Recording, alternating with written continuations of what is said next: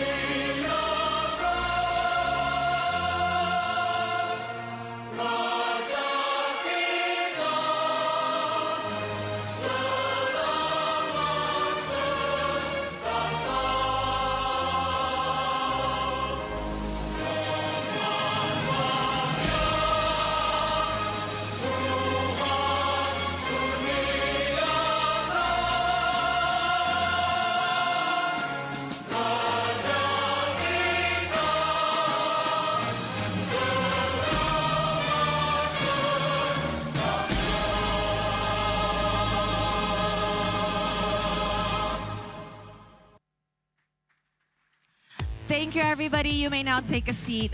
I do apologize for the slight technical issue that had just occurred. And now to actually officiate the beginning of our championship today, I would like to invite someone to give a speech up on stage. Ladies and gentlemen, join me in welcoming the President of the Malaysian Esports Federation, Mr. Muhammad Naim Al-Amin, up on stage.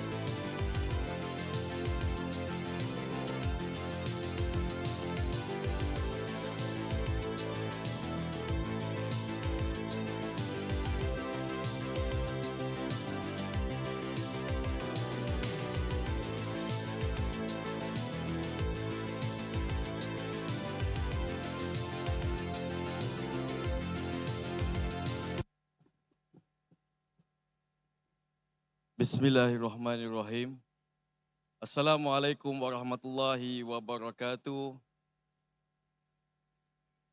Salam Malaysia Madani, ladies and gentlemen, guests, athletes, sponsorships, and friends. A very warm welcome to all of you and thank you for being here today. It's a true and honor for us to gather for this prestigious Grand Final MLBB World Esports Championship 2025 here in Malaysia. To our international delegates and athletes, selamat datang, welcome. We are delighted to host you in our vibrant and diverse countries. Today's event is more than just a competition. The organization of the World Esports Championship in Malaysia reflects our commitment to elevating esports as a dynamic, professional, and globally recognized industry. Through this competition, we aim to achieve several key goals. First, to show Malaysia potentials as a leading hub for international esports events. Second, to provide a platform for our athletes to compete at higher levels and gain more class exposure. Third, and to strengthen the collaboration between the nations, organizations, sponsorship partners, and the global esports community. Hosting World Esports in Malaysia is also an opportunity to highlight our culture and identity. We hope all our guests will take the chance to enjoy the flavors of Malaysia. Whether it's our famous nasi lemak, you have been tried before? Not yet? You guys should try. This is the best food we have. And char kway teow from the Chinese traditional foods. And then roti canai. And also the refreshments of the sweetness of chendol. After a long day of this competition, our food, like our people, reflect our unity, our diversity, and our warmth. And also you can be friends to our local people because we are very friendly. Maybe you try to get, knowing each other. And as we begin in this championship, let us remember that the why victory is always the goal. Sportsmanship must remain at the heart of everything we do. Compete with patience, play with integrity, and respect one another. Because true champions are defined not only by their wins, but by their characters. To all athletes, may you give your very best to our official volunteers, and especially to our sponsorship partner. Thank you for your trust and for making this event possible. And to everyone present today, thank you. Thank you for being part of the journey.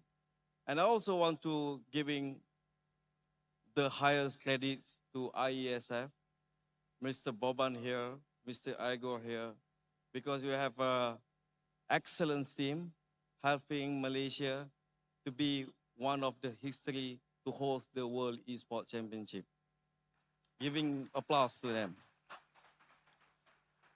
With that, it is my great pleasure to officially declare the World Esports Championship open. Let the big games begin, and may this event inspire excellent unity and unforgettable memory. Thank you. Terima kasih. Thank you very much to Mr. Muhammad Naim for officiating and kickstarting our championship today. And of course, this wouldn't be a World Esports Championship if we do not have teams from different nations representing their country. It's now time to welcome the nations to Malaysia and this global championship. Let's kick things off with Team Argentina.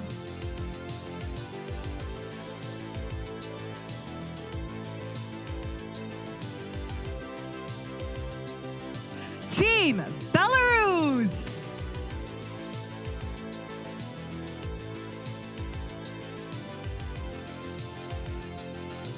Team Bolivia.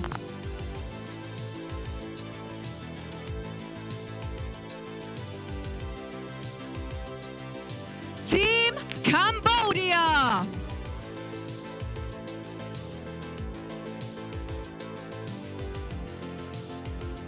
Team Colombia.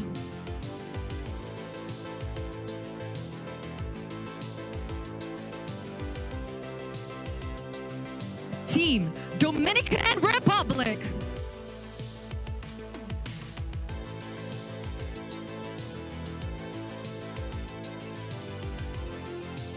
Team Egypt.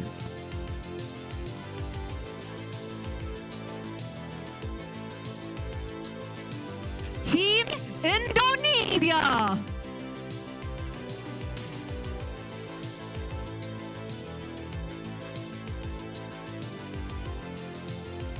Team Iran.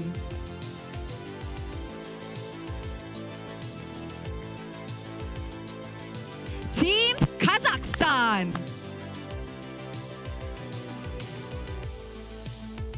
Team Malaysia.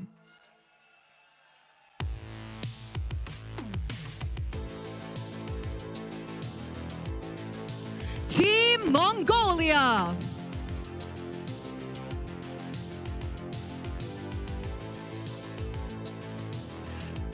Team Myanmar.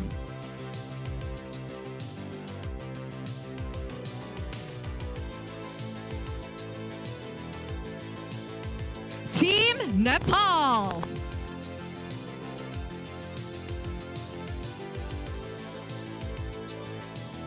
Team Peru.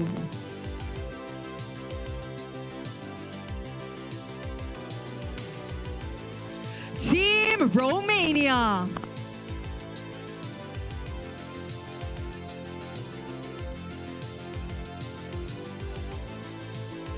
Team South Africa.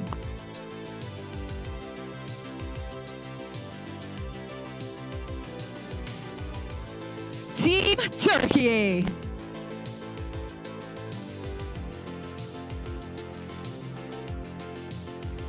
And of course, Team Uzbekistan.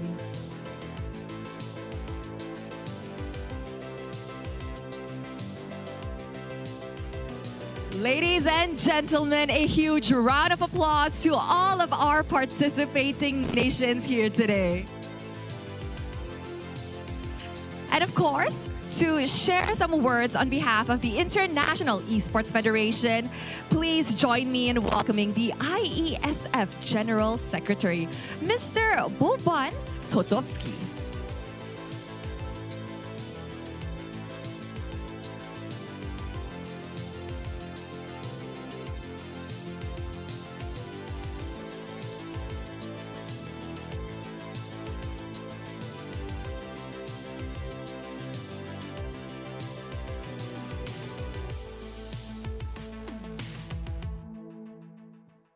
Hello, everyone. Welcome to Kuala Lumpur. Good to see you all here. If someone told me 30 days ago that I would be here on a stage with over 300 people in this room, I would say, no, there is no way we're going to make it. But with the fruitful work and support from Naeem, Afiq, and their team of people supporting this event, we made it happen. And I'm really happy and honored to see you all here. I would also like to extend huge thanks to the government of Malaysia, especially the Ministry of Youth and Sport, for being a supporter to ISF and to MESF for hosting this event. Hopefully first of many to come. In ISF, we have a tradition. The team that we work after the end of the competitions, we make sure that says we survived. So because of all the burdens and everything that we carry throughout the events, I think that this year we're not going to do it, because we finally met a team that is very competent, motivated, eager, and happy to help you, work with you, and deliver a professional event. We are doing everything we can to make sure that your stay here is good and that you have really, really good competition conditions. This is very important for us. I know also that many of you didn't also believe that this event was going to happen.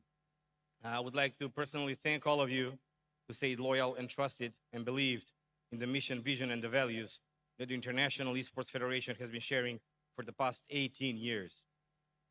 Me personally, the first time in my life when I saw flags on a stage was exactly 20 years ago on the World Cyber Games. Some of you know them, in Singapore.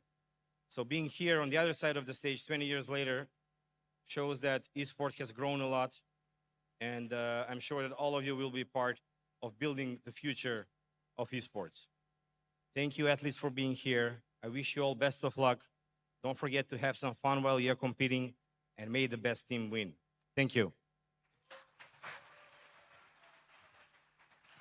Thank you very much to Mr. Totovsky. Wow, it has definitely been a long way since we have started esports in this world. But today, the stage is set, the players are set.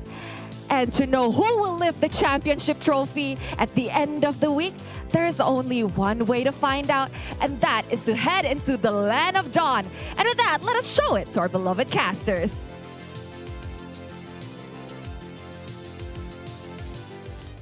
Oh my God. Thank you so much to our wonderful, most beautiful host, actually, Rose, and welcome to the WEC 2025. Assalamualaikum and apa kabar Kuala Lumpur? Or in English, how are you Kuala Lumpur? Are you ready for our first day of WEC 2025? You're with me, Fasha Bunny, on the Casa Deck with Stafa. Hello everyone. It is an honor to be here on the WEC stage once again with many regions representing every corner of the globe who will very soon be facing off head-to-head within the land of Dawn to determine who is going to be the champion of yet another year of IESF WEC. We've got both men's and women's tournaments happening. It is day one of the competition, so there's going to be plenty of MLBB action coming your way.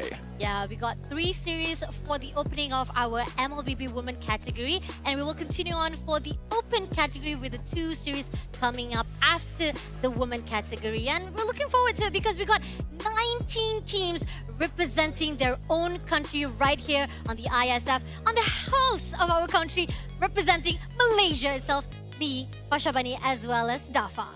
Of course, all of these teams up on this stage right now within this arena will be battling for the pride and glory of their regions. But that doesn't mean we can't add on just a little bit of a bonus as well. We've got the prize pool breakdown up on screen right now, starting off with the MLBB men's category, where the champion will be walking away with $32,500 US.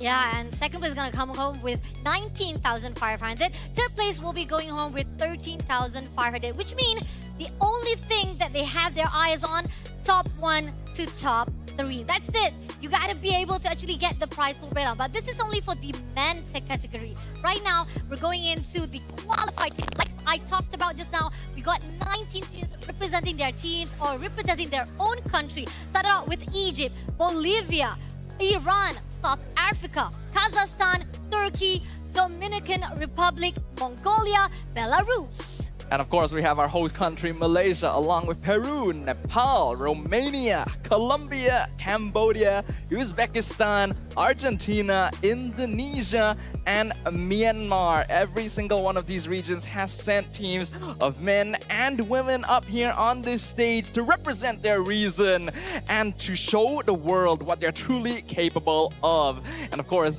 we've talked about this already, but we do have another prize pool breakdown up on screen right now for the women's category specifically, with the champion coming out on top with 17,500 USD. Wow, 7,500 for our ladies. And it's not only that, like we talked about, the eyes right here is for the top 1 to top 3. So from 12 teams that qualified for the women category, they have to fight to be the best from the top 1 to the top 3. Number 1, second place, as well as third place. That's a really tough call, especially we have like 12 teams that is coming in from their own country, Stafa. Yeah, it's going to be really interesting to see which of these regions will be able to show off to the world once again. Will it be former champions? Will it be new dark horses and new blood? We've got 12 teams in the women's category for WEC 2025 who have been distributed into 4 different groups of 3.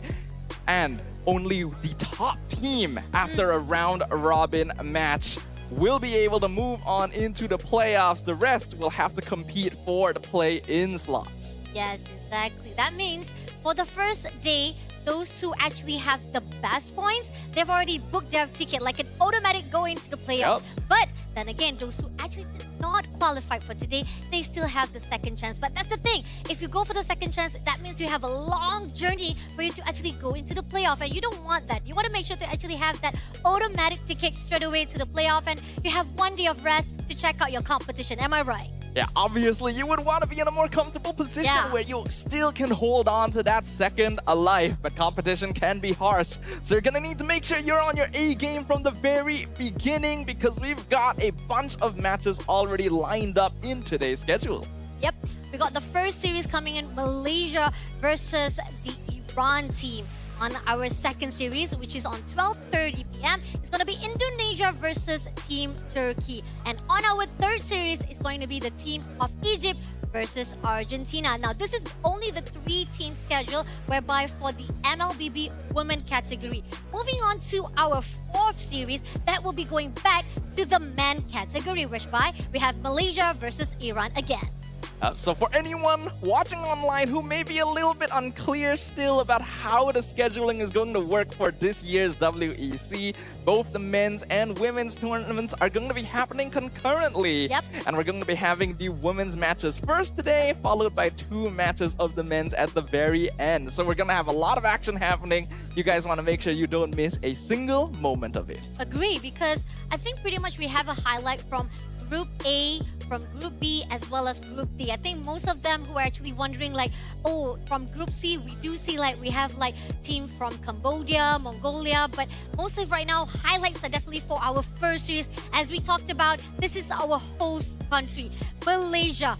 They are on the spotlight, meaning some people are definitely saying that they should have the home buff, right? Because it's a home advantage for them. So they should have not just the fact that they have their pride on the line, they have their families that is pretty much quite close enough for them to just come in and support them. And fans from Malaysia are looking forward to see what Malaysia teams can bring right on the plate right here to prove themselves here on the IS. And not only that, because ISF right here, this is our 2nd year. Last year was the debut, and unfortunately, Malaysia team did not qualify. They did join in, they did participate, but they didn't qualify into the group stage. So this is like a second redemption then, like something to make a history out of it into the ISF to actually qualify to the group stage. Yeah, I think it's a very good starting ground for the tournament as a whole, because their opponents on the other side, Team Iran, also going to be making their first steps onto the WEC stage here.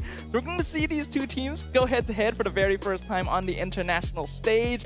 What kind of metas are they going to bring? What kind of drafts are we going to expect? Especially since this is going to be the first international competition that happened after the very small patch that we had in Mobile Legends not too long ago. So far from what I've seen, there's not a big change to the overall meta, but perhaps this is the place where teams can start surprising us. Oh, agree. I think that pretty much a lot of tournaments, especially you just come off fresh from MPL, MY, and I think a lot of teams are also coming off fresh from their own region, MPL itself. So they have that kind of leeway, or should I say like the advantage coming in, the experience that probably going to actually put into the tournament of WEC 2025. Not only that, with the additional that you talked about, how we already had a newly additional patch note as well. So there are certain things that are going to stay the same. There will be heroes that we know for a fact is the meta, the popular wise that definitely they have to be lit on. But there are certain teams that maybe want to try out, because we've seen it already on MWI,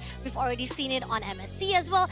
Sometimes the players like to take risks, even though it is very risky, but it is fun to see how they actually put out a really good fight right here for our teams. And it's always very interesting to see these sort of international competitions, because we get to see less represented regions show off their personal brand of MLBB as well, right? Yes, we know the meta. We've seen plenty of MPLs, we've seen a lot of global tournaments happen, but what are the secret strats that maybe the top regions aren't experimenting with? The types of heroes and gameplay that we don't get the chance to witness more often. This is going to be a great place to see whether they'll show up.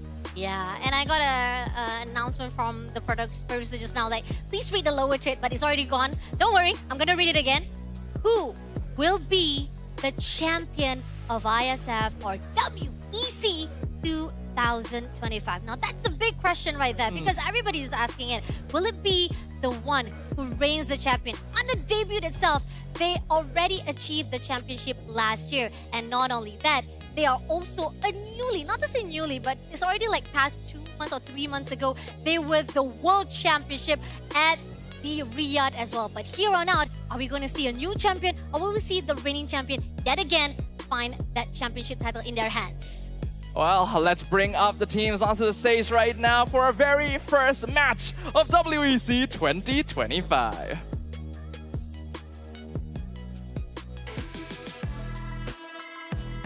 Kicking things off, our very first team to compete, the champions of the IESF West Asia qualifier, making their first steps onto the WEC stage. Put your hands together for Team Iran!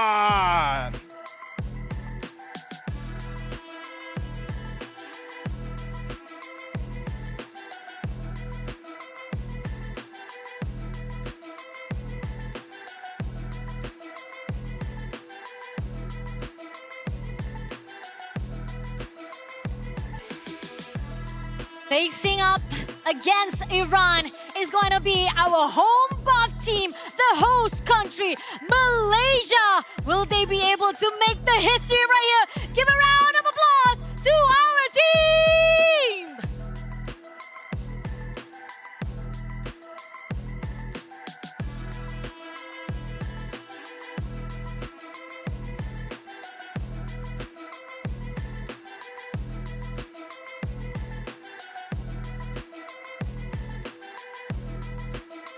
These Wow. two teams will be facing off for Yeah. our very first match. And of course, to begin the match, we have to commemorate the occasion with a fist bump between both teams. A show of sportsmanship, the last contact between these players before we head on into the land of dawn, where they will go head to head to see who will emerge victorious in the very beginning of our competition.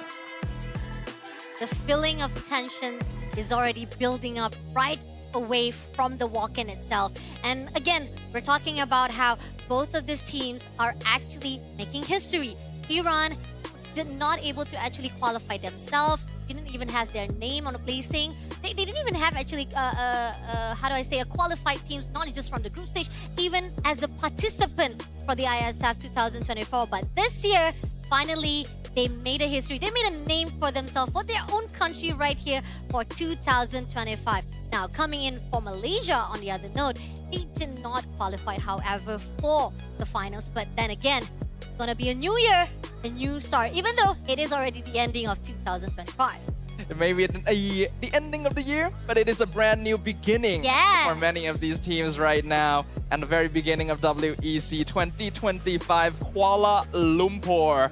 Sparks about to fly, ladies and gentlemen.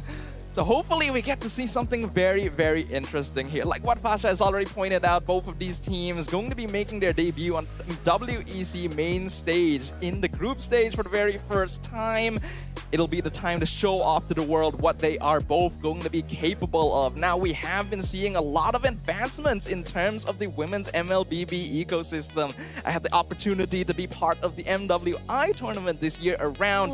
And let's just say we cannot count these ladies out. Oh, agree. I definitely think that pretty much even from the first day that we casted for the MWI, there was a lot of surprise coming in. I mean, we know for a fact that the girls, again, talking about this, they like to test things out. And we've already talked about how we are coming into very freshly patched note of MLBB. The Land of Dawn have already added a lot of stuff coming in for the game. So teams, are they going to actually stick to what they've already used to? Because we know for a fact, some of the teams right here, especially for Malaysia team, we got our Navi ladies right here.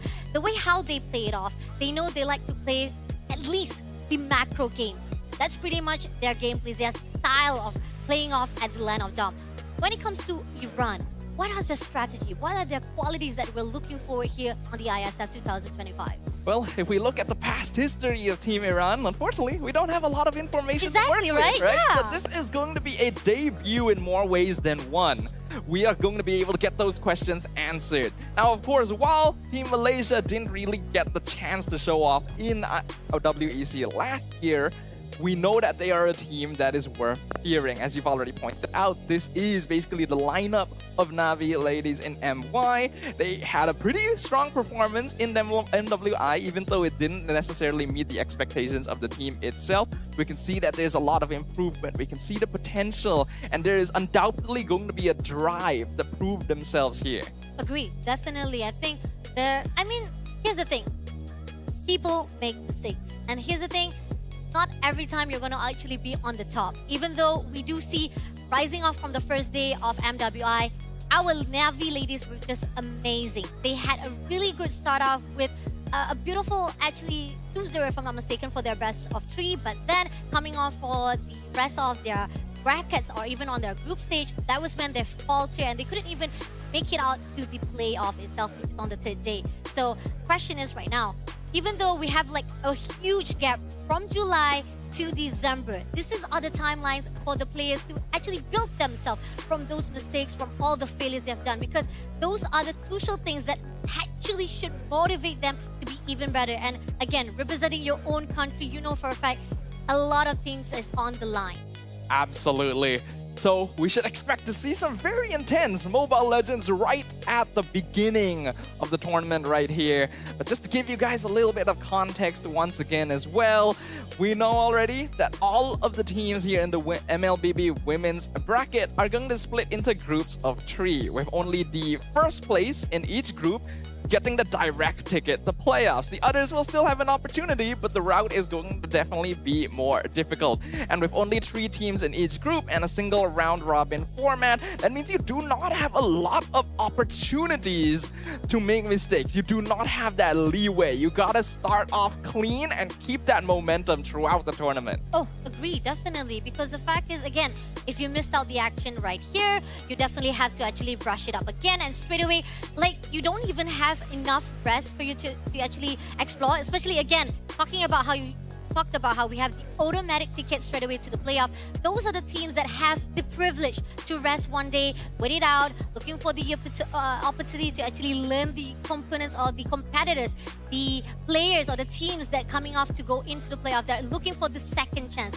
The rest of the teams who could not actually go into the playoff, now that's the question is, can they actually build up a great momentum, a great stamina to pull in for not only from the 3rd December, all the way to 7th December. We have 5 days riding out here for WEC 2025. But just because just 5 days doesn't mean we get to actually witness every single nitty-gritty of the competition as well, right?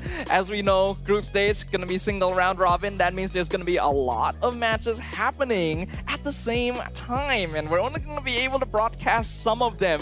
So we gotta make the most out of the matches that we're going to be able to witness, the matches that we're going to be able to cast here, the matches that we will be able to bring to everyone watching in the arena and at home as well. Oh, agree, definitely. It's just quite sad, isn't it? We can't be actually seeing the whole entire teams that actually play, because again, we're talking about 12 teams that will be concurrently playing together. They're going to actually compete, but only the teams that are going to be highlighted here for the live stream is the 3 series like we've talked about. Malaysia versus Iran, Indonesia versus Turkey, as well as the team of Argentina versus... Oh no, I kind of lost track of time just now. But yeah, pretty much we have like 6 teams playing off for the women category. And then we're going to actually continue on with the men category right after this. And another fun note for everyone as well, we're not the only casters on the desk for today. We do have Lafel as well as Husky, who will be taking over for the second shift, which is on right after the women category. Men category will be taken over by the 2 of them. Yep, I'm gonna be looking forward to watching those once I'm done with my shift, but of course it's the very start of the day, so let's keep our eyes peeled and our fingers crossed, because we want to root for every single one of these teams here and see what exactly they're going to be able to bring to the table. Now, we've already gotten to witness a little bit of the current meta. As I already pointed out earlier, it's the first time we're going to see some competition happen after the smaller patch that occurred roughly a week ago. But overall, is there anything that you personally would want to see? This is tough because I think pretty much, again, we are representing our country, so we don't want to be too biased. That's the thing. We've already talked about it. We want to be neutral. We are supporting our team Malaysia. Look at that, our fans of Malaysia right here on our seats. Give it supporting for our teams Malaysia. But not only that, again, we did saw the crowd just now, and this is just the first day, and we are seeing a lot of the players who are also representing their countries. They are also supporting their own teams as well. So again, it's a lot of feelings of knowing for a fact that we're going to be served with a lot of dynamics, presentation, or even performance from all of the teams. True. I'm definitely excited for all of that. I just personally want to see some slightly more unique hero picks, right? We already kind of settled into a meta, especially nowadays with every team experimenting with the fighter goal lane. We're getting to see a lot more early game snowballing in general, and marksman just kind of dropping off the meta entirely. Then we're also seeing buffs recently to some heroes that haven't had a chance to show off for a very long time, right? I'm definitely keeping an eye on picks like Suyo, like the Nolan. I get the feeling that they could be surprise picks that show up once again, even though it didn't look like the buffs to them were particularly big. Oh yeah. I think, okay, going back to what we actually saw or what we witnessed on MWI itself, like the difference between our Southeast Asia or even from Saudi Arabia, right? Those teams pretty much love to play something we call Obe. That we saw, yes. right? Because those are the things that kind of actually sparks out into like a question how Renma talked about it, Lafelle even talked about it, Ictuna also talked about it, how is it still relevant to actually have the Operation Obey here inside the tournament? Even though a lot of teams are actually kind of discarded it, they already say like, hey, Obey is not the meta anymore. We've already seen what Blacklist International have done already the past few years. That was a long time ago. It did amazing for them. But now I think that a lot of teams have already learned how to actually counter it. Yeah, it can be countered, but we also can't deny that Ube is still possible. Personally, I don't want to see it because I just don't like the strategy very much. That's a little bit of personal bias there. But here we've got our random map selection for our very first game. We're going to kick things off with Flying Cloud for Game 1 between Team Malaysia and Team Iran. Flying Clouds. I mean, again, we talked about how this map, right, is just pretty much how it gives a little bit of advantage for you to go into the LAN a little bit earlier on, a bit faster, but that's pretty much it. Just at least before you actually try to go enter for any team fight, you have some teleportation or even a cloud to actually fly you straight into the team fight. But that's pretty much it. I feel like from all of the maps that's been introduced into our MLBB or LAN of Dawn itself, I think the most risky one is coming in from the broken walls or even from grass itself. Those are the things that are very risky. Flying Cloud itself, I think pretty much it just gives you a little bit of time to get into the ladder dot. That's pretty much it. But I wonder if you have any input other than what I've talked about. I mean, you're not off the mark, basically. Flying Clouds probably has one of the least impacts out of the four new maps. The only major thing that it affects overall is actually the laning phase, because it does help you get back in lane more quickly. So heroes that would ordinarily have a very difficult time winning out priority in their respective 1v1s will generally have a bit more advantage in Flying Cloud, because you don't lose out as much if you do get poked out of lane.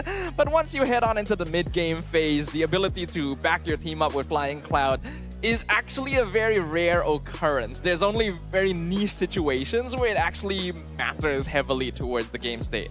Oh yeah, I agree with that, definitely. And the fact that I think that's pretty much the thing that the teams have to actually take note of.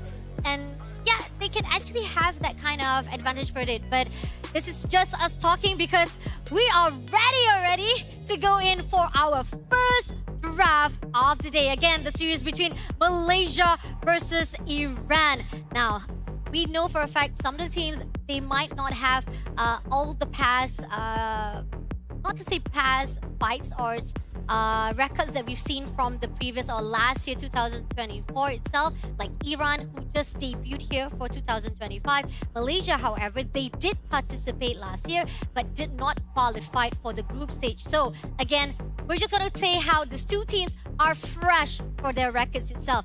But knowing for a fact that we are kind of well known for Malaysia team, now knowing that they are not the first pick, so other teams are going to actually take out the hero meta, such as like you talked about how Nolan, or even like the fact that some of the players that we know that are very quite well put with their heroes of their signatures, Fao, Honey, or even Shaw itself.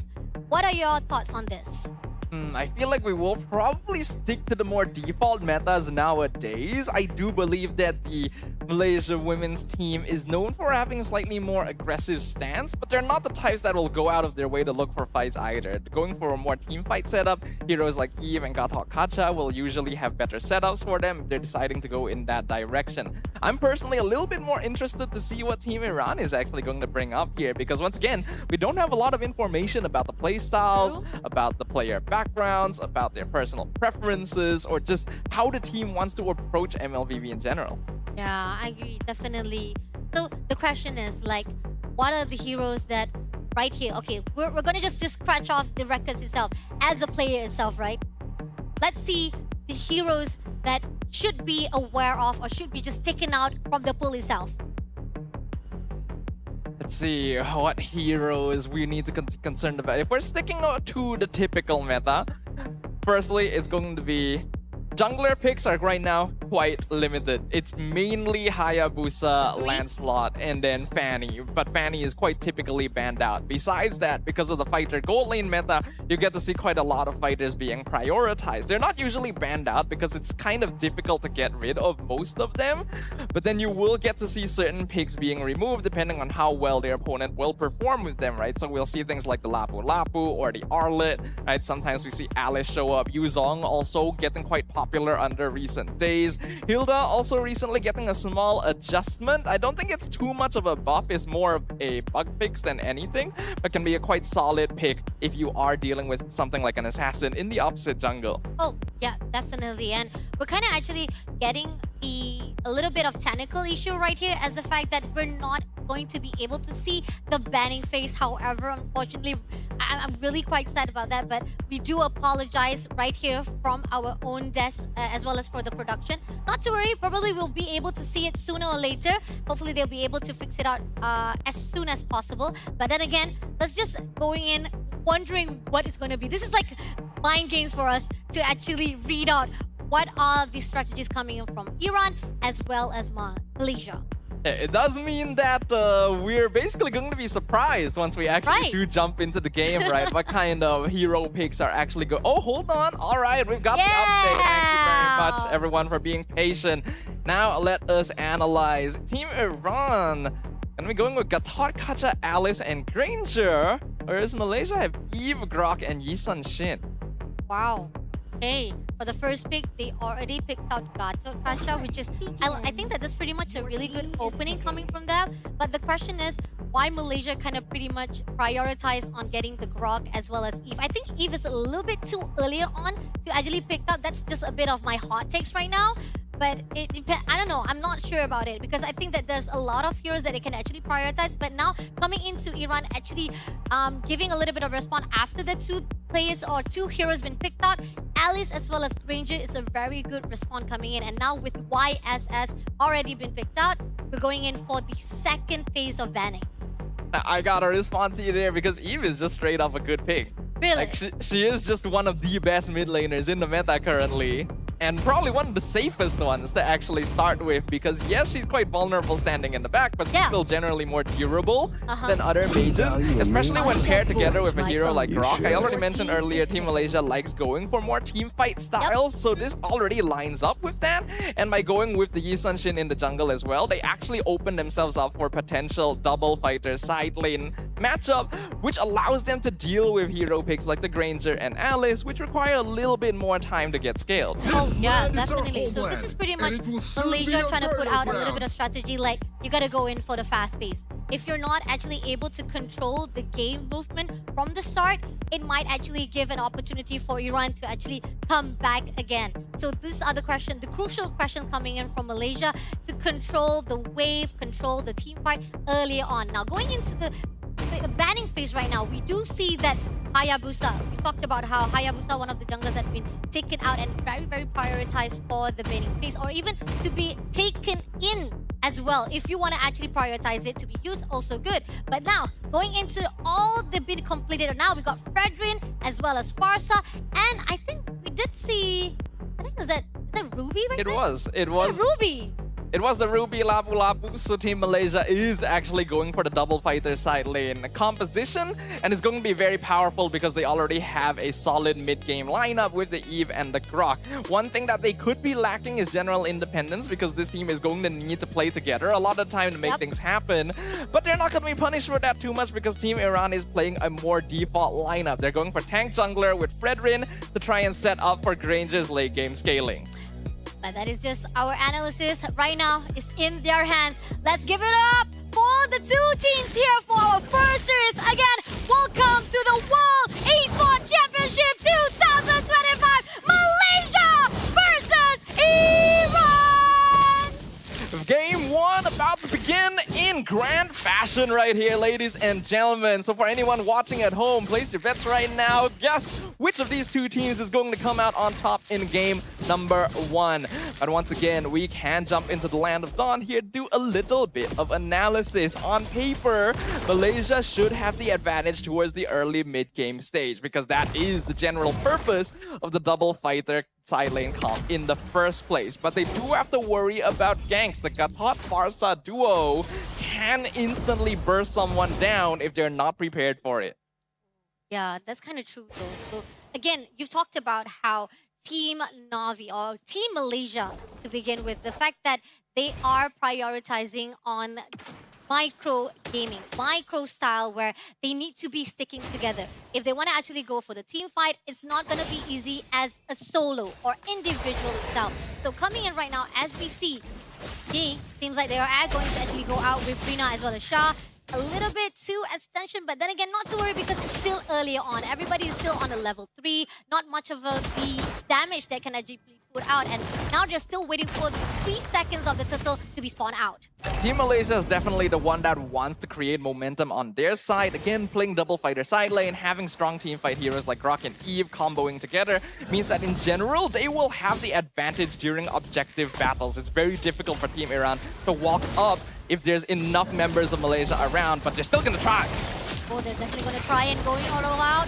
Right there, Mountain Shocker straight away, able to get the turtle first. Oh, RWM put out Gad Lishka for the first blood, as well as now they're not going to allow any Sturgeon coming in. Nil will be taken off for the second kill as well. No, he was able to move in. She is able to back up. Only one casualty was able to steal away by Team Malaysia. That was definitely still a win for Team Malaysia, but Team Iran was able to get away without losing as much as I would have expected there. It was a very good initiation from Neil. Actually got a 3-man Throne of Ruin right there inside the turtle pit, but unfortunately, she went just a little bit too far. The rest of the team is not able to catch up in time because they do have 2 slower frontliners, and without them, it's very difficult for them to actually try and disrupt the positioning of Team Malaysia. Because of that, it was very easy for them to make sure that Rina was still able to secure the retry timing on the turtle, and then the RLM just locked them in. It's lucky that Team Iran didn't actually lose more there.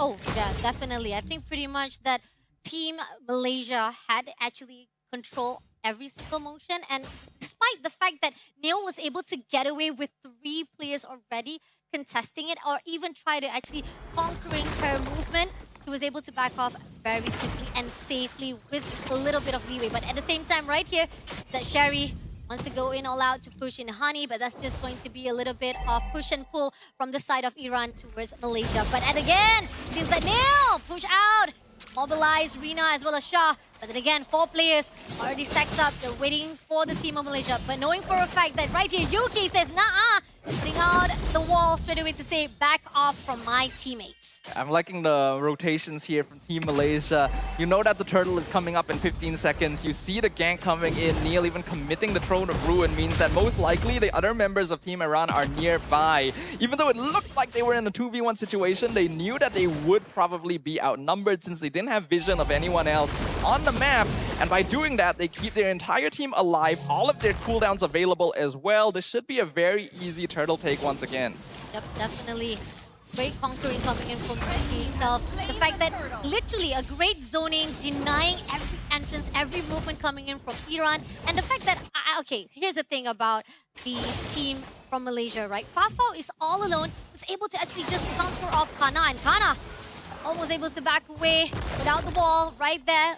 Sky as well, gonna pull in the mighty swing throughout her. But again, it's not gonna be a quick fight for the team of Malaysia as they're just trying to actually chew away Iran's positioning. They're taking this slow, but they know that they need to continue pushing on the pressure right here. Looks like they're gonna try and engage on the Grok. Gonna go in for Yuki right there. But again, Yuki doesn't need to worry much because the fact is he'll be able to go in. He goes for the dash straight away. Gets 3, but at the same time, oh, Bobo gets the Fauna, but at the same time, Kensha is survive. RWM be put up by Honey, but Jerry takes power first. But now, Mighty Swing as much as possible to this guy doesn't gonna do anything because Kana gets Yuki, and Honey doesn't have the ball up. But the Mountain Shocker by Rina for the backup, and now Kana will be the next victim for the double kill itself. All right, quite a quick quick sequence of events right there. Iran, honestly, good call to actually try and engage on that since they knew that the rest of Team Malaysia were on the opposite side of the map. But unfortunately, because they are a scaling composition, they weren't able to burst down the members of Team Malaysia long enough. Then we got to see the massive combo of the Tectonic Charge into the I'm Offended AOG, while Iran was still coming out on top because Rina and Shao were not part of that fight. It lasted long enough that the Yi Sun-shin was able to make it over and get the cleanup in, which means that Team Malaysia still does come out on top, and that's an excellent timing as well, because the next turtle is going to be up in another 15 seconds. Looking at the side of Malaysia right now as they're able to actually get 2 turrets, not only from the top as well as the bottom. Now more conquering of the engagement as well as the land of Dom from the side of Malaysia. Iran trying their best to make sure that the middle turret will not be break through. A lot of the ways will clear out for themselves, especially Nirvana not allowing it. But again, with them trying to actually make sure all the wave will not come through their own turret, it will give all the opportunity a free turtle straight away in the hands of Malaysia. We're at the stage of the game right now where Team Iran is unfortunately going to need to give up a little bit of their mid game in order to make sure that they're still able to farm up. The goal right now is to basically sacrifice farm on the rest of the members in order to make sure they can funnel as much as possible into Kana on this Granger. Luckily for them, the gold lead still isn't the biggest right now. It's only a few thousand in favor of Team Malaysia, so it is still possible for them to make a comeback as long as they don't lose too much more map control. It's going to be difficult to achieve that because Malaysia is definitely starting to put on the pressure.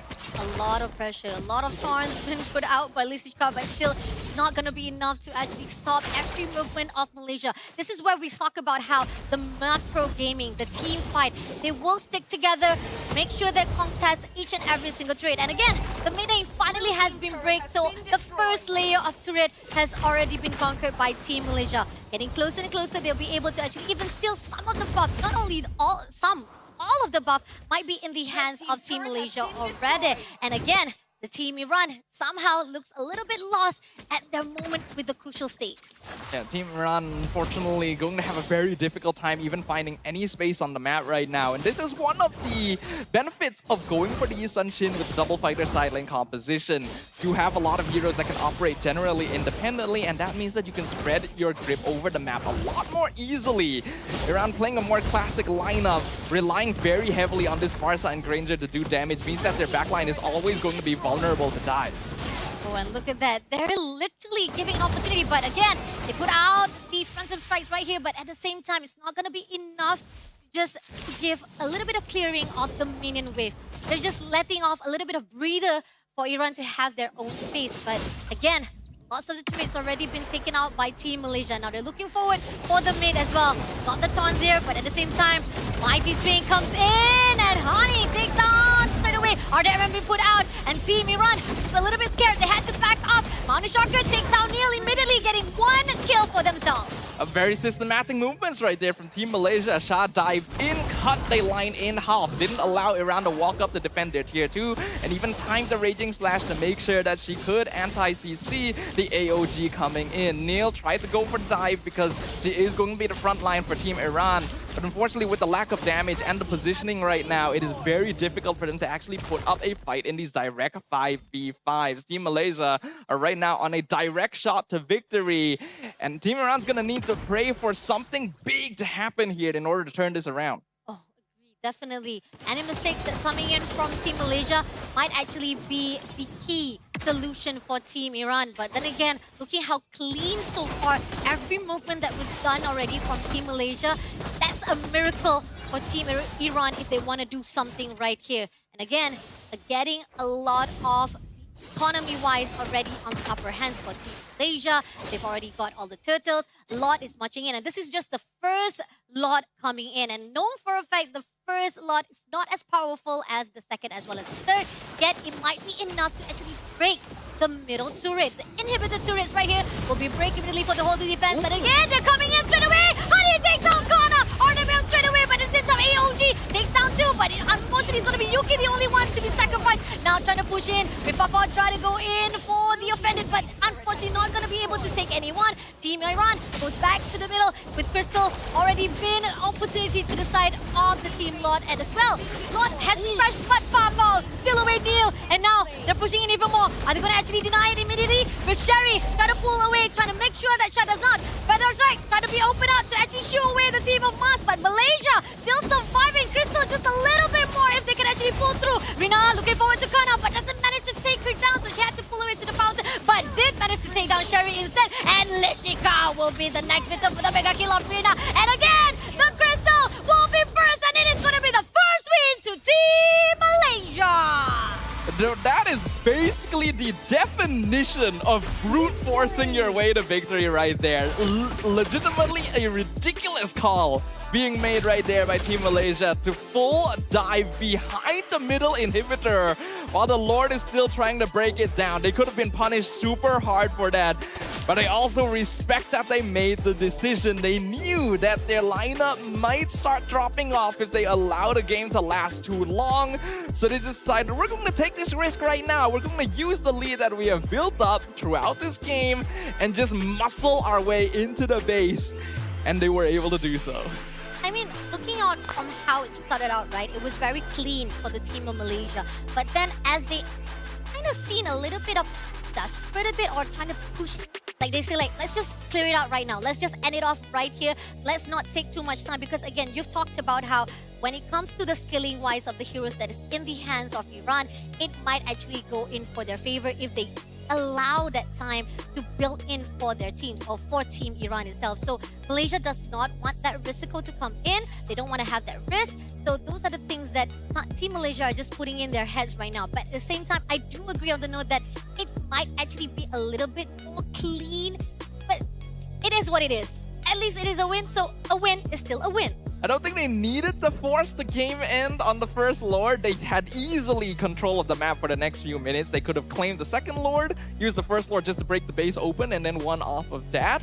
But kudos for them to be able to close out this game as soon as possible, right? Keep that stamina going because there's still going to be a lot of matches going ahead for them. Yep. But personally, you will not usually see that kind of call being made in a lot of the bigger tournaments out there because it 100% could have backfired on them. If they messed up, if they lost one too many bodies trying to end the game, that would have been the spark for a comeback. Oh, I do agree on that because, again, one mistake could have been a miracle for Team Iran, and that's what they needed because so much of the ground has already been lost, so much of the Land of Dawn has already been conquered by Team Malaysia. Iran just need one mistake coming in from that team so that they can actually do a comeback. And comeback is real, and that is not something that we should deny here at the MLBB scene. So hopefully that will not happen for our first or our second game. This is our first series, so it's going to be best of 3. Those who actually reach the 2 points will be the one to get the ticket straight away for their own points here at the group stage. But again, we have to actually accumulate them all for their own grouping from A, B, C, D. And those who are at the top one will get the automatic tickets to the playoff. For now, we are seeing Team Malaysia, they're looking a little bit good so far. Yeah, they're definitely going to be feeling a little bit more comfortable now that they have some leeway. They've got one game. If they're able to win another one, clean sweep, that's going to be some good points for them in the group stage. And once again, to remind everyone, each team will only play 2 matches in the group stage. That is the difference between whether or not you get those direct tickets to the playoffs or not. Right? So if you're able to get one clean sweep, you're basically already halfway there. You're almost confirmed depending on how the rest of the group performs. So that also means Team Iran going to need to lock in right now. This is, of course, once again, their debut on the WEC stage. Could be some jitters, could be some nervousness, depending on whether they have the experience on playing on a stage like this. Yep. But now, they don't have many chances left. Yeah, I think this is very different from the last year's format because we did still have 12 teams last year for ISF 2024, but they divided to 2 groups. So 6 teams had to fight the single round robin. Now we actually give the opportunity for them to just a little bit of breather for the 3 teams in each group to just play off one another. That's it. And then those who actually survive for their teams or from their own group, the top one, go to the playoff. Again, like we talked about, it's not really to say that it's not a long journey, but more to say a shortcut, a very much place for them to feel breather. So tomorrow, if they actually don't have to play, because again, those who didn't qualify, they have to play for the plays on the second day. But those who do have the ticket, they will have a day of break for themselves and just to chill out here at the Kuala Lumpur. I mean, having more time to rest does make a big difference, right? Yeah. In whether or not you're going to be able to perform into the near future. But let us go ahead and do a little bit more analysis about what happened in that game number 1, right? What were the steps taken? What exactly happened to allow Team Malaysia to emerge as the winners? Yeah. Congratulations again to Team Malaysia to get the first point here for the first series. Again, shout out to Fao, Yuki, Honey, Rina, as well as Shah. I don't want to see the stats itself, like how much they were able to actually build up. I think pretty much even from how we see in the middle of the game, they were able to actually had the 3,000 lead against Team Iran itself, and that proved how much economy-wise are much more in advantage to the Team Malaysia compared to Iran. They have their itemizations already, even from the first run. That's just the first lot itself, and we can see the momentum, the build-up of their power against Team Iran. And I think not only that, the positioning-wise was just really good. How we see how Yuki was able to put out the wall, first of all, the tectonic charge as well. Even with AOG been put out, Ballistica, it was still not enough for them to actually hold out the positioning of Team Malaysia itself. And crucial-wise, I think that maybe the possibility of Team Iran is just positioning, timing, or even the fact that they know which side that they can actually counter off for Team Malaysia itself.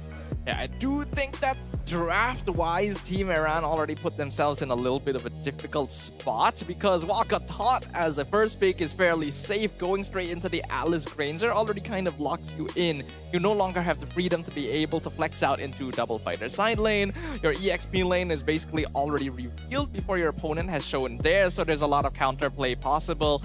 And then they went with the Fredrin at the very end because they had already locked in Granger, but that doesn't do particularly well into heroes like the Eve as well as the Ruby. So even from the draft, Team Malaysia already had an advantage and they made sure to use that to its full potential.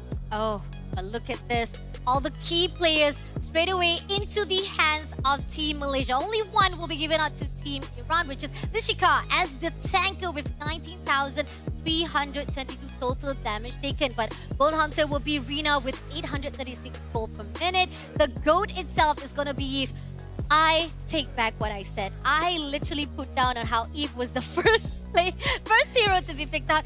It's like a karma to me. How dare I actually question the choice of Eve to be picked up first. But not only that, it's like a straight to the face, like, buddy, can you just shut up and say Eve is the best hero right here? We got the MVP of the first game, Honey! Eve is just a good hero in general. It's very safe to pick up, one of the few artillery mages right now that actually does have solid scaling, pokes very well at level 1, mobility isn't too bad all things considered, and is particularly good into tankier lineups. That's why I already was questioning the choice to go for Fredrin when they had already locked in the Gatot and the Alice beforehand. You just don't have good ways of jumping on this Eve and punishing her.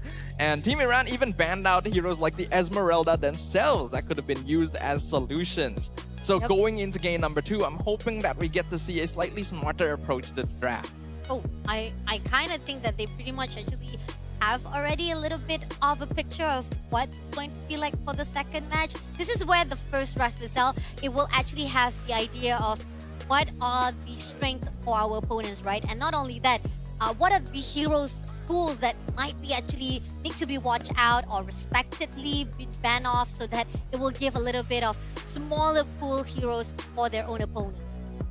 Yeah, you gotta respect what their opponent is able to bring to the table. Yep. We already know that Malaysia has experience playing together. This is a lineup of players who have been playing together for a while now. So you can tell that there are dynamics, there is team chemistry, and just the way they move across the map together is a notable difference to the way that Team Iran was playing overall. So if you're able to find gaps in that defense, then that is probably something you'll need to attack specifically. Going for a more general draft might not work in this case. I kind of agree on that because the fact is, some of our draft-wise that we've seen on MWI as well kind of actually be a little bit of unorthodox, and those are the things that kind of surprise us off. And even though unorthodox-wise is very interesting, again, it will actually be faltered and it will question out to say like, this is why you don't want to trial too much. You don't want to try an error to a point that it kind of go against what you're actually supposed to fight in the scene, especially in a big stage like here for the tournament. Giving up even Grok together is a bit too risky. Gatot is a perfectly respectable first pick, but I do feel like there are other heroes that could be a little bit more prioritized, especially since they were on blue side. Team Imran banning out heroes like the Lancelot themselves already gives a little bit of worry about what the hero pool for this team is going to be looking like. Oh, yes, definitely. And how sweet. Lovey right here on the stage for the team Malaysia right there. Cinta in Bahasa, or in English, love. Yeah, we gotta give a little bit of a Bahasa. We're the house of the country, True, right? So true. we gotta add it a little bit. So definitely we are trying to actually put a little bit, like inject a little bit of our Bahasa as the host country itself, Malaysia. So a little bit of one-on-one Malaysia or Bahasa one-on-one here, as love is Cinta. Yes, Cinta is in the air tonight, and we definitely need that chemistry among these players as well, right? To be able to perform together at their best. The top macro play is going to come from teams with a lot of communication, with the right shot calling, with the right leadership, and the experience of Team Malaysia, even on the international stage, gives them that edge up. We can also tell that their drafting is quite directed. Some of us are personally acquainted with the coaching staff, so we're already familiar with the way they do things as well. Okay, yeah, okay, all right. We did talk about draft-wise, but actually because the fact that we're a little bit late to see the full draft phase of our first match or the first round itself, we didn't talk about the banning phase. We only see a little bit about how we saw Hayabusa was banned off, and I did saw Angela also been banned off. This is something that I did hear about from the MPL MLY as well. I think it's not even MPL. I think it was from July or from June, from the patch note, how Angela has been buffed itself, how we were able to span out that ulti. Hard guard itself every few seconds, or I think around like 6 seconds, right? 6 seconds, whereby you can actually spam out that ulti so that you can give a lot of support for your teammates. But then again, those are the things that we are wondering whether or not they will let go or they will deny immediately here for our MLB. Personally, I think that heroes like Angela are still a bit more of a cheese pick side of things. Yes, she got changed, but it's hard to really call it a direct buff because in exchange for being able to spam hard guard more, the total shielding was reduced. Oh yeah. And that was kind of the part of it that made it the most annoying. So while you're able to use your ultimate more often, you actually need a little bit more finesse to pilot it compared to before. I know that we have a few casters in MPLMY who are just not a fan of the Angela pick in general. So I personally don't think it's a hero that needs to be banned out a lot of the time, but there are also cases where you just don't want to have to deal with that hero in the first place.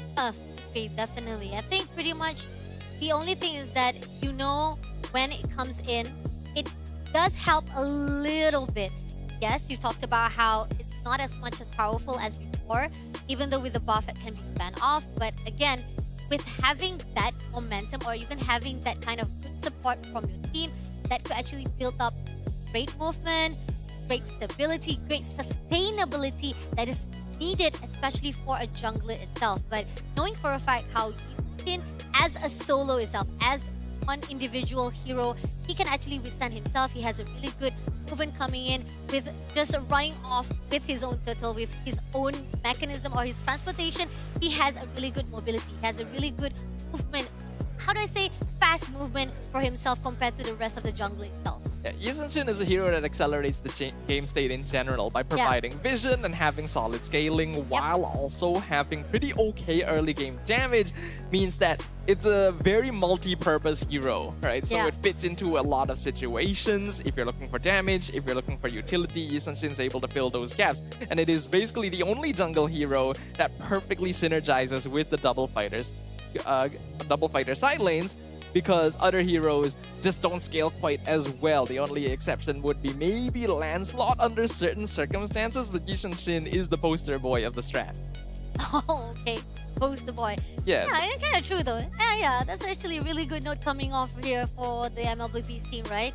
Then coming off for the side of how we see the fighters, right? Okay, this is a hot take coming in from me again. I know people's gonna hate me on this, but actually, I kind of do not like if there's going to be a triple fighter lane.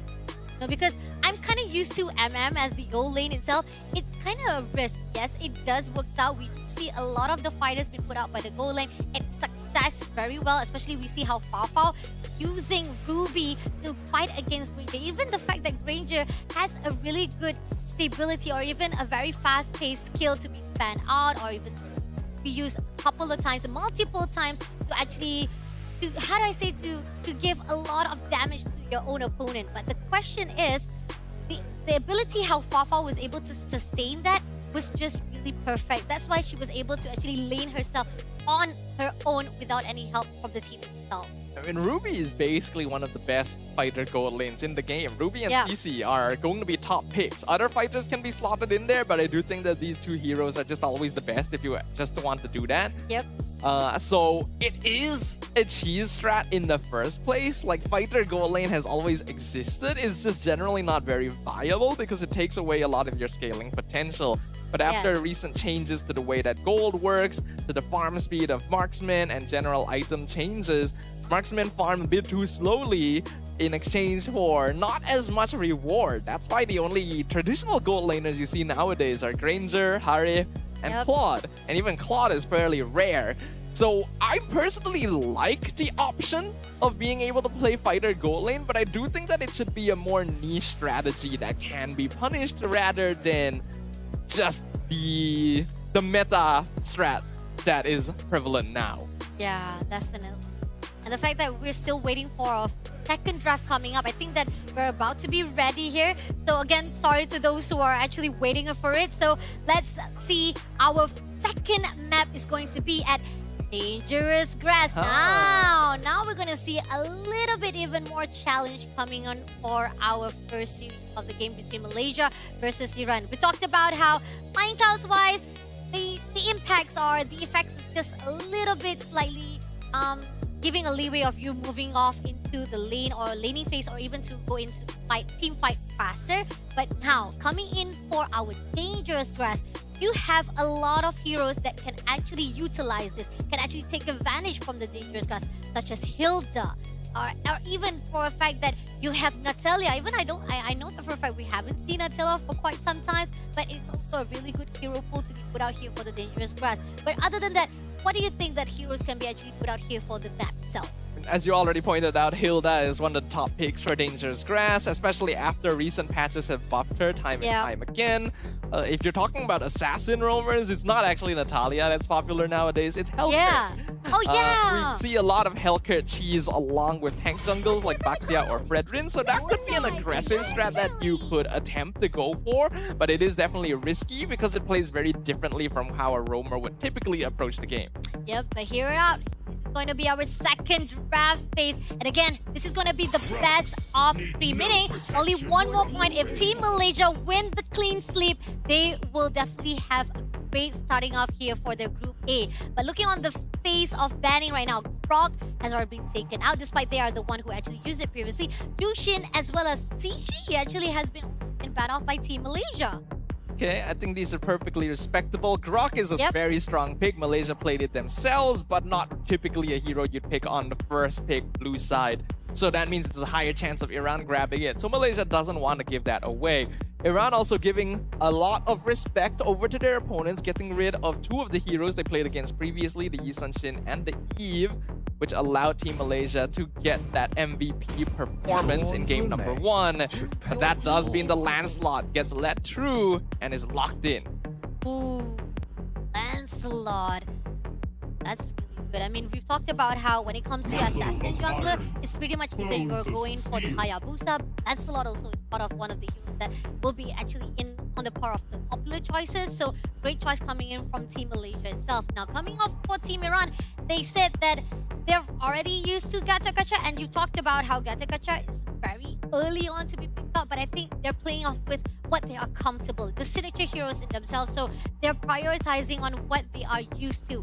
KAZAKHSTAN will pick up, but Angela will be picked up on the second spot.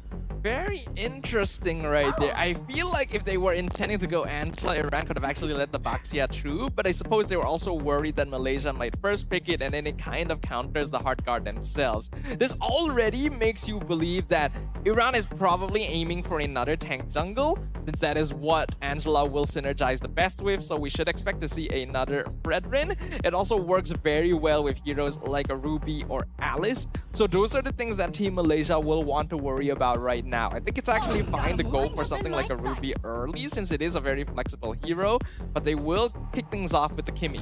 Oh, love Kimi coming in right now because we know for a fact that Kimi is a flex hero. You can actually put out a lot of lanes. Either you want to go for the goal lane, but prioritize-wise, we do see the popularize of Kimi being put out by mid lane itself. Mid lane, very easy to clear the minions, very easy to go in for any fights, to go and help the support from each lane itself, whether on the bottom or the top itself. But not only that, they have the additional of Esmeralda right here in the hands of Team Malaysia. That is the direct counter to any hero that depends on shielding, and it was previously banned out on the side of Team Iran actually. Team Malaysia going to lock it in this time. But funnily enough, Team Iran not going for the tank jungle pickup actually. They grabbed the Hayabusa. So that might answer some questions about hero pool. Looks like they are confident enough to bring an assassin into the jungle, and that means that this Angela is intended to combo with a side laner instead. This means that Team Malaysia will probably want to start getting rid of picks like the Ruby, like the Alice, like the Yuzong. Kinda true though, yeah. I do agree on that. Those are the crucial things that they have to actually worry about right now. And knowing how, so far, looking off with our first pick or first section of our draft phase right now, right?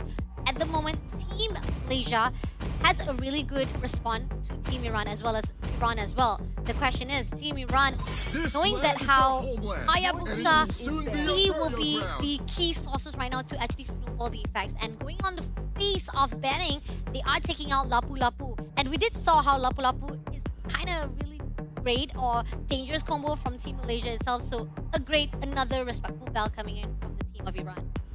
They're getting rid of Lapu Lapu. Iran might want to stick with something that they tried to pull off in game number 1. So I think they probably want to play Alice EXP lane again. And if Malaysia is aware of this, they could probably just get rid of it. But getting rid of Yuzong is probably a little bit more valuable in the end. You could ban both, but it is likely that Team Iran is going to go for a typical gold laner, so they could start focusing on those as well, like getting rid of the Harith. Yeah, I kind of agree on that. Yeah, Harith could actually be a potential or even a key point to actually point out as well, because those are the heroes that still looking forward to be put out by Iran. Gold lane is one of the focus at the moment right now, and if it kind of actually go into that phase, they will actually kind of smaller size even counteract for the size of the hero pools for the gold lane itself. So the question is it going to be good for the side of Team Malaysia, or is it going to be kind of counterback for the Team Iran as well? I think Team Malaysia will probably just ban out another fighter in the end. They already banned Yuzong. They should probably ban Alice as well, especially with Arlet taken out of the pool. It really feels like Team Iran wants to play Alice. So just ban that away. Harith is actually manageable since Malaysia have the Esmeralda already, so they might be willing to let it through. The only thing that Team Malaysia needs going forward with their draft is just crowd control in general, because right now they don't have a lot of it. I'm expecting to see heroes like even the Franco or Kaja could actually make an appearance here, since it works very well against Hayabusa and Angela. Could also be the Cho if you want to stick to something a little more classic. I mean, they can also take out Tigre as well. I mean, like Implosion can actually be able to actually just kind of have a little bit of control for the AoE as well, the CC. But then again, I'm not sure how they're going to actually try to take down. But then again, we do see the Irritil. But we did talk about Harith, right? The goal lane, they want to actually a little bit scrutinize the hero pools, but they ended up Cypher to actually have the Irritil to be put out. So that means we know how the counter-wise of Irritil, right? Usually it's Granger that is the one thing that they want to actually take down. But Team Iran, they spotted out that Irritil has already been banned off. This is an opportunity for them to say like, gonna take the Granger for themselves. I don't know, this feels like bait to me. Yeah, yeah, kinda, we're yeah. aware of this. Yeah. We're aware that Iritel is a counter to Granger. And by getting rid of that, they already know that Iran probably wants to pick the Granger, which I think is a leading ban, actually. They're trying to make Iran go Granger, and then they can just counter it with a fighter, or they can even go Harif themselves, because they already know that Iran is not willing to pick Harif against an Esmeralda. So Malaysia still has a lot of flexibility in their comp here. Lance and Kimi both scale well, and it looks like it is going to be the Hilda and the Chip making an appearance for Team Malaysia. Wow. Okay.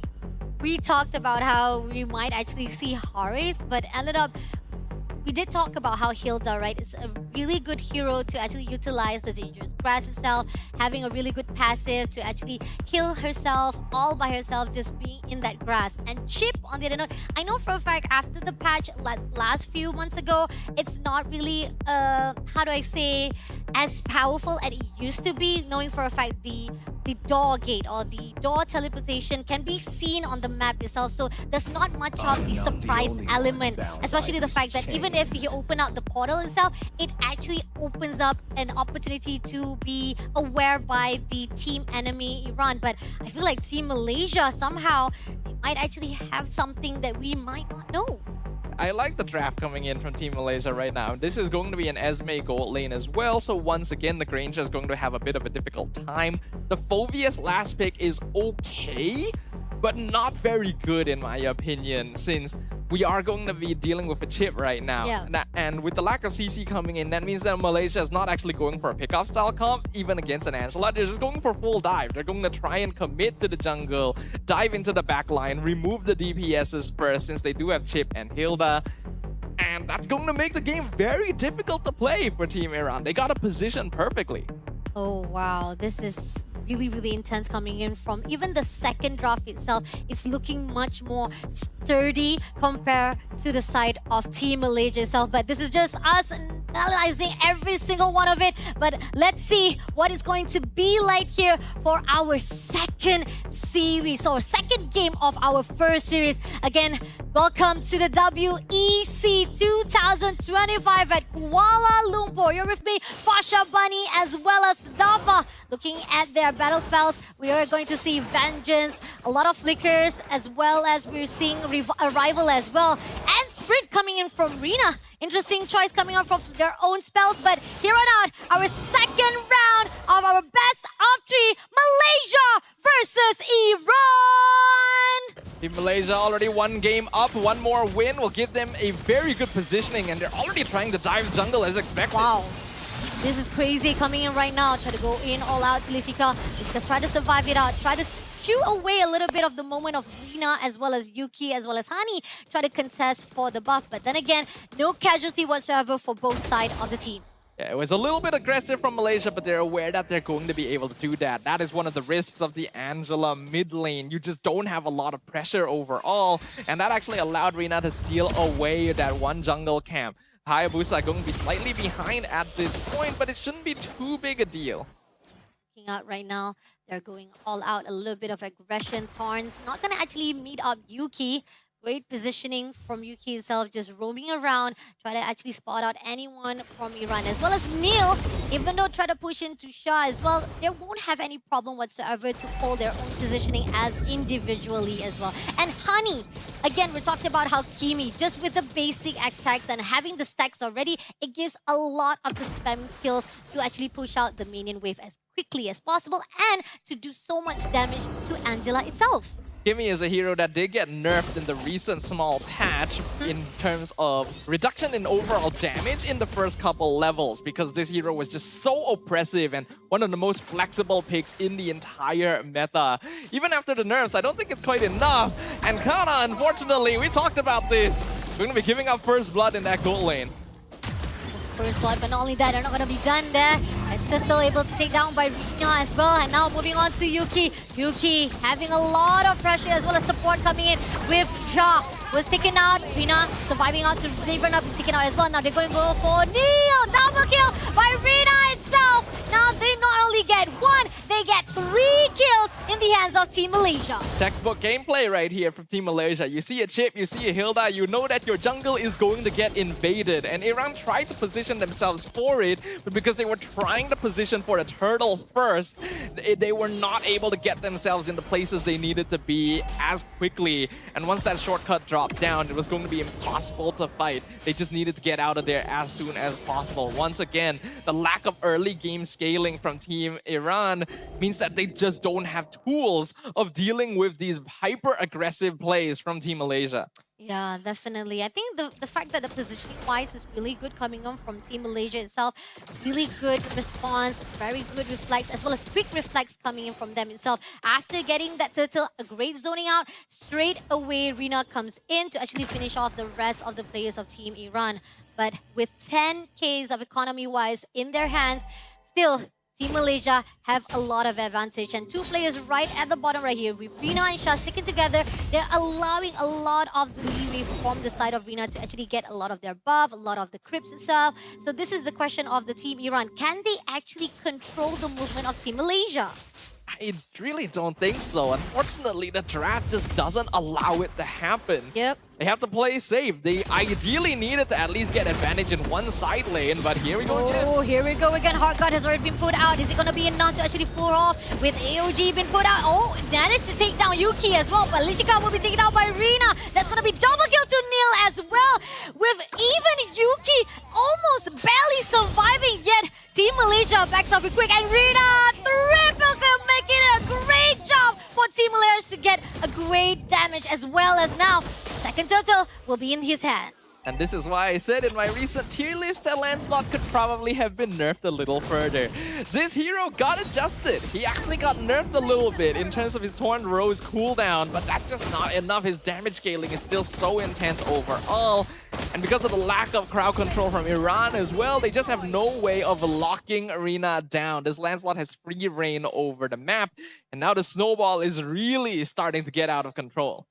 Oh, it's really tough. I feel the fact that Nirvana doing her best, trying to actually hard guard, trying to make sure that there's a lot of the control-wise or even the sustainability-wise for the Team Iran, still not enough. And we talked about how Angela is just not as powerful or as much as capable enough to control the movement of any players from Team Malaysia itself. But coming along right now, as they know for a fact, they're just going to zone out, allow at least the movement of that turret to be taken out. But again, they shut down. AOG being put out right here, gets a little bit of fear away. But at the same time here, they had to actually flicker to survive that engagement. And now, it seems that Rina are trying to push in. A little bit of push over right here, but it's still not going to actually have any casualty in the hands of Team Iran itself. Still no punishes coming in here. Honestly, Rina did not need to go for that final dive. True, yeah. No one was low in. Oh, never mind. Oh! Kana gets picked off under her own tower. This Lancelot becoming a huge problem, and the rest of Team Malaysia not far behind.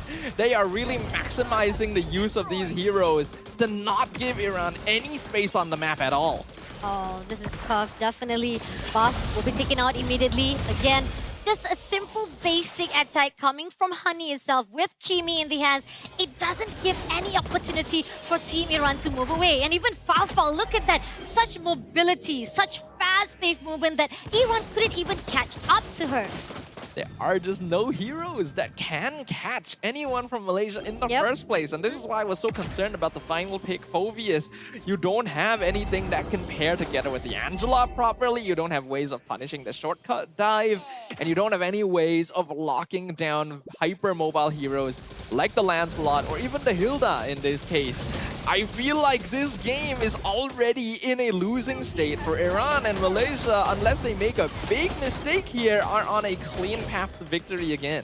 Again, we're just actually talking about how Iran is just depending on Malaysia, and it's not supposed to be that way. It's not supposed to be you depending on your enemy to make mistakes so that you can actually get a win in your hands. What you need to do, actually control yourself. But then again, hard guard, that's gonna be enough. Even Faufau takes down Sherry immediately. Jungler was still away by Team Malaysia. Iran now lost with 4 players still surviving. Even Honey trying to actually get that turret in the hands all by herself. And now Team Iran looking lost as ever, allowing Team Malaysia just conquering every single each movement. At this point, Lisiska is already too far behind to actually open up the map, and you have an Angela as well, who clearly is not going to be able to walk into any bushes on her lonesome, which means that there is no hero on the side of Team Iran that can provide information. Sherry thought that it was a 1v1 between junglers, then 4 people suddenly show up. Oop, shadow kills. Gonna make sure to take down Fafao. Look at that. 4 players just try to shut down Fafao by herself. And Fafao just survived it out. Every single thing. Star, Moon, Shield. She is doing well just by herself and not giving any opportunity for Team Iran. And now comes along puncture by the team of Malaysia. Rina just tried to shoo away Team Iran. And what can they do? Fafao is invincible right here for our second game. If anything, it looked like Fao was the one with Heart Guard a moment. Yeah. You can see just how little value Angela is able to provide unless you have a proper combo to deal with it. And Esmeralda, this is just typical gameplay for this hero. Oh, Trench and Pulse, Sulisika right there. Seems that he's gonna dash a little bit, but at the same time, Sherry trying to go all out to the back line, but doesn't get anyone. Fortunately, had to pull away with the shadow, and in the end, had to actually just surrender and give more space for Team Malaysia to get the first Lord. At this stage, I do think that Team Iran are already too far behind. It is a 9k goal lead for Team Malaysia in 9 minutes. This is typically the threshold where you need to pray for a miracle to happen in order for you to get your foundation back into the game. And so far, the movements have been clean. I don't think Team Malaysia is going to allow that to happen. Oh, Rina is just free, just roaming around with 601 KDA in her hands. Talking about so much control in the Land of Dawn to a point that Iran couldn't even catch up to her. And we talked about how there's not much of a mechanism that is in the hands of Team Iran itself to actually catch or even to grab against. And here a puncher comes through and Thorn of Roses trying to get her. Takes Ghana. Now Nirvana, can he do it? Puncher again! Even though Might actually had to surrender or even to sacrifice herself, she got that double kill in her hands. A little bit aggressive, but I like it anyway. Honestly, that did not need to happen. Giving away an 8-kill shutdown is not really worth it. But hey, it was very cool. Yep. And sometimes you just gotta play MLBB to flex on your opponents. Agree. There is under no circumstance that she should be allowed to get a double kill diving that deep. There's basically no way out for her. Oh, Truncheon Plus got 2-0 as well as Lishika. But no follow-up right here. But at the same time, right now, Ja moving along, trying to go in all out to fight. Heart got been put out by Lishika instead. But and again, they are looking forward to actually shut down this Lord. But can they do so? Lord a little bit more, trying to get closer. Oh, not enough though. But at the same time, they're trying to pull it too far. They do manage to actually give a little bit of damage to Shah. So Shah had to pull away. AOG gets down a little bit of far, but not going to be enough. Rina will be the first one to be taken out. Neil goes in for pulls. And at the end of it, Malaysia goes back again. This is going to be a back and forth. They steal away. And again, Neil trying to survive it out, but will be taken out by Hani herself. And now living on with Fafo right at the front lane. Just doing as much as possible damage as well as tankiness so that Team Iran doesn't know what's coming into their area. All things considered, that was actually not too bad for Team Iran. They got a 1-for-1 trade, and that one trade was on Rina, actually dying for the second time in a row. Maybe playing a little bit too deep. Oh, this is too aggressive coming in. Malaysia, a little bit too much of them trying to actually survive it all. But they are pulling in right here. Lishika, Hargard, unfortunately will not do anything. Kana takes down Lishika, also being shut down as well. Neil trying to pull through, but can he survive it? G will be also be taken out with Sharp and shut down. Rina takes down Real, and it's going to be the second crystal be taken by Team Malaysia. A clean sweep to kick off WEC 2025 from the team representing the host country. Very impressive performance right there. And hopefully they can keep that momentum going forward. For now, as usual, we'll throw it over to Rose on stage.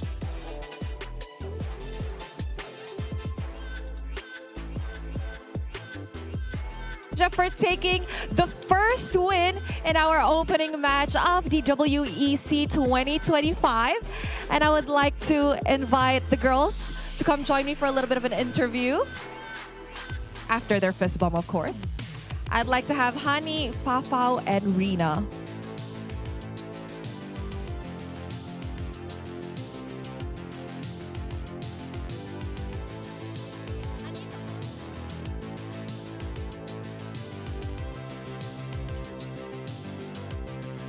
All right, congratulations, girls.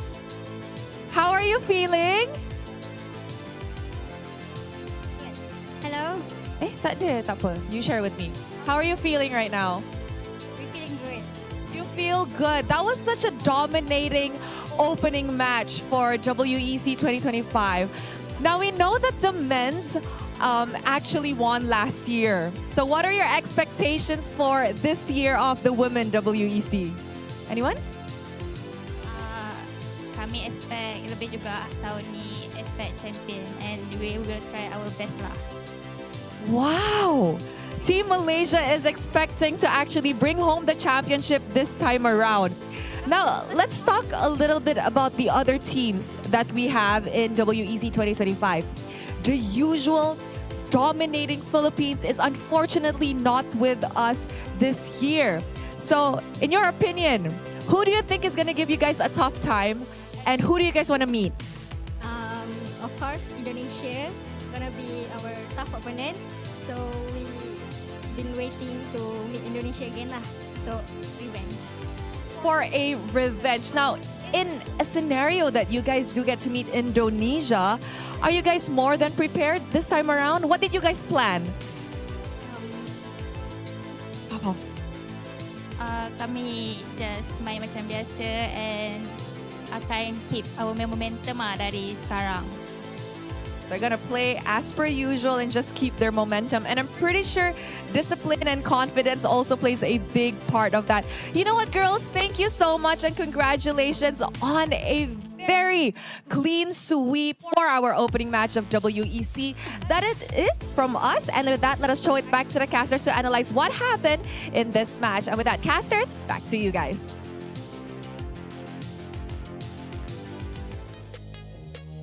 Thank you, Rose, and thank you to Team Malaysia as well for the interview session. So that is just our first series of the day between Malaysia versus Iran.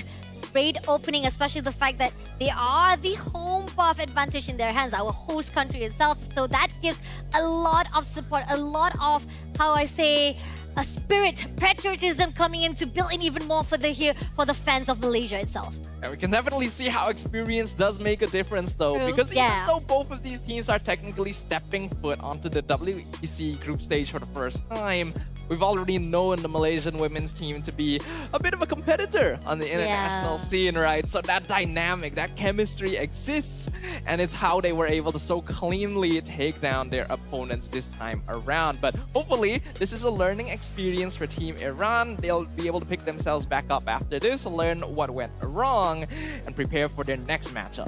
Yeah, definitely. I think pretty much we did saw how much a lot of the crucial states of Team Malaysia just now was a little bit aggressive, too much of the risk, but it kind of go fruitful for themselves. But looking on how 11:39 minutes in the hands for the playtime of the second game, they managed to actually get 14 kills over 4 with 38.5 economy-wise. I think pretty much we can see like itemization-wise, it is definitely going to be in the favor of Team Malaysia with having that economy. But again, from the minute or even from the middle of the game itself, Rina was already having a great stat, clean stat, 6-0-1. The only thing that you even talked about how it was unnecessary, but again, you just want to flex it out here on the tournament. You went into a diamond, into the fountain of your own opponent, your own enemy, Iran, to get that double kill. I do think that someone who is able to play Lancelot at that level is typically someone who is willing to make those sort of plays in the first place. But we still gotta hand over our match MVP. The Foul Foul on the Esmeralda. Fighter gold lane certainly seems to have adjusted well for her, even as a traditional marksman player. And Esmeralda is going to be a very strong hero in this matchup, not just to counter out the Angela, but if you win out your lane against the Granger, you just scale up so quickly into the mid game. Oh yeah, and not only that, 4 players of Iran just stacking themselves onto Foul Foul, and she was untouchable. She was unmovable, and that's how tanky she was for this first series itself. And this proven how you don't want to mess around with Esmeralda. And looking forward to see what's going to be like as Malaysia going to actually meet off with the last or the next team into the Group A itself. If they can actually maintain this great stats for themselves, they might actually be the first team to go to the playoff from the Group A itself. Unfortunately, if we look at the highlights here, once again, it's a bit difficult to really see where Team Iran's potential lies. Yeah. Because in both of the games that they've lost so far, a lot of the difference has just come down to the way that the drafting happened. Oh, Having yeah. the Chip and Hilda complete the draft for Team Malaysia was a very smart choice, and it basically hid their intentions the entire time, baiting Team Iran into thinking, okay, it should be safe for us to play a scaling composition here, since there doesn't seem to be too much early game threat so far. But the moment those heroes showed up, you know that jungle is no longer safe. There is no longer going to be a place on the map where Team Iran can farm safely, and Team Malaysia made sure of that. Oh, they do. They do make sure that. I think, again, this is the talking about how we always say that if Iran wants to actually pull through for the first match or even from the second round itself, is the fact that they depend on any mistakes that will be made by Team Malaysia, and we don't want that to be dependent on any teams, whether it's from Team Iran or even from the rest of the teams from our group A, B, C, and D. Looking forward to mistakes from your enemy, it's not something that you want to actually hold on to, so that you can have that opportunity of success. Success should not come from the mistake of your enemy. Success should come from your strength itself, from the probability that you'll be able to actually control each movement of your opponent. But then again, this is just the first series, and Iran, even though they do lose that 2-0 against Team Malaysia, now looking forward, they have the South Africa to be watched out on the next single round robin. So we're looking forward to see if they can actually do a redemption of themselves after that such loss. Yeah, but we're not going to be able to watch every single series like we mentioned earlier, so hopefully they'll be able to find a way to perform when they're not on the big stage, you know? Oh, maybe it true. might help their nerves just a little bit more. But remember, this is just the first step for Team Iran. This is a squad with very little international experience, so we can't blame them for being caught off guard by a team that definitely has a little bit more to bring to the table. And I'm definitely wishing the best of luck for them going forward. That's going to be it for our first match of the day. Certainly a way to kick things off here at WEC. Agree, definitely. Again, we're not being biased, but we're really happy for the fact that that home buff advantage seems kind of true for now so far, because somehow there are certain times when we actually have the home buff advantage, it doesn't work out that way. They ended up actually go to the visiting teams or the visiting regions that come into the host country itself. So that's not going to be the case so far right now, because again, so far we're looking good for Team Malaysia. But before we go into our second series that's coming up next between our Group B itself, which is Indonesia versus Turkey. That's going to be interesting because again, Indonesia are the reigning champion. Can they actually control and be able to maintain that championship? We're looking forward right after this. We'll see you guys right after the break.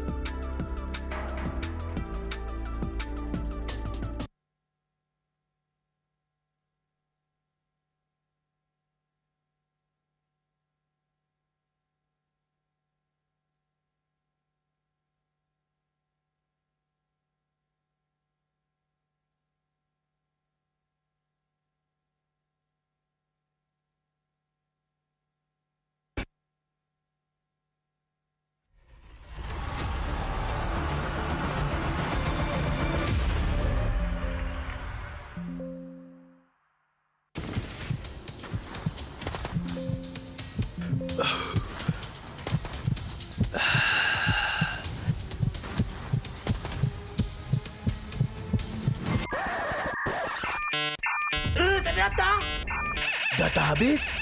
Jangan risau.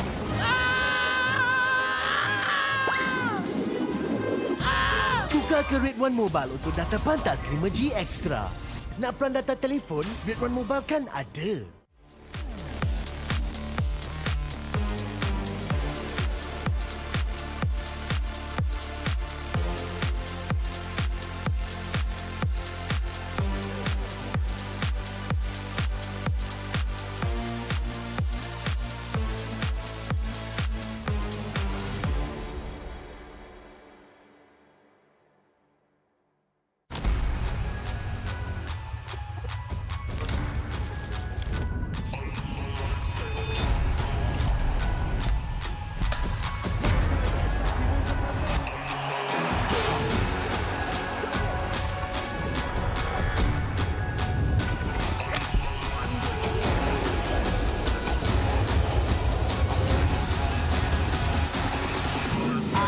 Toss a coin in the waterfall, send a wishing well. Now I get plenty coin, but I'm self-made. You ain't gotta wish me well. You ain't like me then, but I guess it's past tense, cause you tapped in. You was never who you said. I see the facade when looking, it really be like you could tell. My guard up, I ain't taking nails. If it's not in my favor, won't sign a deal. I got the royalty in the mail. I got authority in the field. Take a look in my iris. I be precise with the timing. I move on a tuck that's the high risk. I never know where my mind went.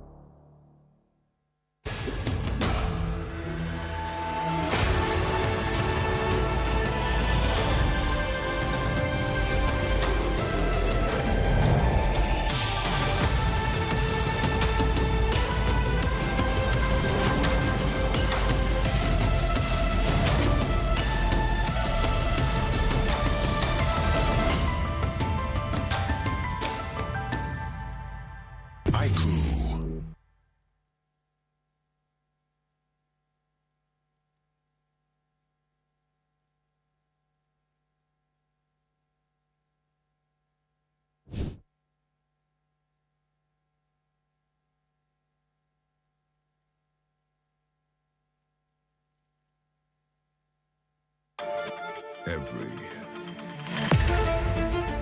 champion starts with one moment. Activate your place in the world of esports. Compete, manage, track, dominate. Everything you need in one platform. Gear up for WEC25. For results, streams, and more, visit IESF.gg. To be in the zone, gamers need true support. One that's in sync with your body at every angle. Takes your weight without pressure. Fully adjustable to cradle your spine and adapts as you shift in your seat. True ergonomic alignment to achieve your perfect gaming form.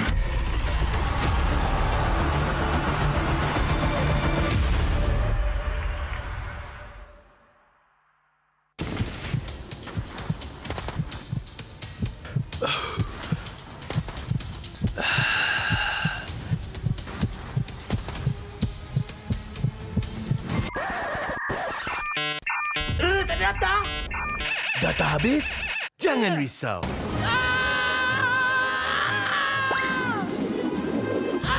Tukar ke Red One Mobile untuk data pantas 5G Extra. Nak peran data telefon, Red One Mobile kan ada.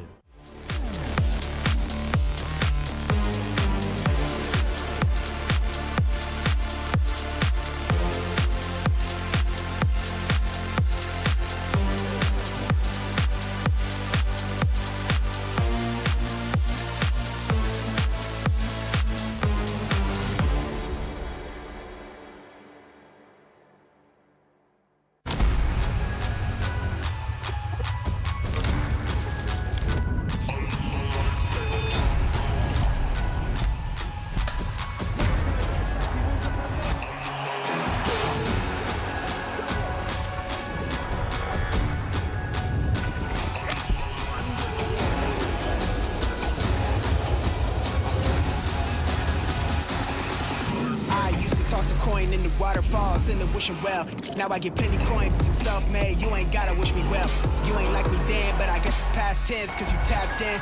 You was never who you said. I see the facade when looking at really me. Like you could tell my guard up. I ain't taking L's. If it's not in my favor, won't sign a deal. I got the royalty in the mill. I got authority in the field. Take a look in my iris. I be precise with the timing. I move on a touch like the high risk. I never know where my mind went.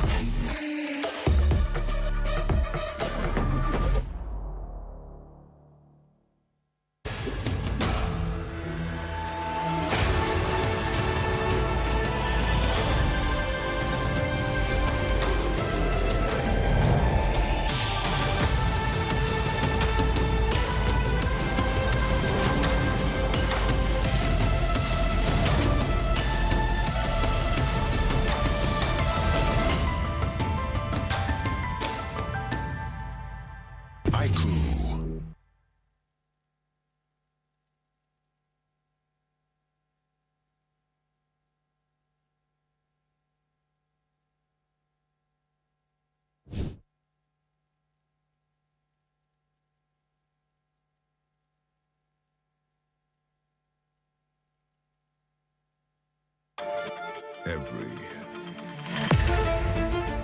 champion starts with one moment. Activate your place in the world of esports. Compete, manage, track, dominate. Everything you need in one platform. Gear up for WEC25. For results, streams, and more, visit IESF.gg. To be in the zone, gamers need true support. One that's in sync with your body at every angle. Takes your weight without pressure. Fully adjustable to cradle your spine and adapts as you shift in your seat.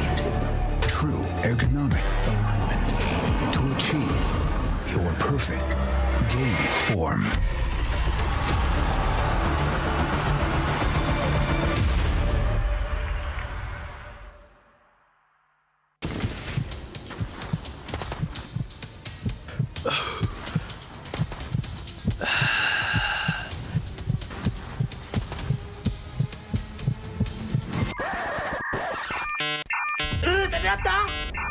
Data habis? Jangan risau.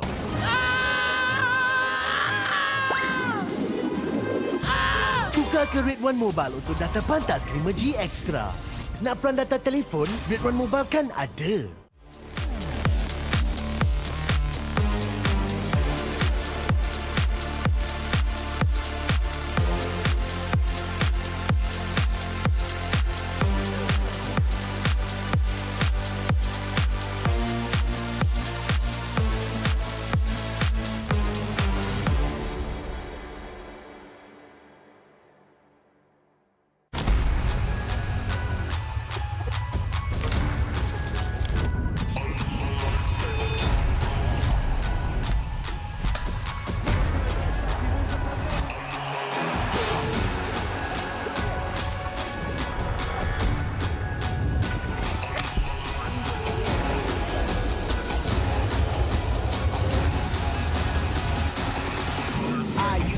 Coin in the waterfalls in the wishing well. Now I get plenty coin, I'm self-made. You ain't gotta wish me well. You ain't like me then, but I guess it's past tense, cause you tapped in. You was never who you said. I see the facade when looking at really me. Like you could tell my guard up. I ain't taking L's. If it's not in my favor, won't sign a deal. I got the royalty in the mill. I got authority in the field. Take a look in my iris. I be precise with the timing. I move on a touch like the high risk. I never know where my mind went.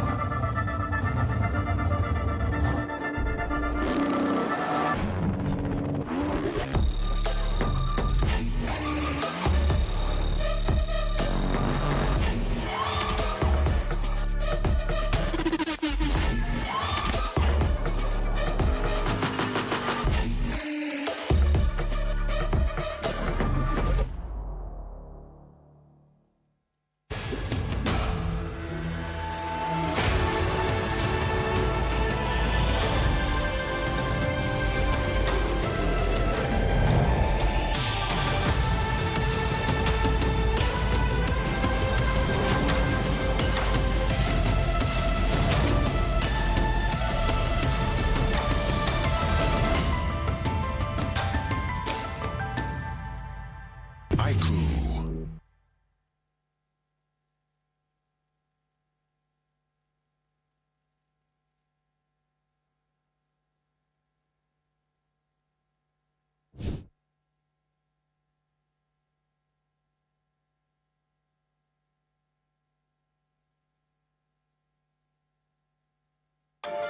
Every champion starts with one moment. Activate your place in the world of esports. Compete, manage, track, dominate. Everything you need in one platform. Gear up for WEC25. For results, streams, and more, visit IESF.gg. To be in the zone, gamers need true support. One that's in sync with your body at every angle. Takes your weight without pressure.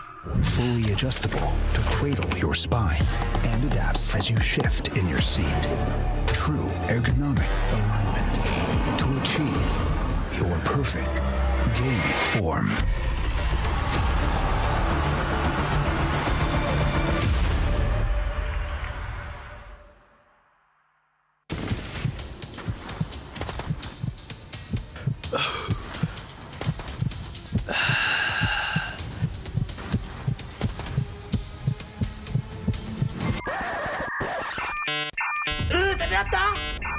Data habis? Jangan risau.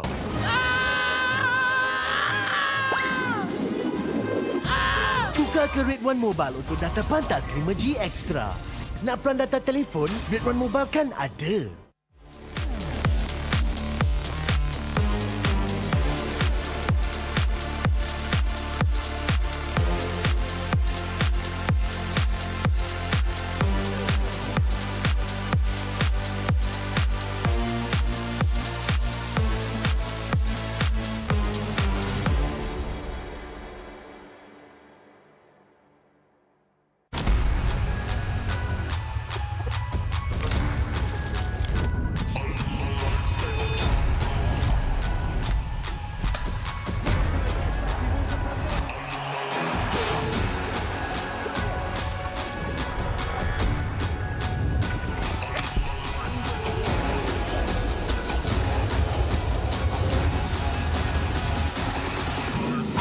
Toss a coin in the waterfalls, in the wishing well.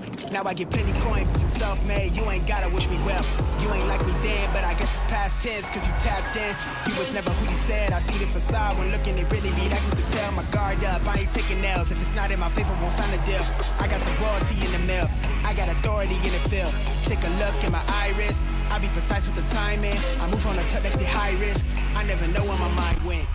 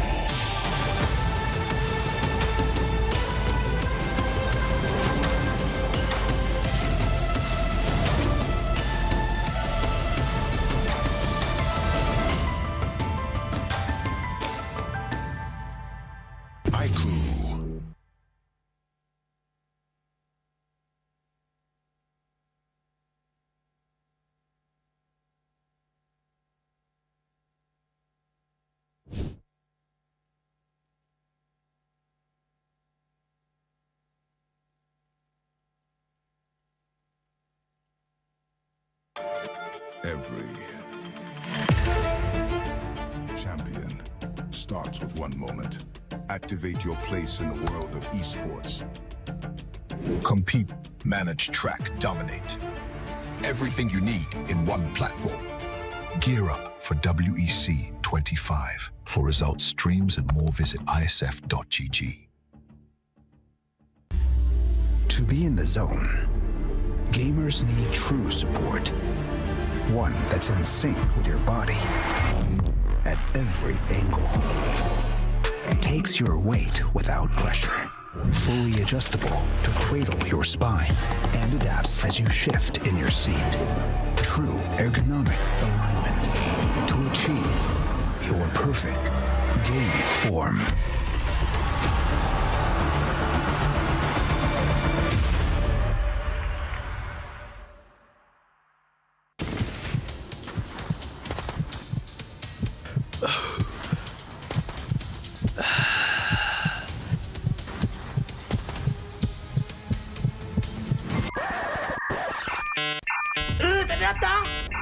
Data habis? Jangan risau.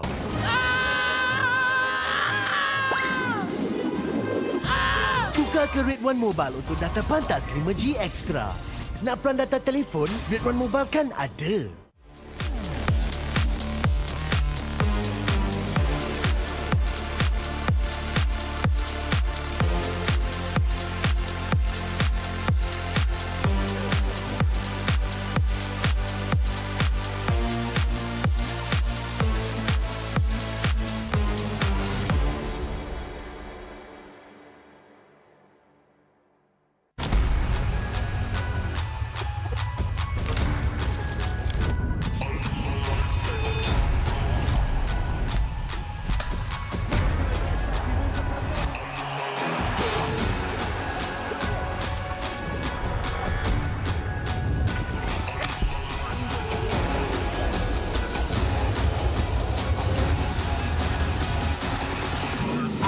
Toss a coin in the waterfalls, in the wishing well. Now I get plenty coin, but I'm self-made. You ain't gotta wish me well. You ain't like me then, but I guess it's past tense, cause you tapped in. You was never who you said. I see the facade when looking, it really be like you could tell. My guard up, I ain't taking nails. If it's not in my favor, won't sign a deal. I got the royalty in the mail. I got authority in the field. Take a look in my iris. I be precise with the timing. I move on a touch like the high risk. I never know where my mind went.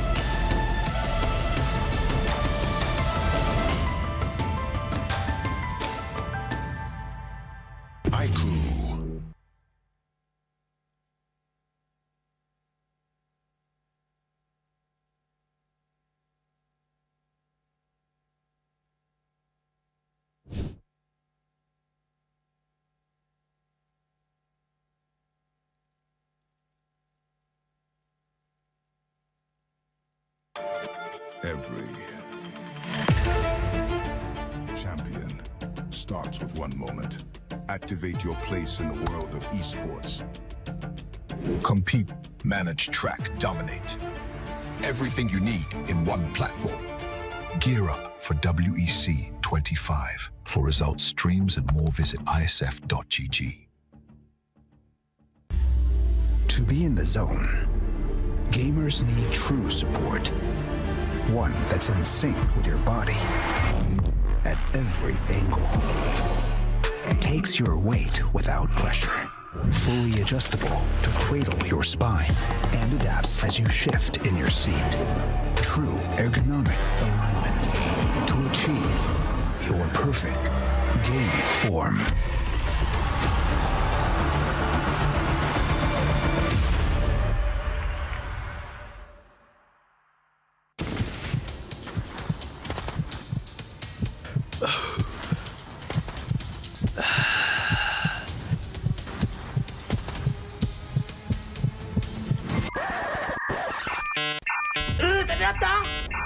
Data habis? Jangan risau.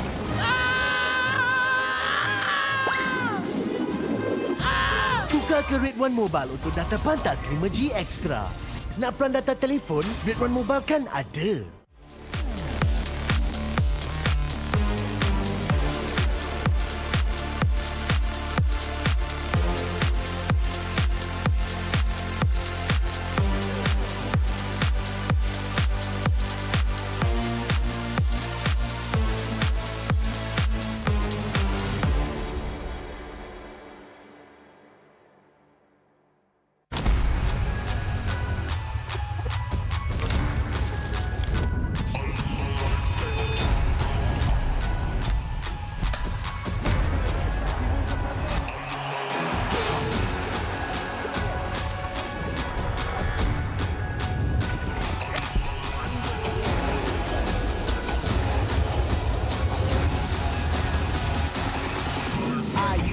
Coin in the waterfall, send a wishing well.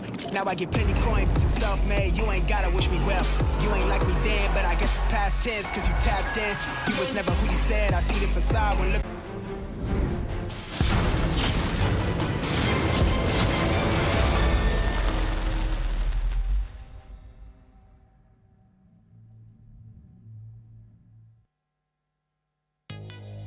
The curtain draws once more on the stage of WEC 2025. And you're currently watching day 1 of the tournament, where we just came off of the very first match as well, with the host country, Team Malaysia, coming out on top over Team Iran. But that's not all. We've got more matches coming up, so make sure you guys stay tuned. My name is Stafa, once again joined on the desk with Basha. Yes, sir. The starting of the game itself is very amazing. Our home buff team getting their name right, rising off for the Group A itself. And again, we talked about how the format is going to be like. Each team right here, they've already been divided into 4 groups, A, B, C, D. However, we're not going to be able to see 12 teams straight away right here for day number 1. There are certain teams that we're going to highlight most here, which is why we have 3 series from the MLBB Women category. We already seen Malaysia versus the team of Iran. Now, we're gonna move in for the second series. But let's recap even more further with the graphics that's gonna be given out to you guys right away. Let's take a look again right here as Malaysia and this is team Iran has already been done. Now we're moving forward with our 12:30 set, which is Indonesia versus Turkey. And this is from the Group B itself. And when we're done with the second series, the second or the third set is going to be Team Egypt versus Argentina. And we're done for the day for the MLBB Women category, whereas there are certain teams that will not be able to show a highlight from our live stream. But then we're going to focus on for the MLBB Men category, whereby Malaysia versus Iran for the 4:30 p.m. and Indonesia versus Kazakhstan at the 6:30 p.m. set. So once again, as a reminder to everyone that might be watching at home, the women's tournaments and the men's tournaments will be happening concurrently. Yes, so sir. the first half of the day is going to be the women's tournaments, which is currently ongoing. And then later on, around 4:30 p.m. at GMT +8, will be the beginning of the men's tourney. But let's go ahead and get things started with our second match. Let's go. We're going to take a look to our lineup of Turkey. They are fresh right now, trying to actually redeem themselves after being denied by the one and only Indonesians that they're going to face off. We got Unohana, Kujo, Zendaya, Miko, as well as Duro to rise to the occasion. Can they prove themselves here on out for our WEC 2025? Whereas they didn't even able to qualify last year for the group stage itself. Yeah, we definitely can't count them out though. They had a very stellar showing when they represented their region in MWI. True. But they're gonna be facing uphill odds because their opponents are none other than Team Indonesia, consisting of Fumi Echo, Vival, Sini, Shell, and Vivian. I think this is a team that needs no introduction because anyone who has kept up with the women's MLBB ecosystem is well aware that these are the dominant faces in the entire community. Agree, definitely. I mean, like, talking about how Vivian has already raised her name by herself with the tagline, mother of tank itself. And with Sini as the MVP of MWI, such amazing leadership coming in from herself. And we know for a fact that not just the newly fresh face coming in for the reigning champion of MWI as the world champion Indonesia, they are also looking forward to actually set the record, saying that we're not just champion at the EWC, we're also for the WEC. That's a little bit of twist tongues words right there. EWC, WEC. But again, it's all about just saying we're the world champion in whatever tournament that is in the world level stage. And in fact, they are the defending champions of WEC, as well as the team that took home the title in the first ever appearance of women's MLBB during the IESF competition. Therefore, they're going to be eager to defend that title. And I'm sure that a lot of people watching already expect them to be the favorites to take home the entire tournament as well, especially with typically strong contenders like the Philippines not even being in the tournament in the first place. Yeah, I kind of like that notes coming in from Rose itself for the interview, right? Because we are quite a little bit sad for Philippines unable to actually participate here for the WEC for 2025. So that's kind of giving a little bit of space for the rest of the teams who know for a fact that if there's Indonesia, there's Philippines, those are the two top teams that is very massive names here for the MLBB scenes. But with Philippines not in the picture, can those teams that have been put down or have been denied by these two teams can have the chance to rise their name into WEC 2025 instead? And again, you talked about how in debut, Indonesia, it's as if they don't really care is it debut or not, because they have that well experience from previous of world champions in their hands itself. And debut or no debut, they make such an opening for WEC 2024. Now 2025, we have a lot of new faces as well. Like we talked about how Iran, this is their first debut, they might actually have a little bit of nervous anxiety coming from them, because especially you talked about how maybe on the stage they couldn't perform well compared to Malaysia team. They have a lot of experience to be given out here for the WEC 2025. But now Turkey as well is going to be in the same shoe. However, they do have their own experience, as you talked about, and we are going to actually get involved with it with MWI. They were the one who managed to actually survive the group stage, even though they were bottom by from the side of Onyx itself. They actually been taken down by Onyx from the lower bracket, but they did manage to be the top 8 into MWI. But that's the question. Coming off right here to meet for the first match itself for the Group B, they had to meet the one who denied them immediately from that top 8. They managed to go to playoff, that they cannot go to finals because Indonesia team, you're done. You're good to go for top 8 only. That's it. So Team Turkey, or in their own org for the MWI, is Food Esports. Can they actually redeem themselves with additional for a fact that now they're representing WEC for Turkey for region themselves? You certainly seem quite passionate about this. Kinda. I'm like happy for the redemption. Quite a long ramble there. There's a lot of information here. It's all important information because you're right? Turkey, even though compared to Indonesia, definitely has a little less experience here. Is also a dedicated team themselves, right? There's a lot of these regions who don't have as strong of an ecosystem, who maybe aren't as notable in terms of like official esports organizations. But Turkey is Foot Esports. For anyone who watched MWI, they are a team that actually caught our attention a little bit, despite not really being under the radar of the international community before then. And this is going to be a bit of a revenge story because they'll be getting the chance to go up against Team Indonesia once again. Now no longer representing as their organization's banners, but the banners of their entire regions. Entire country, Turkey itself. So the question is, can they actually learn again or redeem themselves from all the mistakes they've done? Because talking about how Indonesia team, yes, experience-wise, they serve very well. But then again, can they actually manage to learn from the 6 months that has already been gapped out from the MWI? Again, welcome to the WEC 2025. Here and now, we're going to go to the second series. Let's go. We've got the walk-ins prepared, the teams. Let's bring him up. Yep. Looking forward for our first team for the walk-in is going to be the Team Turkey. looking for the redemption story. Can they make it right here to say, Indonesia, you stop us once. This time, you will not grant any more blockage for us to go to the playoff right here. WEC 2025.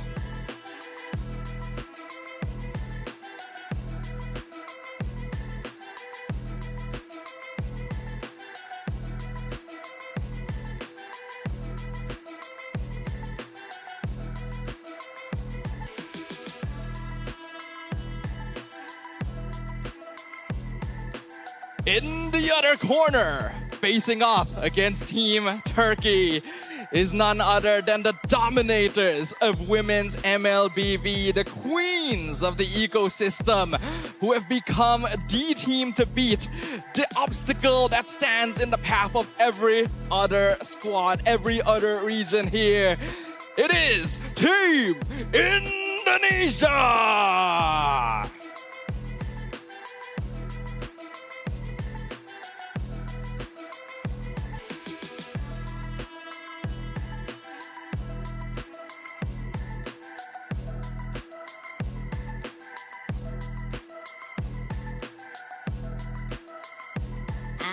Right, as we commemorate the start of our second series, Fist Bump is definitely the one and only to say, we respect you, let's have a good, fair and square, clean fight between each other. There you have it, both teams getting warmed up, rising off their own momentum right here to start off the game. I think that compared to the first match of the day, we're going to definitely see sparks fly just a little bit more this time around. Both teams have had experience up on the international stage. And while there may be a little bit of a gap when you compare both sides, they've already proven that they are capable of coming up with strategies and gameplay necessary to come out on top. Oh, definitely. So I think very much we saw from the team of Food Esports itself, they had a really good start when it comes to MWI for the group stage itself. The only problem is that once they actually survive to the playoff, and we talked about it even among ourselves for the casters, right? The next day, which is the playoff day itself, they only have one life. The moment you actually qualified all the 8 teams, if you lost the first match itself, you're done. You're done for good. You're already saying like, okay, goodbye, thank you MWI. Moving forward, those who actually survive it out, they will go straight away to the grand finals. And Indonesia team, it's such a chronic situation for Team Turkey itself that they had to meet Indonesia from the start. And it's like a deja vu here at the WEC as well. For their start of the group stage, they had to meet again Team Indonesia. Yeah, this is a team with a lot of potential to be the dark horses of the tournament. And I'm sure a lot of people look at the circumstances and already think, ooh, this is a bit of an unfortunate grouping. Yeah. We already know that only the top team from each group does get that direct ticket to playoffs. But I think it's also a little bit unfair to completely count out Team Turkey at this point. Yes, the odds are stacked against them, but that is where we get the best underdog stories. And I believe this is a lineup, this is a squad that is capable of writing those stories in the first place. So I'm really looking forward to the types of drafts and heroes that we're going to be seeing here. Yeah, definitely. I think if we are talking about Turkey on its own, right, because we don't have much threats from themselves because they are newly here for the WEC as well, we can only actually hold on to the MWI previous performance itself. They did a great managed job for the grouping itself. But looking forward from the side of how they managed to qualify from Turkey itself, because there's a reason why from MWI they had their own qualifier for their region. Turkey itself, they were the first one. They managed to take the champion, shutting down Kara Esports. Now, that shows how much potential it is inside the hands of our Turkey players. The question is, now meeting off with those who are already experienced, talking about Indonesia, Malaysia, Philippines itself, and this is what we've talked about on MWI. They had to meet off with Onyx Philippines, and they were taken down to the lower bracket for the group stage itself. But they did manage to pick up themselves, and they did qualify for the top 8. With the 6-month gap between the MWI, which is last July to December, this is the timeline they have to actually revamp themselves, relearn, redeem, and as well as learn from all the mistakes they've done from the MWI, put it right here for WEC. Like we talked about, this is the new beginning. It could be a new beginning, or it could be a beautiful ending for 2025 to bring to 2026. That is true. If they're going to be able to create an impact here, that would certainly be a gift to send themselves in the future. But first, they have to take the steps needed to make it there. And as you mentioned, right, they have had some time. Yes, their end result at MWI probably wasn't what they were hoping for, but it was still beyond expectations of a lot of people at the time. I expect that this is a team who has already demonstrated a lot of passion, a lot of excitement for being able to represent their region, for being able to reach the heights that they have achieved, and are hungry to go even further. I really hope that with the hunger, the moment that they know for a fact that we want some achievement under our belt as well. We want to be as well known, just like the rest of the players that have already created, making history for themselves, like Indonesia teams like Vivian as the mother of tanks, Ginny as the MVP of MWI.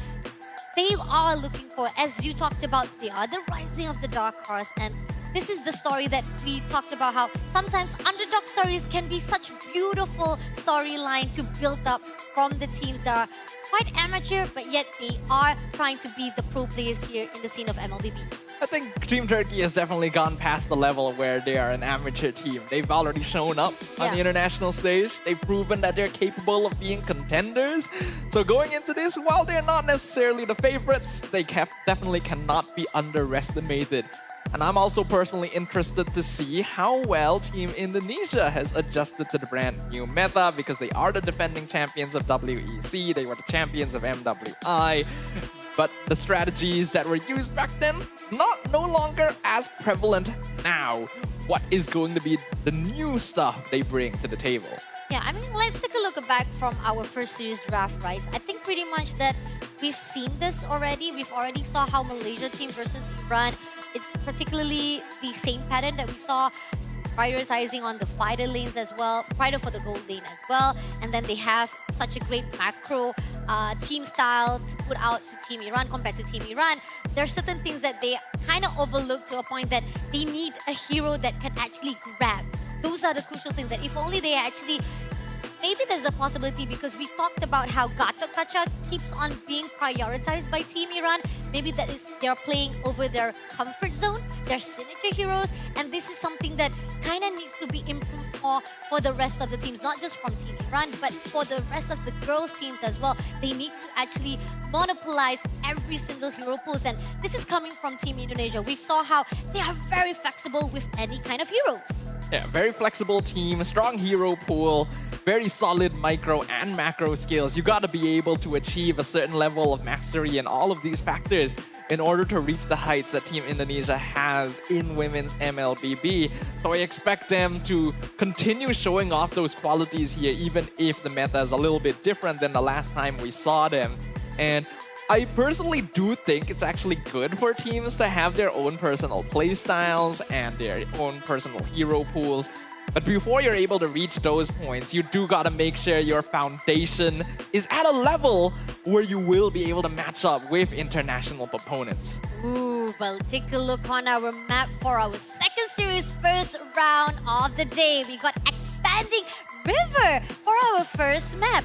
I mean, we talked about how the fact that Flying Clouds doesn't give much impact, but then we move into Dangerous Gas, where Hilda was really prominent from the Team Malaysia itself. Such great usage of the hero itself for their own lineup. And now coming into Expanding Rivers, what are you looking forward to right now, Steph? Well, Expanding Rivers is the map that facilitates the most early game rotation. It supports teams that are already known for being able to move around the map very quickly, support the side lanes, and start contesting objectives. So this is already an additional factor adding on to the difficulties of Team Turkey, because we know that Team Indonesia likes to do these sort of things. It is a map that favors their style of play, so we definitely cannot count out Turkey, since they can be quite aggressive if they have the right comp. Agree, definitely. Now, looking on the first ban phase, Jushin would be the first one to be taken out by Indonesia as well. Eve, I know for a fact that we don't like Jushin. Jushin, with the fact that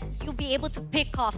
I like the idea that some of the casters will say that if you have Jushin, you will deny the movement, the mobility of a hero that uses their feet to walk around the map. So Jushin like to pick off those kind of people, those kind of heroes that have probably can catch up and just pick them up and straight away give the opportunity for team fight to just gang up against that hero. So Jushin is some heroes that needs to be taken out from the proportion. On the other side of Team Turkey, they took out Chi-Chi, and we know for a fact Chi-Chi is such a good flex when it comes to EXP and even goal lane. We've seen so far from the history itself, very good hero to be picked off as well.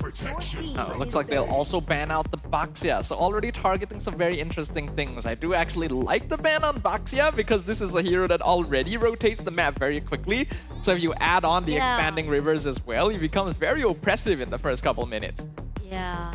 And I know for a fact that the signature heroes coming off from Team Turkey, right? If we see from the past of MWI, they love to prioritize Gacha Gacha, just like how Team Iran did just now. So my question is that going to be the same case? Because most of the fight that we see that actually was very fruitful or successful on the side of Team Turkey when they have Gacha Gacha or even Farsa to be prioritized. Now the question is now Indonesia prioritized to actually take down Hilda, even though Hilda might be very also fruitful on the dangerous gas, but on rotation as a roamer as well, this actually gives so much movement and it will deny the areas that junglers want to expose or even get into for the contest of the buff. Do you agree on that? Yeah, it also tends to be a hero that allows you to read a little bit about what they're thinking. Oh, because yeah. you banning the Hilda means you probably want to play an assassin, right? And so far there hasn't been any assassin bans, so Lancelot, Hayabusa is still there. You could even go Yi Sun Shin to keep things more open.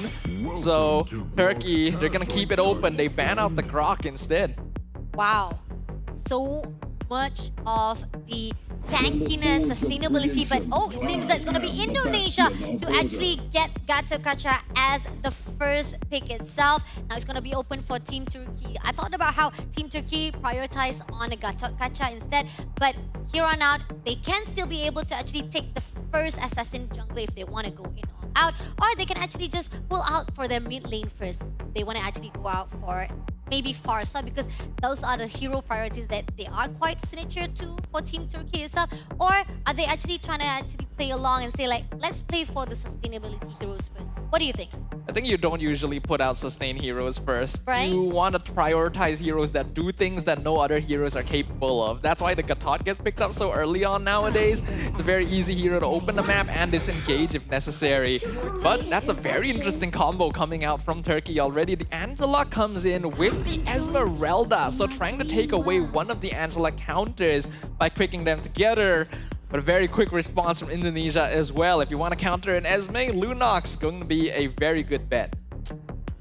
Not such a good pick coming out from Indonesia, but Lancelot, like you talked about, is quite open to eventually picked out, and Indonesia says that might as well just pick out the assassin straight away right here before being denied for the second phase of the banning. So now we are seeing such great rotation, such great movement coming in from Indonesia for their hero picks, with AOG in the hands for the Gacha Gacha, even Lunox, such great escape mechanism for itself as well, such great movement around for itself as well. So it doesn't have much, how do I say, challenge for the team of Indonesia to just surround themselves and have a good fight with Team Turkey. Now, Team Turkey, they have to have a good response coming off against Team Indonesia. If you're dealing with a Gatot Lunox, you already have a very difficult time controlling the mid lane, especially if you intend to field a mid lane Angela as well. That means that Turkey needs a roamer with good wave clear and the ability to match up to the sustain coming in from Gatot and Lunox. There's not a lot of those left in the pool. We might need to see them look at things like the Cho, since they would also be a good solution to the Lance. For now though, they will lock in the Hayabusa first, since they're definitely not going to have access to him if they continue leaving the jungle open after this. Oh, kind of true though. I think that pretty much prioritized coming in from both teams itself.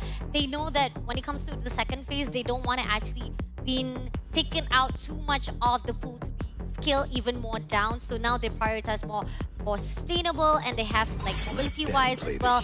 And I know for a fact that we've seen how Iran had picked Angela as well as Hayabusa, it didn't go in their favor because how much of aggression that was done by Team Malaysia. But if Turkey can play around with having Elsmerada's sustainability, that could actually give a lot of chance for Team Turkey to just come off with a quad shadow, with a shadow kill to go to the back line as well to take down Lunox. But the question is it going to be fast enough to shut down Indonesia? And it's difficult because in the first place, Lunox counters Hayabusa. Having the brilliance around just helps you deal with a lot of things. And while I do like the idea of picking Angela and Esme together, I do wonder whether it's something that Team Turkey could have actually left off for later in the draft. Because now they don't have as much access to the more priority hero picks in the meta. By going for this, hopefully means that they have some more flexible options in the second half of the draft. I hope so. But now looking on the face of banning, Hylo's been taken out as well as Yuzong. We know for a fact that with the Glory of Pathway, it actually kind of gives a lot of easy access for Team Turkey to go to the back line. So those are the things that kind of crucial, and I like the idea that how Indonesia is denying it for the Team Turkey itself. It makes you wonder what Indonesia is planning to grab here. I really like the Xborg ban coming in here from Team Turkey. This already indicates to us that they actually want to play more of a tanky lineup, which makes sense since you already have the Esmeralda and you will probably need the one more frontliner. And Xborg is one of the direct counters to something like an Angela as well, since you want to put that hero up against tankier options. Arif are going to be the final ban from Indonesia. I think, yeah, I kind of know for a fact that Haris is also a signature hero coming from Turkey as well. But we know for a fact that both of the two heroes that has been banned off, if it is coming into a combo between Harith as well as Hylos, it's not really a good positioning for Team Indonesia as well. So there are possibility that Indonesia is reading alongside of not just the signature heroes of Turkey, but the strategy that will be put out by them. Thinking about what Team Turkey will want to grab here, the Cho is still an option. Again, they need a fast clearing roamer that ideally has a little bit of reliable crowd control as well, since they don't really have a way of locking down the Lancelot. And well, that does fit the bill. The Kaja gonna be locked in by Turkey.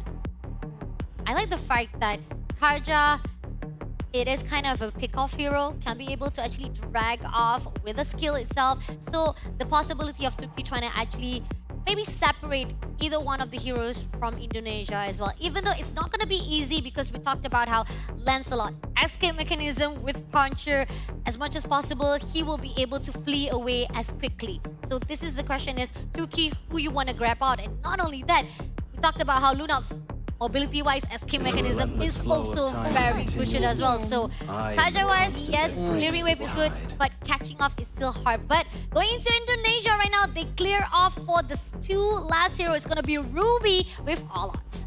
Even though Indonesia doesn't have access to heroes like the Yi Sun Shin, because they have the Lancelot and Lunox together, that's already enough late game scaling to enable double fighter side lane.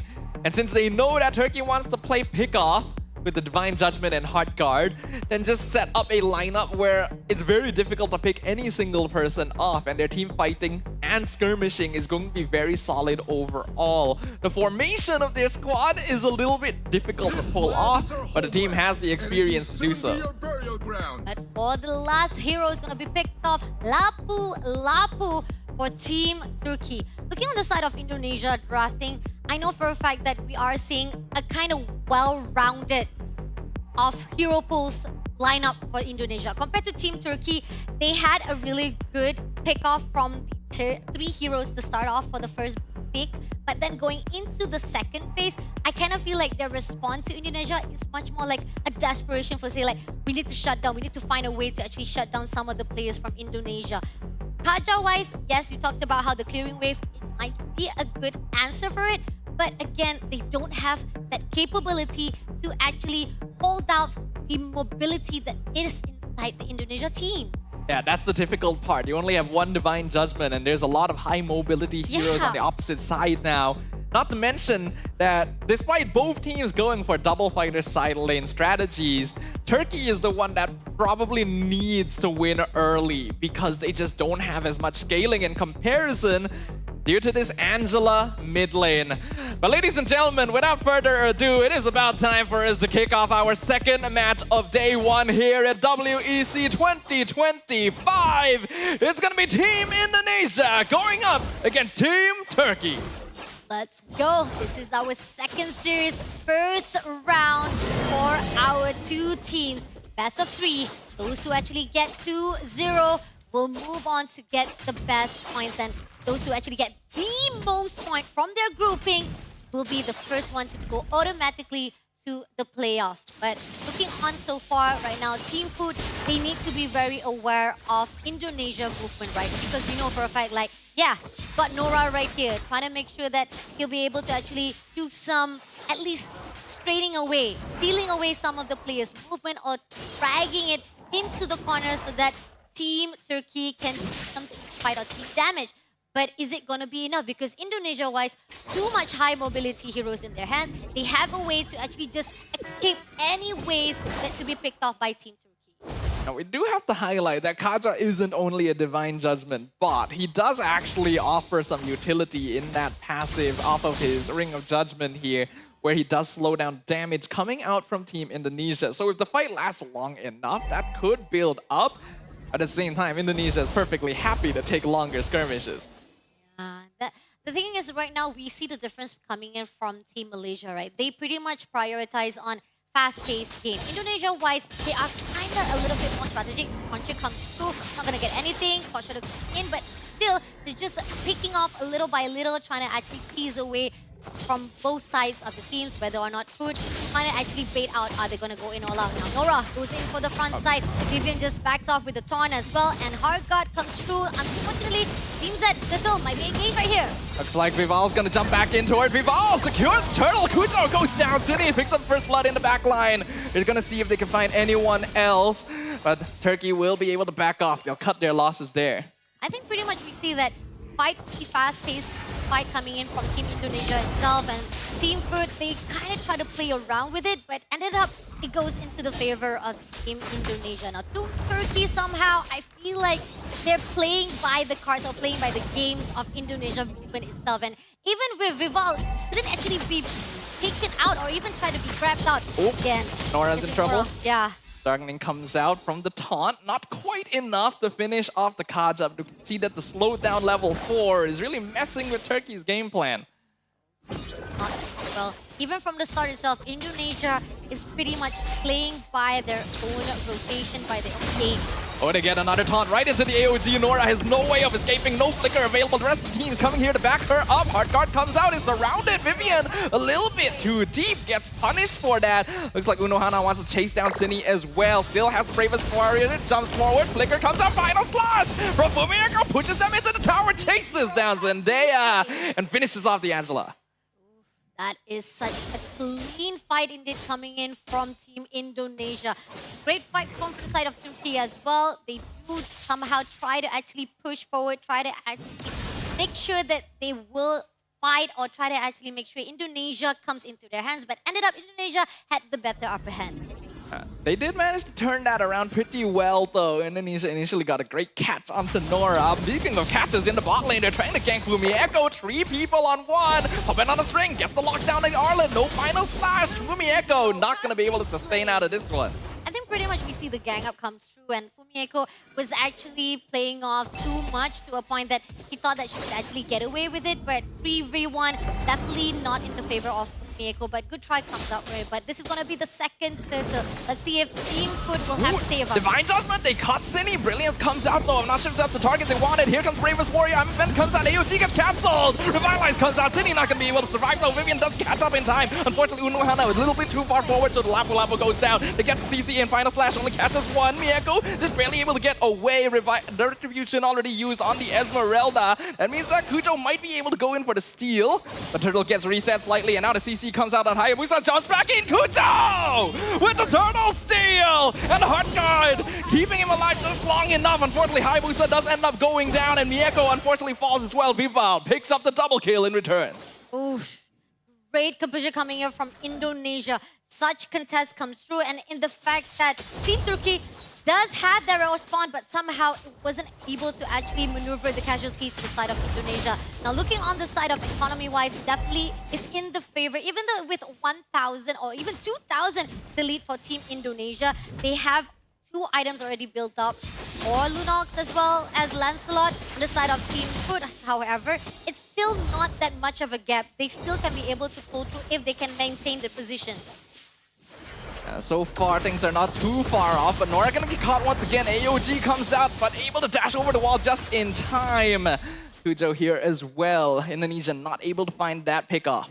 I mean, they are forcing it just a little bit too much to a point that it's a bit risky coming in from the side of Turkey. So hopefully, they do not force it too much to a point that Indonesia gets the upper hand.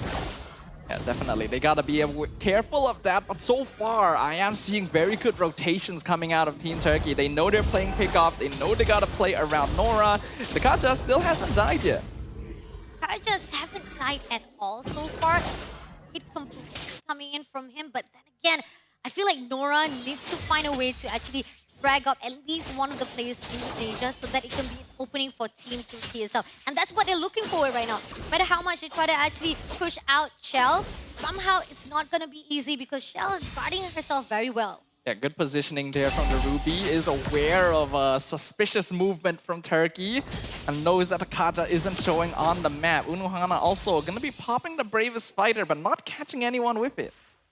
And the fact that Team Turkey, again, just playing into the hands of Team Indonesia. This is going to be the third turtle for them to contest it out. So far, they're just picking off just a little bit, trying to actually tease out that turtle. And Team Food, they know for a fact that 4 players of Indonesia is already stacked up for the mid lane.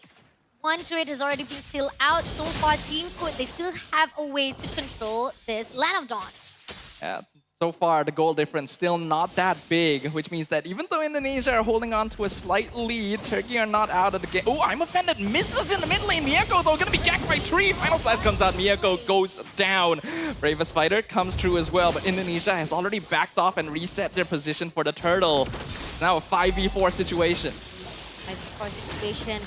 Nohana trying to find a way, but Miyako comes through, but at the same time, Shell goes out to Nora. A hard guard being considered. But Indonesia doing a great job of maintaining distance. Vival secures the turtle, and they're not going to force anything more than that. They're not going to be able to secure more than that, but it's going to be enough for them, though. They'll be able to actually zone out every movement of Team Food to a point that Team Turkey doesn't even have a way to break off that rotation. Yeah, but so far, still not the worst. The only hold on in the bot lane. Final Slash comes out. Kujo in trouble. Already takes the quad shadow. Not able to get out, but Fumi Echo dies to the tower. Zinni, though, making up for it. Flickers behind tier 2 to pick up Zendaya. I mean, a little bit of diving composition coming in, but then again, still enough, though, to have that 2-1 in the hands of Indonesia. And now, pushing on through, they still have so much discipline coming in to defend that turret. But turret in the top lane, just a little bit more further if they can push in. And somehow, Chell will be able to get the first turret right here at the bottom. Indonesia slowly but surely building up their advantage on the map. They're aware that Turkey needs multiple players together to actually make anything happen. And that gives them a lot more freedom to play with. Yeah, then definitely we see, like, again, the fast draft take coming in from the side of Indonesia, right? The gap of the economy-wise is not that much. 2,000 of the gold lane, that gives a lot of the itemization for Team Indonesia. But Team Turkey, again, they're quite disciplined on their rotation. They're quite disciplined on their own mechanism. That's how it gives them so much of an opportunity to just control this movement for Team Indonesia. Some poking happening here in the river. Vival finds the kill on Miyako in the bot lane alongside Zinni, but that means Turkey knows they have the numbers here, but the AOG comes in! I'm offended, sets them up, it's a double kill! For Fumi Echo as Indonesia bites back hard. 3 teams somehow was able to actually beat it off somehow, and now we're moving in. Seems that Indonesia will have the upper hand. Nuro somehow gonna go all in out for the final slash. 2 flickers gonna be forced out here just to get Turkey out of that situation. They lose their mid tier 2. Holy defense gonna be gone in the mid inhibitor as well. Indonesia instantly transitions to the Lord. Transition to the Lord. The middle turret right now holding on to life. 1 lifeline left. Unless if the Lord marches in, it might actually opens the gates for Indonesia to infiltrate Turkey. And Turkey somehow started out really good to control composition, but now they started to falter just a little bit more. And this is the concern I talked about. Turkey does need to be leading in the early stages because their late game just doesn't quite add up comparatively. And since Indonesia is already leading by a pretty good margin now, it's going to be very difficult for them. It is difficult, definitely. And the fact that, yeah, you did manage to actually steal away the bottom lane for the turret itself, but Lord is going to march in.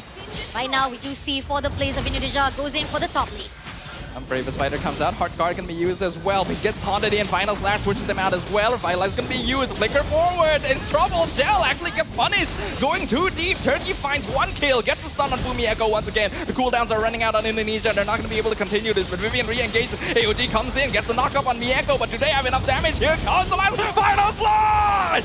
From Fumi Echo gets 3, sets them up, Sydney with a double kill. They find another one as well. Vival finishes off one more. Only Kujo left standing on the side of Team Turkey as the full force of Team Indonesia now pushes straight into the base alongside the Lord. Will Kujo be able to clear this up in time? Looks like the answer is yes. At the very least, they'll keep themselves alive for now. But Indonesia is still pushing in. Oh, Shadow kills on Vival. iframe. Shadow kills, survives Final Slash. Nearly gets the kill. Kujo going back in, gets the pick off on Fumi Echo. But is it enough? The crystal is wide open. They're going in for it. But Team Turkey has held the line. Oh, wow. Just in the nick of time, the moment when they know for a fact only Kujo was the survivor that was able to actually defend it wise. The rest of the teams was able to actually spawn back and give back hope for the team of Turkey. Indonesia lost 4 players, but now they need to be more disciplined. It kind of opened a little bit of the door for Team Turkey to actually goes in for the turret. But is it going to be enough time though? They do go in for the invitation. They invade to get the bomb. Somehow are being denied by Shell. Shell can be pulled forward. Did manage to steal the purple buff away, but loses her own life in exchange. I don't think that's worth it. Yep, that is so not worth it. Trying to survive it out, trying to make sure that at least the buff will not be seen by Team Turkey. But then again, it is going to be a reset for Team Indonesia. They've done a lot of damage already, getting up the opening for the middle turret as well, for the inhibitor turrets. And the fact that the top turret as well, just a little bit more, might be able to tease out to take down. And somehow, 3 players of Team Food looking forward to actually go in for a fight with Vival, but Vival already had awareness coming in. Good positioning here. Team Indonesia so far has been able to move across the map with awareness that there could be a Kaja hiding behind every corner. Vival could be in some trouble here. Going to be isolated from the rest of our team, but I don't think Turkey is going to full commit to this because another fight is happening in the backline with Mieko. The fact that, you know, they are trying to make sure that all the divide attention coming in from Team Turkey needs to be very aware, needs to be alert on every single decision that's done. And now they're moving in for the second slot as well. Hard Guard comes out once again on the Lapu. Indonesia trying to fight this. Final Slash only finds one. AOG gets cancelled out as well. Fumi Echo is the first one to go down. Revitalize could not save her. And now the rest of Turkey is just pushing forward and making use of the heals coming out of Zendaya to keep themselves in the fight. But they've already run out of Hard Guard timing, and they do still have ways pushing. They can't continue this. They can't continue this. No matter how much they try to actually find a way to actually push down to Team Turkey, somehow they were able to actually rotate around, try to actually negate everything that was done already. So Team Indonesia didn't find a way. Nora somehow going in for the front line and will be beat off with Unohana. Divine Judgment once again on Shell. And Tido gets out to kill. I'm Offended. Flicker going to be used, keeping Turkey in place, but Hard Guard comes out once again. They're going for the full 5-man fight. Nora dropping low. Phantom Execution misses. Zinni comes in from behind with the Darkening. Kujo in trouble. Vivian goes down, but they've lost their Hayabusa in exchange. They're now trying to keep Indonesia around. In the meantime, Shell is mid lane. Nora goes down. It's a double kill for the Lunok. But Turkey, you gotta keep an eye on your mid lane. There is a Ruby pushing into your base right now. Zinni goes down. It's a killing spree for Unohana. But the crystal is exposed. Turkey has left the back door open. And despite their best attempts to defend it earlier, it goes down to a simple backdoor play. Team Indonesia takes game 1. Again, talking about how need to be alert for all the surroundings. They were alert when they went to try to go in for a fight with Vival, but then again, the moment they were crucial to actually contest for the lot, before the lot comes in for the second lot dance, ended up they forgot to actually hold on to the crystal, leaving out it so open that Shell going up for the back door, getting the first win for Indonesia. That is such an unfortunate blunder there. Now, of course, it was a bit difficult for them to make it back to the base in the first place because Indonesia would have been trying their best to stop them. But it did feel like they were a little bit distracted, maybe a little overexcited because they did actually make a pretty big reversal with that first base defense. Agreed, definitely. I think pretty much we were pretty much focused on Nohana previously because that was the key. That was the game changer that's coming up from Team Turkey. There were really high hopes on Nohana to make the change, takes down 2 players. Sini was the one to actually have so much potential to survive it out, but ended up was taken out by Unohana. But again, they were too focused on that mid fight. In the end, it kind of exposed. We talked about how they were already in expose of the opening of the door for the middle turret itself. The first middle turret was taken out already, so that's kind of opened a way for Indonesia to just shut down Team Turkey. And they were not really aware of the situation. But it was definitely a closer match than I think a lot of us would have expected because in the first few minutes, Team Turkey was putting up a strong fight. They unfortunately couldn't make use of that level 4 timing because Indonesia specifically made sure that Nora couldn't have access to Divine Judgment by the first turtle fight, but they still kept the goal difference pretty close. And even when it seemed like the goal difference had grown a bit too big to handle, they were still able to make a reversal. It's just unfortunate that the game came down to a backdoor play. Agreed, definitely. I think we do want to give a highlight as well to Crystal as well. The only one to survive it out while the Crystal was trying to be contested by Team Indonesia. And we had like a little bit of technical issues where the screen was just went black and we had to just watch from the behind side to see what was going to happen. But great job coming up from Turkey to actually be first back everything that was happening, and they managed to defend back their own base and still down 4 players of Indonesia and then push them back away from their own crystal. But again, that was only for a moment, just for a moment, and then once the reset was done, Indonesia was back on their feet. I feel like if Team Turkey was a little bit cleaner with the way they approached the game after that reset, we could have seen a very different result. And you gotta give props to that. Again, Team Indonesia is the team to beat, right? This is the team that has dominated women's MLBB for so long. And they had to resort to a backdoor play. I think that's already a good indication that this might be a close match. The discipline that was seen already from the start as well, there was not much of a gap from the economy-wise from both of the teams, and the fact that they were a little bit off in part. Let's just say like their standardized has been a way different from what we've seen from MWI itself. MWIs, we see how much struggle that we've seen from Team Turkey, but now going into WEC, this is the improvement that we want to talk about. This is what we want to see coming off from the 6 months gap that was done after the MWI. It's good improvement right here. Team Indonesia as well. Maybe you got a little bit too ahead of themselves when they attempted to push in and end the game. It's kind of similar to what happened with Team Malaysia, and we were talking about how if you fail these big brute force pushes, it can actually cost you quite dearly, and Indonesia nearly got the game reversed as a result of it. We can see here that they still did come out on top. Looking on for the stats wise from 14:45 minutes for the playtime of this first round itself. Looking good so far. I mean, again, the gap is not that big, 2,000 economy-wise from both sides. But when it comes to your objective, we gotta say that Team Indonesia, they conquer all of it, most of it all, especially the fact that once they try to push in for the steal of the buff once the reset was done, Turkey did try to actually steal the buff, and yet even with Shell try to actually making sure that they have a defense, it ended up didn't go in their favor. But somehow, Indonesia, from the start of their opening of that middle turret itself, that's where the fine line of Team Turkey, they couldn't actually reset much better compared to what Indonesia has done so far. Honestly though, I'm still very surprised by how well Team Turkey was able to keep themselves alive in these big team fights. They were just all grouping together, making use of multiple oracles along with the Flask of the Oasis. And just by standing together inside the love waves, sustaining through the damage that Indonesia was throwing at them. There were a lot of fights where I was shocked at the longevity of them when they're meant to be more of a burst pick-off lineup. So already have to give some considerations about whether this Angela might actually be a bit annoying. Oh, that is... But now let's take a look for our MVP of our first round for this match. It's going to be Vival with 514 KDA. Goal per minute is going to be 696, as well as with damage per minute, it's going to be 1,934. I mean, we did saw the diving composition coming in from the top lane, right? And that's why we see how Vivian, she was barely surviving. She only have like 1 HP, and she's like, go for it, Vival. I'm going to just take care of you. You'll be able to get that kill with that puncher. And that was what makes top lane was just so much interesting to people contest, and it opened a way for them to actually push in for that mid turret.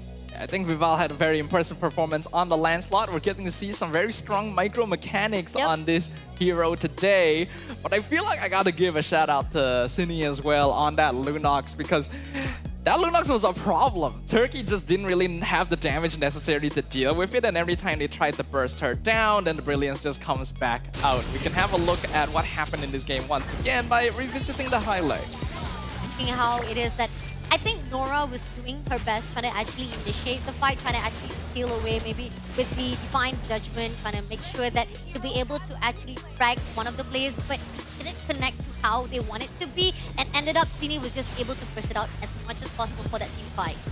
But we can see these team fights were surprisingly difficult for Team Indonesia as well, even though they should on paper have more burst damage and overall more crowd control, thanks to the combination of items that came out of Team Turkey. And although Team Indonesia was leading towards the mid-game here, a mistake in the base push allowed Team Turkey to regain their footing and make up for this goal difference.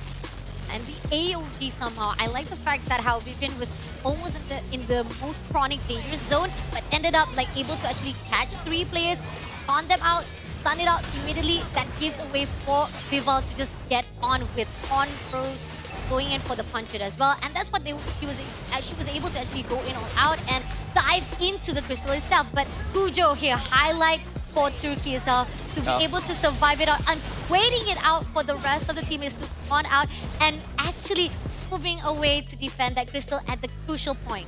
Yeah, if Team Turkey was the team that won instead, Kujo would 100% be the MVP. True, because that was a 1v5 base defense. And it's because of her insane gameplay on the Hayabusa that her team was able to respawn in time and get that defense in play. So, gotta give props, gotta give respect. I think this has now given both teams a chance to really figure out who they're dealing with. Agree, definitely. I think we are actually very impressed of the movement that Kujo has done already. That's trying to actually give us a great picture of what can be expected coming in for the second draft. Now, again, we talked about how if any of this team be able to actually go for 2-0, best of 3 wise, they're going to actually have a clean sweep for their own start game. But they will meet for another team, which is single round robin. They have 3 teams. That means they're going to meet 2 teams in one grouping of themselves. So Indonesia wise, if they can actually continue this momentum, maybe learn to actually be a little bit more disciplined, because started out they did had a really good control. Even though there was a back and forth with Turkey as well, there were countless of time that we talked about how unnecessary movement, or how much they try to push so much, they try to pressure so much, or try to actually say like, oh, I want to go for the fight, I want to go in for the kill, I don't care. Even though it kind of sacrifices up. Like we did so, Fumieko was going in for the final slash, did manage to actually get 1 off kill, but then traded off with herself to be taken out by the turret itself. Yeah, I think it's personally still fine. I don't really think they made that many mistakes actually outside of that one big base push where they underestimated Kujo's ability to clear. But otherwise, the trading of bodies in order to secure things is actually perfectly fine coming out of Indonesia, especially from the Ruby and the Arlet, since they are generally setters. They know that the main cores are going to be the Lance and the Lunox. Yeah, but again, going back to the draft-wise, what do you think that kinda needs to be fixed back for the team of Turkey? Because compared to what we see from the draft of Indonesia, right, I think we know for a fact that it was kind of perfect already. It was already a well-rounded lineup for Team Indonesia. They were able to actually guard out for the high ground, the front line, as well as the back line, so that there were not going to be any exposed positioning coming in from Team Indonesia. Compared to Team Turkey-wise, they were pretty much just holding on to Unohana or even Nora herself to make that initiation. And if it doesn't connect, it ended up will be backfired against them instead. I do think that Kaja ended up being a pretty good pick coming in from Turkey, because Indonesia specifically had to play the game slower due to the Kazakh's presence. You can see that the way they move around the map is a lot safer because they know that they could get punished for walking into the wrong bush. I think that if you do want to go Kazakh though, you probably don't want to pick Angela because it doesn't pair up the best, even though the Angela was the one keeping them alive. That's kind of, but seems that we're gonna go back to Expanding River yet again here for our second round for this second series. I mean, not much is a difference that we're gonna be actually expecting here for our second draft, but yet again, with the previous first phase or first draft or even the first round fight itself, that shows how much they need to actually learn back and maybe see a little bit of different hero pools coming off here for our second draft. Yeah, we'll see whether or not these teams will do something different. And a lot of that will also come down to whether or not they actually swap sides here. Yeah. And looks like they're going to be staying on the same sides actually. Indonesia first pick, Turkey second. And still seems to be the same bans as before. Yep, as we see Jushin as well as you've been taken out immediately. And we see Baxia will be prioritized. And we talked about how Baxia is kind of really useful coming in from Expanding River. The movement mobility-wise will help with the rolling as well as with the fact that the movement will actually help much in the Expanding River. But Chichi as well will be prioritized. So this is kind of like a repeat of what we've seen from the first phase itself. So far, both teams going to be keeping it quite standard. Indonesia first pick does have the opportunity to go for Gatot Kaca again, and if that does happen, then Turkey is gonna need to reconsider some things. Is it worth stealing away heroes like the Lancelot? Do you want to try and go for a slightly more flexible opening pick because locking in Angela Esme first denied a lot of flexibility options in game one. Again, Hilda also been banned off. We've already seen that for the first game as well. Now, my question is that, are they going to actually do a respect ban to Hayabusa as well? As we saw how Kujo kind of really good in the rotation-wise, how she was able to defend off that crystal all by herself with 5 players, 5 men of Indonesia trying to actually take down that crystal into that baseline. But then again, they might actually not carrying much of the Hayabusa, but for me, I feel like that kind of needs to be prioritized as well. I mean, you have to make a decision here. Indonesia's already made theirs. They're not banning out the Hayabusa in the first phase, so there's definitely a lot of opportunity for Turkey to go for it. And then there's not much that Indonesia can do other than just draft themselves to counteract it. And they already kind of did in the previous game with heroes like the Lunox. So since the bans are going to be exactly the same from game 1, so are the picks. Oh wow, Gatot Kaca again being the first pick. Turkey. People say that if it's not broken, don't fix it. But then again, I kind of feel like Team Turkey has some things that they can actually switch around here for the second phase. Maybe can actually try to steal away some of the players like you talked about, how Lancelot, kind of a really good option right here. Even the fact that if they do give away for Indonesia to take down, it might not be a good decision coming in from Team Turkey. So take away that Lancelot, it might actually have a chance for Team Turkey to turn things around. Yeah, I think so. That is definitely a possibility. And yes, they do actually steal the Lancelot away. So I'm very interested to see how well they will perform there. Kujo has already demonstrated her micro mechanics on the Haya. Will we get to see the same things on the Lance? Esme seems to be a high priority pick for them though. Esmeralda, I think pretty much we did saw how much of the sustainability that was done by Esmeralda, so they don't want to actually change up that. But at the same time, Lunox was well done in the hands of Shini, so no need to change pretty much the way how she was able to immobilize as well as moving around the circle for the team fight with Team Turkey itself. Indonesia knows for a fact that they can play against them again and again. Yeah, that is definitely a possibility. Lunox is still going to be very good here because it is a counter to the Esmeralda. Hopefully, Turkey does have some way of handling that because they're trading assassins now. Hayabusa gonna drop in the hands of Vival. Okay, a switch of assassin jungler coming in between the two teams, Indonesia and Turkey. But here's the thing. We did saw how amazing Lancelot here in the hands of Indonesia, how Rival was doing amazing job with the puncher coming in for the diving composition as well. The question is, Turkey, once you actually steal that away, can you actually put out a really good fight? And they did actually prioritize players such as Kaja to actually put out on the second phase. But are they going to actually put out another heroes to be for the tank twice? Oh, it's going to be Kalea for the pick-off hero. That's interesting right there. Kalea gonna be making her debut here in WEC. I thought that it would be fine for Turkey to go for the Kaja for the second time, since it actually seemed quite comfortable for Nora. But looks like they want to focus a bit more onto that mid lane. Compared to Kaja, Kalea has better lane sustainability, so it's easier to trade with her at level 1. If they're going for this option, I'm ideally hoping to see a more burst-based mid laner like the Farsa.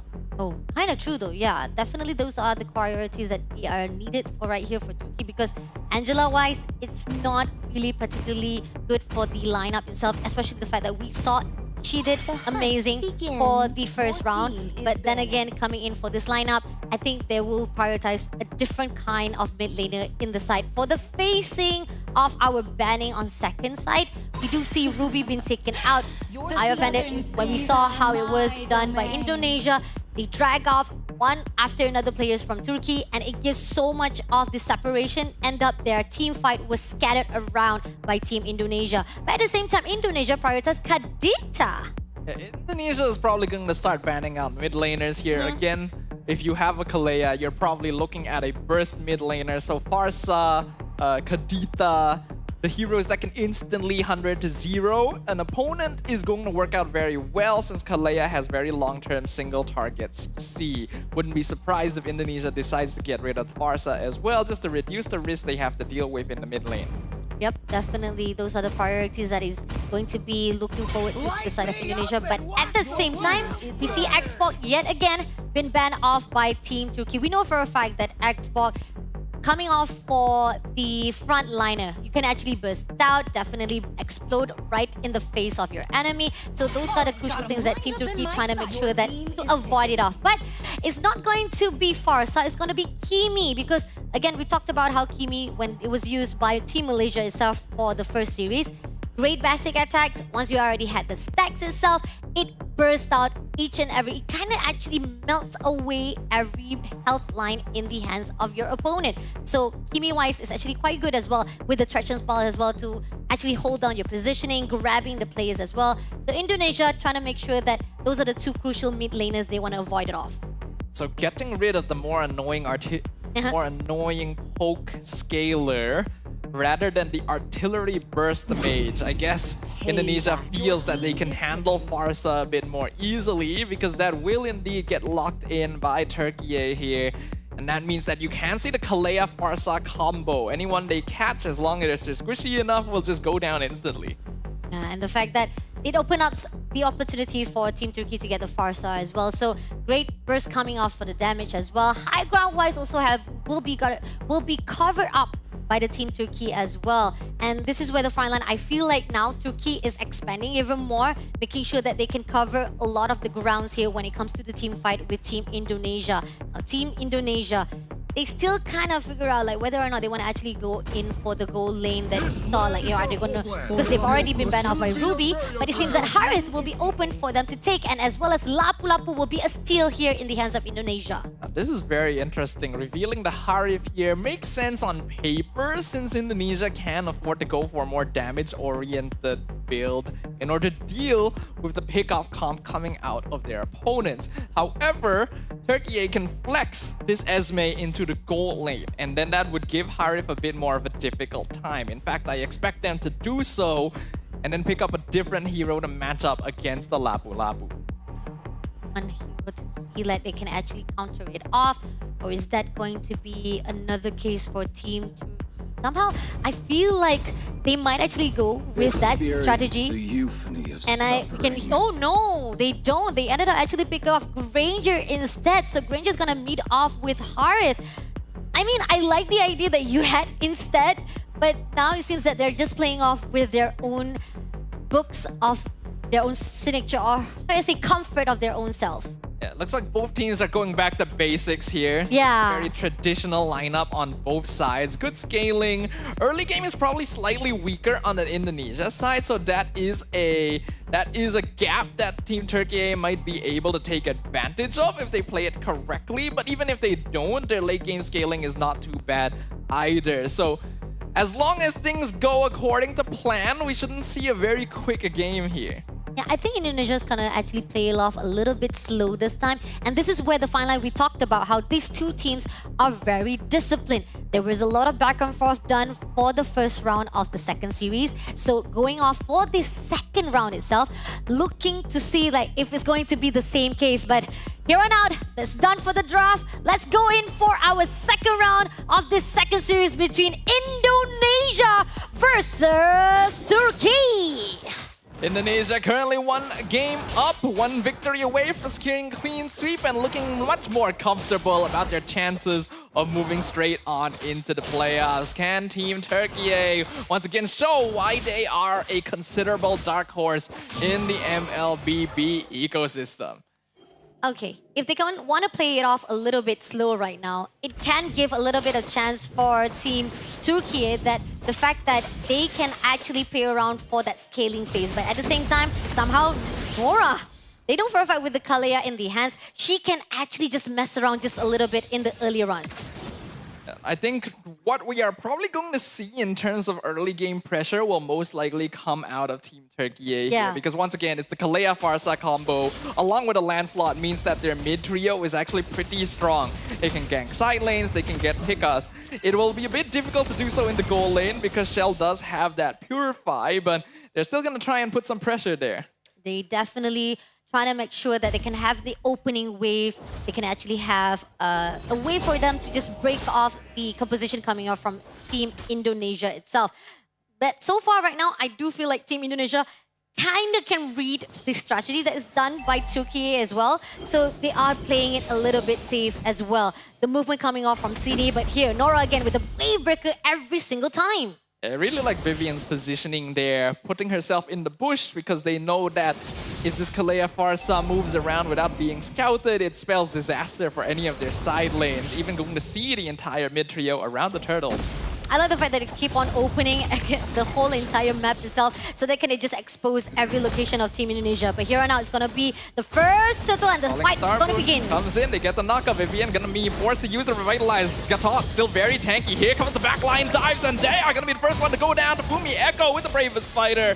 First blood to Team Indonesia. No. And now we can see Unohana. Esmeralda just left alone, trying to survive as long as possible. Flicker forward, Cine finishes off Unohana. And they're still not done. Fumi Echo is still trying to disrupt the purple buff and slow down Kujo. I mean, Unohana was just a little bit too long staying into that positioning to a point that it was easy for Indonesia to just steal her away. So question-wise for Team Turkey, they cannot be too much of the dedication to play around with Team Indonesia. But somehow, there's going to be a 2-kill, but at the same time, you're going to go in all out with Miko as well. Miko has to be very careful here. Harif is a hero that can full dive a Granger if you position wrongly. Oh, they found the Gatal once again. Unohana, Vivian gonna be going down since it is a 4-man dive. That feathered airstrike damage.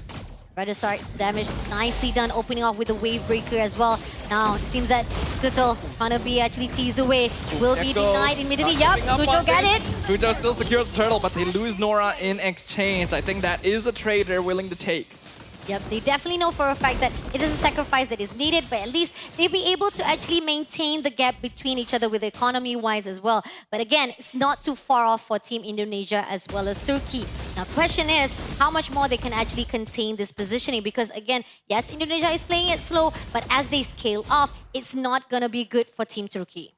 Indonesia is going to have very strong late game scaling, Yeah. but Turkey is not too far behind as well, right? All of their DPS cores will still have pretty strong late game as well, especially Mieko on this Granger, as long as she doesn't lose too hard to the Harif in lane. And she does have the EXP advantage, so Turkey is still doing a good job of making space for their core. Agree, because the fact is we are seeing that Team Turkey is just denying every movement coming off from Team Indonesia. They're allowing that shell, but at the same time, this is going to be a composition steal away! Slam onto the Gatot. Violet comes out, Feather Death Strike this time. Not going to be quite enough to finish off Vivian, so she will survive. Ooh, what got a really good steal away, but then the follow-up was just not enough coming off from Team Turkey.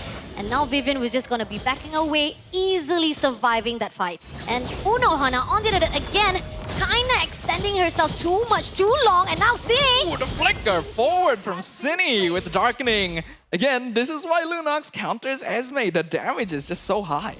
The damage is just so high to a point that Unohana just caught off guard too many times to a point that the damage cannot be faltered. And now, moving on, they'll be able to clear out every single minion wave. They'll be able to control every single movement of Team Turkey. But here on Kujo with Fumieko.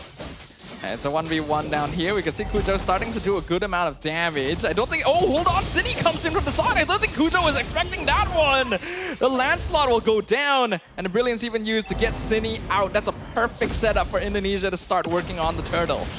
Great gang up, coming up for 2v1 right there. Turtle might be actually free it off, even with the zone coming up from Nora and Unohana. Unohana tries jumping in, but Vival has the Retribution, so it's going to be an easy turtle for Indonesia. And now Zendaya in trouble, but the Oki Shadow Kill misses. Vival missed time stat. So Zendaya gets out. The rest of Turkey also going to be able to back off a little bit here. They need to clear one minion, and they will be able to do so. But the flicker forward, Tsunami Slam gets one catch. Revitalize comes out, so Nora goes down. Unohana can be traded as well. It's a double kill. It's a full dive. Zendaya goes down. Vival finds the kill. Backs it up as well. Indonesia instantly picks up 3 members of Turkey. 3 members taken down immediately by Indonesia. Great diving in composition coming in from them. Despite, however, Team Turkey tried to defend that mid turret. Alongside right here, we do see Team Indonesia getting more and more frisky to a point that Turkey could not defend themselves. Gotta be a bit more careful there. It was an initially good defense. Fumieko now in some trouble, but jumps into the minion wave to regen with the sustained Landshaker Raging Slosh. Mieko has the flicker just to get away. Fumieko still surviving with the shields. Nora comes in from the side. So much effort just to take down this Lapu Lapu. 3 players come through, and even then, Shell able to take it out, and now one more! Zendaya will be able to be shut down by Cine as well, and they will move away without any casualty in their hands. Cine is an absolute monster on this Lunox. 5-0 already. The gold lead slowly adding up as time goes on, and Turkey losing their grasp over the map despite having a strong ganking combo. The rotations from Indonesia so far are very clean. Very clean indeed, to a point that Team Turkey still couldn't find any answer for them to actually back off or even try to neutralize the situation. Now, more and more turrets has already been shut down. Now they're getting into the second layer of the turret. Team Turkey trying to find a way for them to just stick around. 4 players. Wavebreaker will be open up for them to see every movement, but then they come through with Unohana. Unohana jumps in first. Turkey gonna realize, okay, there's more people there than expected, so we're not gonna full commit onto this, especially with the turtle coming up. And a wave pushing up top as well. Indonesia setting up the macro in their favor. Yeah, the macro is quite clean. This Turkey, Nora comes through with the Wavebreaker. That's very deep, Nora. Completely isolated. Beautiful play from Vival. Dodges the Kalea entirely. Gets a free turtle. Nora now in complete no man's land. But somehow still managing to buy time. The rest of Turkey not able to back her up though. They're being zoned out in the mid lane. So after everything, the Kalea is actually out. I mean, at least she did survive it out, even though she had to rotate the whole entire map just to actually move away from Team Indonesia. But kind of great zoning coming out from Team Indonesia, the fact that they were able to actually scatter around Team Turkey. And now, again, from time to time, the objective-wise still goes in the favor of Team Indonesia. They know for a fact now, with the gap, 5,000 economy-wise is in their hands. Itemization definitely built up for Team Indonesia compared to Team Turkey. Team Turkey is going to need to put in some work here to make up the difference. But again, they do have a late game scaling composition, which means if they're able to get a little bit more itemization in, they can still match up to Indonesia despite the gold difference. And we can see they're heavily hovering around Mieko. But oh my goodness, Vival! Jumps right in! Gets the kill on the Granger in the middle of his entire team. And now Fumieko is looking for another flicker forward with the Raging Slash. Zendaya goes down. Nora now isolated once again. And Indonesia is going to make sure to chase her down this time. Nope, Shell's going to deny the movement. Yep, goes in for the Tsunami Slam. But Nora, unfortunately, will be tagged off by the 2 players. And again, she will be shut down immediately. Even though she did survive it out, but it's going to be a Cine's kill. But then again, they go in for Kujo as well as Unohana. They're not able to find any more kills after that, but the damage is already lacking thanks to the missing piece that is Zendaya. Mid tier 2 will fall. Feather Destroy comes out once again, but here comes the Shadow Kill! Vival! With the mega kill again! Ryuko just not allowed to survive. Not allowed to even get into the baseline safely. That diving composition coming out from Vival with 402 KDA. No one can stop her at all. Previously, she was using Lancelot. Now with the Hayabusa, she's doing such a great composition, such a great movement, as well as clean sweep to a point that Team Turkey could not stop her. These are the micro mechanics that have made Team Indonesia the best women's MLBB team in the world for so long. And even though Team Turkey has so far been doing a good job of trying to match up in terms of discipline, the gap in experience is starting to show itself. Turkey, again, yes, the gap-wise is getting more bigger, not just for the economy-wise, the kill-wise. Indonesia dominating 13 kills to 2 kills from Turkey. This shows how much this is a big different compared to the first round itself.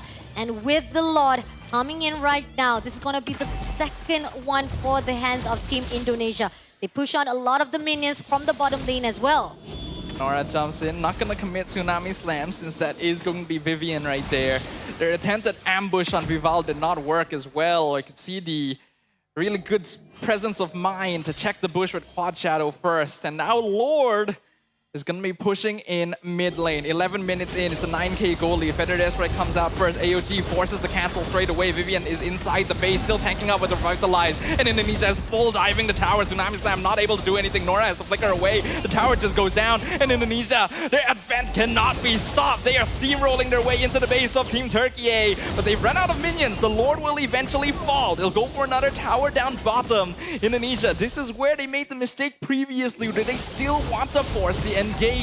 Oh, but Kujo also trying to make sure that Team Indonesia does not go in. They try to go in for our Nora. But there's the open. Looks like they'll be able to get away from that one. But Indonesia hasn't given up just yet. They want one more tower. The final inhibitor standing for Team Turkey. Ogi Shadow Kill once again. Not going to be used this time, actually. Vival just zoning. And now the base of Team Turkey is completely empty. Empty. Open for the side of Indonesia to end it all off if they can do it with this second lot. First lot was doing well just to break the whole entire inhibitor turrets. And even so, we do need to give a little bit of credit for Turkey because the defense-wise coming up from them was just great, but just still not enough for them to make sure that Team Indonesia doesn't fall down all of the turrets that is already in their baseline. The question is, can Turkey make something right here? This is a fairly snowball-heavy meta, and as we can see, Turkey is super far behind in terms of farm. It's already a 10k gold lead, and their late game scaling is nowhere close to coming online. This could already be a GG situation. Turkey losing much of their momentum from the first game itself. And looking from how they were trying to actually control the positioning, and I know for a fact that we were hoping for Nora. Nora keep on trying to actually initiate, get the wave breaker. Tsunami Slam try to actually steal away Team Indonesia into the hands to make sure that they have a really good team fight. Ended up, the favor comes in for Team Indonesia to just negate every single positioning. That's the Purify comes in from Shell itself, because no matter how much they try to steal away anyone from the Team of Indonesia, they will definitely neutralize it immediately now. This is going to be the second Lord. Yeah, that's the experience of this team showing itself. See the Conceal just opening up the area around the river so quickly, and then instantly transitioning to basically free a Lord for Vival. And the fact that, again, this is going to be maybe the last march that will be done by Team Indonesia if Team Turkey does not pull out every single stunt they have under their sleeve to guard out that crystal. So far, they are sticking up for themselves right here inside the grass, because they knew for a fact that maybe there's a possibility they might be able to do a surprise attack. But again, look at how Vivian, she's just opening every single grass, every single moment to make sure that Team Turkey cannot do a surprise attack. Team Turkey cannot let this Lord collide, but the flicker forward, Landshaker forces the flicker from Mieko, still not able to escape, goes down! The Granger's already out of the equation, the Lord is dropping low with Crystal's exposed, Tinny's godlike, and still diving all the way through, it's a triple kill, a maniac for Cini! And that marks the victory of Team Indonesia, clean sweeping the series. First series was a clean sweep for the team Malaysia. Now we have our neighbor country coming off for the clean sweep, especially the fact that they have that experience to be given out here for our WEC 2025 stage. Indonesia shows themselves why they are the reigning champions and opening up such a great job. But here on out, we talked about how such an unfortunate event coming up from Team Turkey. They met off with Indonesia for MWI, but I love the fact that how such a great showmanship coming in. Fist bump to actually commemorate, to say good job, good game, great job that you've done so far for our face game of Group B itself. But that's just going to be the first team they met up for that single round elimination. So we still have one more game. But so far, we're going to go in straight for the interview with our winner from Indonesia, with Rose. And there you guys have it, Indonesia with a clean sweep of a 2-0 in their opening match this WEC 2025. And right now, I am with Cini and of course Vivian. Hi girls, congratulations on that win. And wow, Cini, maniac. How are you feeling? How is it like to be in Malaysia? I feel great. This is my second time being in Malaysia and it's a nice country. Oh, it's your second time? Yeah. What do you like about Malaysia? Oh, I'm looking forward to eat the food. Oh, what's your favorite food? I actually want to try nasi lemak. You want to try nasi lemak? You know what? If I'm free tomorrow, I might give you some. I might hook you up with some good nasi lemak because I myself am a foodie. Now let's talk about your preparation for WEC this time around.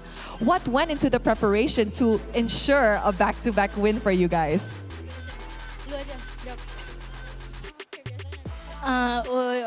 Just like another tournament for us. So basically we just play scrims and then ranked games and that's it. I heard some teams are actually struggling with finding scrims. Did you guys struggle with finding scrims, especially since it's quite an off season right now? I don't think so, but like sometimes we even reject people. Oh, okay. I think that's completely fine and understandable. And of course, Vivian, hello. Hello. How are you? I'm feeling good. You're feeling good. I know, that game made me feel good. Vivian, I see that quite a bit of fans overseas have been claiming you as the women GOAT for MLBB. How do you feel about that statement from them? And do you agree with it? Woman GOAT. GOAT. Greatest of all time.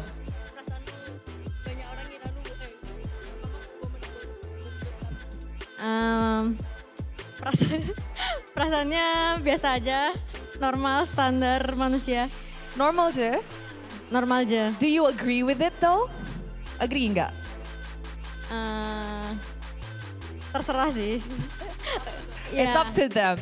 All right, now, Vivian, we know that usually whenever you guys go to the international stages, a matchup that a lot of people want to see is Indonesia and Philippines.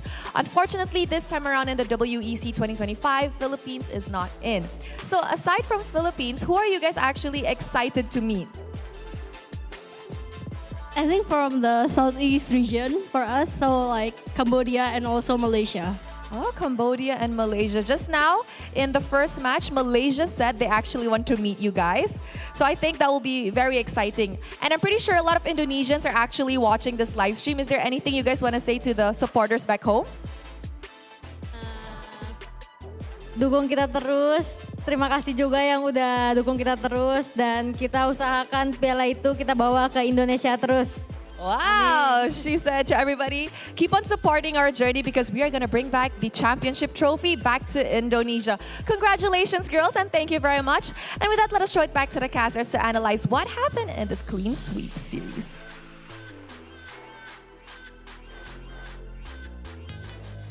Thank you very much to Rose. And of course, congratulations to Team Indonesia for a clean victory here.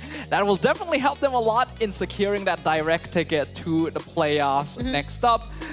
But that was quite the game right there. Compared to what happened in game number 1, it definitely looked a lot easier for Team Indonesia. And you can tell that they used their time well to learn what could have been done cleaner in their previous series. I mean, we talked about how the first matchup, right? The first draft itself, how it was kind of like not much of a gap between Team Turkey as well as Indonesia. They did an amazing job to actually contest each other or play around with the rhythm that they put out. But then moving into the second match, this is where they actually put out such a vast difference, or saying that, hey, the first match, probably we're trying to play it slowly, or probably trying to read what's your pattern is going to come off. And once they actually read that up, they say, okay, this is going to be easy. We're going to actually try to make, not to say that they think it's easy, but it's just they already read it up very quickly to a point that they know when to strike, who to actually shut down, or how to actually make sure that they don't come into the context of Team Indonesia itself. Because we saw how it was on the first drive, right? Uno Hana is always on the front line with Kaja. And that was perfect, because that's the fact. That's how the division of the Divide Judgment was able to make sure that every movement that was done by Indonesia, we can be able to pull it out, make sure that they will not be able to sustain, or to say like they can be able to actually play around with it and shut down Team Indonesia every time they go for engagement for that team fight. But moving into the second round, that's where Team Indonesia said, no more Kaja. And they actually tried to pick out with Kalea, try to make sure that there's a pick-off hero with the Tsunami Slam.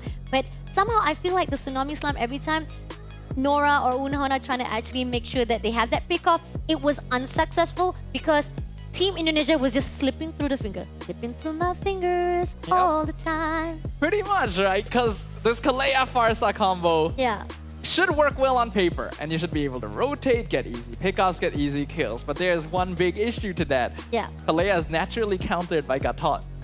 And Gatot was the first pick. So by doing this, Team Turkey were already putting themselves in a slightly more risky position where they're very heavily dependent on this duo. And if one of them isn't able to function, then the whole thing just falls apart. And I think Vivian was well aware of this. That's why she was positioning herself in bushes, not directly trying to respond to ganks, but preventing them from happening in the first place. I do agree with that. The opening of the map that was done by Vivian was amazing. I think that was the key of every single movement that was done by Indonesia to just shut down every single attempt that was done by Team Turkey itself. But Turkey coming in for the post-game itself between them. So far, 14 minutes, 18 seconds. Again, it's too big of the gap that was done for the second match, because 18 kills against 2 with the objective all to the side of Indonesia. It shows how much of the domination is done by Indonesia. With their mid trio, which is basically Team Turkey's strongest aspect, being outright denied, they don't have a lot of ways for playing this game anymore, right? Since this Granger needs time to scale, and then the Esmeralda isn't directly winning out lane against the Lapu Lapu either. Not to mention being hard countered by Cine on this Lunox, which, by the way, went 10-0 this time around. She already made a splash in game 1, and she really took over things in game 2. Oh, this is really great KDA coming off from Cine itself. And I like the fact that it's not just the fact that they are really positive on the side of their own KDAs, and most of the itemization that was built up shows how much they really know what's to be done. The burst damage, the DPS that is going to be on the side of Indonesia. Turkey on the side, they want to actually have that Esmeralda as the sustain hero, right? But no matter how much sustain you are on the front line, you ended up being shut down, being shutted out by, melted to the ground by Team Indonesia. But it's going to be MVP to Fumi Eiko. No, I think it's supposed to be Vival again. This is actually a little bit of technical error, but Vival yet again is going to be the MVP. I'm not sure whether or not this is actually a switch of the image, or is it going to be the switch of the name itself? It's quite confusing for me, actually. A little bit, but I think Fumi Eiko also did a very good job this time around. Maybe a little more invisible on paper based on how much of a splash Vival as well as Cine were making, but this Lapu Lapu also played a very important role as being one of the primary front line, since Vivian's going to be spending a lot of her time keeping this Kalea under check. I think in general, the entirety of Team Indonesia performed very well here and adjusted perfectly to what happened in Game 1. And since they no longer have to worry about a Kazakh catching them on the other side, you can see how much faster they're allowed to play. Yeah, and the fact that it shows how much that Team Indonesia, again, we talked about how the hero pools itself. You take away the Lancelot, Viva will be able to do a great job with the Hayabusa again to time again. And seeing how it is, no matter how Zendaya opening up with the Federer strike, yet it's not going to be enough to pull through to survive it out with the game, with the fight with the team of Indonesia. Even though the first turtle fight went pretty okay with Kujo actually stealing it out, you could see that the more aggressive rotations from Indonesia this time around caught Team Turkey off guard. They were more used to having a slower situation that was created thanks to having really strong catch heroes. But without that this time around, it's a lot harder for them to create space on the map, and Team Indonesia took full advantage of that.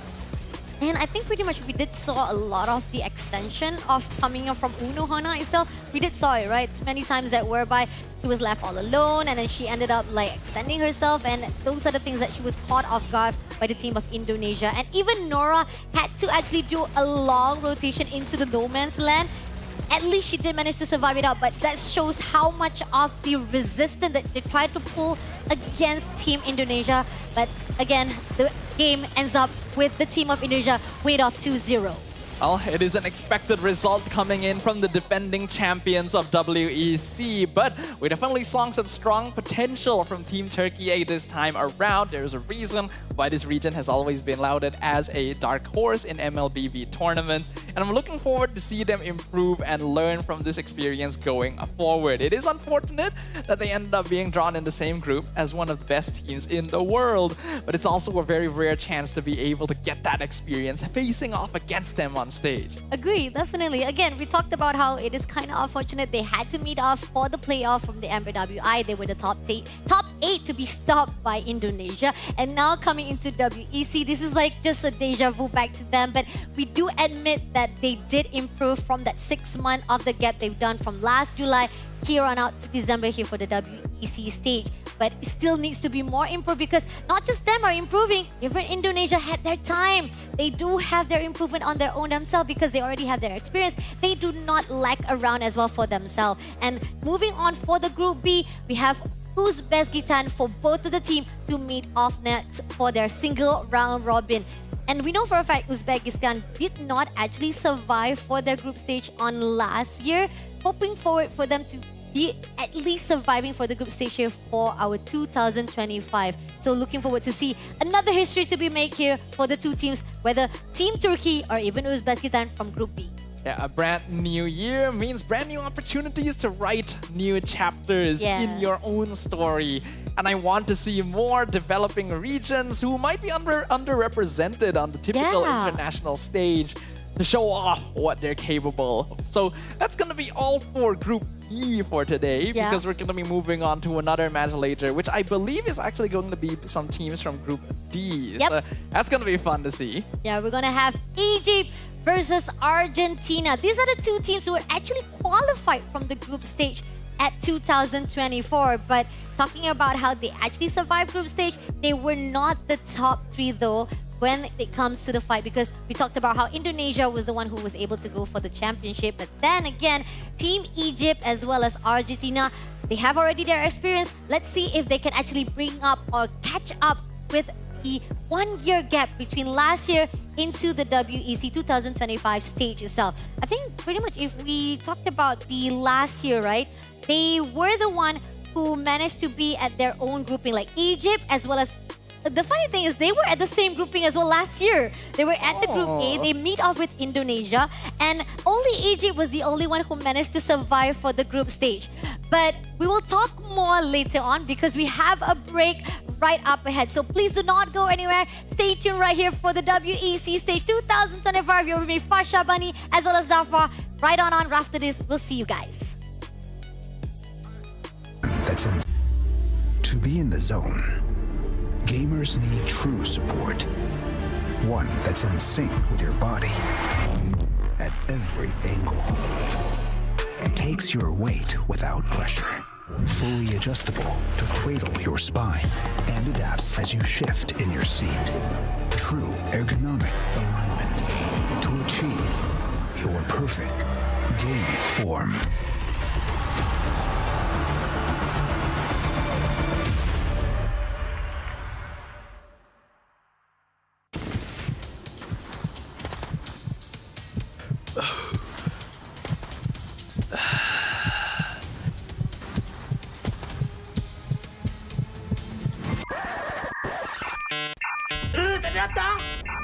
Data habis?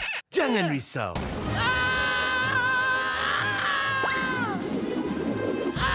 Tukar ke Rate 1 Mobile untuk data pantas 5G Extra. Nak peran data telefon? Rate 1 Mobile kan ada.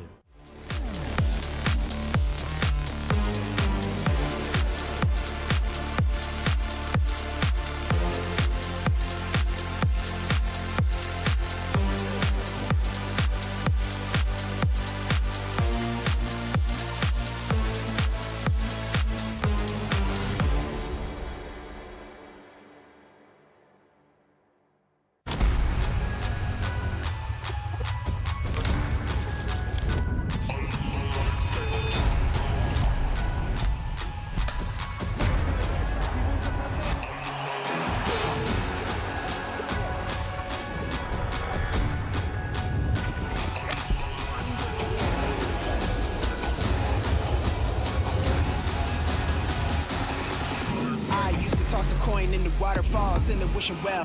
Now I get plenty coin, I'm self-made. You ain't gotta wish me well. You ain't like me then, but I guess it's past tense, cause you tapped in. You was never who you said. I see the facade when looking at really me like you could tell. My guard up, I ain't taking nails. If it's not in my favor, won't sign a deal. I got the royalty in the mill, I got authority in the field. Take a look in my iris, I be precise with the timing. I move on a touch like the high risk. I never know where my mind went.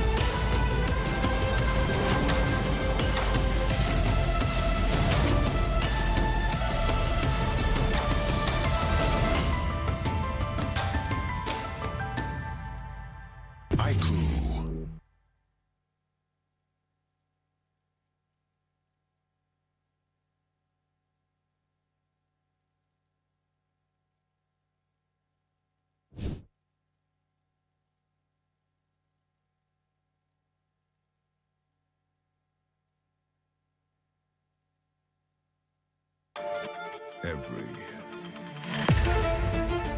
champion starts with one moment. Activate your place in the world of esports. Compete, manage, track, dominate. Everything you need in one platform. Gear up for WEC25. For results, streams, and more, visit IESF.gg. To be in the zone, gamers need true support. One that's in sync with your body at every angle. Takes your weight without pressure. Fully adjustable to cradle your spine and adapts as you shift in your seat. True ergonomic alignment to achieve your perfect gaming form.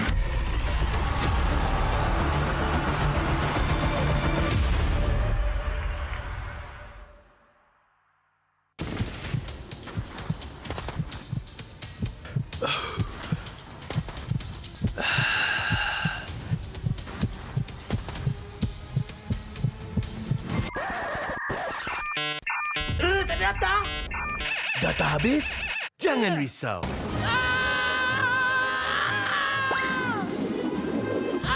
Tukar ke Red One Mobile untuk data pantas 5G Extra. Nak peran data telefon? Red One Mobile kan ada.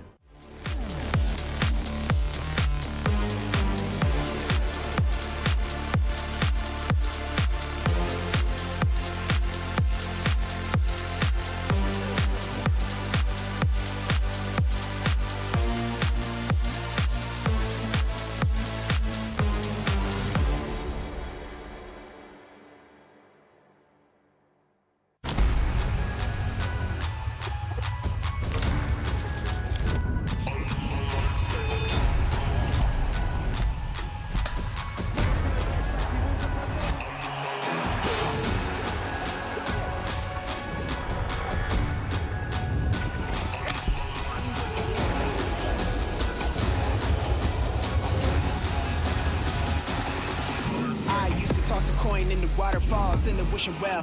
Now I get plenty coin, I'm self-made. You ain't gotta wish me well. You ain't like me then, but I guess it's past tense, cause you tapped in. You was never who you said. I see the facade when looking at really me, like you could tell. My guard up, I ain't taking nails. If it's not in my favor, won't sign a deal. I got the royalty in the mill, I got authority in the field. Take a look in my iris, I be precise with the timing. I move on a touch like the high risk. I never know where my mind went.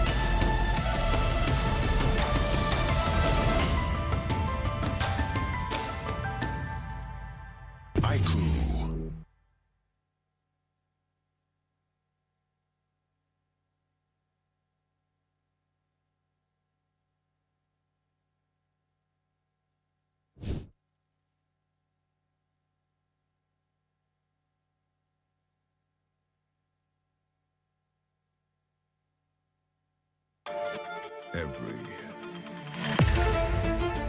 champion starts with one moment. Activate your place in the world of esports. Compete, manage, track, dominate.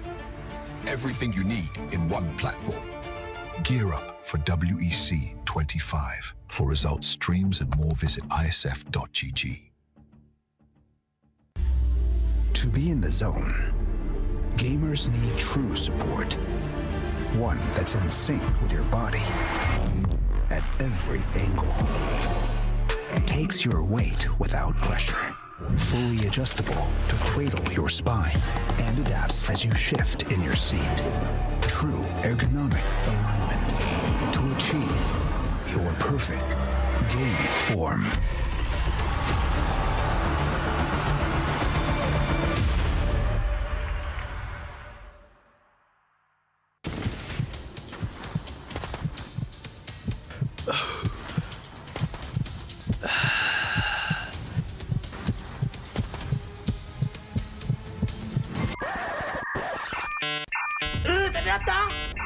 Data habis?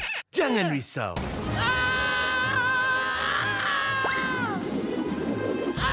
Tukar ke Red One Mobile untuk data pantas 5G Extra. Nak peran data telefon? Red One Mobile kan ada.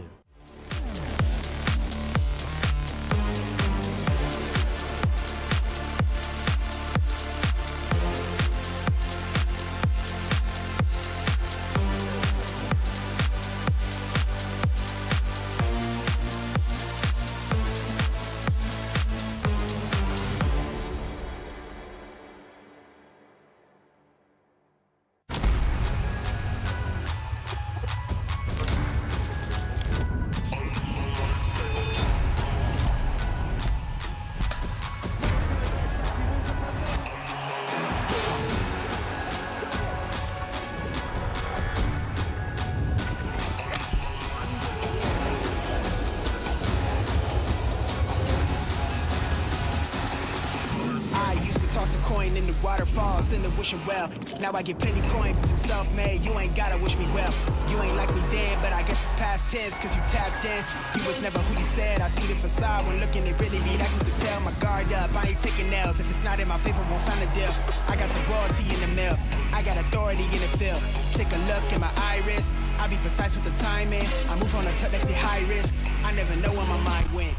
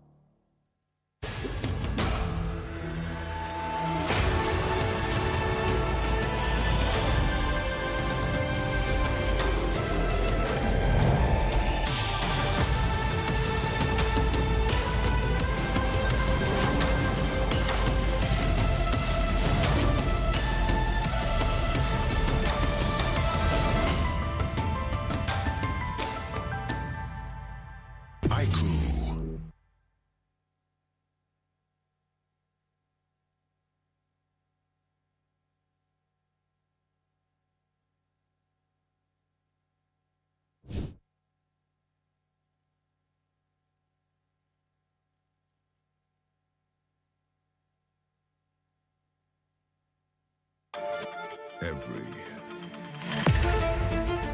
champion starts with one moment. Activate your place in the world of esports. Compete, manage, track, dominate. Everything you need in one platform. Gear up for WEC25. For results, streams, and more, visit IESF.gg. To be in the zone, gamers need true support. One that's in sync with your body at every angle. Takes your weight without pressure. Fully adjustable to cradle your spine and adapts as you shift in your seat. True ergonomic alignment to achieve your perfect gaming form.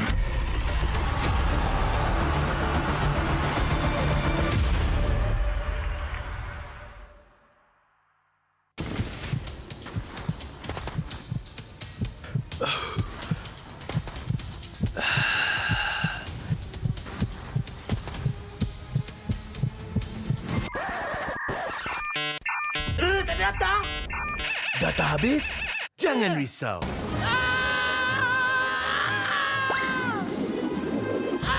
Tukar ke Rate 1 Mobile untuk data pantas 5G Extra. Nak peran data telefon? Rate 1 Mobile kan ada.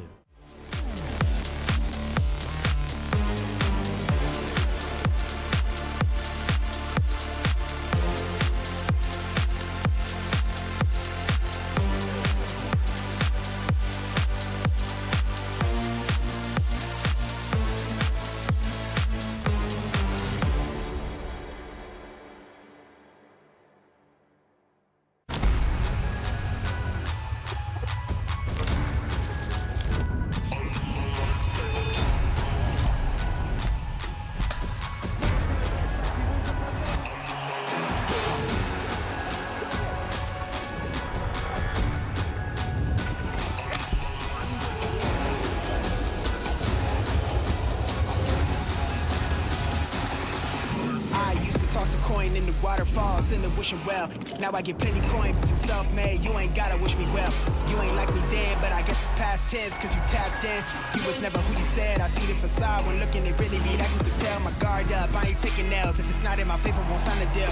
I got the royalty in the mill, I got authority in the field. Take a look in my iris, I be precise with the timing. I move on a touch like the high risk, I never know where my mind went.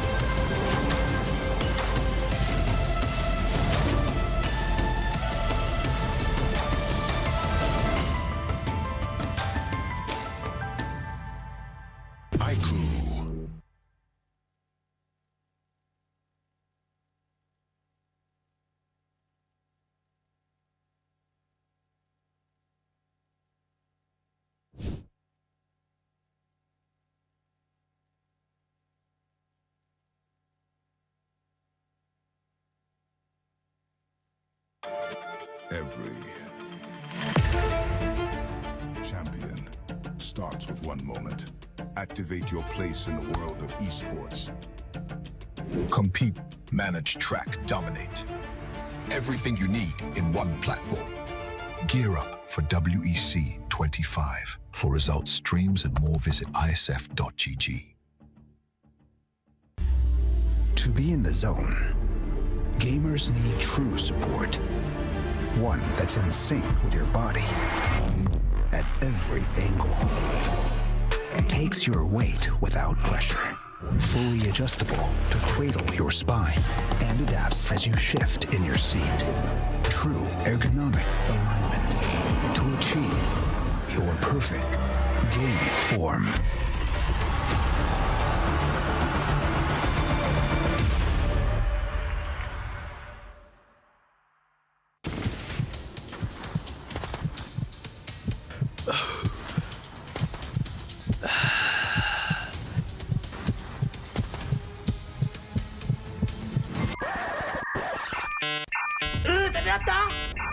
Data habis? Jangan risau.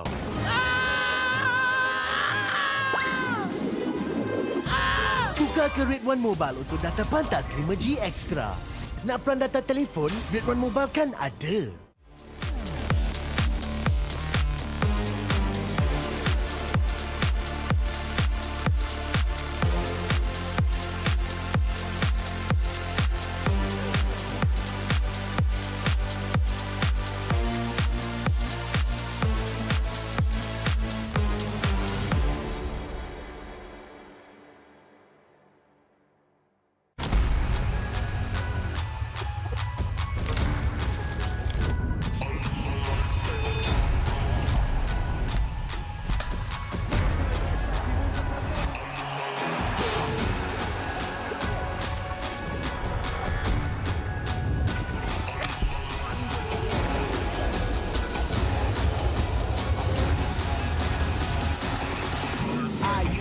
Coin in the waterfall, send a wishing well. Now I get plenty coin, but I'm self-made. You ain't gotta wish me well.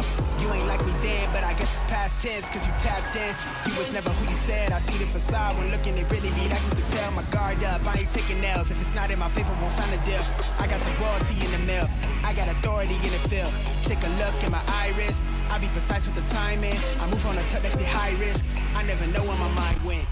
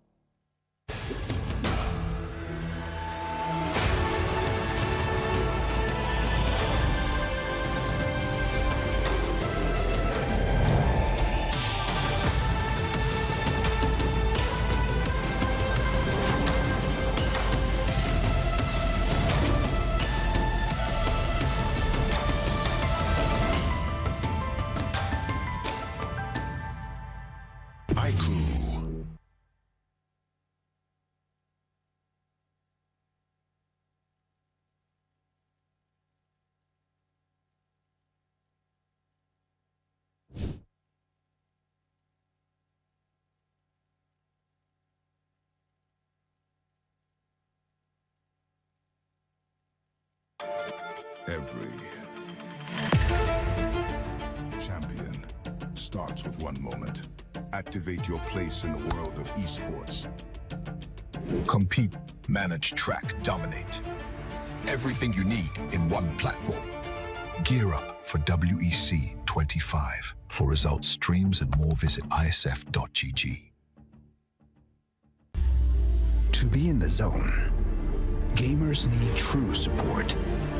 One that's in sync with your body at every angle. Takes your weight without pressure. Fully adjustable to cradle your spine and adapts as you shift in your seat. True ergonomic alignment to achieve your perfect gaming form.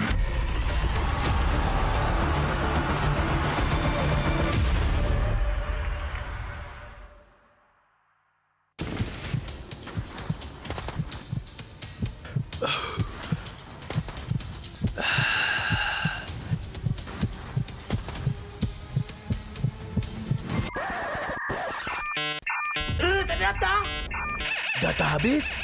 Jangan risau.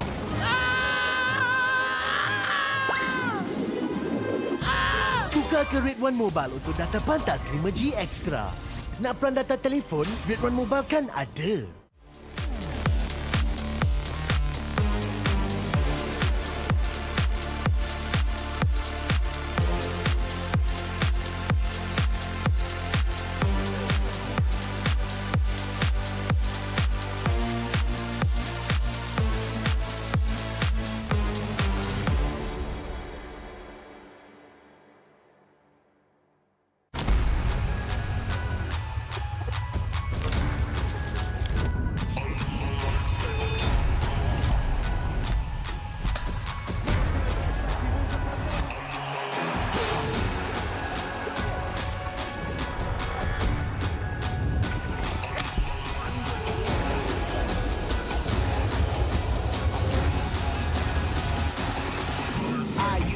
coin in the waterfalls in the wishing well. Now I get plenty coin, I'm self-made, you ain't gotta wish me well. You ain't like me then, but I guess it's past tense, cause you tapped in. You was never who you said, I see the facade when looking, it really be like me to tell. My guard up, I ain't taking nails, if it's not in my favor, won't sign a deal. I got the royalty in the mill, I got authority in the field. Take a look in my iris, I be precise with the timing. I move on a tuck like the high risk, I never know where my mind went.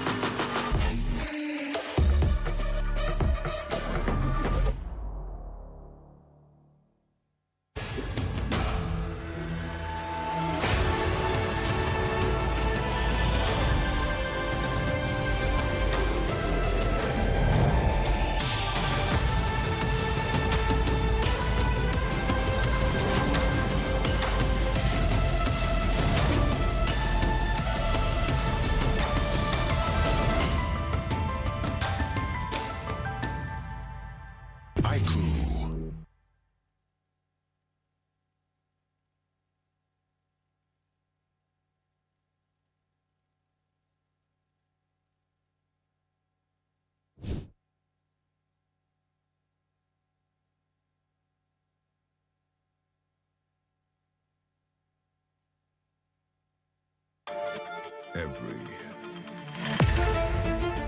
champion starts with one moment.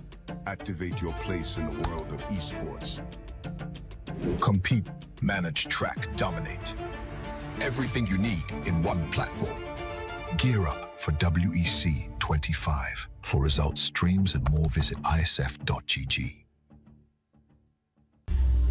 To be in the zone, gamers need true support. One that's in sync with your body at every angle. Takes your weight without pressure. Fully adjustable to cradle your spine and adapts as you shift in your seat. True ergonomic alignment to achieve your perfect gaming form.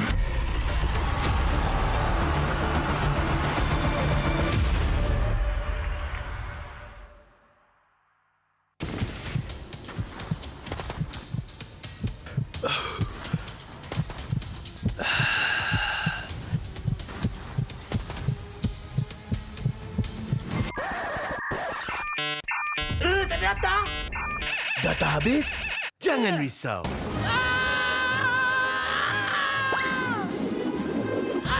Tukar ke Rate 1 Mobile untuk data pantas 5G Extra. Nak peran data telefon? Rate 1 Mobile kan ada.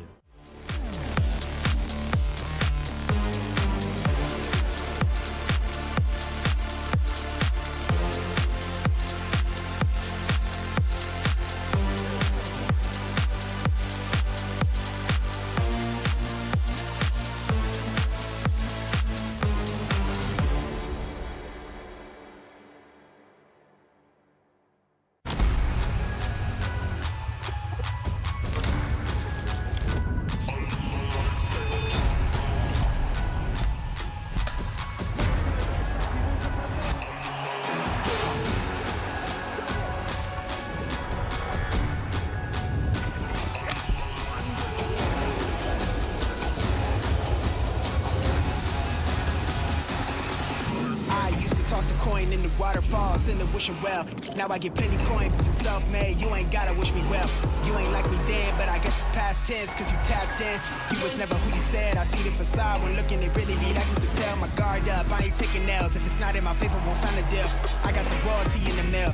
I got authority in the field. Take a look in my iris. I be precise with the timing. I move on a tuck like the high risk.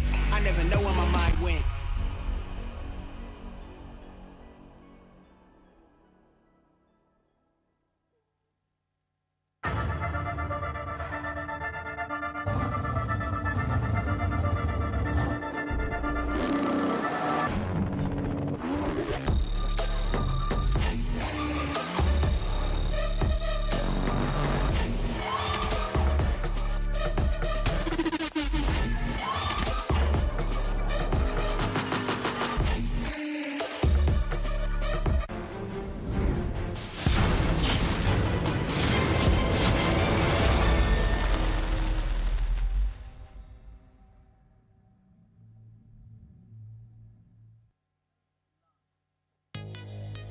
Thank you to our producer. His name is Handsome, by the way. 2 series has ended with clean sweep. Will our last series of the day change the course of history? Our day 1 here at WEC 2025. We're still here for the woman category. On the caster deck, it's going to be me, Fasha Bunny, as well as Dafa. I think we have to highlight it's the last series for us. Oh, yeah. Not for the day. Not for the day, not for the day. Last series for the women category, like I said, yeah. But we still got matches of the men's category which after will that. be covered by Lafel and Husky. Yeah, that's going to be fun. So this is going to be the two of us' last match of the day for now. But we've got more coming in the next couple days, so don't worry if you guys miss us too much. But let's talk about what's about to happen for the third match of day 1. Yes, definitely. I mean, like, again, we talked about how it was a clean sweep that was done by 2 of our countries, which is Malaysia, our host country itself. And then it was continued on by Team Indonesia against Team Turkey. But now we're going to focus on Team Egypt. This is from the Group D itself. We got Egypt, we got Argentina, as well as Nepal. But the only highlights that we're going to see is only between these 2 teams, because we talked about it. Staff already covered it all out, that whereby we're not going to actually showcase every single game. We're only going to give a highlight, but behind the scene, there are concurrent teams or concurrent games that is going on behind us. But like we talked about, there's 2 more series to go right after Egypt versus Argentina. That will be covered out against the team for the men category. So, line up for our team, Egypt, Stafa. We've got Velvet, Nana, Nucci, Names, and Fivin coming in from the side of Egypt. And these are going to be names that some of you might find familiar because they are, of course, the members of Team Falcons who have represented their region in tournaments like MWI as well, which does mean they have some experience under their belt. Now, I can't remember if this is the exact same comp that they competed in last time around during WEC 2024. I think it is the majority of the same players, because Egypt did get 3rd place during WEC 2024. So they're coming into this with the goal of reaching even greater heights. Agree. So this is the teams that qualified. But the question is, meeting off with Team Argentina, they are the team that qualified, but they didn't manage go into the playoff. For grouping wise, they did amazing, but unfortunately they were just tied in one slot whereby they were at the top 4. We got Neo, Miyuki, Naval, Riza, as well as Miss. And I think pretty much some of the players from the roster as well are kind of actually familiar from the last ISF or WEC 2024. The only thing that we can talk about is the switching role itself. Because previously for the WEC 2024, Miss was actually the mid laner and she loves to prioritize Vexana. But coming on for this new roster for WEC 2025, we have Naval to be added on as the mid laner. So I'm kind of looking forward for Miss changing her own lane right now as a roamer, how she's going to actually adapt. What are the new things that are going to actually be shown here for our 2025? An interesting swap around, and not the first time it has happened as well. It's actually fairly common for mid laners to switch over to the roam position. So it's going to be interesting to see how well she has adjusted to this. Miz as well as Riza, I believe, are the only two returning players from Argentina's 2024 lineup. And as you already pointed out, they unfortunately were not able to rank in the playoffs previously, ending the tournament at 7th to 8th place. So they're also gonna be eager to move even further this time around. And the fact that the teams that they would manage to be able to take down for their Group B of last year was only Mongolia and Cambodia. Now, moving into this year, the grouping stage that we talked about is quite different. Last year, they split up 12 teams into 2 groups. This year, we actually minuscule the grouping wise into 4 groups of 3 teams. So the single round robins is much more less dangerous path for most of the teams, like we talked about. And coming up to Argentina, they only had the teams that they fought off or they won against had been separated into Group B. So now they meet off with Team Egypt that they had no experience whatsoever. They never actually faced off each other. So this is going to be very interesting. But there is one team they already faced off from last year, which is Nepal, but they lost against. Okay, interesting. So there's some history overall, but as you mentioned, it's the first time that these two teams in particular are going to be going head-to-head on the international stage. So that's going to be a very exciting ground breakthrough. We, of course, know a little bit more about Team Egypt compared to Team Argentina because they did compete in MWI. And if I remember correctly, Team Egypt was known for enjoying a spot of ube gameplay. So they might bring that here once again.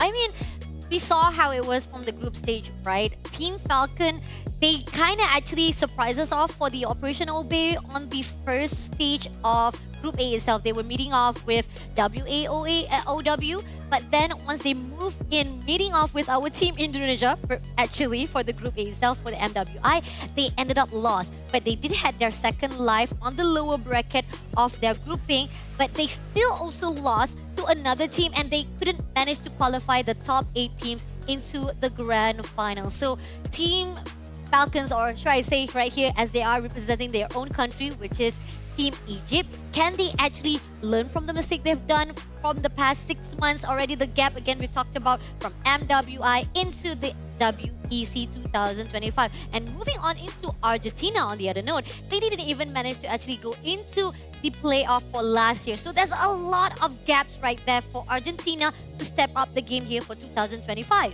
It also means there's going to be a little less information to work with about them here. So that could actually be an advantage depending on how much preparation Team Argentina has done, since they should be able to retrieve a little bit more data from Team Egypt's appearance in MWI. Yeah. And as for Team Egypt, I think that there's actually kind of a similar situation to Team Turkiyye, where both teams unfortunately didn't make it into the top 8 of MWI, but they were some of the teams that showed surprising potential when they were up on that international stage. So now that some time has passed and they've been given opportunities to improve, it's going to be very interesting to see what they will show us this time. Agreed, definitely. And we talked about how the roster is already changing up.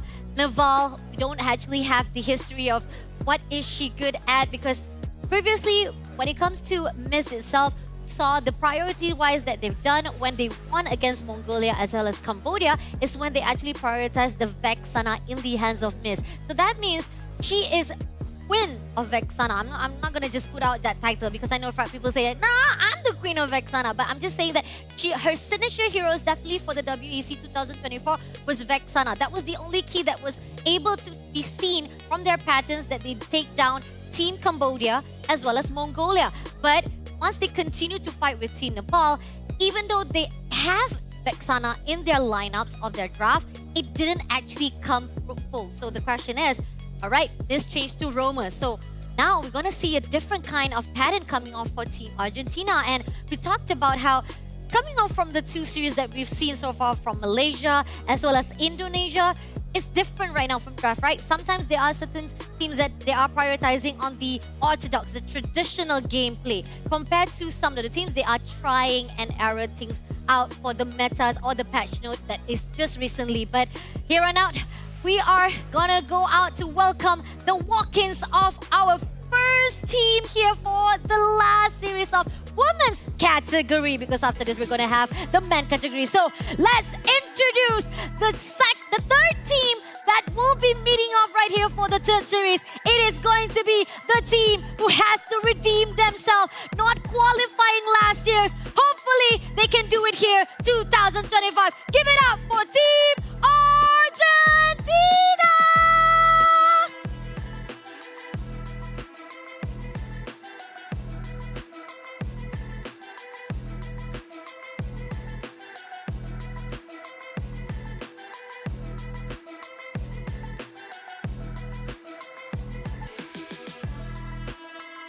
Their opponents for this first meeting on the WEC 2025 stage, the defending bronze placers of WEC, eager with a goal to make it higher up in the podium as they finish another round of the competition. Give it up for Team Egypt!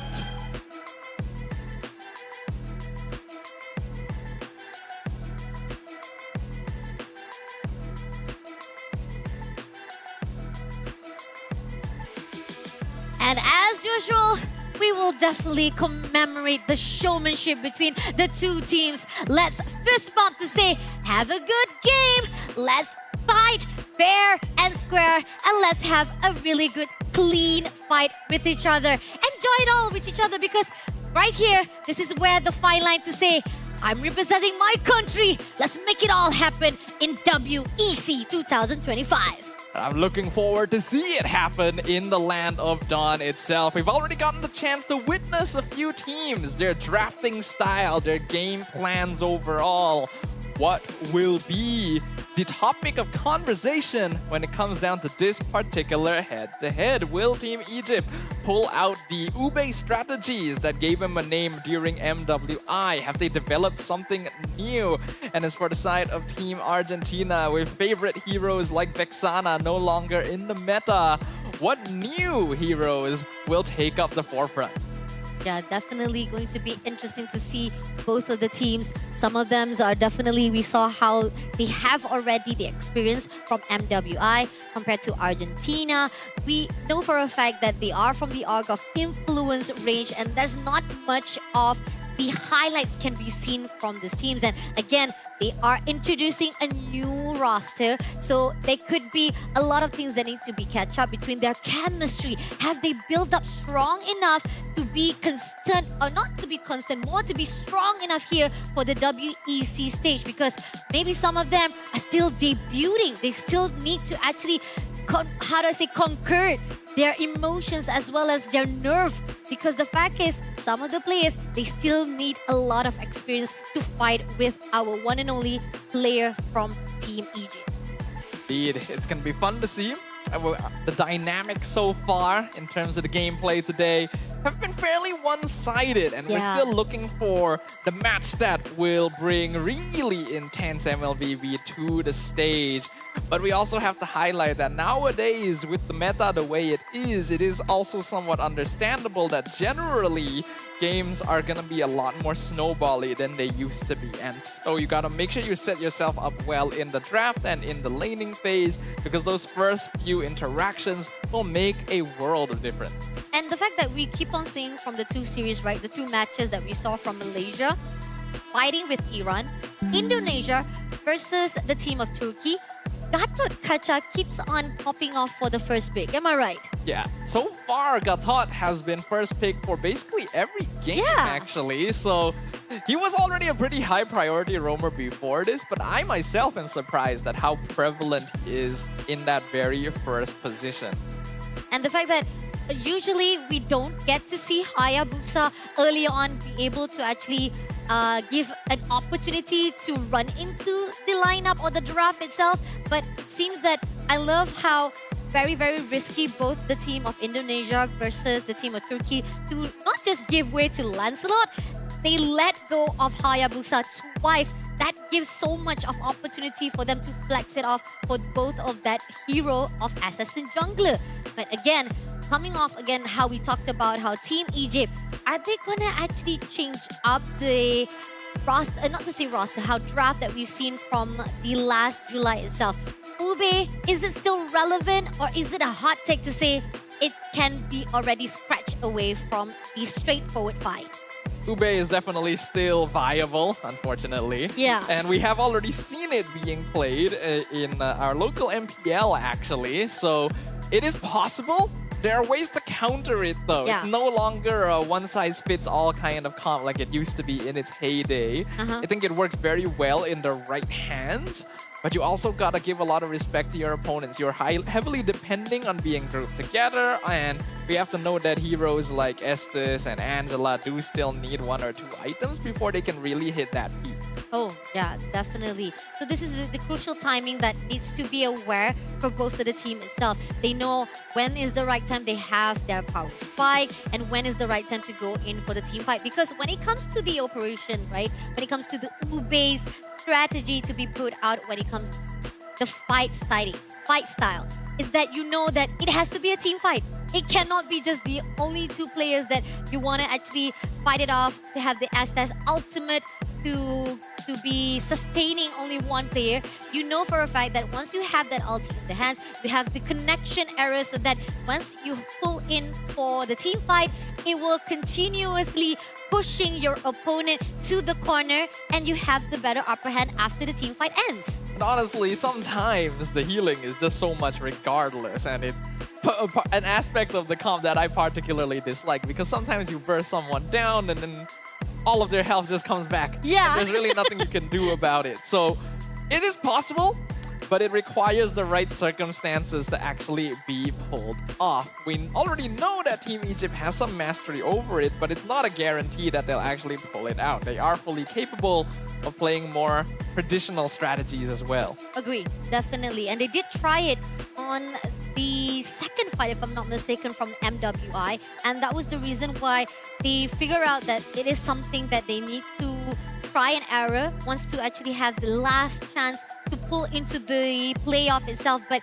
it was still not enough actually when they've won, or how do I say, went up against the team of Twisted Mind, if I'm not mistaken. But yet again, it shows how much they're not really particularly in favor of those kind of straightforward fight, because they're already used to the Ube strategy. But here on out for the map selection, we keep on seeing Expanding River previously, but now we're going back to the Flying Cloud. Surprisingly, we haven't seen a single game of Broken Walls yet today, so well, RNG is just like that sometimes. Though it is unfortunate, because Broken Walls is one of the more interesting maps to watch overall here. Flying Clouds once again means that the early laning phase is a little bit more, there's a little bit more leeway to play around with if you happen to get a losing lane matchup, but it's still not ideal. I mean, again, the impact is not that big of a deal as long as you be able to actually have the potential of too much of the minion win being pushed by your opponent. Even if you come into the team fight early on with a Flying Cloud, you won't actually do so much of the effect to neutralize the situation. So again, it all comes down to the fact that you have to go in for that team fight that is already procuring out the game itself. And we saw it happens on Indonesia team or even on Malaysia team during the Flying Clouds on the first game itself, whereby no matter how much they come back with the Flying Clouds to actually push towards Malaysia team, Team Iran could not neutralize that mini wave because they keep on pushing and pushing and the turret just falls down immediately. Yeah, you gotta have some way of handling pressure overall nowadays because there's just so many aggressive team compositions that are viable. Even the double fighter side lane, which is supposed to be more of a cheese strat, now becoming more of the conventional approach, means that early game is very, very important. And you gotta have a hero pool that's wide enough to be able to handle these sort of situations. So without further ado, ladies and gentlemen, let us go ahead and jump into the draft. And ooh, already seeing some slightly different bans here from these teams. Wow, previously we keep on Jushin as well as you've been taken out, but now we see Alice, Esmeralda as well as Kimi been taken out. But the first pick coming out from Team Egypt is going to be Kiji as well as Lunox being picked out for the second hero. But on the side of Argentina, we got Lancelot been taken off, Baxia as well as Frederick, and Lapu Lapu as well as Gatot we've been taken out for the two heroes first. Interesting. Ooh. 3 junglers banned out by Team Argentina, including both of the viable tank junglers. So they might have done their research and are making sure that Egypt won't have an easy way into the Ube strategy. Lock in the Granger, so it looks like they're sticking with a more default scaling gold lane, but having the CC is a very scary thing for Team Egypt because this is just such a flexible hero. Even after multiple nerfs, it is still one of the best fighter goal lane options. Oh yeah, definitely. And this is where the fine line we keep on seeing that. I like the fact that Argentina, knowing how Team Egypt loves to play tankiness, sustainability, jungler comes in, so they actually take down just a little bit of the pool. But now coming in for the second phase of banning, they took out Hylos as well. Taking out Hylos is interesting. Makes me think that Team Argentina might actually want to pick up the E for themselves because the Hylos is usually used as an answer to the RWM, and so far Eve has not actually been banned. I'm actually kind of curious why Team Egypt got rid of the Alice and the Esmeralda, because CC and Lunox are both counter picks to those heroes, so getting rid of that means that they're planning something. Interesting. And somehow we are seeing that Team Egypt, who they want to actually shut down, they might actually be able to actually shut down a little bit more of the mid laner because that still is in the scene for the Argentina to pick up. So Eve will be the next one to be taken out from the proportion, so shutting down even more of the pools. And again, we talked about how when it comes to Miz as the mid laner, she likes Vexana, but we don't know what is the hero pools of Neval because this is the surprise idea that we're gonna actually see, the surprise how do I say, item or factor coming off from Team Argentina itself. The mid lane hero pool is already becoming a little bit narrow here. Kimi and Eve already taken out, Lunox taken away by Egypt as well, means that Farsa is basically the only remaining meta choice unless you count heroes like the Valentina. And right now there aren't very good ultimates on the side of Team Egypt to steal, so that's not particularly viable. I do like the Yu Zong ban though. The Alice is usually what you would use to respond to that in lane, so since Egypt banned that out very early, there is a chance that they're leaning towards that. Okay. Banning phase. I mean, if we go against again with the mid lane idea, the fact that they want to actually shut down even more of the pool of the heroes, yeah, Farsa can definitely be one of the heroes that they can actually just take out from the equation so that Argentina will have less hero they can get out. But no, they ended up actually sliding into the assassin side, which is Suyo. Getting rid of the Suyo is interesting. Team Egypt maybe has some information that we do not. Now, I have heard that after the recent adjustments, some places have actually been testing out EXP lane Suyo. And it's apparently not been doing too badly. It would have been nice to actually get to witness that debut on this stage, but whether it's a jungle Suyo or an EXP Suyo, looks like Team Egypt is just deciding to take it out of the pool entirely. I think because we did see from the previous ISF on 2024, Argentina did actually win against Colombia with Suyo in the lineup of the roster. So there's a possibility, like you said, they kind of know what Argentina is going to here for the WEC 2025, so that's why they take it out. But Kagura been picked up by Argentina before the last hero pick. Okay, that is one of the usual fallbacks when the more popular mid laners have been taken out. Now the Iritel and Grok going to be locked in by the side of Team Egypt. It is a surprise that Grok has made it this far through the draft. And as we already mentioned earlier in the day, Iritel is the classic Granger counter. So Egypt focusing on making sure they have good lane matchups. Or I do feel like right now, Argentina is kind of surprised us off with the Kagura. I know for a fact that Kagura, when it comes to flexibility, it's kind of good with the... not flexibility, more like mobility-wise. It kind of being a little bit of annoying if you find a way to actually move around very quickly from one end to another end. That kind of gives a lot of advantage for Team Argentina. But last hero picks is going to be for the side of Argentina is Martis. Martis making an appearance here, and this does look to be a typical jungle Martis for the side of Team Argentina. They've got a solid amount of mid-game burst, but in order to get there, it's not going to be an easy journey. And there's a lot of heroes that would be able to handle the burst potential of Kagura and Martis on the side of Team Egypt. Not too sure how well this will work out, but it is interesting to see a squad bringing something new to the table. Definitely, we are seeing a little bit of, not to say unorthodox, but it is a little bit of different side from the team of Argentina. But we are looking forward to it. Like we talked about how this is their first face-off between each other. They've never seen each other from last year's ISF. So looking forward to see what's going to be like on Argentina. They were denied to go to the playoff because they were just 1 point shorter to go into the playoff because they were at the top 4. Compared to Egypt, they already have their history made last year. They are at the 3rd place. So can they make a difference here for 2025? Give a round of applause, guys, because this is going to be the 3rd and last series for our group stage between Egypt versus the Team Argentina.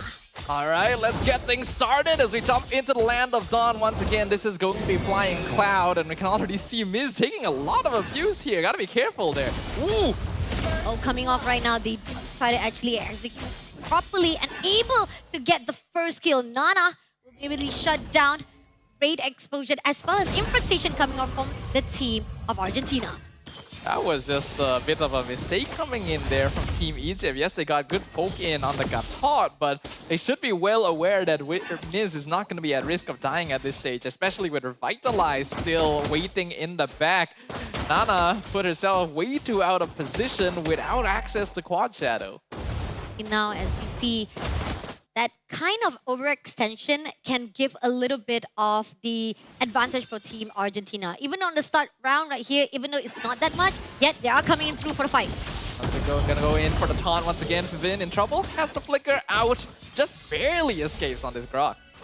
Barely escaped with a mighty swing just to pull away to make sure that Team Argentina does not do as much as damage. But again, it is still risky coming off from Team Egypt. Again, the overextension needs to be very careful. But now, moving forward, we do see Velvet all alone trying to zone out for her own lane right here. And it seems that Miyuki with the turtle will be going out. But we do see right here as team from Egypt try to pull away and zone out team of Argentina. And they're doing a great job of it so far. This is why Grok is such an impressive roamer nowadays. Those walls cause a lot of trouble, and Names actually able to get a 1v1 victory against Riza in the goal lane.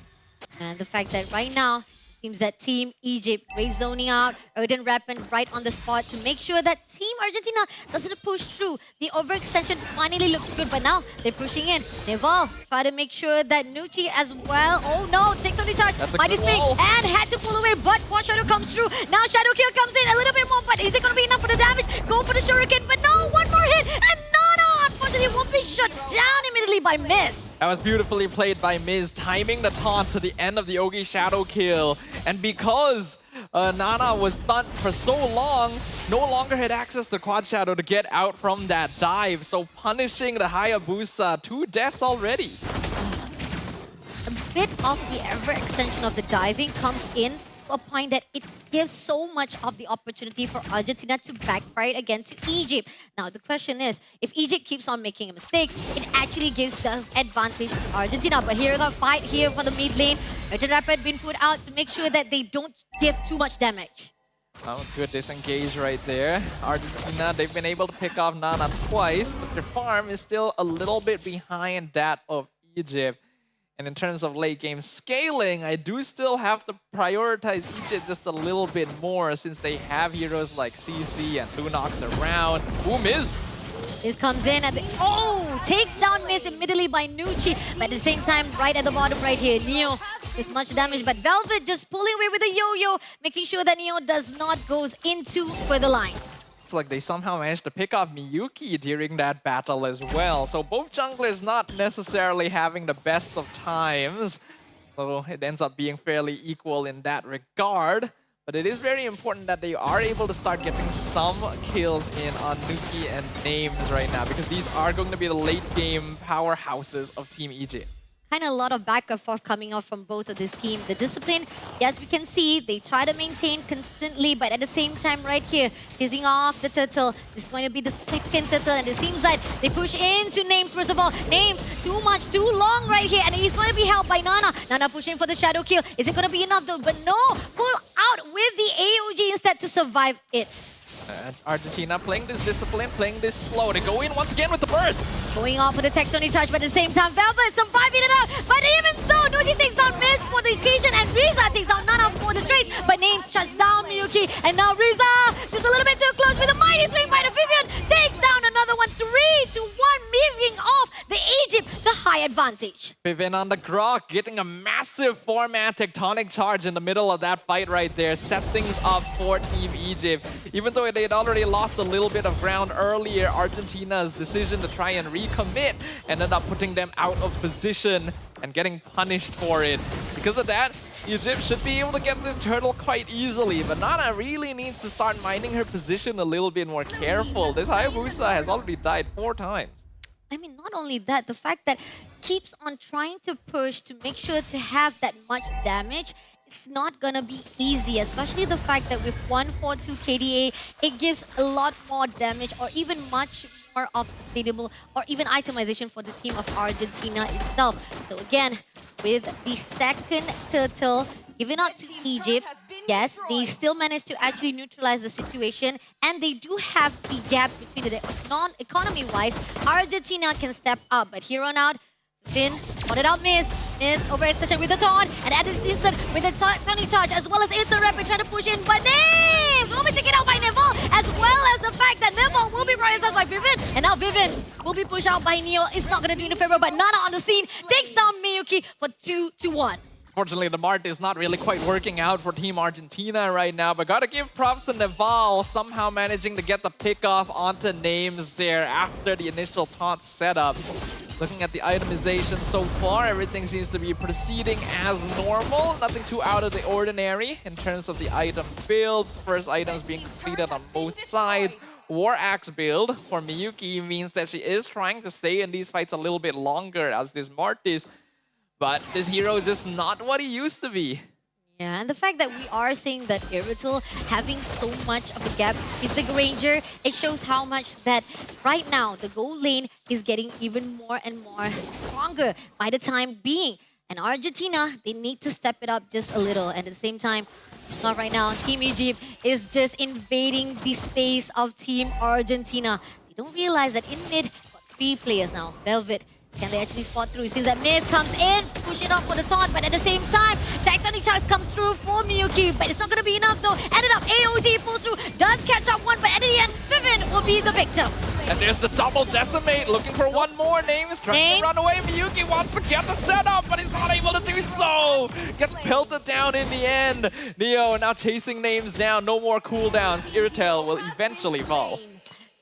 3 players against to be taken out by Argentina. Such a great neutralization from themselves, despite it was a little bit slow, but they did manage to pull through. And shout out to Miz to make that initiation.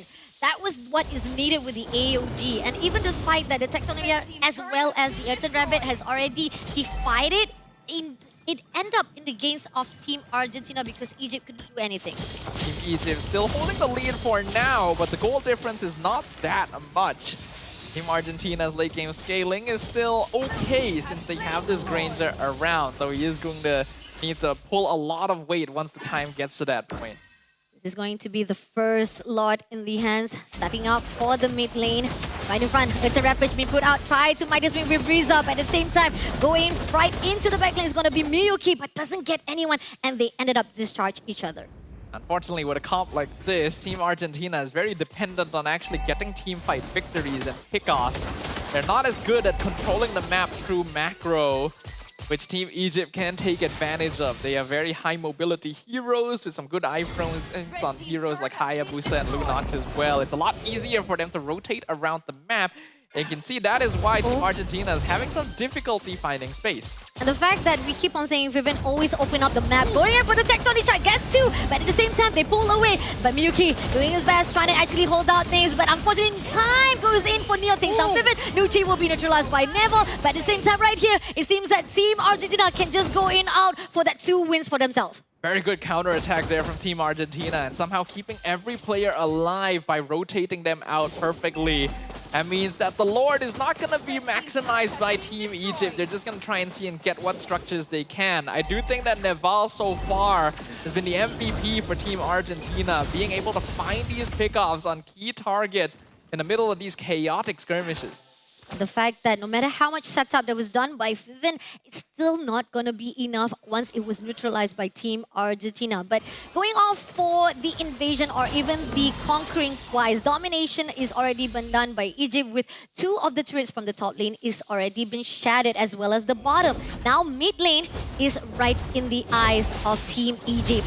Trying to go in, Vivian right in the grass. Can they actually do a surprise attack? It seems like they're just going to be a little bit disciplined, not to overextend or push it too much to the team of Argentina. Yeah, it's not really an angle they're going to be able to assault from unless they're confident they can take the tower down fast, and that's not really what their team lineup is good at doing. But they can still heavily pressure Team Argentina by just standing in front of them, and this is giving space to Nana to get farm back up to make up for the mistakes that were made by this Hayabusa earlier in the game. Yeah, and the fact that the level or the difference between the kills itself is 9 to 10. Right now, it's a Rampage being put out right behind the turret. They're trying to push in straight with the tectonic charge, but then again, it's just to push away the team of Argentina so that they can get the turret. Yeah, good positioning right there. We saw Velvet going into the backline and cutting the fight in half, basically not allowing Argentina to walk up to their tier 2. And creating a free space where Egypt is going to be able to take it down very easily. That means that there's no more external towers on the side of Team Argentina's map.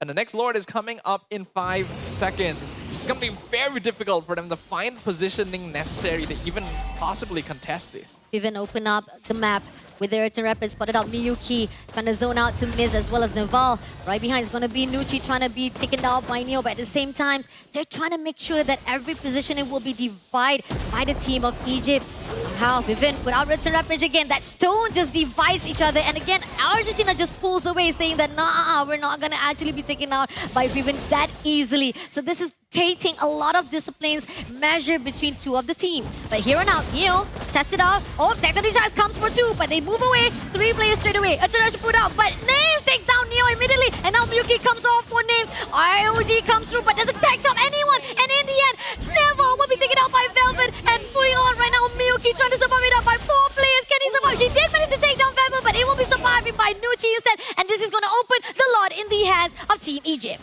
Team Egypt still does kind of come out on top in the end, but Miyuki was able to get some really cheeky kills with that Decimate there, especially the initial one on Names. That Irritel was the first one to go down on Egypt, and that meant that their consistent DPS output was heavily hindered, and that allowed Team Argentina to at least put some foothold in the fight. Unfortunately, with no one left alive, especially the jungler, they just cannot contest the Lord. That means Argentina is going to need to try and preserve the few remaining towers they have left.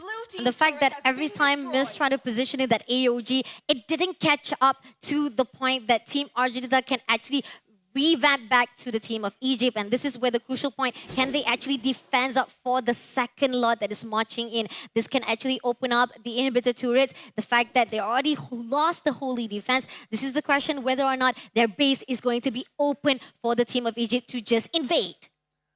Argentina pushing up top. Argentina has all of their members standing. They still have all their cooldowns. There's a possibility they can hold this back, but what will it cost? Yep, turret will be taken out immediately. Law still marching. They can actually take down immediately as well for that lot itself, so they don't have any problem. But the Ravage been put out. Are they going to push in with the tectonic defense? Nope. AOG put out. Doesn't get anyone. Miss. In the midst. Will be taken out. Nope. He will able to be survive it out. Immediately take into the fountain to make sure that they will not have any casualties. So far, Team Argentina, great defense coming in from them. But at the same time, Egypt is doing so much damage. They can be able to actually focus more for the mid lane as well. But they're still playing this very disciplined, very respectful of their opponents. I'm pretty sure they already witnessed what happened earlier when Team Indonesia nearly got reversed on because of a mistake of overcommitting into the base push. They're still gonna try and stick around though. Another tower will fall. Again, I like the fact how Vivian opens up for the Tectonic touch! Nuji takes down Riz, a double kill for herself. And at the same time, Miyuki finds out Vivian, but at the same time, Nana takes out Neo. Now Name takes out Miyuki, living Olympus all by himself. Not able to go away with the AOG Crystal. Will be immediately shut down in the hands of Team Egypt! A beautiful tectonic charge coming in from Vivian on the Grok right there. Honestly, even I saw it when Team Argentina grouped up under the crystal there. I had a feeling that was about to happen. And my feelings were proven correct. A beautiful setup right into the follow-up from the rest of Team Egypt has secured them game number 1. The fact that I have to point out, every single time Earthen Rampage, that stone was been put out by Vivian to differentiate or even to actually divide every single players of Team Argentina to move away very freely. And this is where the fine line how Team Egypt was able to tone down every mobility that is in the hands of Argentina. And that was just beautiful. The initiation was what made the game just goes into the hands of Team Egypt. It wasn't the cleanest overall. There were definitely some points where decisions could have been made a little bit more effectively, where lives didn't need to be lost. But overall, the gameplay from Egypt was clean. They made the right calls, and they were able to execute on it together as a team. And those are the factors that allowed them to eventually make their way through and come out on top. Agree, but this is just going to be the first point for the best of 3 between the team of Egypt versus Argentina. And we talked about how Team Egypt, we have to give so much credit to them because they've already had a lot of experience up their sleeve. They've just came off from the MWI as well, even though they did not manage to actually qualify to the grand finals. It shows how much of they've learned already from the experience from the last 6 months they played at Riyadh. Now, coming into WC, we talked about how Argentina, they were denied last year, and this year they're trying to prove themselves here for the group stage.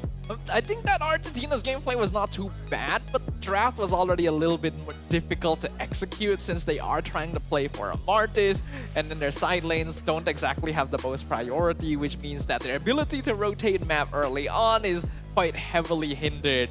And while they were able to punish Team Egypt multiple times for overextending, especially on the Hayabusa, dying twice before even doing anything in the game, they unfortunately weren't able to create enough opportunities for themselves because some of these heroes just don't quite fit into the puzzle. Yeah, and again, this is coming off for how it should have been a little bit more straightforward because I think there was a lot more hero pools when it comes to the mid lane that was shut down. We had Kimi been taken out. I think that we talked about how Farsa was still a viable option, yet they didn't actually pick it up. They ended up picking up Kagura, which I think could have actually been chained up for another hero instead because that Kagura-wise, yes, mobility-wise with the umbrella coming in and back and forth, but it was still not enough. We did see a keynotes that how we saw from the side of Team Argentina, they managed to actually neutralize things, but it was only for the one fight only. I personally feel like Kagura was a fine pick because a lot of the other meta mages were already taken out of the pool, so it's not like you have a lot of options anyway. And if you do go for something like a Farsa, then you just get dived by Haya or PC. So they probably wanted Kagura to have some burst, but also built-in escape. And I think that Naval actually got some really nice catches on this, but this is a hero that ideally requires a bit more setup, and they didn't really have that.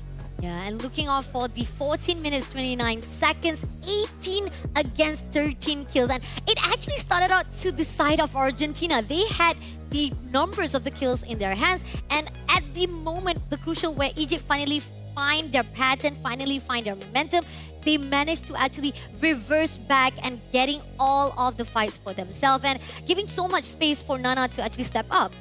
Scaling on Egypt will eventually outpace that of Argentina unless they play it perfectly. And I think there were just mistakes being done on both sides overall. But here we can have a look at some of the key players that happened with Team Egypt basically taking up most of it. We have Nana as the Gold Hunter having the highest GPM, and then Velvet as well.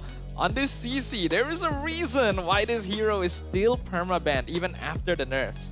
Yeah, and the fact that I keep on talking about how the AOG was not at the right place to be put out by Miss herself. And we talked about how previously she was from the mid laner, and I think there's a lot of things that she still needs to actually adjust herself, adapt from the roamer that she was done from mid lane to roam. So those are the crucial things that we are seeing. But again, with the damage that was dealt by her, it's still a lot with 144,327 taken.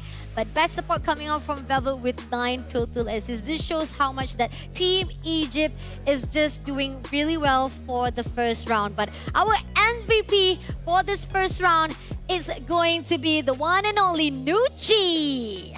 On that Lunox once again, this hero being a sleeper hit here in the women's bracket of WEC, having very high burst, good ways of escaping danger, and just generally having a strong mid lane presence as well, since you're generally going to be able to sustain yourself, and if paired with a fast clearing roamer, can make a lot happen on that map. I think that Nucci was definitely one of the cleaner players there, even though maybe not quite as flashy as some of the big tectonic charges coming out of Fiven.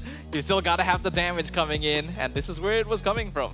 Yeah, again, we did saw the struggle coming out from Nana try to actually go out for the last hit, but ended up it goes in for the backfire. This takes down her, and then at the same time, this is the tectonic charge that was released by Fervin to actually catch up 3 players, and that was the great zoning. Even though despite that Riza takes down Nana for the second time, yet it did manage to actually give a lot of space for Team Egypt to just shut down even more to actually revive back the whole entire team. This is unfortunately one of the downsides of picking a draft that's a little less conventional. Positioning is not quite as instinctual as it would be with your typical front-to-back lineup. You gotta make sure you assign the correct people in the correct places. And because of those lapses in judgment, you do see Team Argentina forgetting to respect the positioning of this Grok a little bit. There were way too many tectonic charges that should not have happened. And the fact that I think that Miyuki was keep on trying to go for the back line, trying to catch up names every single time, but been denied every single moment. And that's the crucial point where the fact that if you cannot catch up with the goal laner from your team opponent, this is where the fine line, the damage is just going to burst even more to your own teammates. Miyuki tried their best.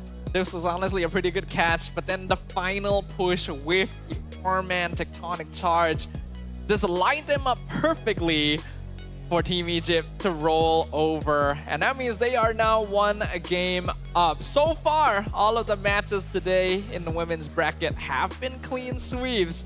The question now becomes, will it be the same all the way, or will we finally get to witness a team fight back? I mean, it would be interesting if we have one team or one series that actually changed the course of our day today. Because the fact is, giving Serve 2-0 doesn't actually give a lot of highlights for the opponent side, right? Because we see Malaysia on the highlights, we see Indonesia rising off to their own occasion because we've talked about how they are the champions, the reigning champion from last year, the debut champion of the first year WEC 2024. But now coming into this third series, I do want to see a little bit of good fight, a really intense fight by these two teams, not just by Egypt, but also by Argentina.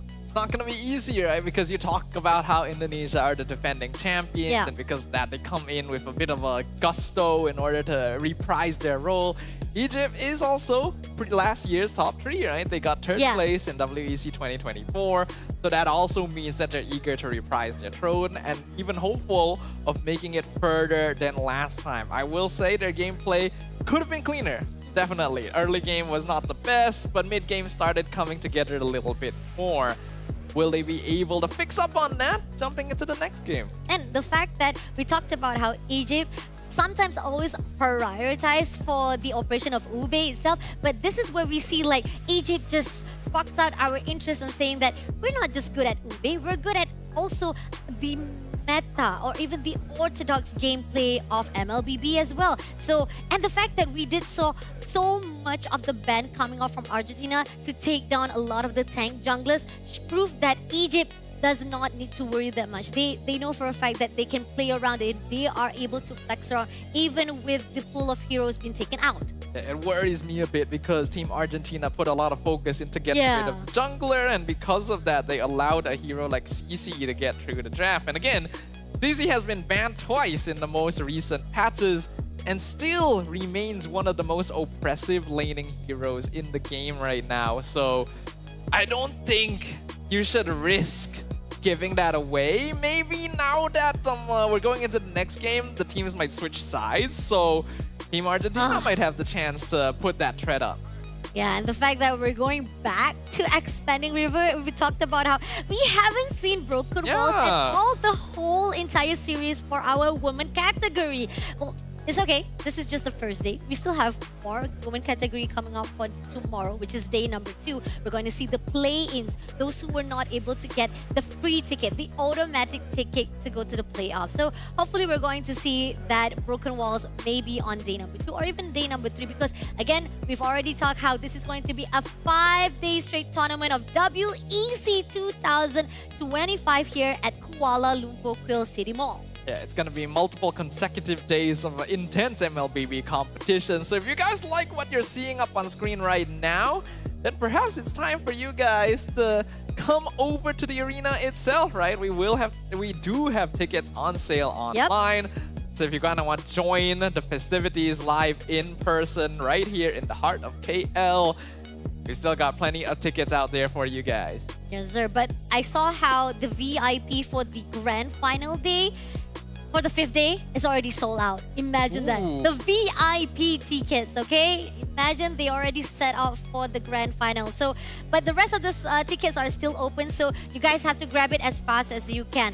So now let's take a look for our second draft here between Argentina versus Egypt. Ban-off already started for both sides as Lancelot been picked up by Argentina as well as Arlet. Now on the side of Egypt, they picked up Lunox as well as Lapu Lapu. I think we did saw how Lunox is really good in the hands of Nucci. She was the MVP somewhere. So if it's not broken, why fix it, right?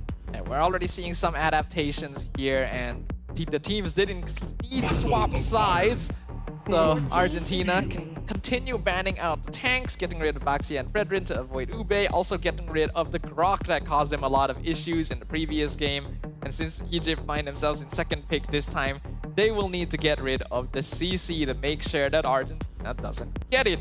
But it does mean letting through the Lancelot. And so far, the Lancelot players we've seen today have done pretty well with this hero. Yeah, definitely. So hard to actually catch up the Puncher as well as Tonrose, and it shows how much mobility is in the hands of Lancelot. It's kind of scary if you want to see it out. But to counter off to Lancelot, we got Fanny in the hands of Egypt. Wow, a risky play right there. Fanny, still a very solid pick, but requires very high mechanical execution. Even compared to a hero like Lancelot, you get a lot less reward for the same kind of gameplay. So this is gonna be interesting. So far, Fanny has not been banned at all throughout day 1 because I think it's just not in the hero pools of most of these jungle players. The Team Egypt showing the world a thing or two.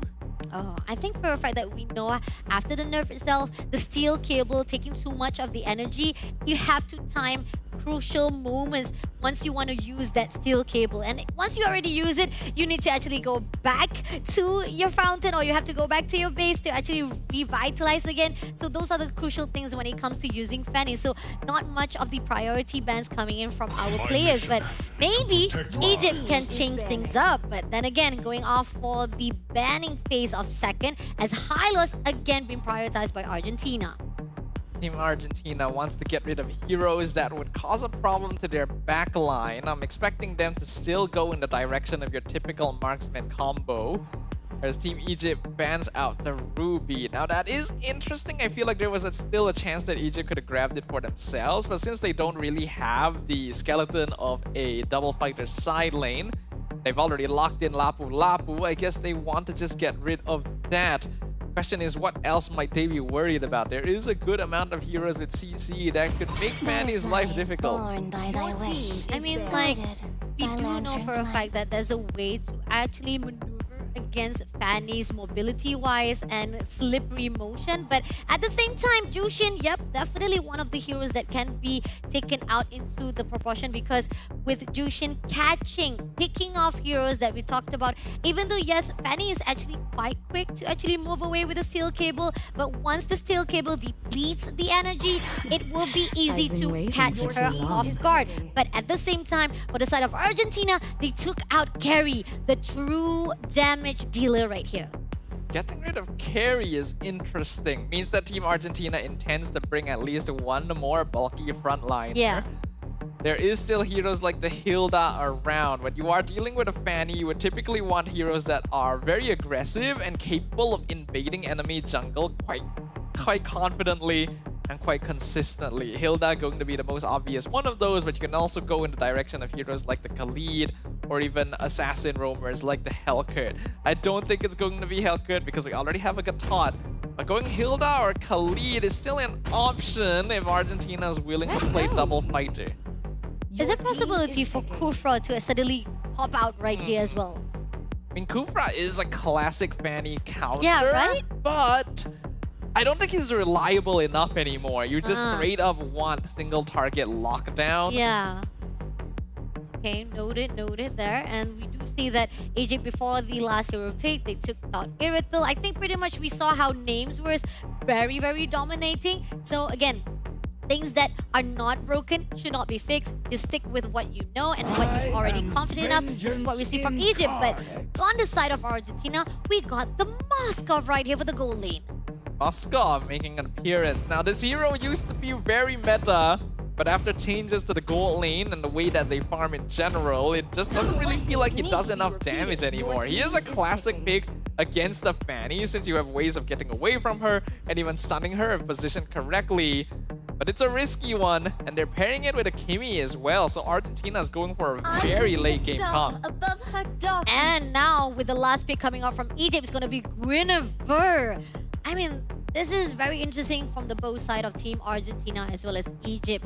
I mean, risky from Egypt, Argentina, quite not to say unorthodox, it's quite actually straightforward coming from them side compared to what we see from the from the first draft itself. Now we see second draft, a little bit of, how do I say, improvement from the choices of the hero itself. Do you agree on that? Yeah, I think so. I think there has been some adaptation coming in here from Team Argentina, and they're going to be looking a little better, a little bit more solid overall from a lineup perspective.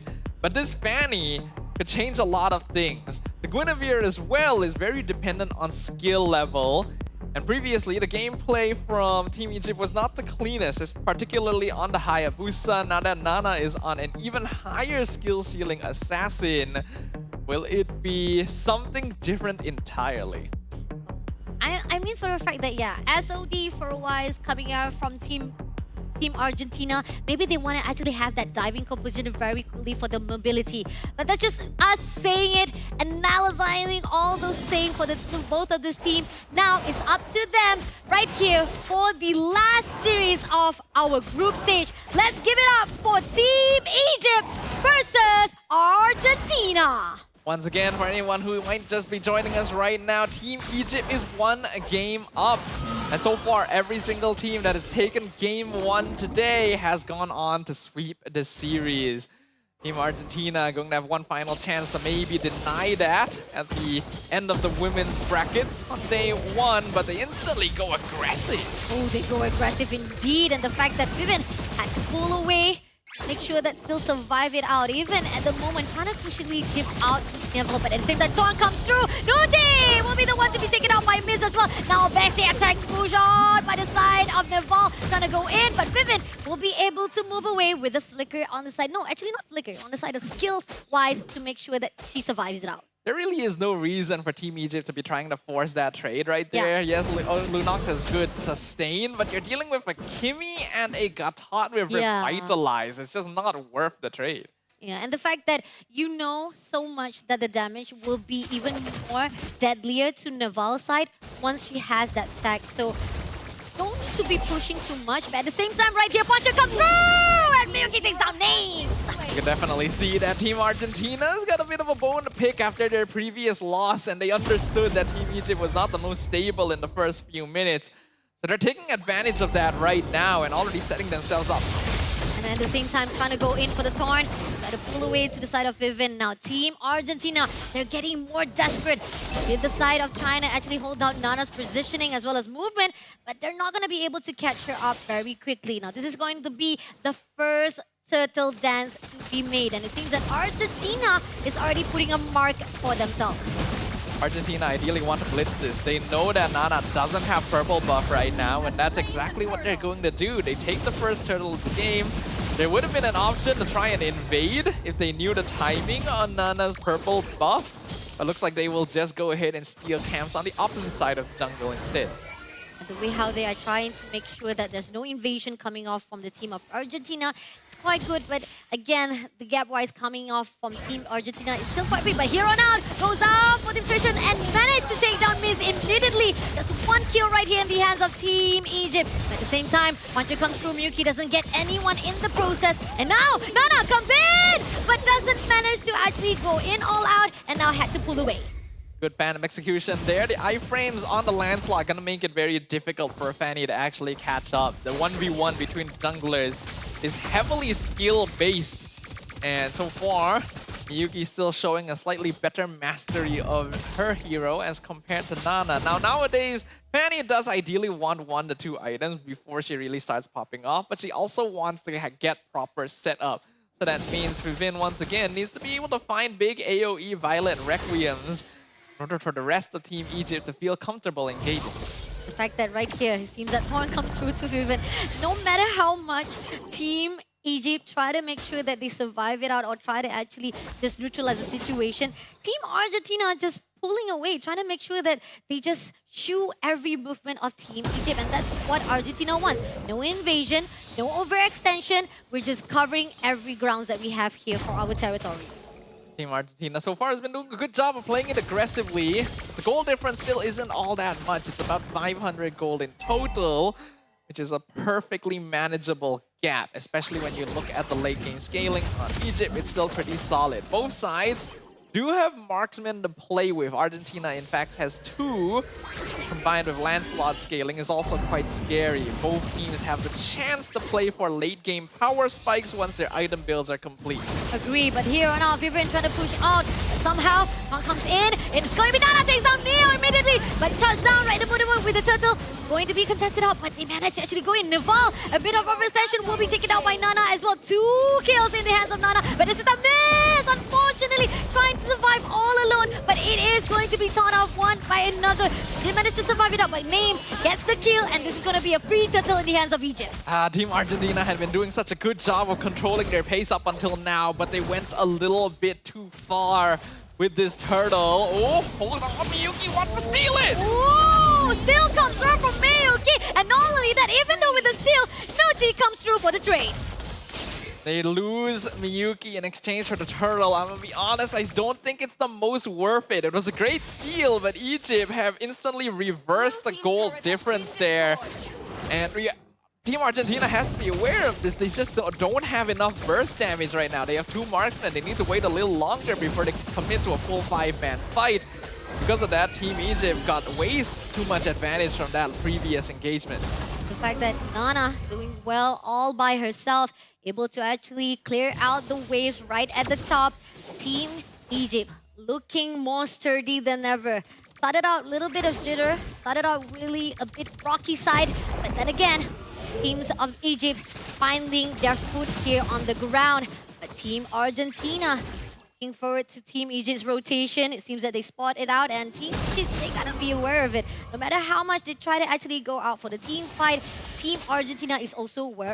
And somehow Miz comes through. It seems that Velvet is going to be attacked out. Somehow she will be the one who had to move away. And with AOG pull out, did get Velvet, but can survive it out. She will be put out with all the support. And Riza takes down Velvet immediately, leaving off only one player left. But Names shuts down Riza for the trade. And Nucci, no! Will be able to get double kill to Miz as well. So much of the potential for Vivid comes through into the dummy composition and pushing up to 4 kills in the hands of Team Egypt. A beautiful chain of events coming in here from Team Egypt, slowly but cognitively destroying and dismantling every player of Team Argentina at once. It initially looked like a good catch. They even committed the AOG in, but Lapu Lapu is such a slippery hero and a lot more durable than you'd expect. Velvet went down, but bought enough time for Nuki to re-engage with the Brilliance and drop everyone low enough to be cleaned up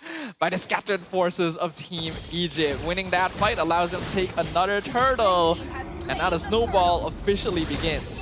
Wow, finally get the last turtle in their hands despite they actually lost. But here on out, AOG comes in, does get Vivian, but it's not going to be enough though. Team Egypt moves away without any casualty whatsoever.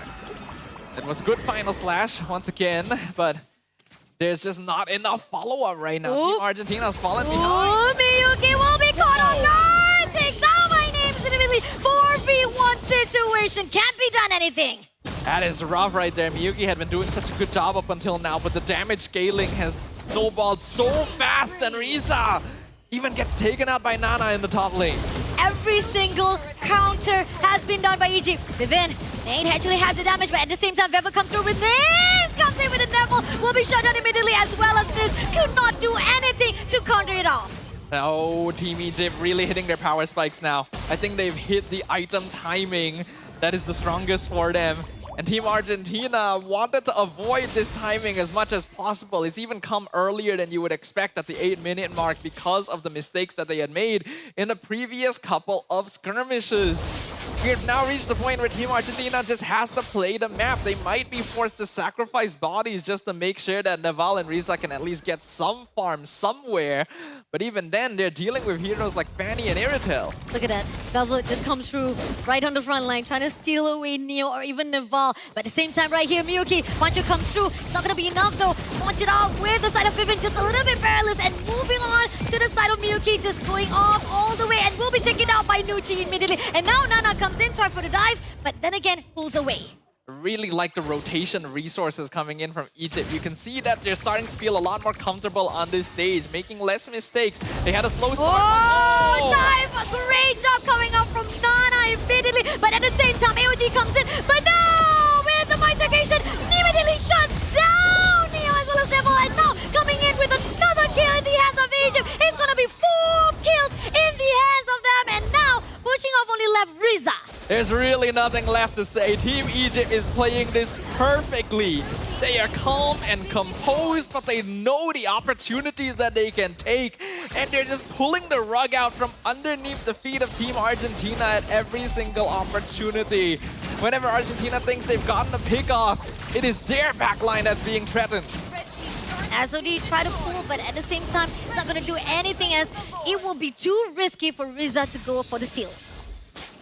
For a moment, I did think that Yeah. she might consider it. Yeah, right? Because of how low Nana was. Might be worth it if you can get the Lord and a kill on the Fanny, but It's a just, risk, you know? it's just too much to ask for. High risk, high reward if she managed to do it though. But then again, there's a lot of players also around the side of Team Egypt, then it might not be fruitful even though they go for the steal anyway. But at the same time, right here, as a lot march in, seems that as the mid lane is already open, Team Egypt, let's see how they're going to actually set this up.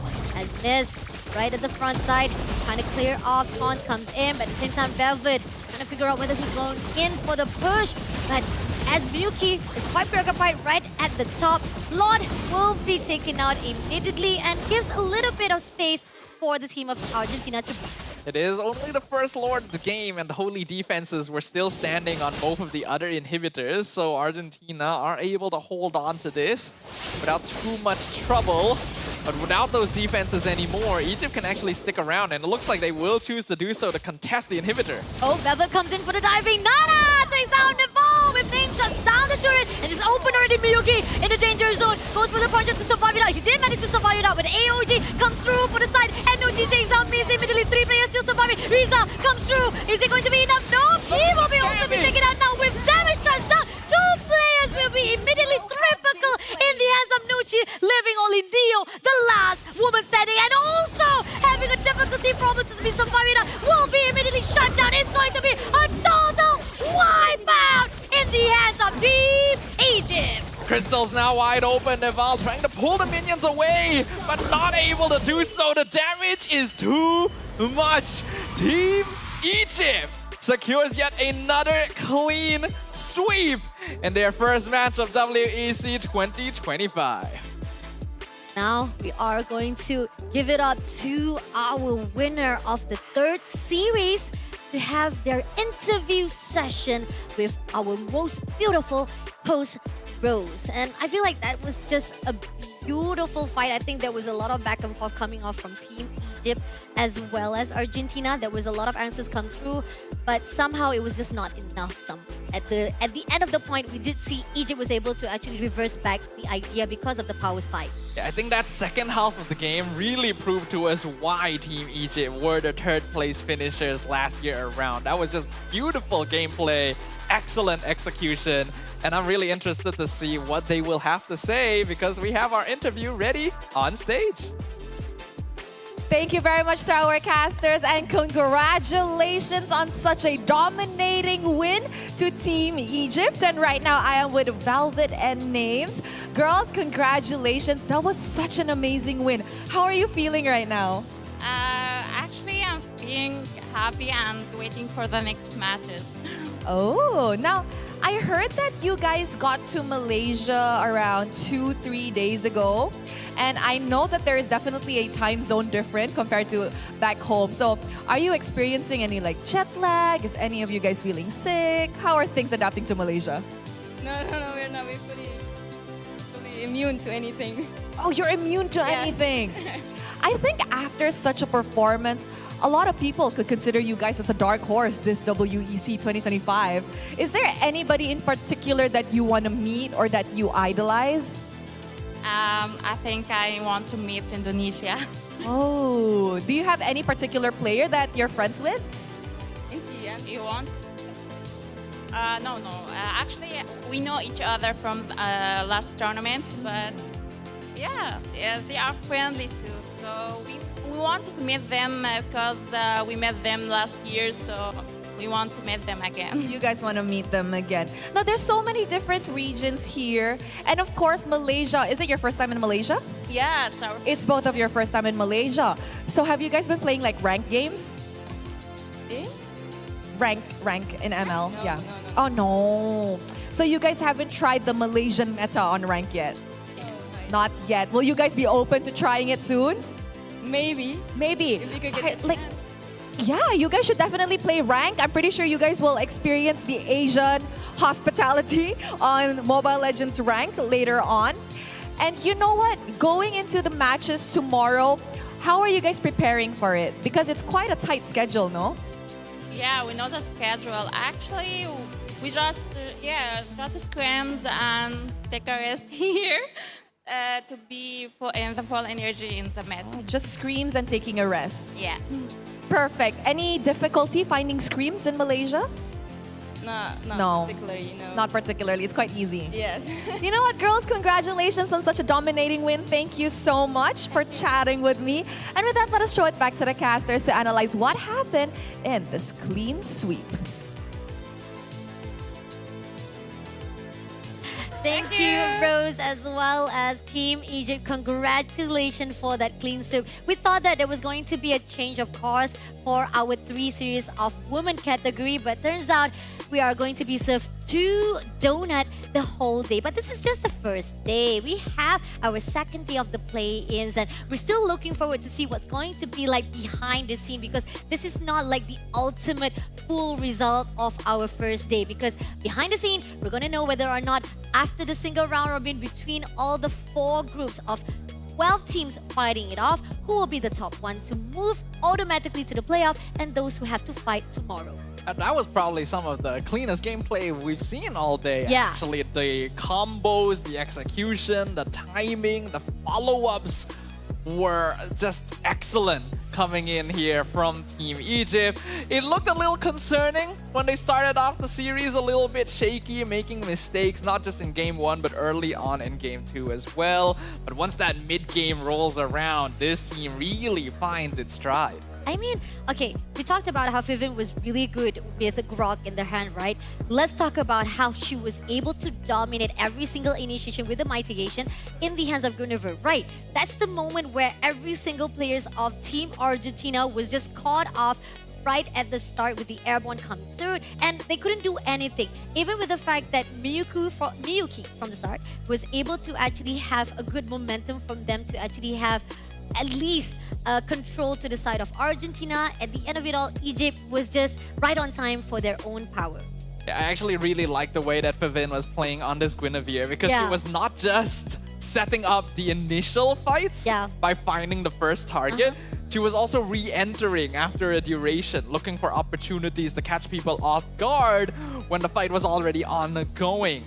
And despite being in quite a commanding lead, still decided to go for the Winter Crown, which is typically a more defensive item, but using it aggressively in order to dive towers and find pickoffs where normally they would be defended by their teammates. Yeah, and looking out for the key players, we got names as the Goal Hunter with 821 GPM. The GOAT is going to be Nucci. Yet again, she was already the MVP for the first round. Now she is the GOAT with the 54,307 total damage.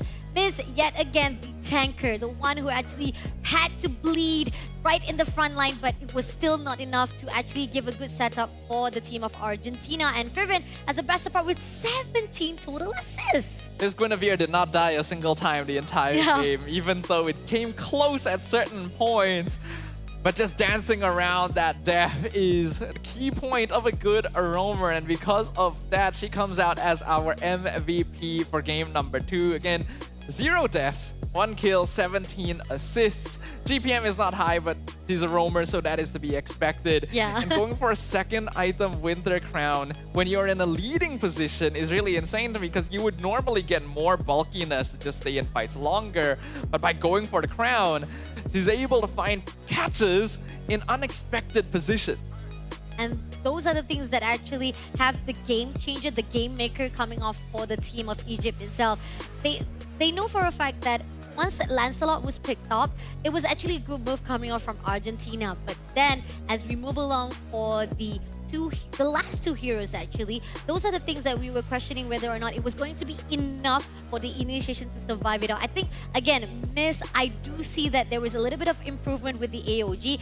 She did manage to catch up, but here's the thing. The only person that Miss was able to catch up was Velvet. And you talked about how Velvet, Lapu, she can sustain herself on her own. And that's the crucial part when it comes to Team Egypt. If you actually catch up the wrong, how do I say, not to say victim, but more to say target, it gives a lot of opportunity for Egypt to just go back and reverse back all the situation.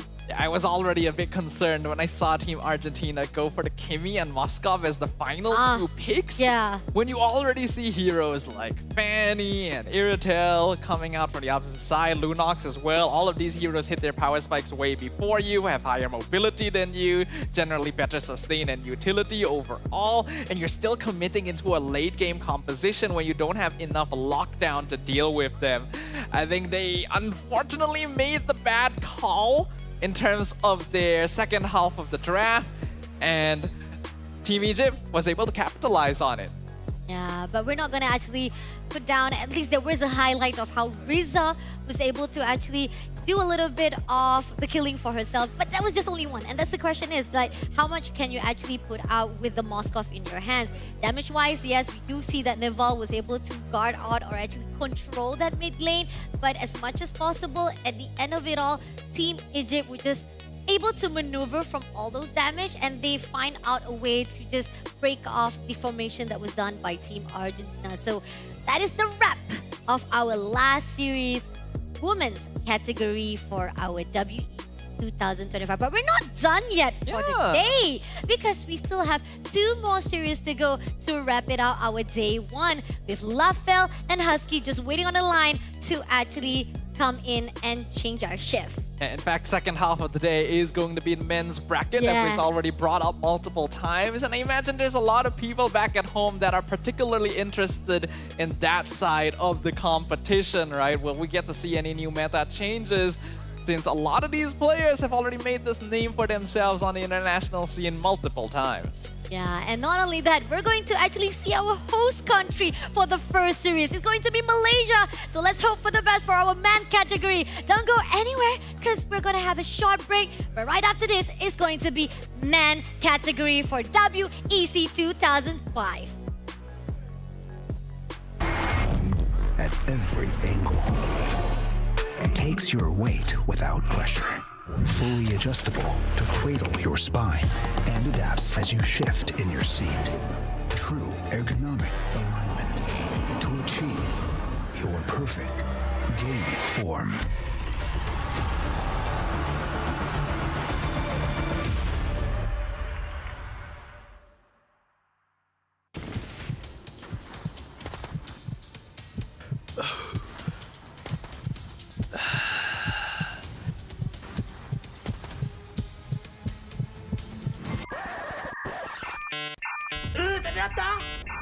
Data habis?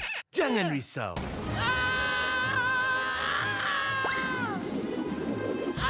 Tukar ke Red One Mobile untuk data pantas 5G Extra. Nak peran data telefon? Red One Mobile kan ada.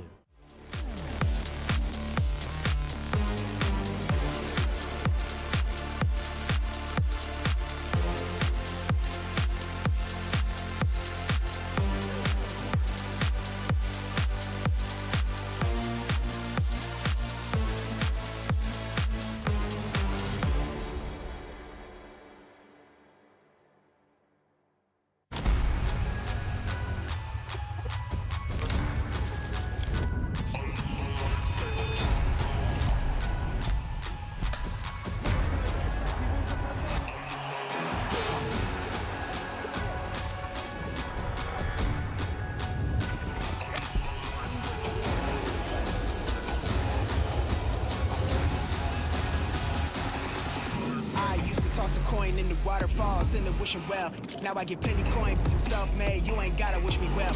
You ain't like me then, but I guess it's past tense, cause you tapped in. You was never who you said. I see the facade when looking, it really be like you could tell. My guard up, I ain't taking nails. If it's not in my favor, won't sign a deal. I got the royalty in the mail.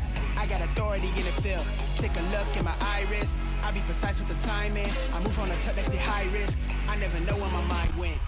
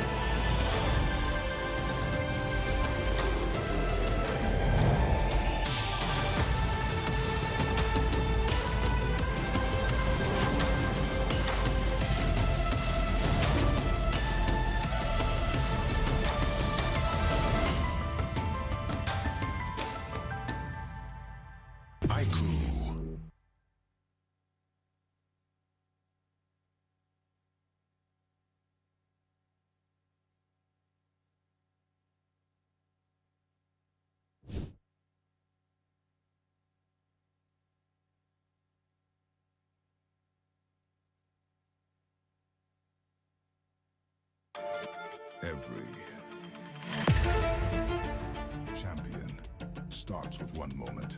Activate your place in the world of esports. Compete, manage, track, dominate. Everything you need in one platform. Gear up for WEC25. For results, streams, and more, visit IESF.gg. To be in the zone, gamers need true support. One that's in sync with your body at every angle. Takes your weight without pressure. Fully adjustable to cradle your spine and adapts as you shift in your seat. True ergonomic alignment to achieve your perfect gaming form.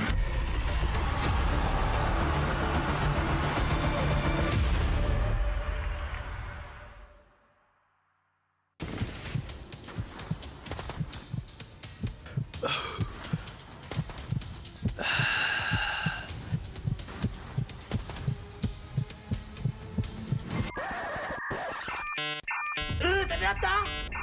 Data habis? Jangan risau.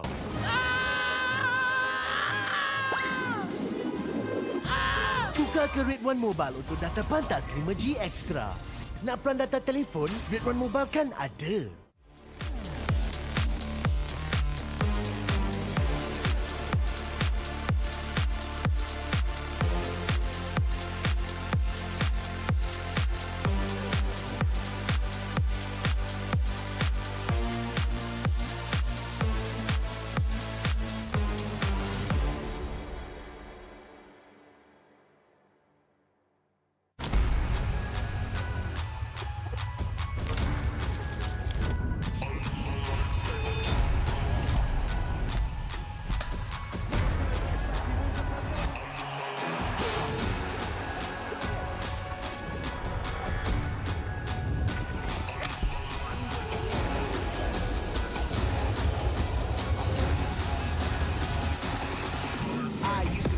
In the waterfalls, in the wishing well.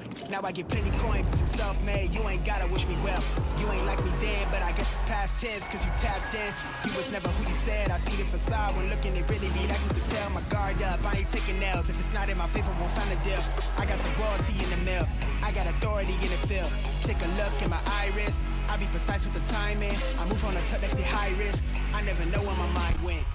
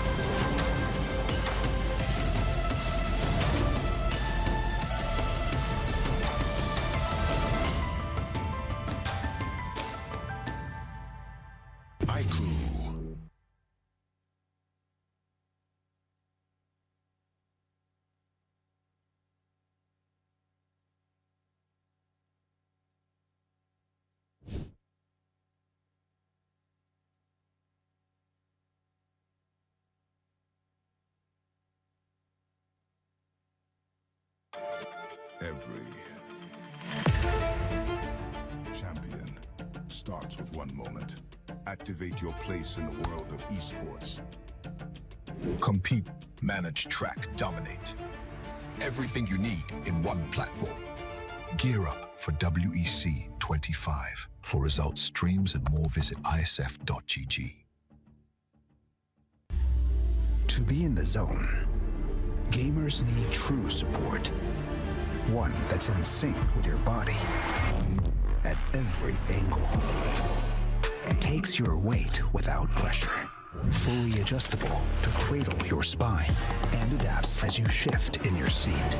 True ergonomic alignment to achieve your perfect gaining form.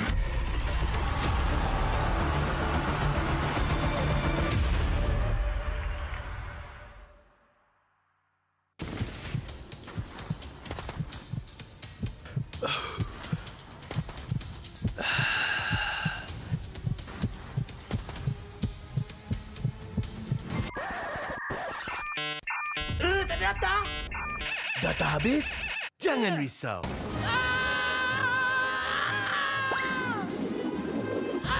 Tukar ke Rate One Mobile untuk data pantas 5G Extra. Nak peran data telefon? Rate One Mobile kan ada.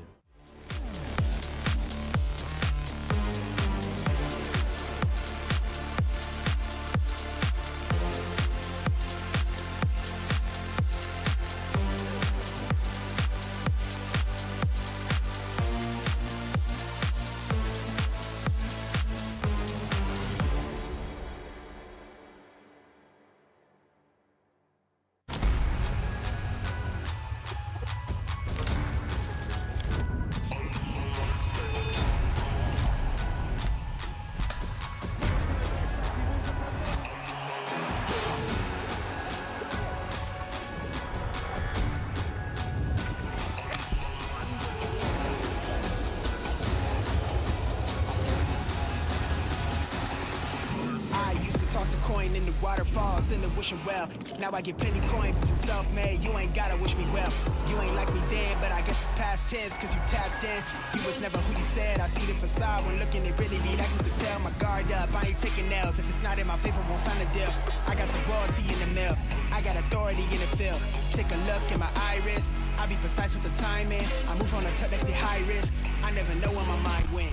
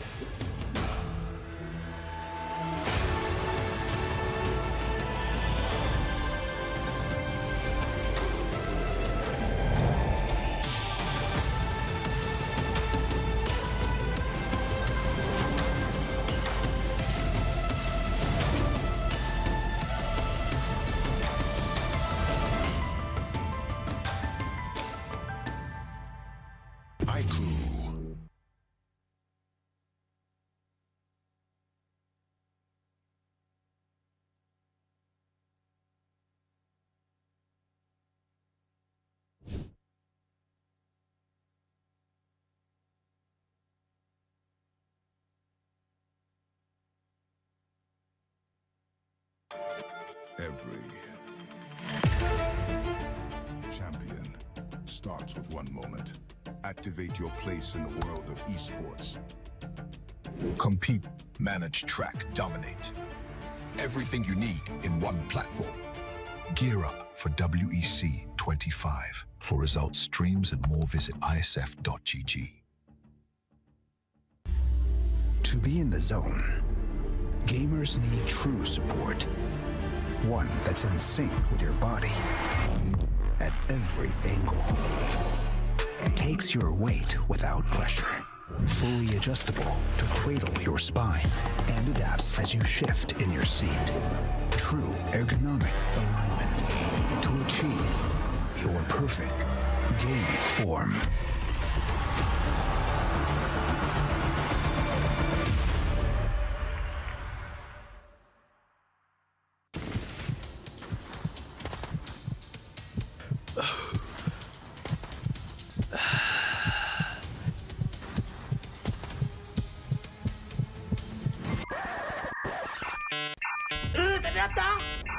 Data habis?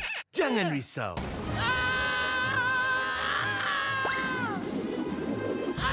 Tukar ke Rate One Mobile untuk data pantas 5G Extra. Nak peran data telefon? Rate One Mobile kan ada.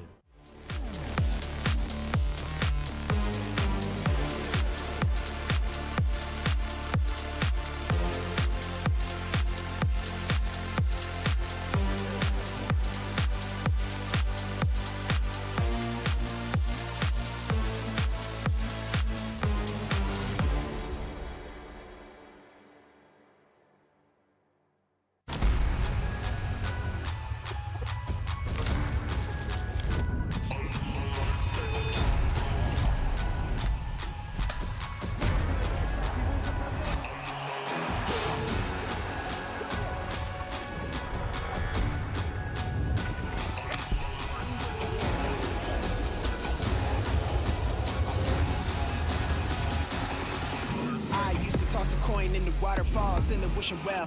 Now I get plenty coin, I'm self-made, you ain't gotta wish me well.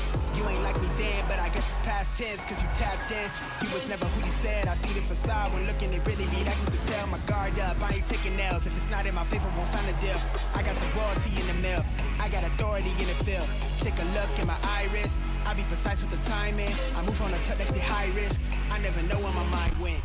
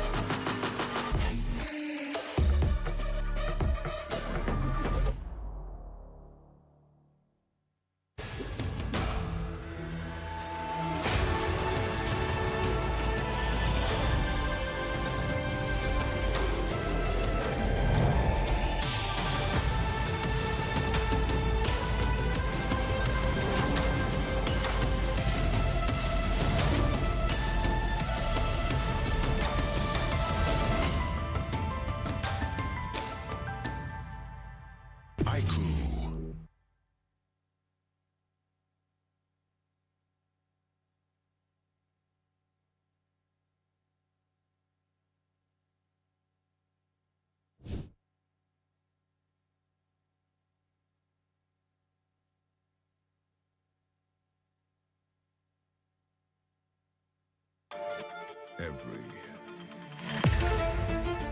champion starts with one moment. Activate your place in the world of esports. Compete, manage, track, dominate. Everything you need in one platform. Gear up for WEC25. For results, streams, and more, visit IESF.gg. To be in the zone, gamers need true support. One that's in sync with your body at every angle. Takes your weight without pressure. Fully adjustable to cradle your spine and adapts as you shift in your seat. True ergonomic alignment to achieve your perfect gaming form.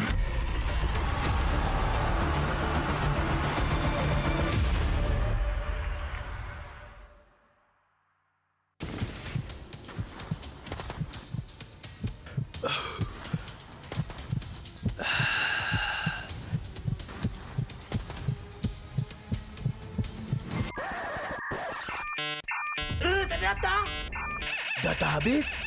Jangan risau.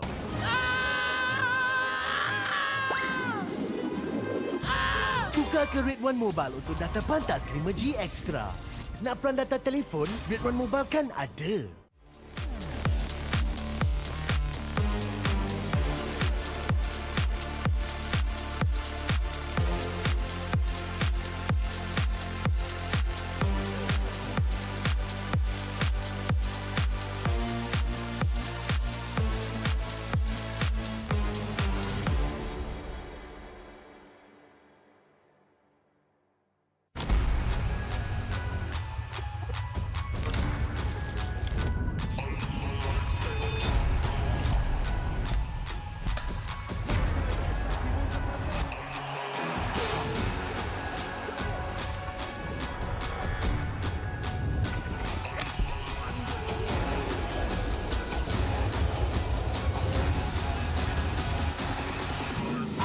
Toss a coin in the waterfall, send a wishing well.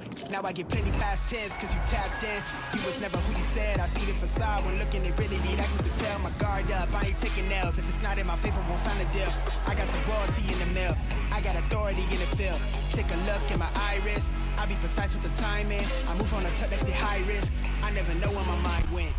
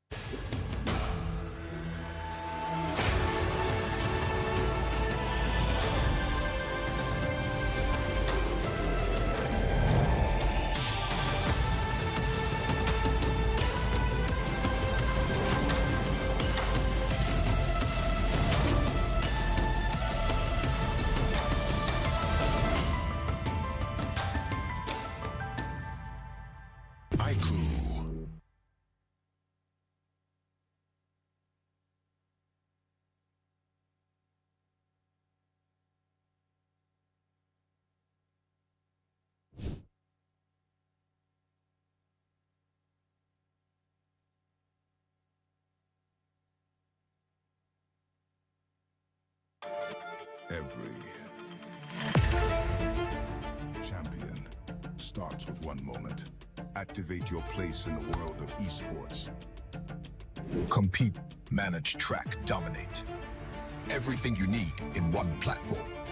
Gear up for WEC25. For results, streams, and more, visit IESF.gg. To be in the zone, gamers need true support. One that's in sync with your body at every angle. Takes your weight without pressure. Fully adjustable to cradle your spine and adapts as you shift in your seat. True ergonomic alignment to achieve your perfect gaming form.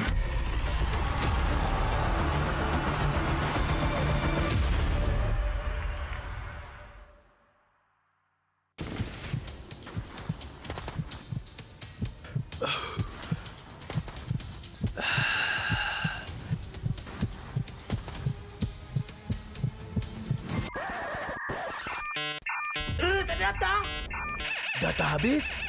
Jangan risau.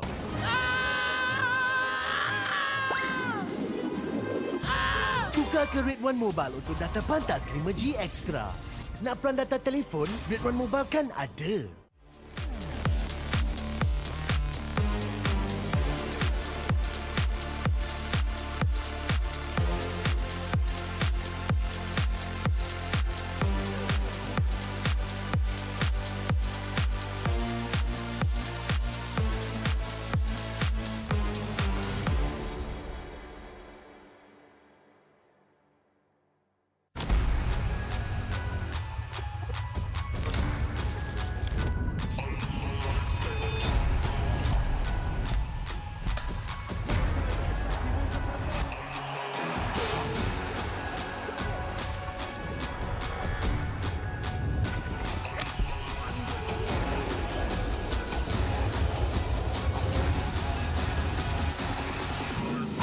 Toss a coin in the waterfalls in the wishing well. Now I get plenty coin, I'm self-made. You ain't gotta wish me well. You ain't like me then, but I guess it's past tense, cause you tapped in. You was never who you said. I see the facade when looking at really me like you could tell. My guard up, I ain't taking nails. If it's not in my favor, won't sign a deal. I got the royalty in the mill. I got authority in the field. Take a look in my iris. I be precise with the timing. I move on a tuck like the high risk. I never know where my mind went.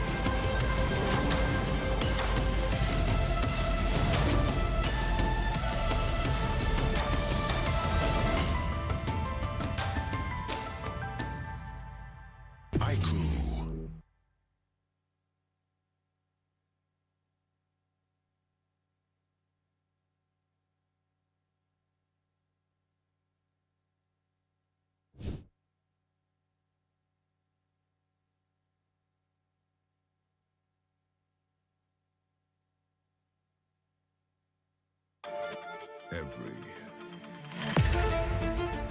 champion starts with one moment. Activate your place in the world of esports. Compete, manage, track, dominate. Everything you need in one platform. Gear up for WEC25. For results, streams, and more, visit IESF.gg. To be in the zone, gamers need true support. One that's in sync with your body at every angle. Takes your weight without pressure. Fully adjustable to cradle your spine and and adapts as you shift in your seat. True ergonomic alignment to achieve your perfect gaming form.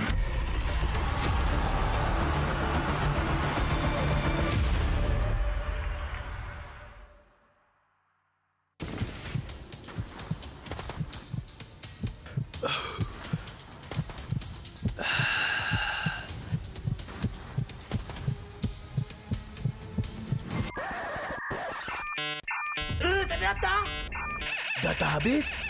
Jangan risau.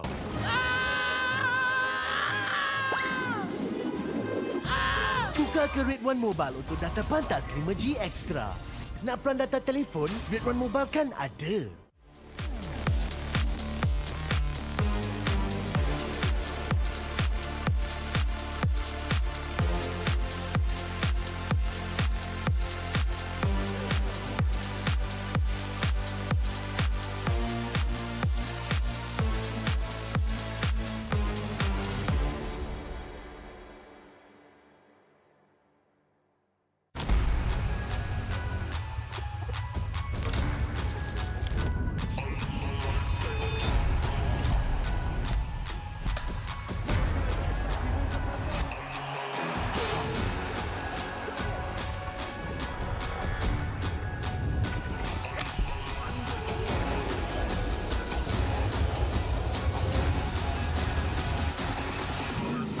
Toss a coin in the waterfalls, in the wishing well.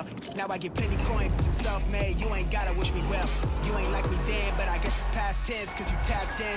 You was never who you said. I see the facade when looking, it really be like you could tell. My guard up, I ain't taking L's. If it's not in my favor, won't sign a deal. I got the royalty in the mill, I got authority in the field. Take a look in my iris, I be precise with the timing. I move on a tuck like the high risk. I never know where my mind went.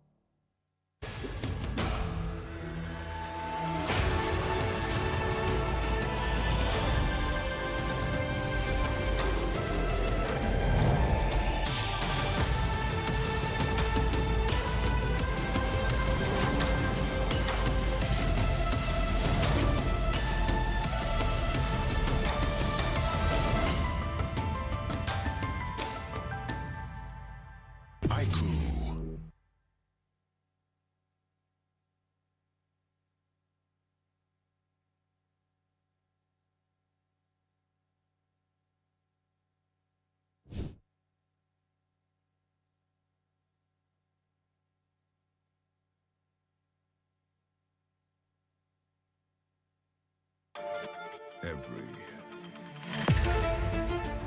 champion starts with one moment. Activate your place in the world of esports. Compete, manage, track, dominate. Everything you need in one platform. Gear up for WEC25. For results, streams, and more, visit IESF.gg. To be in the zone, gamers need true support. One that's in sync with your body at every angle. Takes your weight without pressure. Fully adjustable to cradle your spine and adapts as you shift in your seat. True ergonomic alignment to achieve your perfect gaming form.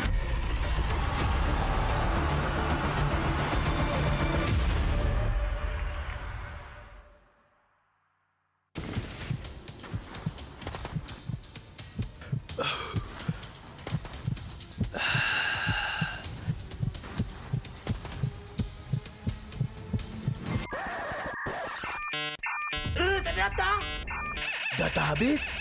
Jangan risau.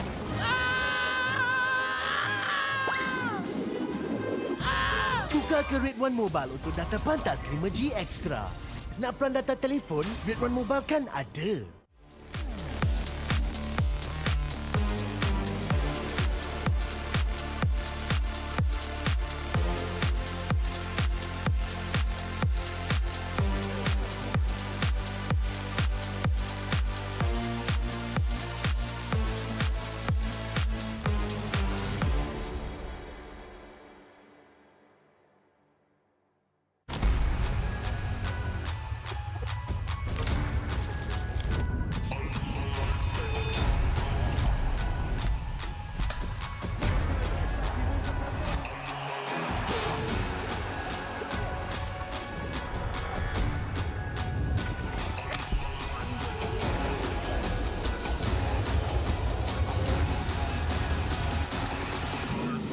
Toss a coin in the waterfall, send a wishing well.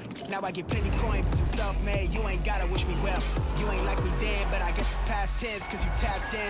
You was never who you said. I see the facade when looking, it really be like you can tell. My guard up, I ain't taking nails. If it's not in my favor, won't sign a deal. I got the royalty in the mail. I got authority in the field. Take a look in my iris. I be precise with the timing. I move on a tuck that's the high risk. I never know where my mind went.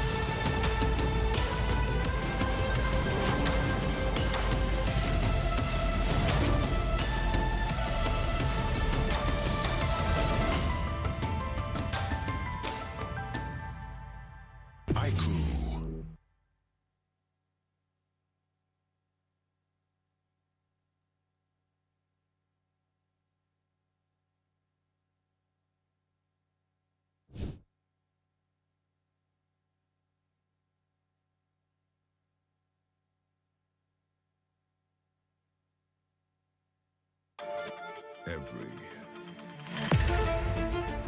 champion starts with one moment. Activate your place in the world of esports. Compete, manage, track, dominate. Everything you need in one platform.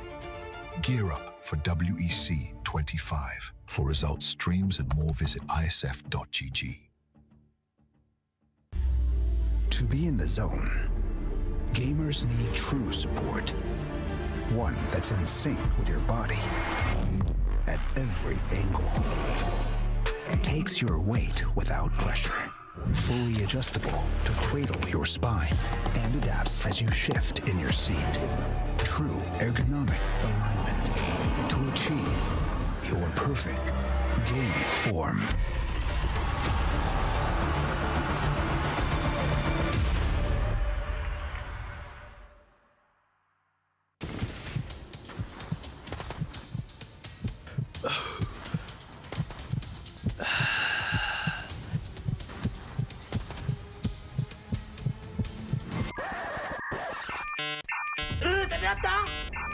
Data habis?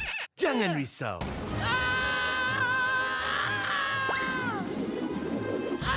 Tukar ke Red One Mobile untuk data pantas 5G Extra. Nak peran data telefon? Red One Mobile kan ada.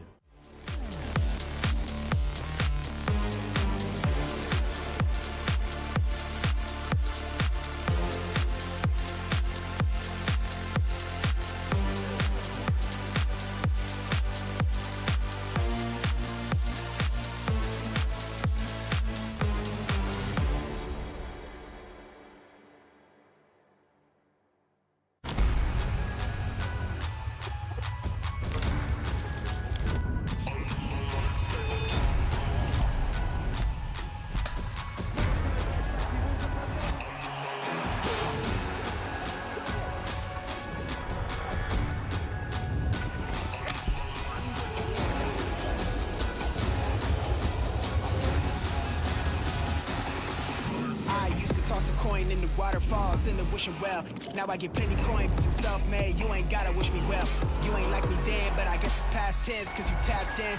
You was never who you said. I see the facade when looking at really me. That to tell my guard up. I ain't taking nails. If it's not in my favor, won't sign a deal. I got the royalty in the mail. I got authority in the field. Take a look in my iris. I be precise with the timing. I move on a touch that's the high risk. I never know where my mind went.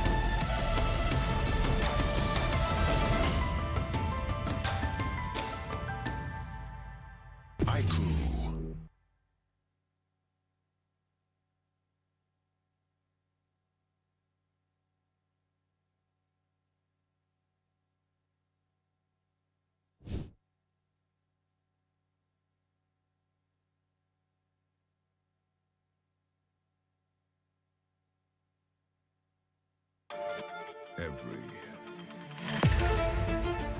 champion starts with one moment. Activate your place in the world of esports. Compete, manage, track, dominate. Everything you need in one platform. Gear up for WEC25. For results, streams, and more, visit IESF.gg. To be in the zone, gamers need true support. One that's in sync with your body at every angle. It takes your weight without pressure. Fully adjustable to cradle your spine and adapts as you shift in your seat. True ergonomic alignment to achieve your perfect gaming form.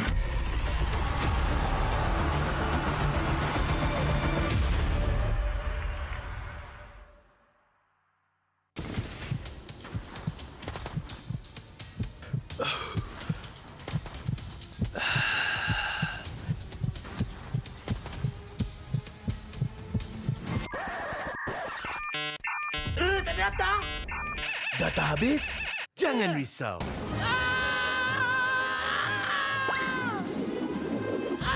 Tukar ke Rate 1 Mobile untuk data pantas 5G Extra.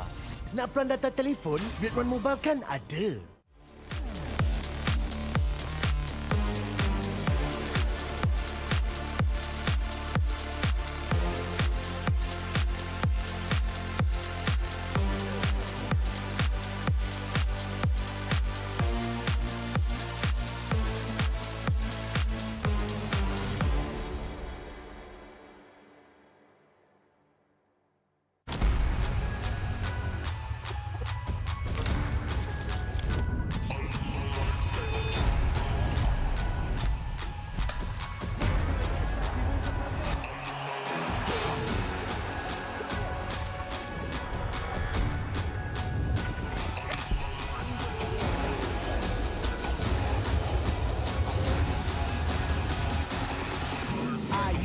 Coin in the waterfalls in the wishing well. Now I get plenty coin, but I'm self-made. You ain't gotta wish me well.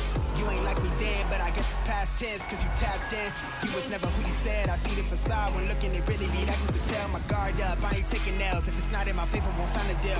I got the royalty in the mail. I got authority in the field. Take a look in my iris. I be precise with the timing. I move on a touch that's the high risk. I never know where my mind went.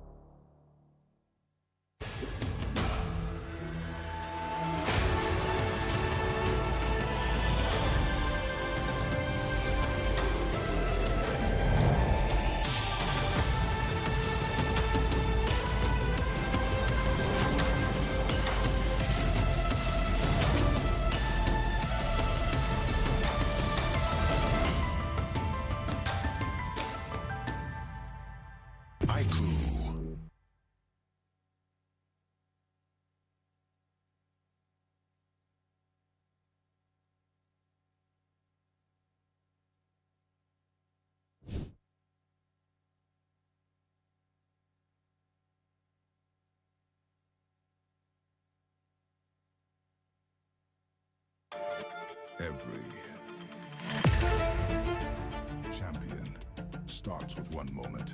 Activate your place in the world of esports. Compete, manage, track, dominate.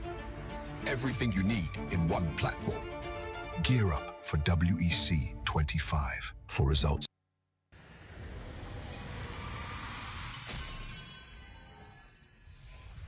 Represent Iran and show the world that Iranians have great potential in MLBB.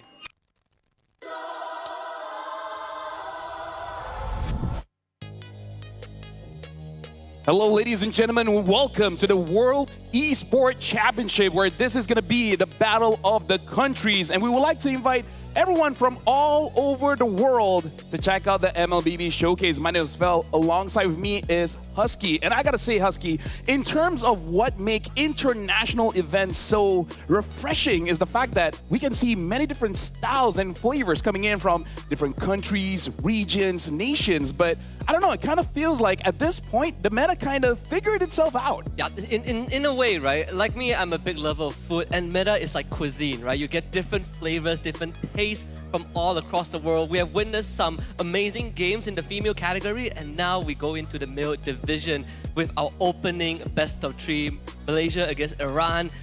And Malaysia were the defending champions and also the host country. I'm excited to see what we can bring to the table. But on top of that, I want to see how Iran can challenge Team Malaysia. Speaking of which, that is going to be the opening match for this one as well. Malaysia going up against Iran. And like you said, Malaysia is the defending champion. A bit of change of roster here where Goja's not playing and it's going to be Momo. But Iran coming in. And this is going to be a big surprise for all of us, including the Malaysian team. Because the thing about metas is that it can really catch you by surprise. Because I really feel like we're in a spot where almost everything is playable. So that means that almost everything is counterable. So if Malaysia is not ready, hey, Iran might be able to get an early victory against them. Yeah, this is like a melting pot right now, right? The variety is a lot more flexible, a lot more versatile than we have had in many seasons, I would say, right? The viability of interchangeable roles and heroes you can pick has been, I think, amazing to say the least. There are definitely some quirks that I feel like can be fine-tuned, but that aside, looking at how jungler has evolved, looking at how fighters have been put into the gold lane more often, and how some marksmen are still finding relevance despite it being such a fast-paced meta, makes it feel like there's always chance for an underdog story. I mean, because you said it's fast-paced, this means it is very decisive. So this is going to be the biggest challenge for every single country here playing, is that how decisive are they whenever they want to make that call, whenever they want to go for that turtle fight, the Lord fight. And we even saw a backdoor earlier coming in from Indonesia, where I think even for them, we're like, okay, this is much tougher than we thought. We can't just have a clean team fight. We just got to end it by a backdoor by Shell on that Ruby, if I'm not mistaken. Yeah, and we also saw some pretty great mechanical prowess from some of the contenders on stage. We saw Danny gameplays as well, which is something very rare nowadays because it's a hero that either gets banned out or you just don't really get the chance to showcase her skills. But what we saw was nothing short of brilliance, and that is also credits to Team Egypt for bringing us that sort of excitement on the stage, which for me, I want to see if Team Iran can bring the exact sort of momentum, right? Because if I remember correctly, they weren't part of the MLBB division last year, but now they get a shot and showcasing what they're about.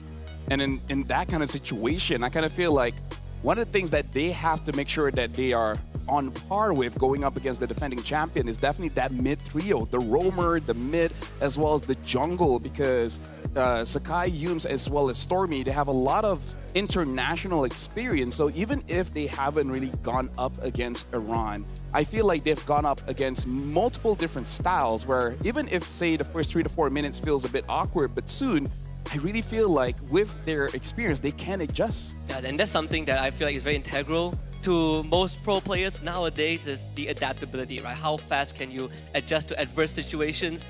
And the mid trio that Team Malaysia kind of brings to the table has already shown time and time again that experience is going to carry them kind of across the finishing line in most situations. But I also am optimistic to see what Team Iran has to bring to the table, because I'm all for a big surprise, right? If they can catch their opponents off guard, that is going to make this even more exciting.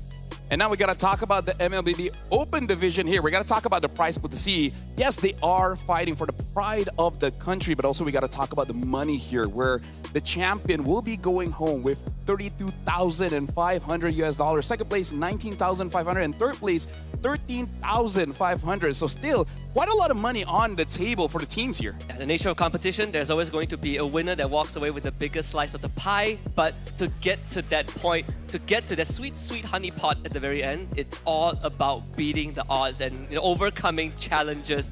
And let's take a look at the match schedule and what is coming up for everyone out there who is tuning into this broadcast. We are done with the first two best of three. So now we are waiting for Team Malaysia to go up against Team Iran in this third best of three. And later we will close out the evening with Team Indonesia up against Team Kazakhstan. Yeah, and definitely Malaysia and Indonesia are the regions that we are looking forward to, where unfortunately for this time, Philippines was not able to qualify. So this is quite a rare occurrence where a world championship, an international championship, where unfortunately the Philippines will not be here. So we're definitely going to see how Malaysia and Indonesia coming in from Southeast Asia, which is the more prominent region for MLBB, how they're going to perform. But more importantly, if there's challengers. Like personally for me, I'm looking at Turkey, right? Yeah. Turkey, their lineup is incredibly strong, and I do want to see how they adapt with this double fighter meta. Yeah, even outside of WEC, we have met that roster plenty of times on the international stage, and they have been proving that they are a contender. But let's take a look at Team Iran's lineup heading into this best of three. We got Anders, Kaisa, Lucien Philip, and Runaway. And you mentioned about that mid trio, and they are now on the screen, right? We're looking at how Kaisa, Lucid, and Runaway is going to be able to match up to Team Malaysia's tempo.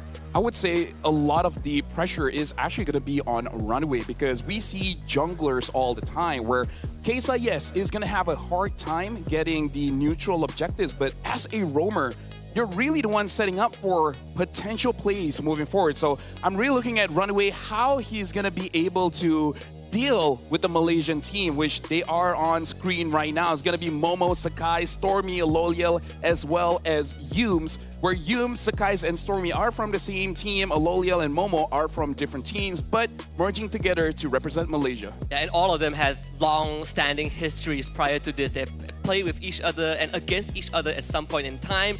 And aside, except for Momo, the other four won 2024 last year as well. So this is going to be majority the championship roster from 2024. I personally want to see how the Covenant YSS trio is going to put up a show. We've already cemented that fact just in the latest season.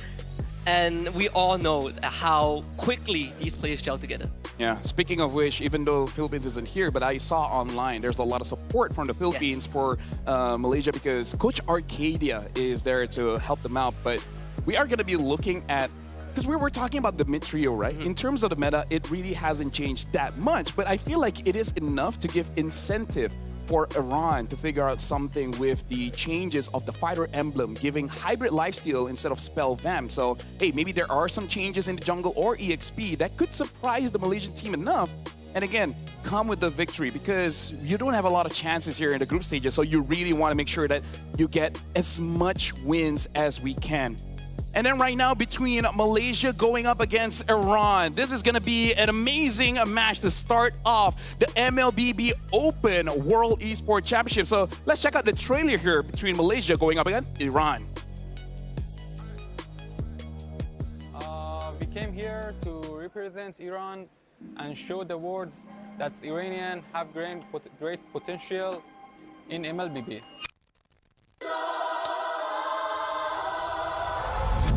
Your champions for the WEC24 IESF. Let's hear for Malaysia, everybody!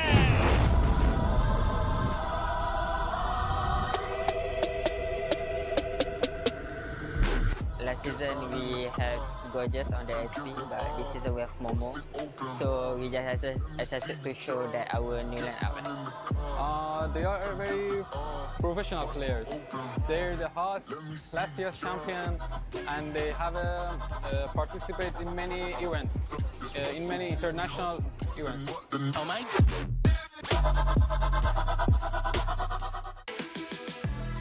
And now with the trailer being done, the stage is set. Let's welcome onto the World Esports Championship stage, coming in, representing Iran.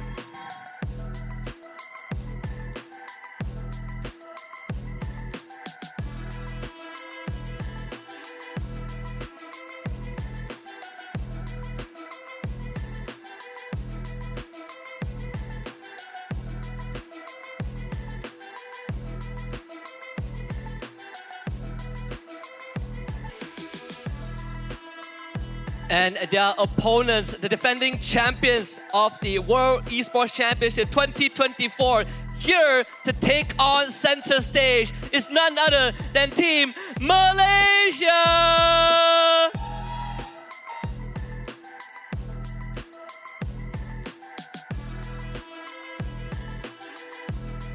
And now both teams are on stage. Malaysia going up against Iran. We will have a fist bump between the teams to show sportsmanship between the teams.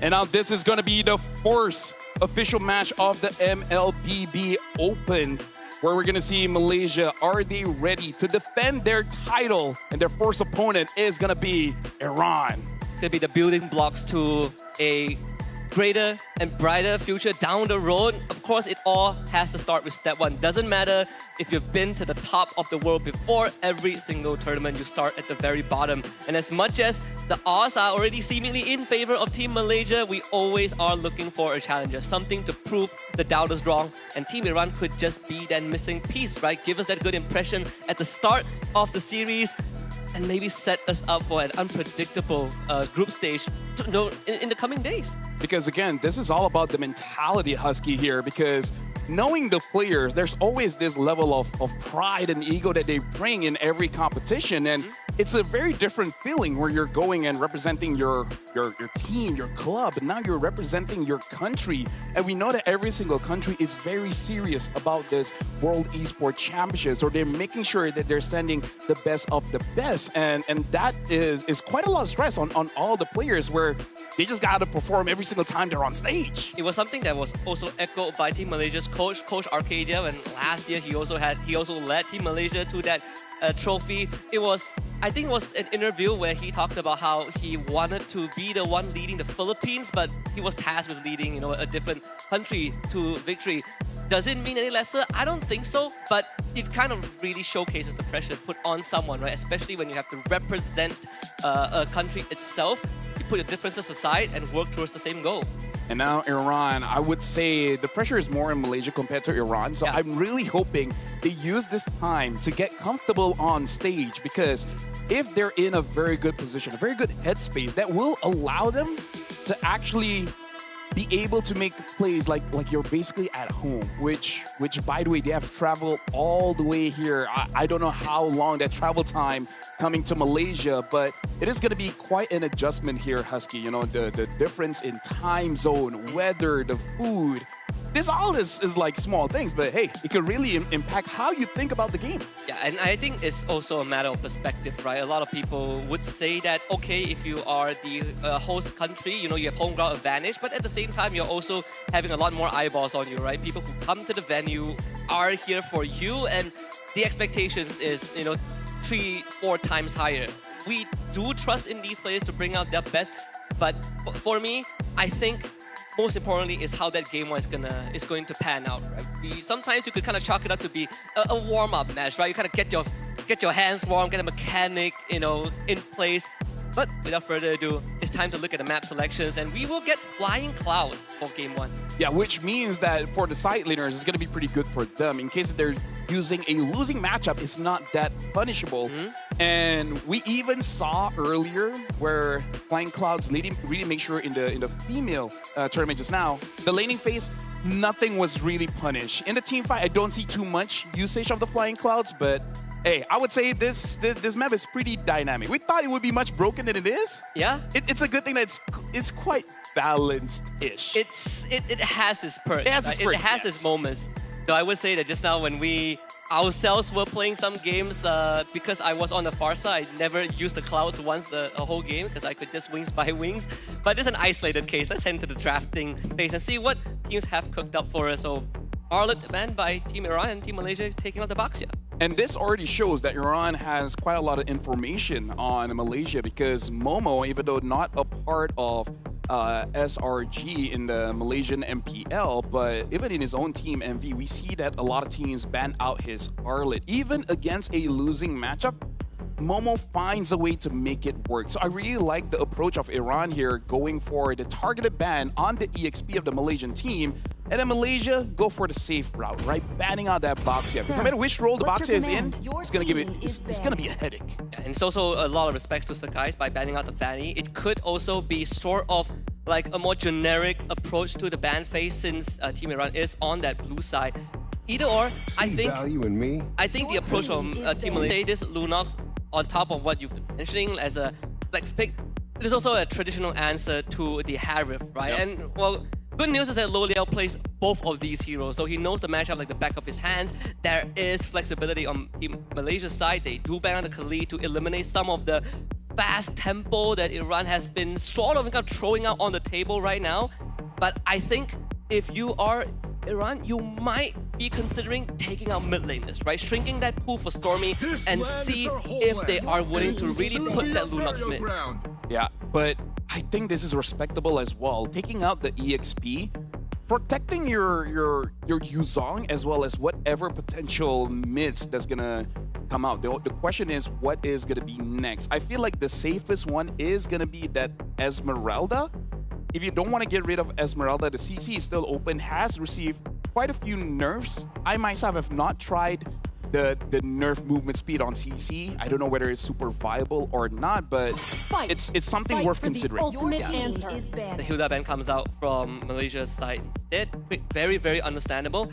I think CC has been, prior to the recent nerfs, has been in such a strong position, but I do feel like if you are still thinking of picking that hero, she always has that curtain call, which in of itself is one of the most powerful crowd control in the game when used properly. Unless you have invulnerability or purify, you are essentially bounded. So I think it's still not the worst pick, but it definitely opens up options for heroes like Yuzong to come back more into the meta, considering that CC was quite a pain for Yuzong to deal with a couple of patches ago. Yep. So now Iran, the final ban is going to be the Esmeralda. So protecting the Harif and potentially whatever mid they're going for. Because I feel like for them, Eve is probably the safest. I kind of feel like Farsa, there's still quite a lot that you have to be wary of. Other than that, Kimi honestly seems like a pretty nice pick for Iran as well. Then you are essentially running pseudo triple marksman, right? Yeah, like Ishin, Shin, Kimi, Lunox.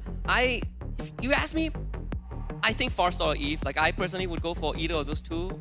If we go back, like way back then, like, wait a minute, Selena is also up on the table, right? It's also a pick that I think Stormy can consider and has played many of times, but they're gonna keep it a secret, right? Still keep Iran guessing. They take the Uranus first. Yeah, and again, in this kind of lineup, I feel like Lunox still does well, either mid or gold. So either way, Malaysia is still commanding the draft here. Now for Iran, something that they have to consider is they need enough damage to deal with this Uranus, because if Uranus is able to cut the waves, able to extend the game, it will become at a point where the Hayabusa might have difficulty actually contesting the Lord, because he's just going to be on top of him all the time. So their mid is going to be very important here, and I feel like they need an easy crowd control to execute to actually stop the Uranus or the Yisun Shin.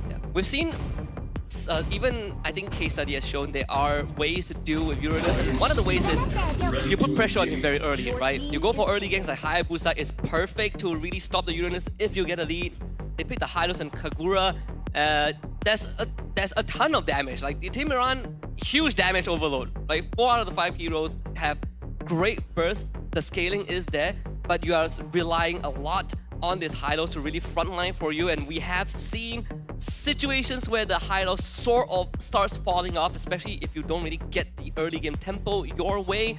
So something that I think Iran needs to pay attention to. I feel like Hylos is that bad friend because he's an enabler. Yeah, he is. Where it's like, hey, do you guys want to start a fight? They're like, not really. Hey, we're starting a fight, right? Like, whenever he activates his ult, it helps out the Yuzong, it helps out the Harif as well. And this kind of deters, in case Malaysia does pick up something like an E, you can cancel out the slow. And as you were saying, the Selena was open. And we saw in the grand finals of MPL Malaysia, the Gatot, Yisun Shin, as well as Selena, this mid trio. I gotta say, it does seem like Stormy on the Selena can solo control basically all rotations, right? Yeah. Doesn't matter mid trio, doesn't matter EXP, doesn't matter the gold. The Selena is able to stop all rotations. So I feel like that's just one hero, but Iran really needs to solve that problem. How are they gonna deal with the Selena? And it makes a lot more sense why they hit that Selena until last, right? They see they have the last pick advantage. They see the last two hero choices from Iran, and they realize that these heroes kind of like to hide. They like to move around a lot. You know, Hayabusa, you have the Kagura. Selena solves that problem, and is one of the Stormy's recent signature pickups in the past few months. But it also means we get the Lunox into Harif gold lane, and we know how this matchup usually pans out. Things are looking pretty good. Yeah. And now with that being said, welcome everyone. This is going to be the first match. Malaysia going up against Iran here in the WEC 2025. And then... Hey, it's about building suspense, right? Yeah. The good things come to those who wait. That's what I like to say. Should have waited a little bit more to hype it up. Oh, well. You live and you learn, right? It is what is it, right? But this gives us an opportunity to talk about this, where I kind of feel like if Iran is able to get a lead on the EXP specifically, because I feel like it's better to leave Harif on an island, let him do his own thing, and then allow the high loss and Yuzong to actually go in. Now, speaking of going in, now we're back in the game. Thank you very much to the crowd for hyping us back up. Yeah, right on time, just in time for us to see also the jungle padding, both junglers starting on the purple buff, so it will be inverse. With that being said, as much as we did talk about solutions to dealing with the Uranus, but there are also solutions to dealing with the Selena, right? And that's also trying to get the game as ahead as possible. But right off the bat, Sakai is making a very, very devious rotation, instantly taking that beetle away after the purple. Yeah, and it looks like they haven't seen this just yet. Yum's taking a lot of damage, same as Runway. The Runaway, Revitalize, let's keep him alive for just a little bit, but Stormy, once the kill, couldn't find it, and Kesa on top of him, first blood for the jungler of Iran. They do lose Runaway eventually, but Kesa is the one that cashes out with more gold. And Sakai can't really stick around for any longer. And that's the opening that we won. Very explosive from both sides. Again, explosive coming in from both sides, and now Momo taking a bit of damage, but small lead for Malaysia because Sakai was the one that has taken away the beetle, like you said. So just a small advantage. But I feel like as long as Iran as well as Malaysia, they don't extend anything further, it's basically even. Even if you look at the goal lead, there's basically nothing there just yet. The fact that Stormy was not able to go crazy, get a bunch of kills, that's already impressive coming in from Iran. We even saw Anders for a moment got that lane advantage, right? Was able to really bring Momo down low, but he is the Uranus, so he's gonna heal back out, no problem. Runs the Brave Smite. So these chip damage are only going to stop him for so long. You need to call in a gank, and preferably when your Hayabusa is level 4, which he is right now, but unfortunately Turtle has spawned. But Iran, they need to slow it down just a little bit. Okay, now Lucian does have level 4. He has the Yin Yang overturn, so now they can actually fight it out. But as I say that, Kesa, his HP has been dropped down quite a bit, so it looks like both teams, they're not going to be contesting the turtle just yet, making sure that they do their due diligence, get the buff, get your levels in, and then actually contest. Lucian, if he has a big Yin Yang overturn, Iran could actually win this turtle fight. Because of Sakai's earlier pathing, that means Kesa has an XP advantage, right? Because he gets to get his purple buff, but Sakai is forced to stick around, though Kesa lost more than half his health. Mountain Shocker gets used. The Quad Shadow's also off for Kesa. Black Dragon form to the backline. They gotta make a choice. Two-man Petrify into your Yin-Yang overturn. Iran takes out Sakai, and this should allow Kesa to get the turtle. Not a problem at all. Momo on the run, and they drop the carpet, run away, make sure that his team gets out. And this is what we say. This is why the draft coming in from Iran is very scary. And we talk about this before we even started the game. Decisiveness. How decisive can you be in the calls around the turtle, around the Lord? And Iran was decisive. They had the right heroes to actually go straight on to Yi Sun Shin. and Sky's paid for that. Yeah. He died, Malaysia lost the turtle, and now Iran has the advantage in terms of kills, the turtle, and gold. And a lot of times, the game of Mobile Legends is really decided on the most incremental, the most minuscule of things. And we talk about the early rotation from Sun guys, right? That didn't end up paying off, and sure, he got a kill, he stole a beetle away, but he fell behind in experience because he couldn't interact with his purple buff. Iran is now just shy of 1,000 go ahead. They use the turtle board, vision, reveal. Enders is really absorbing a ton of pressure. He's forced Stormy and Surkai's here, and this is the third time they've done that visit. And Surkai's barely gets out, Runaway's carpet a bit late, and finally Malaysia gets something in return. Able to get Enders here. But so far, I gotta say, Runway on this high loss has been absorbing the pressure that Stormy is trying to instill on the team, almost forgetting how much punishment the high loss can really take, making it so that Stormy is not able to move around the map as comfortably as he wants. Now, this is going to be the deciding factor here. The upcoming turtle, speaking of which, Enders gets ganked again. Momo, his flicker is 10 seconds away, and Enders gladly takes the fight. Black Dragonfall was used very, very early, so he's not going to have that for the next turtle fight, which is up in 20 seconds, and that's going to put Malaysia in a slightly more comfortable position. Yeah. The only question is, what are you going to go for? Malaysia, do you actually want to fight, as in like get the kills, or do you want to contest for that turtle? Because I kind of feel like the threat, in case Iran is able to extend the fight, Lolio is fighting his Fulip. Great taunt from Yums, and Fulip will have to flicker out of that. Darkling also used by Lolio.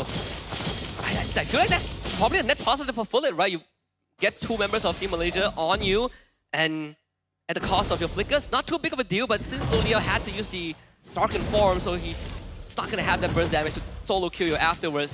As turtle spawns, Sakai works on the case. Yeah, it looks like both gold laners will not be rotating towards the turtle. Stormy does have that attack talisman now. Looking at a turtle, below half HP. Kesa Runaway is there. And right now he uses the quad shadow. Sakai gets it. The taunt also helps Sakai out for the objective. Runaway would just have to use the carpet to get out of that. The glorious pathway, not that glorious in that situation. Again, we did talk about Enders not having the Black Dragon form, so it's pretty hard to interact with Malaysia in that situation. Iran, though, not taking any losses, and I think that's good enough, right? You know when to really fall back and not give Malaysia more than they have gotten. And that's translation to the bottom lane, and let's see what Iran wants to do about this. Yeah, it's very important in competition not to get too excited where you start making mistakes. And now, speaking of which, this is very even for both teams here, Husky. Both Malaysia and Iran having 2 kills each when it comes to the goal difference, only around 400, 500, so not that big just yet. Stormy gets it. Oh, and just great juggling. Kesa finds a solo kill on the Stormy. That's a second death on the Selena. And one of the cons about this hero, for all the pros that she provides, is that she's pretty slow on the income, right? Not the best at clearing waves, not the best at earning gold. If she falls behind too much, she becomes a secondary support for the team. And Kesa getting his second kill, that's great for Hayabusa. Yeah, Iran right now, what they really want to do is to secure, I mean, it sounds weird to say, but they want to secure the outside turrets as fast as they can. Like you said, Stormy on the Selena doesn't clear minions all that fast. So if they're able to get that kind of momentum, getting especially the mid turret, allowing you to enter the jungle, Malaysia's going to suffer a lot with this kind of drive. This is not the kind of drive that you can comfortably come back on. It's very mechanically intensive, right? It asks a lot from you, from the players individually, though Malaysia did get the bottom tier 1. I was worried that they're going to miss that timing because Fulip Flicker just came back up. Either way, 1.5k lead for Team Malaysia, even though it's just a 1 kill difference, but we are looking at almost the same objective, same turtle. What Malaysia has is just, in terms of getting more objectives, run away, bursted down by Sakai. He was going to eat up damage, the overturn comes through, Yums gets out with the AOG. Malaysia looks to disengage, Black Dragon from Enders, Kesa from the back, Loli Yao flickers away, but not enough to stay alive, and Fulip now gets to do a bit of damage. Sakai though cuts right through them, and Momo shows up. Sakai, can he win this against Fulip? Of course he can with the help of Momo. 4 down on Iran, and Enders is the only one left standing, and he is forced to run.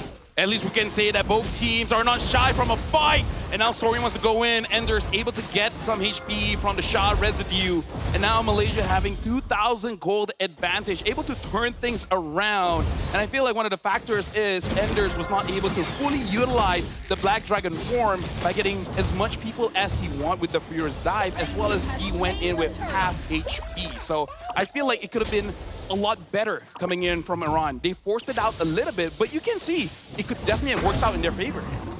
Enders continues to receive pressure from Team Malaysia. They really want that top tier 1 and eventually will get it.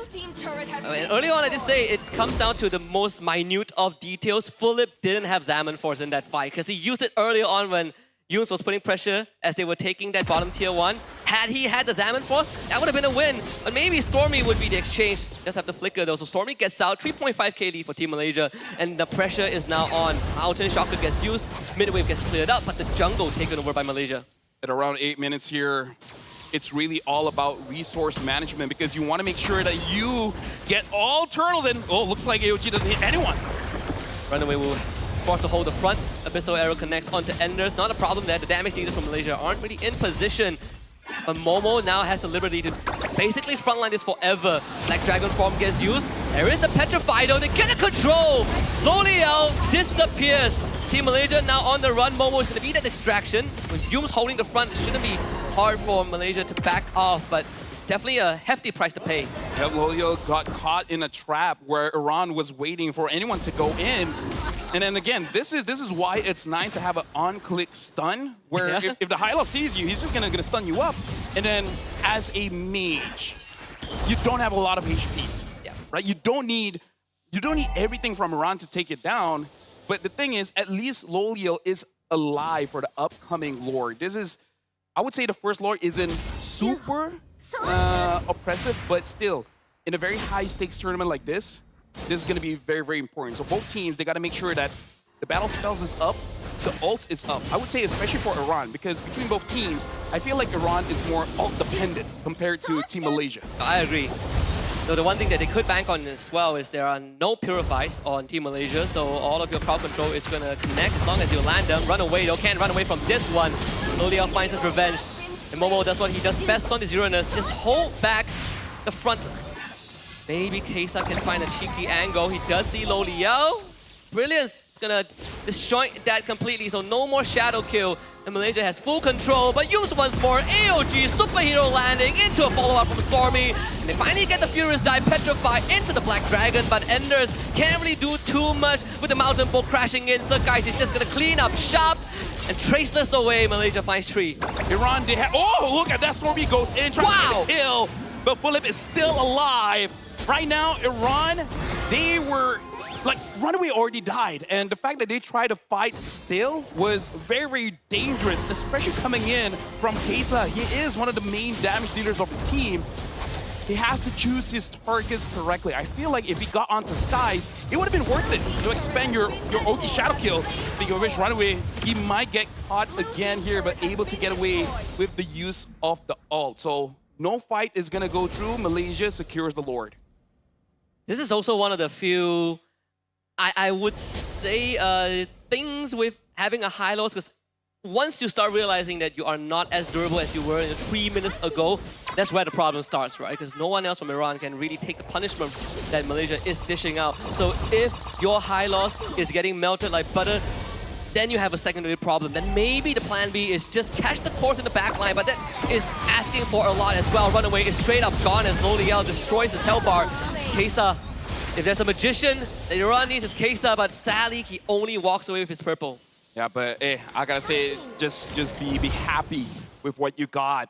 I would say they don't have the best wave play, or AOG goes in, hits onto no one. Do they actually want to go for this, Malaysia? Wow, they actually get the Black Dragon form out. That is more than enough if you're Malaysia.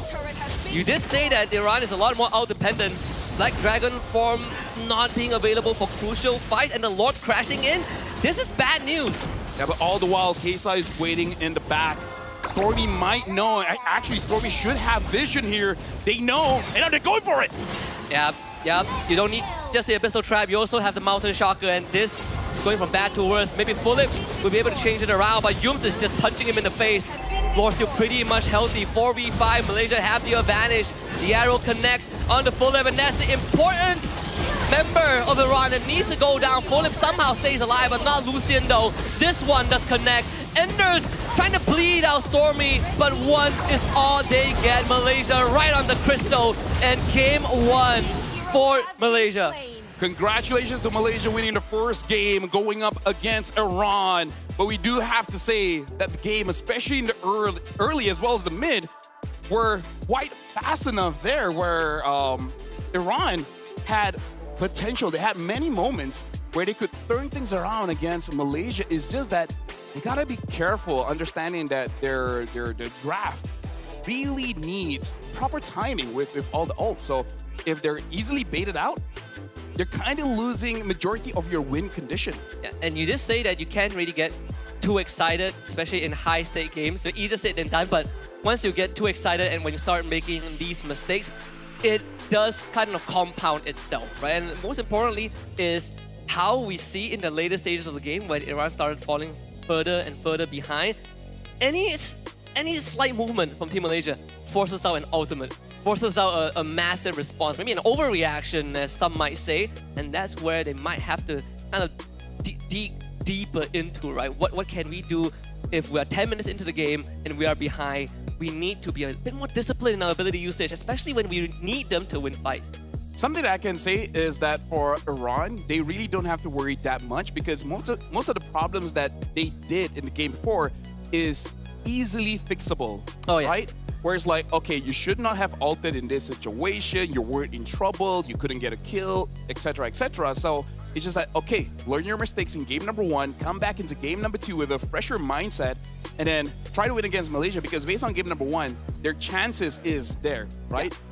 I remember the mistakes Hayabusa tried to kill off the Lunox earlier on, where the Lunox has an iframe to cancel out your Ogi Shadow kill.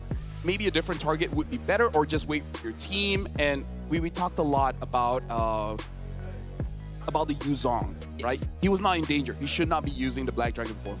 And I would say, despite how much attention that he has commanded from Team Malaysia, we keep seeing those repeated visitations to the top, to the XP lane. He held it pretty well, right? Like, all things considered, this Yuzong, despite all of the punishment that Malaysia is trying to throw at him, Enders held his ground. So I agree with you. I think a lot of the small whoopsies we saw from Iran are just minute things that can be easily fine-tuned going into game number two. Let's take a look at the post-match stats though, because this really has gotten me very excited for what this series has entailed. Maybe Iran can take that game too if they just polish a little bit on what went wrong. Yeah. 30-minute game, and I kind of feel like this is what we mentioned during the draft, where I want to see what their answer is going to be for Uranus, because we already saw the Uranus and they need a different damage profile, more like a DPS to deal with this Uranus, and they pick up the Kagura, which I feel like is fine, but specifically to deal with the Uranus, which as we saw was quite a big problem for Iran, maybe a different pick, something. But at that point, like, what else is there? Because even the Kimi, I kind of feel like there's could, like, but yeah. There's always like, what do you call it? There's always like Yeve. Yeah, like, it's another option, but then you sort of run the risk of getting dove by 4 people from Malaysia. Yeah. I think the Kagura was not exactly, it's not exactly the worst choice, but it's a very niche pick, right? You are leaving the Uranus to the Hayabusa and the Harith, and at one point, the goal is just we're going to ignore Momo, we take care of his team, and then we come back to Momo. Unfortunately, that never really happened because Malaysia started getting ahead, and then Momo is just standing in front of Iran every single fight. Yeah, what we can say is that Iran, their laning phase is actually quite good. Philip didn't really lose out in the gold lane. No. Same can be said with Enders. It's just that they gotta lock in whenever you're fighting for those neutrals. Like, the first turtle was great. That was great, yeah. Right? But then afterwards, they couldn't get back their momentum. And I feel like they just have to understand what their win con is and protect that win con. Don't let Malaysia disrupt it, and then they should be fine in game number 2. I think if you want a point of reference, right, as we go through the Hall of Famers, we have Sakai as the Goat Hunter, Momo as the GOAT. Total damage dealt, right? He's definitely the GOAT tanker as well. Yums as the support. But I think if you want a reference point for Iran during this break before game 2, just look at the second turtle fight, right? The main difference between turtle fight 1 and 2 is that they didn't have the abilities that they need for the second turtle fight, and they still committed. And even then, they didn't really take a big loss, right? It was like, okay, we lost the turtle, but we were able to get everyone out of the out of that fight. So something that they can use to build on. And hopefully, if they do decide to draft the same way as they did in Game 1, we will see a bit more finesse. Yeah, I feel like if there's any change, if Philip has more heroes in his hero pool, maybe pick up your mid laner early, right? Yes. But now we gotta look at the MVP for this one. The MVP is going over to Sakai, 6-1 and 7 KDA, the highest gold earned in the game, and still deadly with the Yushin despite, you know, an iffy first turtle. But after that, it was all good. I had a very, very cheeky rotation, right? Purple straight into the enemy Beetle. Try a contest for Little Wanderer. I think didn't get it. Walked away with 1 kill. Goes into the first turtle fight and completely forgot about the Black Dragon. Got petrified and taken down. But that was the only time that happened. And afterwards, he basically was carry and support all in one. Yeah, and now we gotta look at the highlights here to really see like what really went good for both teams, Iran as well as Malaysia. And here we can see a very early skirmisher shows the strength of the mid trio of Iran, that they are tanky enough to deal with the Selena. So they didn't have any problem dealing with the early aggression, same as this turtle fight here. And what a big difference when all your abilities are online, executable, and it hits the right targets. It's just that we only saw it once. If we saw it multiple times, it would be a much different game. And you can definitely see this is not, Iran's first rodeo, right? Like, these players definitely have that synergy.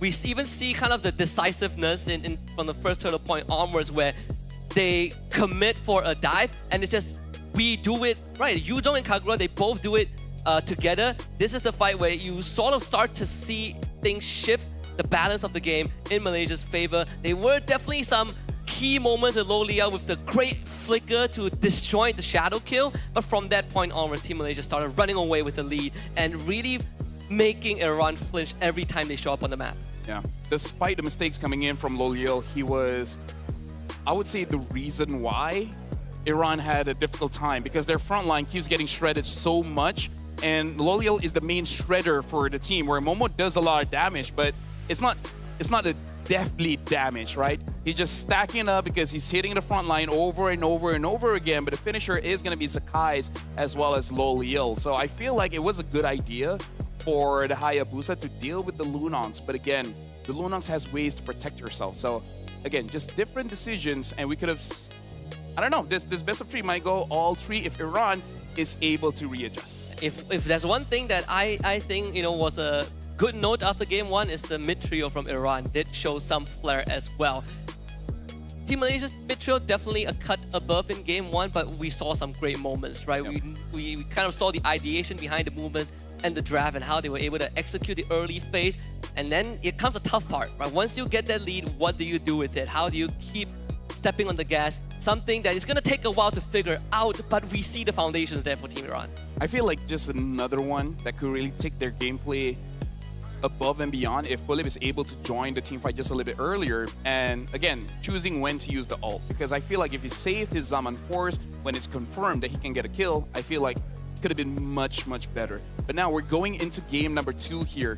Malaysia, that was not the cleanest of wins. What do you think that Malaysia really has to do to make sure that they are in a championship spot, that they can defend their title from 2024? Ooh, well, that's a tough question after that game. That's why I asked the questions.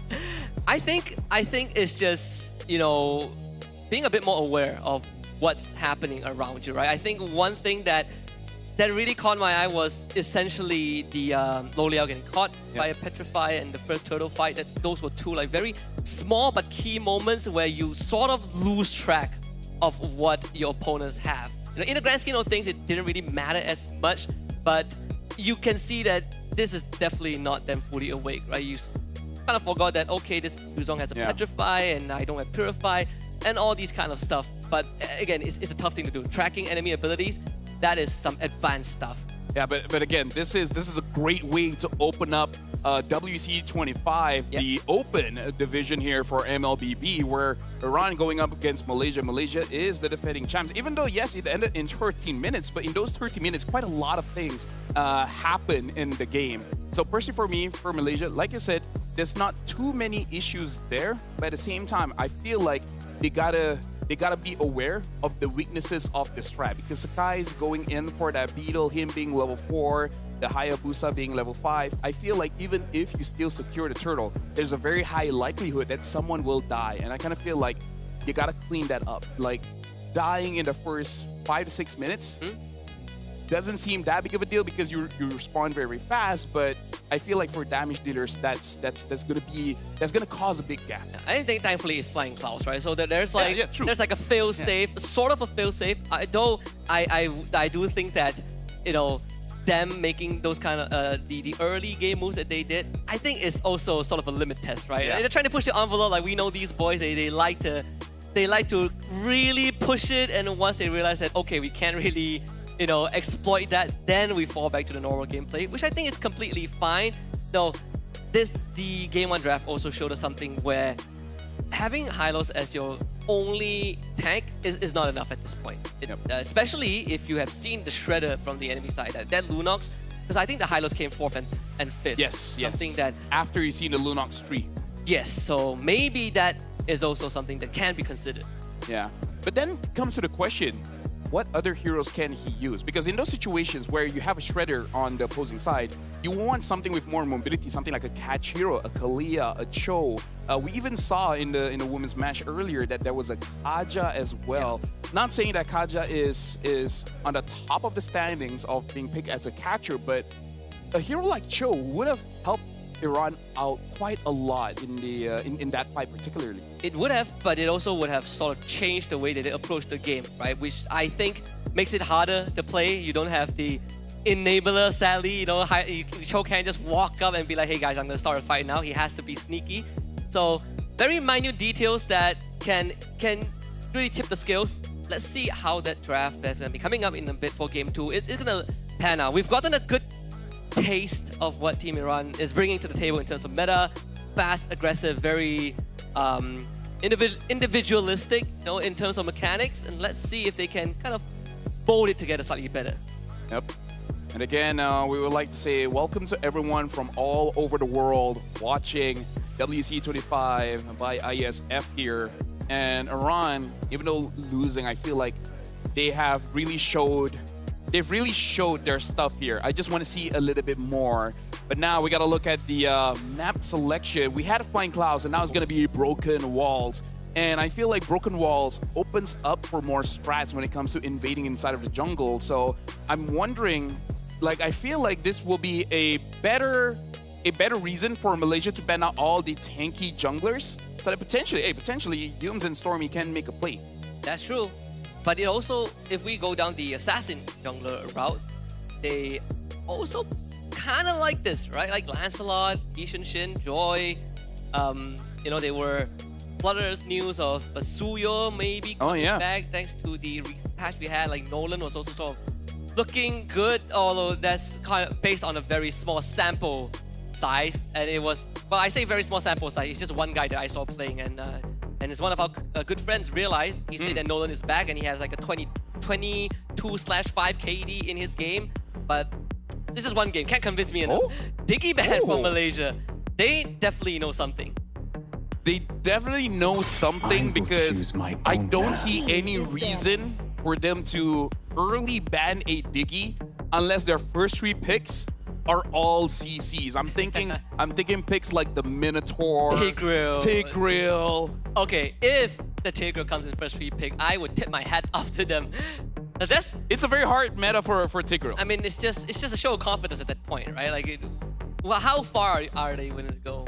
Maybe not. Unless they know that there's a DE babysit meta in the gold lane, and Lolia was like, okay, I'm already having a hard time against Philip alone. Let's not give him like maybe. Need no protection. I enjoy the peace I get. Right? Remember, like, 4 or 5 years ago when that was a problem? Yeah. It might happen again. Please ban that out. Oh, and then if all is correct, Malaysia is first pick here, and they themselves ban out the Baxia. So it looks like Baxia is not going to be the first pick here. Iran banning out the Fanny. And this situation, like you said, even the Lancelot does well in Broken Walls. Nerfed a bit, but I feel like it's not enough. And it doesn't solve the problem of what makes Lancelot so strong. So Iran, I kind of feel like they have to ban out the Lancelot. If not, might be a first pick from Malaysia. I mean, we got like a 15-minute game in early on. I would say the nerf, at least he doesn't like two-shot you. He needs like 3.5 shots. 3.5 shots, yeah. Slightly harder, but doesn't take him out of the game completely. I kind of had a feeling that it could be a YSS opening for Malaysia if they want to, right? Because I don't see what's stopping them. Or if they want to go the more traditional route, Leia is always there. So it hasn't really been the first choice for our boy Yums. No, Gatot is the more safer, more generic option now. Yeah, and now the Uranus gets banned as well, making sure that Iran doesn't get it. And a hero that has been adjusted, Hilda as well, in Broken Walls, does quite well and quite flexible as a first pick, able to put in Rome or in the EXP. It's just the Diggy is that makes me think, what is going to be the first pick here? Yeah, or is a big brain move, right? Yeah. Or it's nothing. It's just a feint. You confuse everyone else. You make Iran think like they're gonna go for 5 crowd control, and all of a sudden that's none. You make everyone else overthink it when the basis behind it is just it's psychological warfare. I mean, hey, it's affecting us. It is affecting us. We're overthinking it, ladies and gentlemen. Don't overthink. It's causing a lot of stress, and stress is bad for your health. He's gonna first pick Harith. First pick Harith. Oleal says, "Give me Harith." All right. Well, they're taking their time here, right? They're taking their time. Hilda is up. Looks like they're picking up the Hayabusa. So, are we just gonna do a switcheroo here? Where Iran's like, okay, now we pick up the Gatot and Yi Sun Shin. I don't see why not. Hey, why not? Why not? Shout outs to coach. Why not? There has been some cases, I think, where you get like the same draft for 2 games in a row, but it can play out completely different. Gatot YSS is good, but if in the event that maybe Gatot is not the flavor that Iran is looking for, the Grok is open. Welcome to Grok. That hero was banned out in game 1, and now Iran has a chance to show it. Yep. And like you said, the Grok has been picked up, and they're picking up the So this is clearly a comfort here. Iran looks like they're a team that's full of dive.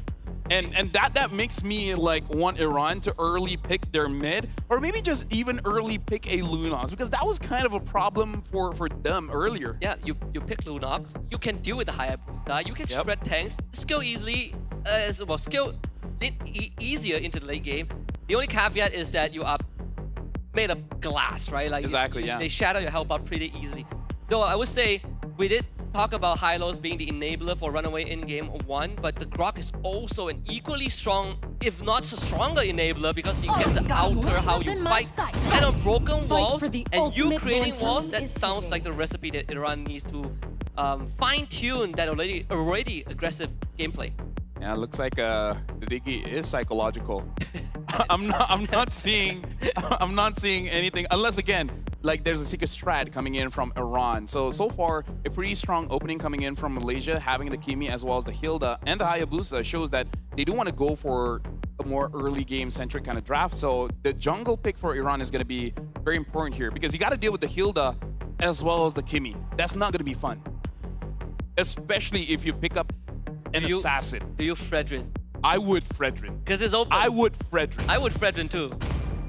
Fredrin, and then there we go. We're so good at this. We're so good at this. So nice the meta hasn't changed that much, so we can still get it. So now what Iran needs to figure out is that one of the best heroes that they can pick up is the Eve, but most likely Eve is going to get banned by Malaysia, right? Yep. So what is going to be that mid pick? We saw the Kagura earlier. It's okay. It's nothing bad.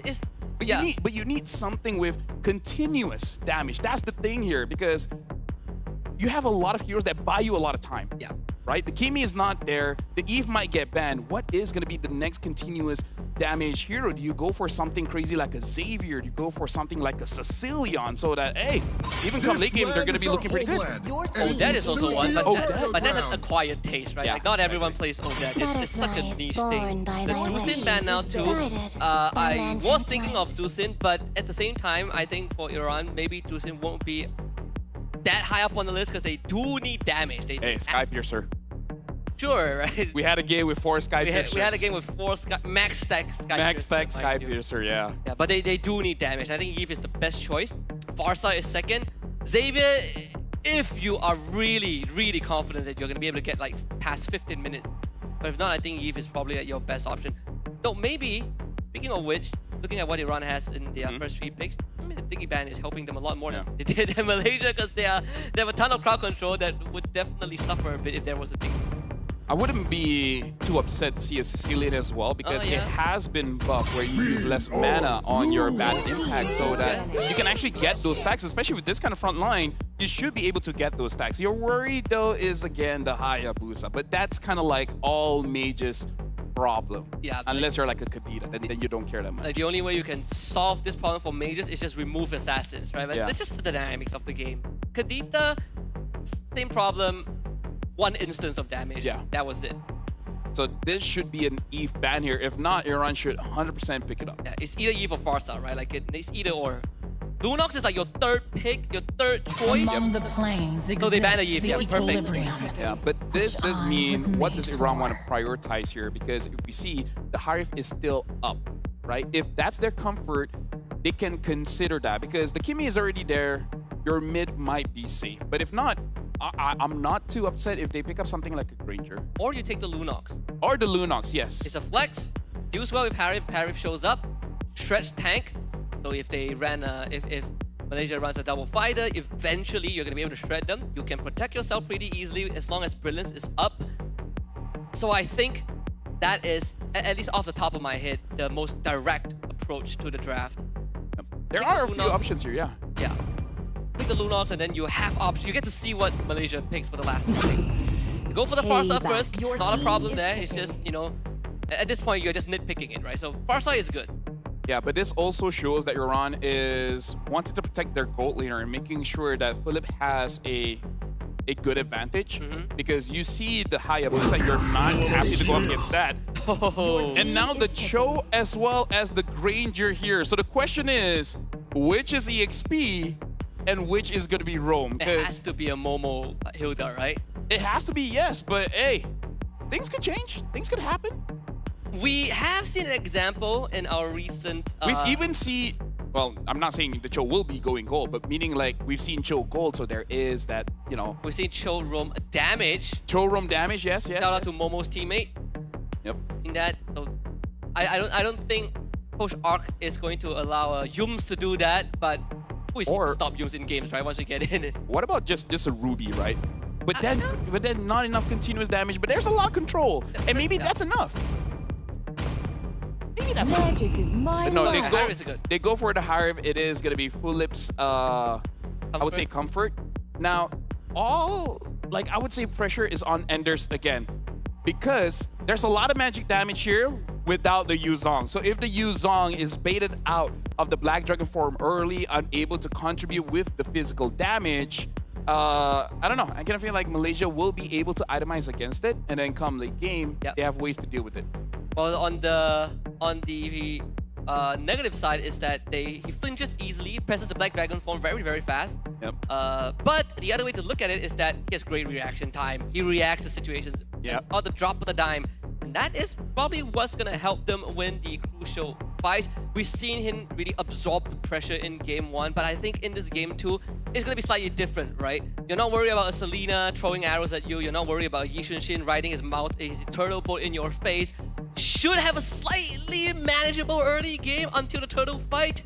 And the rest, I think you can let itself play up. The Harif is great. I want to see how daring Philip is. Are you going Flicker or are you going Purify? Yep. And now, ladies and gentlemen, allow me to take my time to really simmer. It looks like we're jumping into the game. Game number 2, Malaysia going up against Iran. Malaysia is 1 point up, 1 more point to end the series. But Iran, they can continue this by getting 1 win against Malaysia. Speaking of which, looks like Sakai's is going for the invade again. Gonna try. With the Kimi around, it's gonna be successful, right? They can't really do much as a Grog. You need to bring Enders in. Ooh. If they got any closer, that could have been a kill angle. It looks like Sakai didn't get it. Yeah, I think he got it too, which is great. You are able to stop this this pesky Kimmy Cho combo. And again, I think Enders is going to have a... Hold on a minute. He already used Petrify. Probably camped the bush at level 1 to pressure Momo. Maybe that's what he did in game 1-2 against the Uranus. So, small thing, 30 seconds until he comes back up. Yeah, and now it's just the start of the game, but we already see a lot of interactions coming in from both teams. It looks like Malaysia, they are going to go for this strat where they try to get Sakai's ahead just a little bit. And now Runaway, looks like he has completed his boots. The Rapid Boots able to move around the map and having quite good sustain here. And now they want to go for Runaway. Runaway's going to eat, and great flicker. Still Sakai sticks onto him. The last take of the Shadow kill, first blood for Sakai. I mean, here's the thing. It's either going to be Runaway or Lucian. I kind of feel like in that situation, Runaway just bite the bullet. Speaking of which, Sakai's! Petrify back up and a punish. Great stuff from Iran. Exactly the same thing we saw from game 1. Now, no Petrify. There is the Black Dragon from Lokesa. Very early appraisal grab.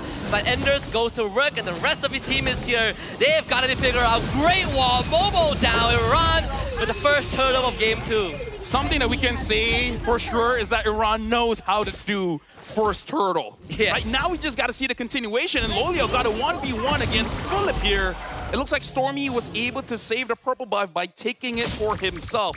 Sakai's kind of a bad start here for Hayabusa, and looks like Iran is going to make sure that it gets worse. Let's see, Kesa able to get the golem, and Runaway doing a fantastic job at keeping Yums at bay.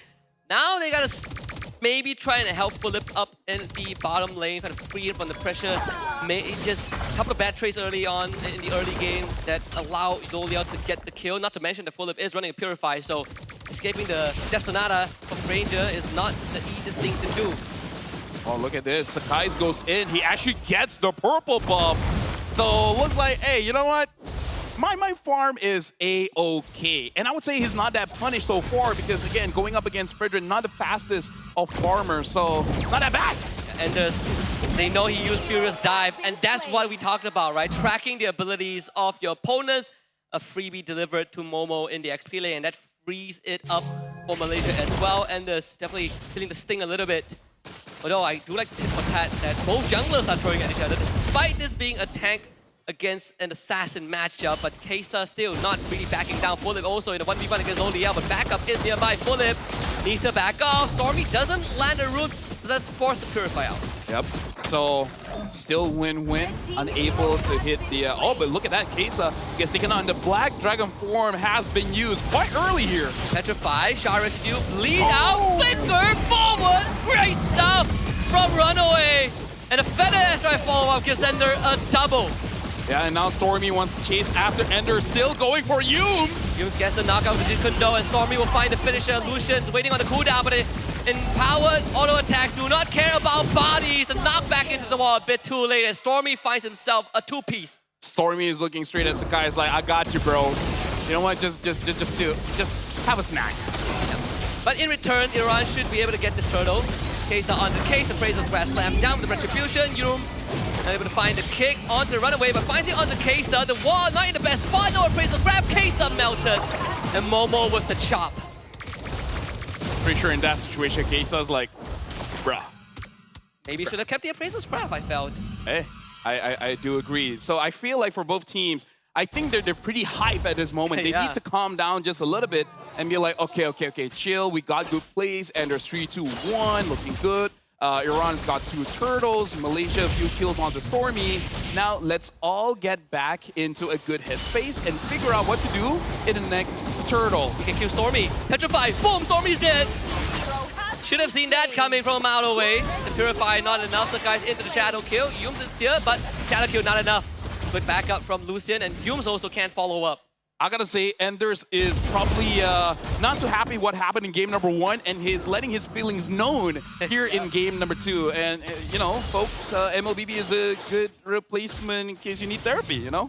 Deal with your issues in-game. Let me see you find it. Oh, that looked pretty dangerous.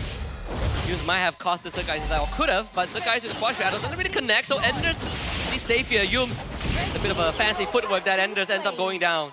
Not gonna lie, I was pretty scared for Sakai's at that moment. Essentially giving a free flicker over to Enders. Yeah. If he had Petrify, I think that was lights out for Sakai. Yeah. Again, they were tracking it pretty well every 90 seconds, so 1.5 minute window is pretty long in a game of Mobile Legends. So now we can see Loliel does have the Sky Piercer and now the Hunter Strike as well. Humes is distracting the team of Iran, but now we got to look at the turtle here. Ender still does not have the Black Dragon form. If Iran can wait it out, they have a good shot of actually winning a team fight. And, you know, just a suggestion, kill Stormy, and then you're looking pretty good. I think they also sort of saw the possibility of what they could do with the Grok, right? Like Runaway has just one nasty flicker, tectonic charge. Let's see, so far 2 out of 2 turtles for Iran. Black Dragon form is out onto Enders, Fulip.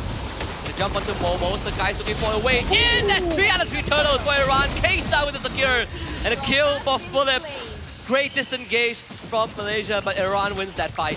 A little bit too early coming in from Sakai's, and we saw Runaway was prepared in case if he stands around, he used the tectonic charge. Unable to get him, but still a good attempt. Iran, definitely much better compared to game number 2, looking more composed. At the same time, quite aggressive. Looking for Enders again, trying to slow him down. Yoon, kick, but great furious dive. Enders finds his way out. K-Star is here, but they don't really have the damage to finish off Yoon. Not too big of a deal. We see the transition to the bottom lane. Fulip can't get Sakai's. And Runaway forced to run away. Yeah, unsure what happened there, but it looked pretty close.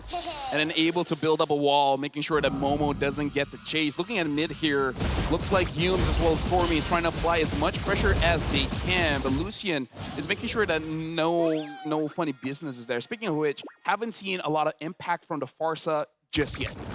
We've seen some feather airstrikes here and there, but nothing that has landed Lucian kills, 2 assists at most. It's been a zoning out so far because most of these fights sort of ended when the feather airstrike is thrown out. But compared to game 1, this is definitely, I think, a more manageable one. Even though Iran is 2k behind and they are desperately in need of structures too. Both side lane tier 1s have gone down. Yep. The Lord is going to spawn in around 30 seconds here. So for Iran, they have shown able to get all 3 turtles, so they should have a bigger advantage in this neutrals, but Malaysia does have that gold advantage, which should give them at least one person an item advantage, and I'm guessing that is going to be Stormy, because I haven't seen Loliel build the 3rd item just yet. Stormy is the big game changer here for Malaysia, so they just got to protect him. The moment he dies, that's probably a bad situation unless Loliel can get a triple kill. Hey, maybe things can be different. The battle spells are up for most members of Iran. Except for Runaway, 30 seconds until his flicker. Gonna try and deal with the mid wave, and Iran has priority over the Lord too. The Frederick, not a problem. Hughes finds the king. Oh, a tectonic charge response. Runaway not able to save his team though. Sadly, Ender still ends up going down, and that's a double kill for Sakai's killing spree for Loliel. You did see the effort from Runaway, but unfortunately Malaysia played that better. 4 bodies. Dude, that was, again, like you said, a good re-engage coming in from Iran, but Sakai's was able to use the Ogi Shadow Kill in time to dodge a lot of the damage as well as the crowd control, able to deal the damage. And I feel like even Iran, they were surprised. They're like, haven't we controlled this Hayabusa? Why is it doing that much damage? Ender didn't even get to use the Black Dragon form, I think. Petrify also didn't do much. And by the way, that was an entire team fight underneath the mid-tier 1. And Malaysia got out with 0 casualties, 4 kills, and a Lord to boot. The exact same timing as game number 1. And now they're going to try to run away with the game if they can. They did end game 1 with the very first Lord itself.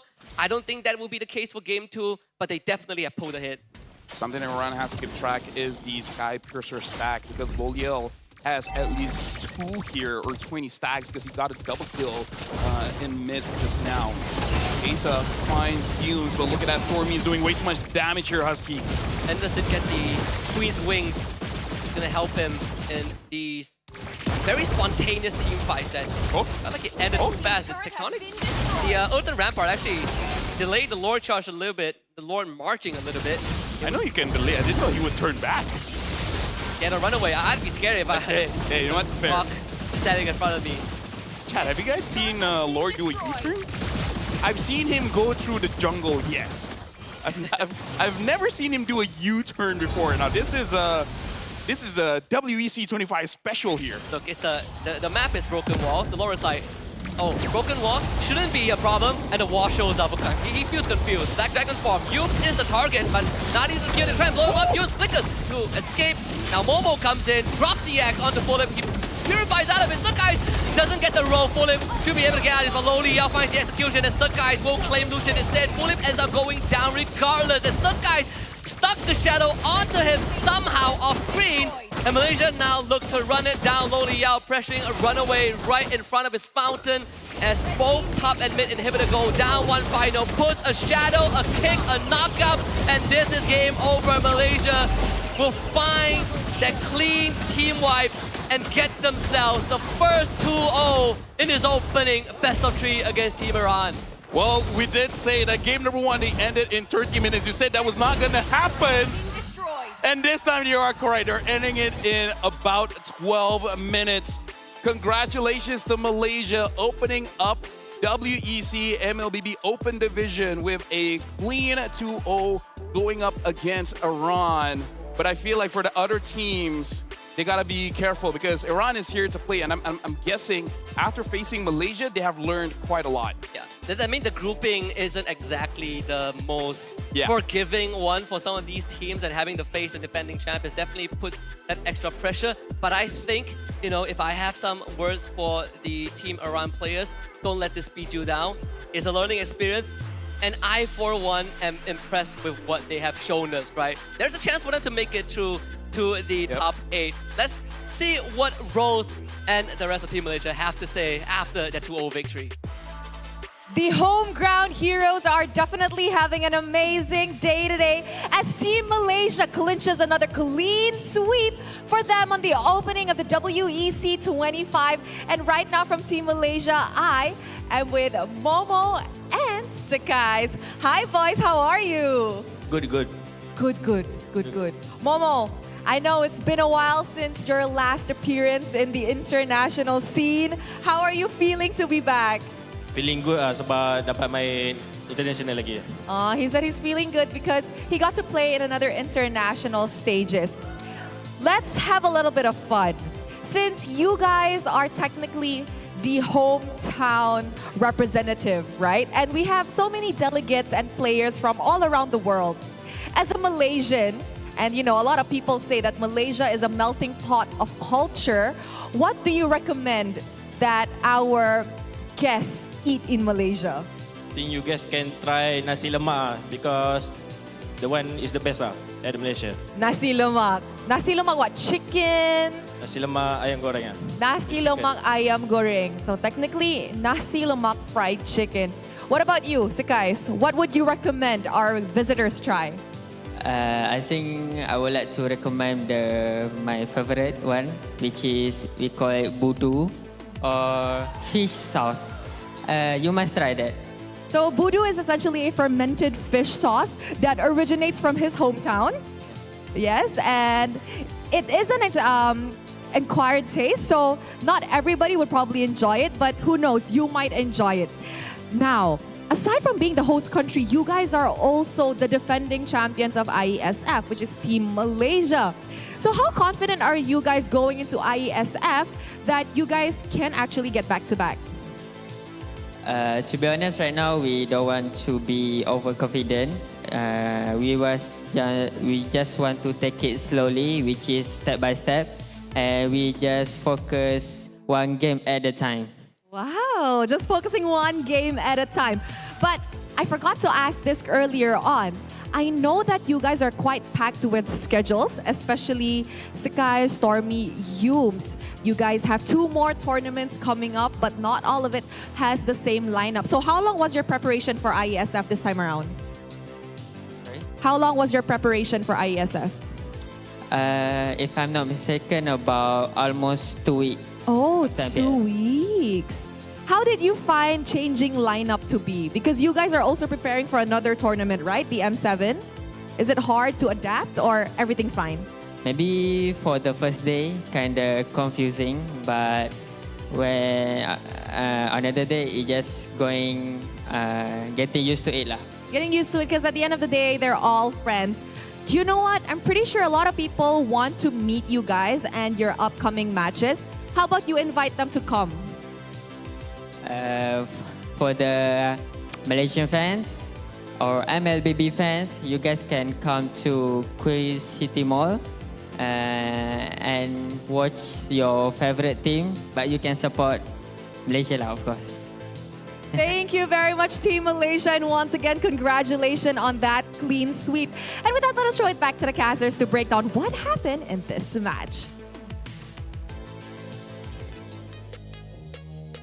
Thank you very much, Rose. And again, congratulations to Sakai's as well as Momo. And yes, for Sakai, Stormy, and Yumes, a lot of competition coming up. A lot of preparation has to be done. But hey, shout outs to nasi lemak, ayam goreng, as well as voodoo. I don't eat seafood, so I have no idea how it tastes. I haven't tried, what's it called? Voodoo. Voodoo? B-U-D-U? Yeah, kind of. Yeah, I haven't tried it yet, but now I have a new recommendation that I can go try it out. Yeah, no rest for the Ayam gepok as well. If you can handle the spice, yes, bro, ayam gepok. Must. It's a must. There's many different shops for you. Just try it out. Yeah. I mean, Malaysia is a melting pot of culture and cuisine. Whatever flavors you want, I am pretty sure we have it. But again, good fight from Team Iran. They showed some great potentials. They definitely had some great ideas, and you can clearly see that the execution was better fine-tuned in Game 2 after some hiccups in Game 1. I'm excited to see what they can bring in the rest of the group stage, but for now, let's take a look at the scoreboard and see how Team Malaysia pull ahead. Yeah, in this game, 11 minutes and 53 seconds were done. And I gotta say, don't see a lot of Momo in the match, but still 3-3 and 8. Stormy really showed up on this. Kimi showing that even though Muntan's desire was to lessen the early game pressure, hey, looks like it's not enough. The Kimi was doing quite a lot in the early game. Sometimes you gotta nerf the player instead. Yeah. Hey, maybe give him like a match ban, and then we'll see. By the way, people in chat are like, why no bakso, man? Because it's, I mean, there's, like you said, there's a lot of food here. You know, like big. Okay, so to people asking about it, I actually love bakso. Yeah. My first experience was, I didn't know that the green chili was inside the meatball. So imagine my horror when I bit down. In a good way. I love spicy food, but it caught me off guard. Shout out to bakso lovers. I love you guys. Yep. Speaking of which, someone said, it's a good thing they didn't say ayam gepok. Well, too late. Either ways, these are the itemization, and now we gotta move on and talk about the Hall of Famers here. Stormy was the support, but he's also the GOAT. He's able to help his team out and still do a lot of damage. I mean, he's my boy. Team Malaysia players is like, it's a given, right? We know they're gonna play well, but I gotta shout out to Runaway, dude. This Grok is something else. I love me a good Grok player. Sure, they didn't win this game against Team Malaysia, but I'm a good Grok player. But there were certain moments. That's why I love you. Hey. But there were certain moments that Runaway had some great tectonic charts. The Earthen Rampart, the way that he manipulates the terrain in team fights, and the way that he was able to, a couple of times, stop Yumes from coming in with the Jeet Kune Do with just the mighty swing. Very well timed, and that requires a lot of finesse, and I think Runaway has that.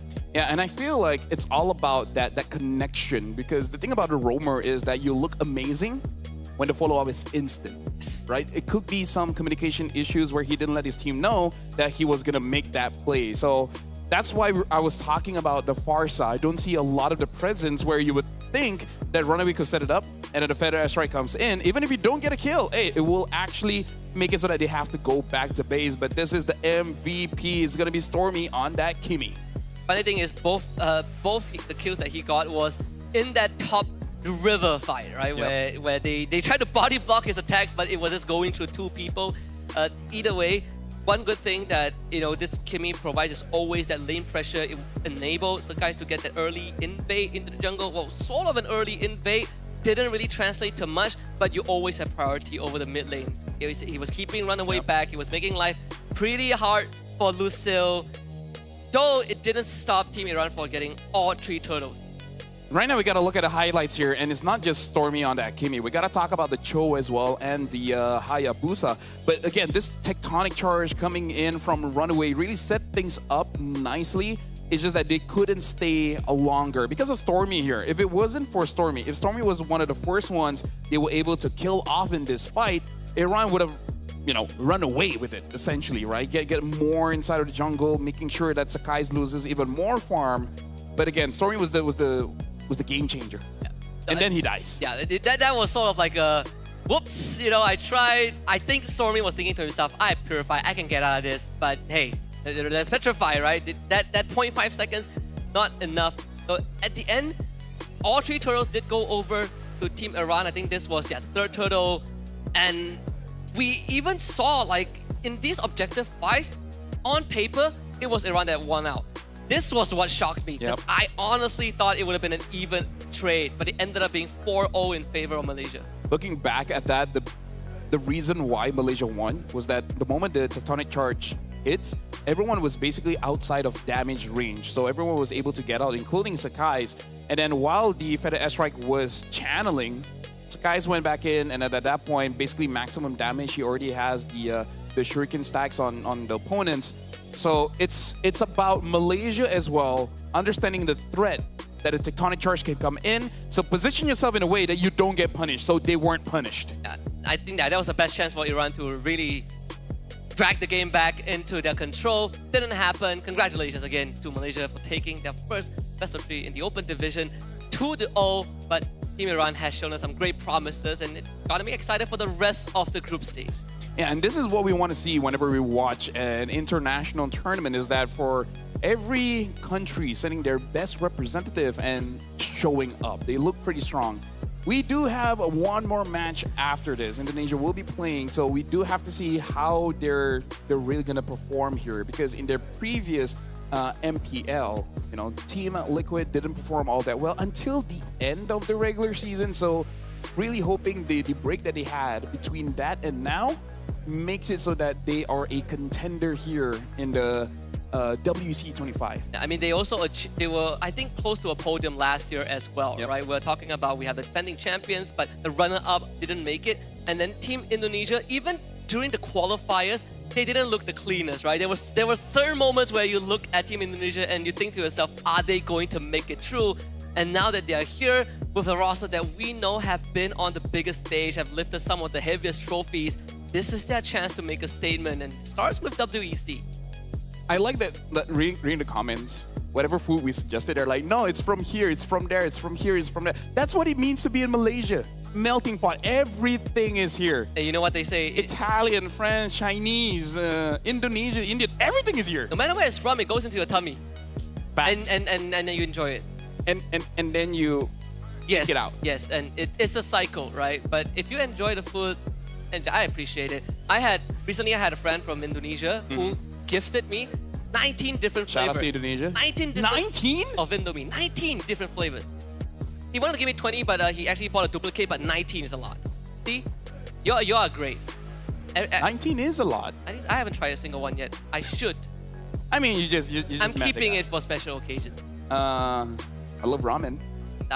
Not Malaysia, but hey, ramen's great. Ramen's great. We have everything here. I think if you have not had a chance to visit here, you should. We can't get.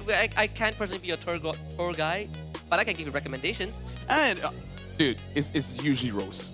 Is what? It's usually Rose. Rose is the one that brings you here and there. She's the real foodie. She knows shops that I don't even know exist. Yes.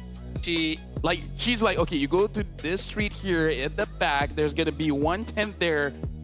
That's where you get the pisang goreng. And I'm like, yes. How do you know that? You look at that tree, right? You count the branches, right? By the 4th branch underneath it, 2 inches to the right. Shout out Rose. Great stand. You know what I get upset with? Yes. She's a foodie and she looks like that. I look like this. It's not fair. It's not fair. Life isn't fair. Bruh. Either ways, that is the end of the first match here of Malaysia going up against Iran. Again, congratulations to Malaysia.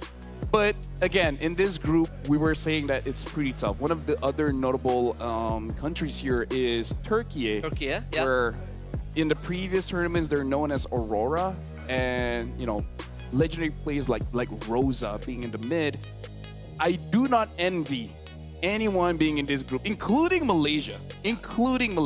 If there's one competitor that really scares us, it's definitely Turkiyye, but we don't face them today. It's an inevitability. But hey, we get out to a good start. I think for Team Iran, it's also something that they have to do some research on as well, because this is a tough group to be in.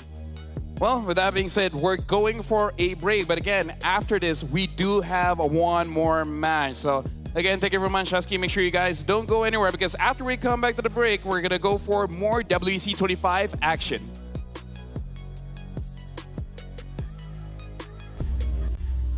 To be in the zone, gamers need true support. One that's in sync with your body at every angle. To be in the zone, gamers need true support. One that's in sync with your body at every angle. Takes your weight without pressure. Fully adjustable to cradle your spine and adapts as you shift in your seat. True ergonomic alignment to achieve your perfect gaming form.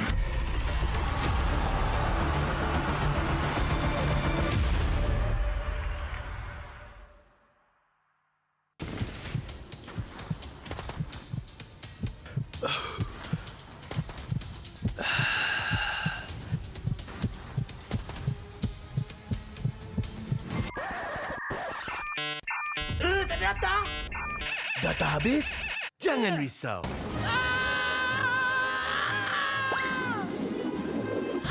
Tukar ke Red One Mobile untuk data pantas 5G Extra. Nak peran data telefon? Red One Mobile kan ada.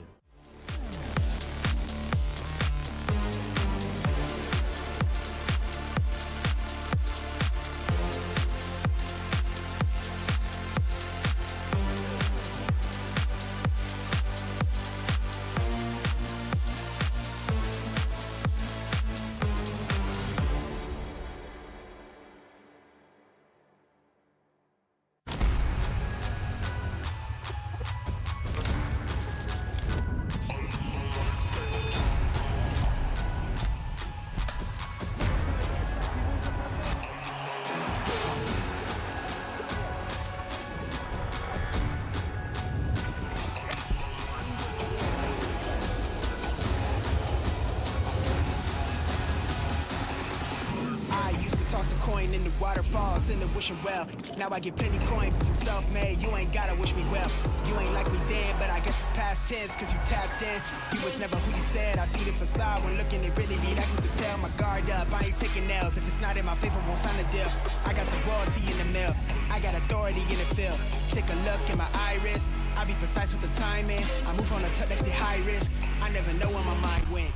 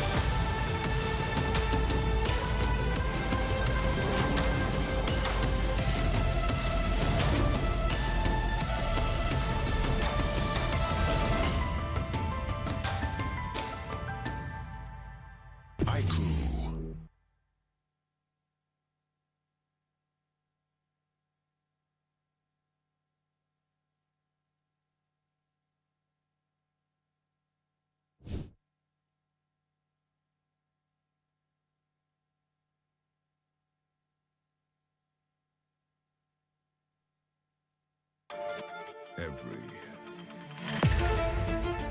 champion starts with one moment. Activate your place in the world of esports. Compete, manage, track, dominate. Everything you need in one platform. Gear up for WEC25. For results, streams, and more, visit IESF.gg. To be in the zone, gamers need true support. One that's in sync with your body at every angle. Takes your weight without pressure. Fully adjustable to cradle your spine and adapts as you shift in your seat. True ergonomic alignment to achieve your perfect gaming form.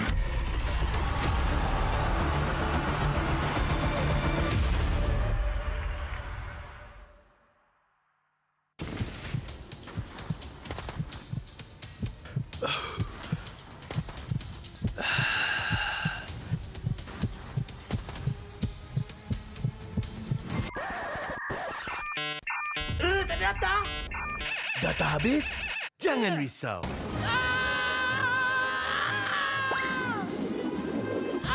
Tukar ke Red One Mobile untuk data pantas 5G Extra. Nak peran data telefon? Red One Mobile kan ada.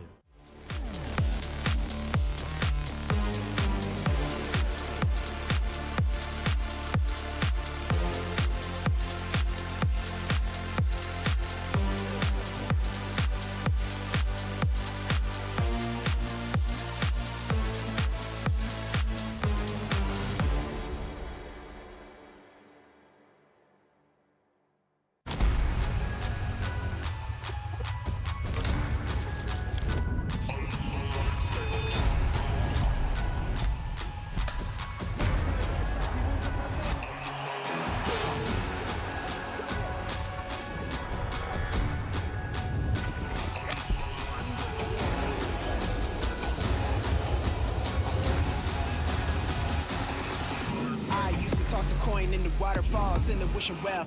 Now I get plenty coin, but I'm self-made. You ain't gotta wish me well. You ain't like me then, but I guess it's past tense, cause you tapped in. You was never who you said. I see the facade when looking, it really be like you could tell. My guard up, I ain't taking nails. If it's not in my favor, won't sign a deal. I got the royalty in the mail.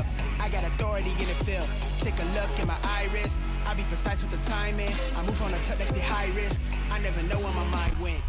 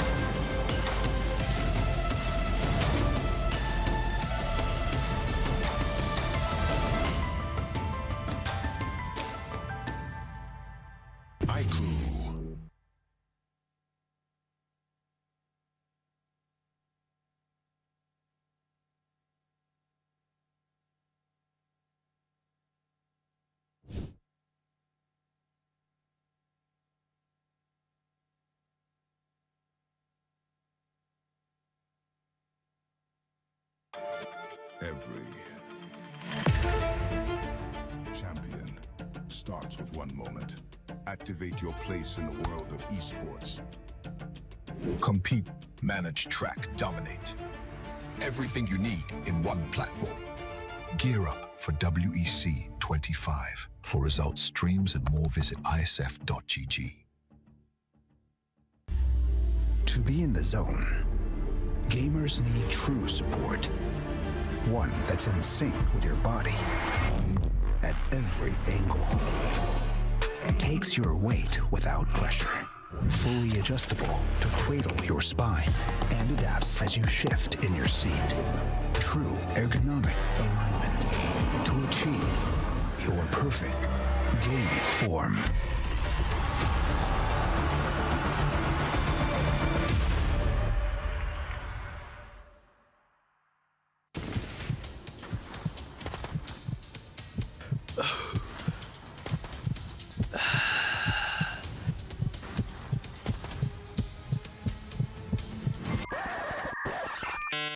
Ternyata data habis?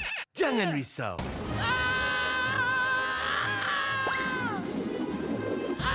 Tukar Tukar ke Rate One Mobile untuk data pantas 5G Extra.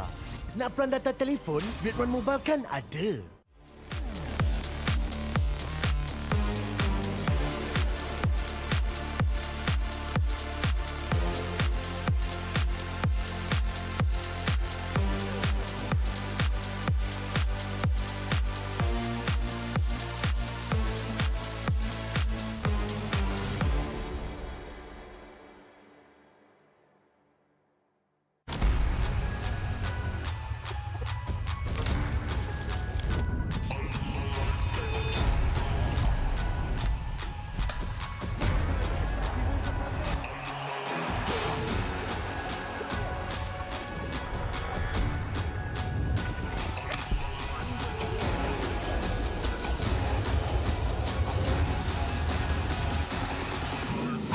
Toss a coin in the waterfalls, in the wishing well. Now I get plenty coin, I'm self-made. You ain't gotta wish me well. You ain't like me then, but I guess it's past tense, cause you tapped in. You was never who you said. I see the facade when looking, it really be like you could tell. My guard up, I ain't taking nails. If it's not in my favor, won't sign a deal.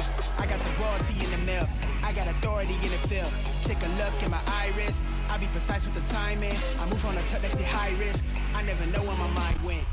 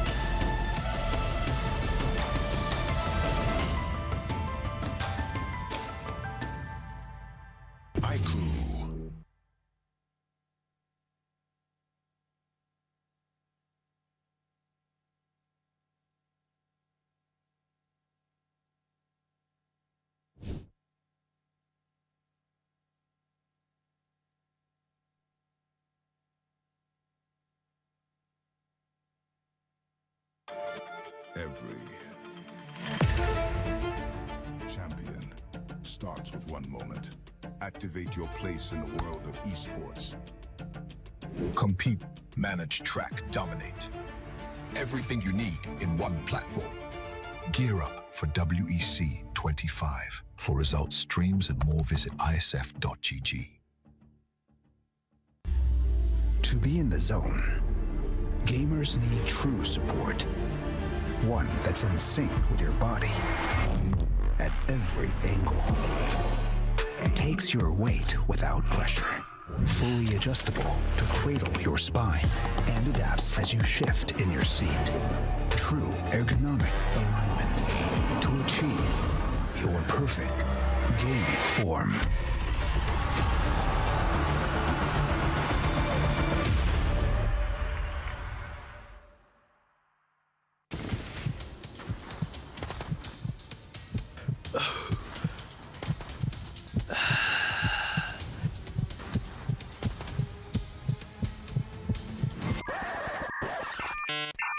Ternyata data habis? Jangan risau.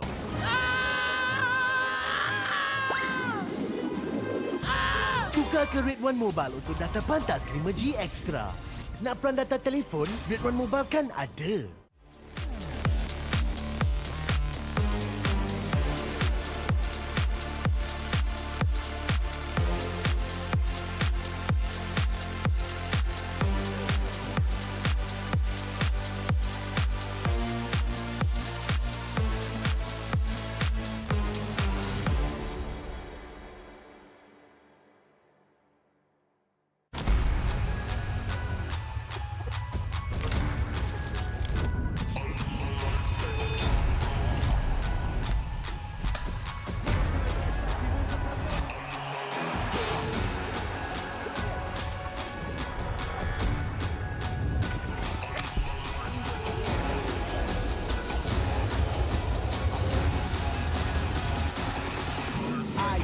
toss a coin in the waterfall, send a wishing well.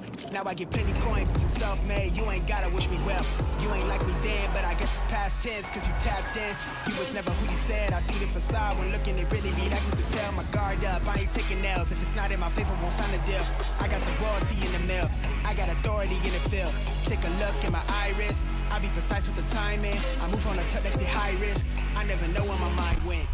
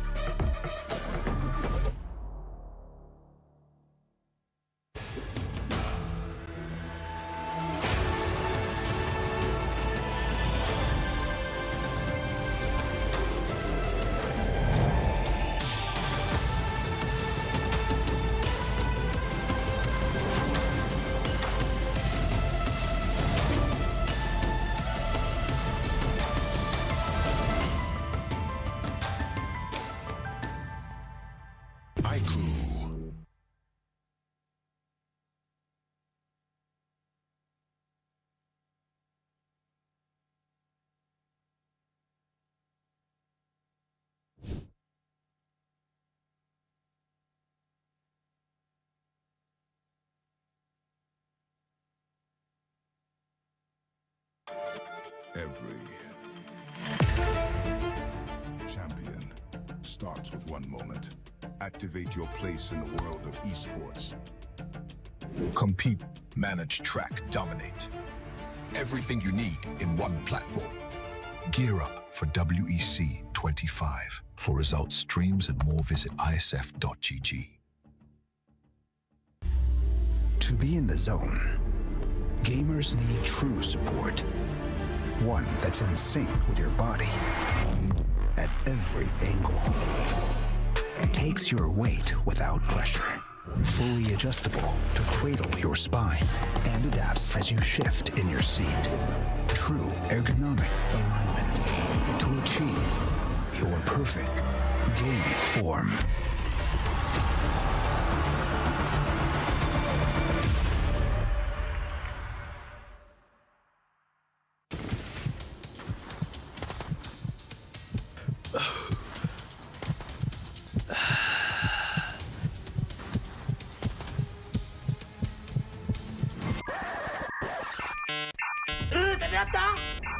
Data habis? Jangan risau.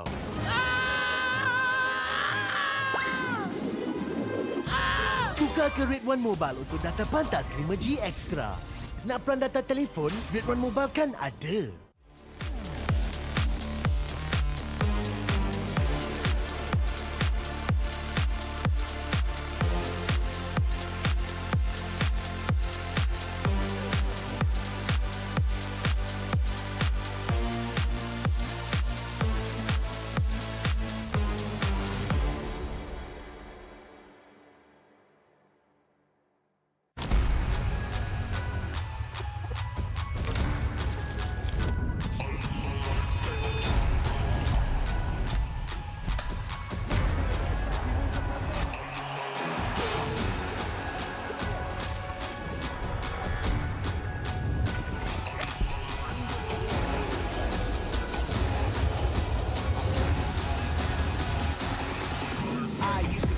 In the waterfall, send a wishing well.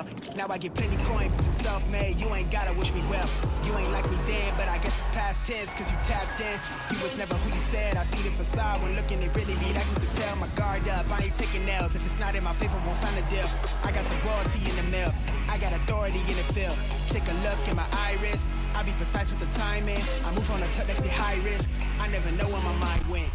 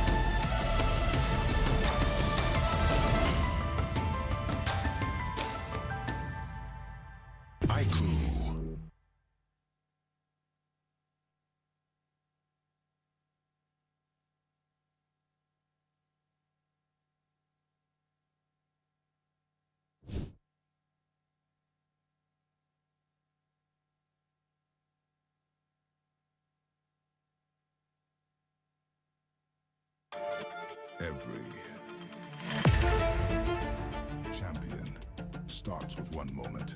Activate your place in the world of esports. Compete, manage, track, dominate. Everything you need in one platform. Gear up for WEC25. For results, streams, and more, visit IESF.gg. To be in the zone, gamers need true support. One that's in sync with your body at every angle. Takes your weight without pressure. Fully adjustable to cradle your spine and adapts as you shift in your seat. True ergonomic alignment to achieve your perfect gaming form.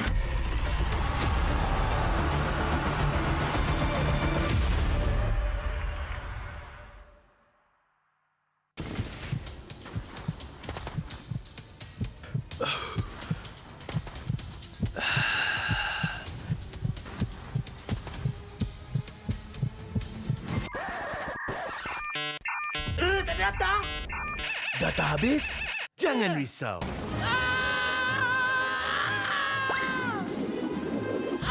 Tukar ke Red One Mobile untuk data pantas 5G Extra.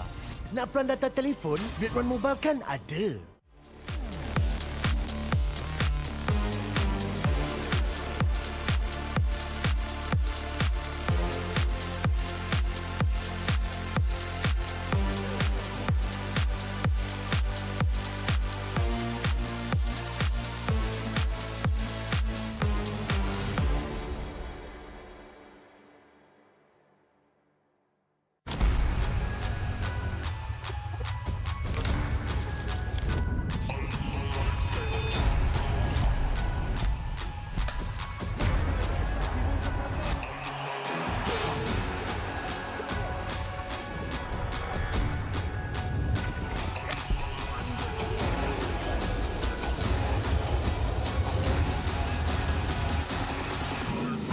Toss a coin in the waterfall, send a wishing well.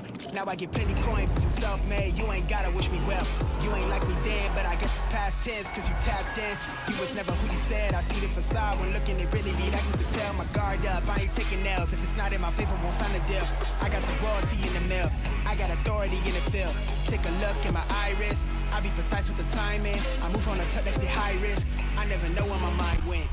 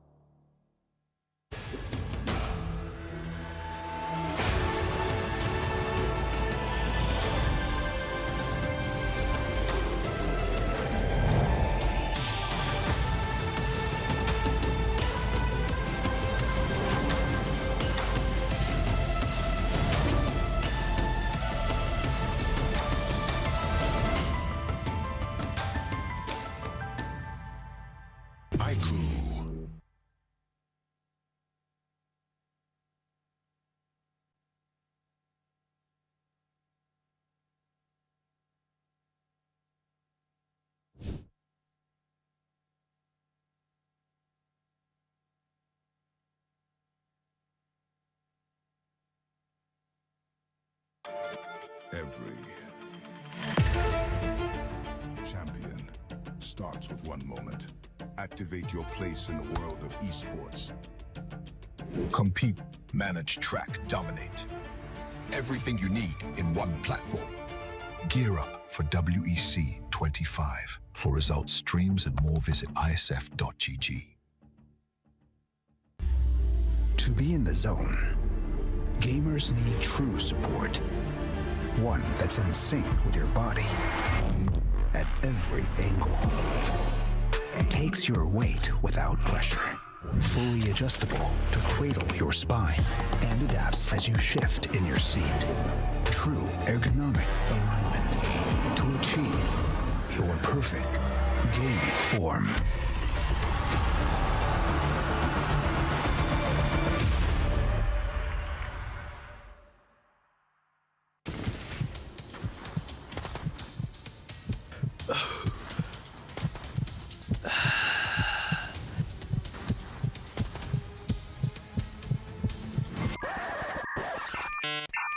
Tak data?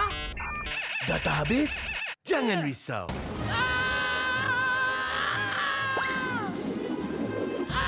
Tukar ke Red One Mobile untuk data pantas 5G Extra. Nak peran data telefon, Red One Mobile kan ada.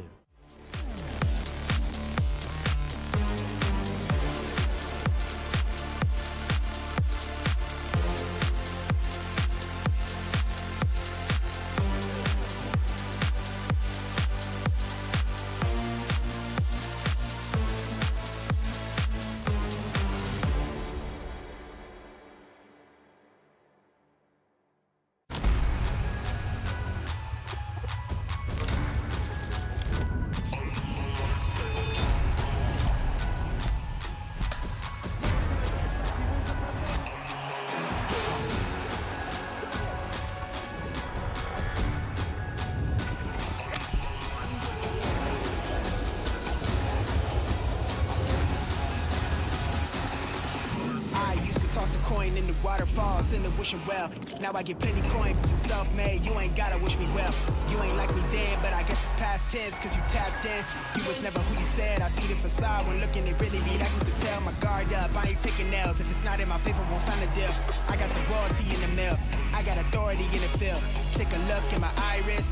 I be precise with the timing. I move on a tuck like the high risk. I never know where my mind went.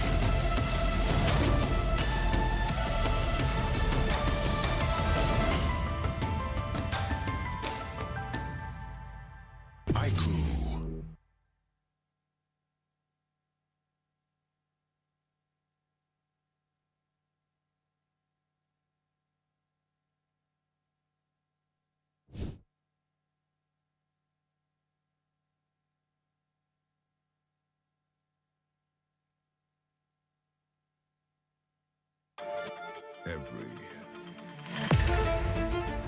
champion starts with one moment. Activate your place in the world of esports. Compete, manage, track, dominate. Everything you need in one platform. Gear up for WEC25. For results, streams, and more, visit IESF.gg. To be in the zone, gamers need true support. One that's in sync with your body at every angle. Takes your weight without pressure. Fully adjustable to cradle your spine and adapts as you shift in your seat.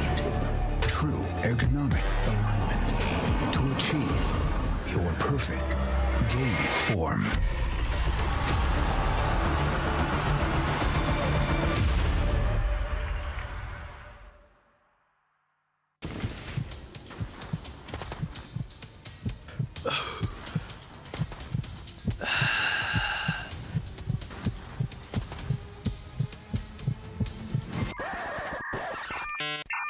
Tak data?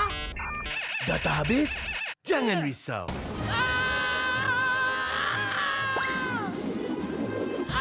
Tukar ke Red One Mobile untuk data pantas 5G Extra. Nak peran data telefon, Red One Mobile kan ada.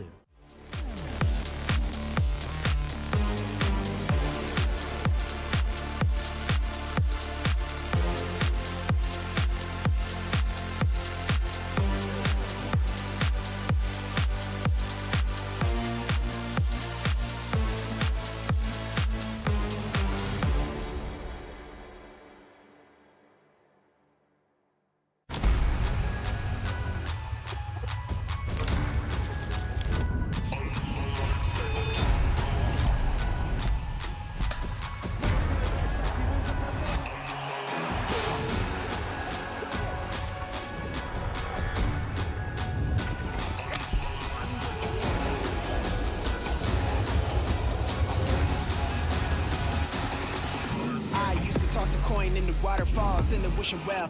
Now I get plenty coin, but I'm self-made. You ain't gotta wish me well. You ain't like me then. So let's hear it for Team Indonesia. Kazakhstan. I think we're ready because we already played scrims and tested some drafts. My team is very ready because we got a lot of scrims and training, so we want to prove ourselves in the stage. We want to prove that our region is developing and we can play with other teams on the same level and we can compete against them.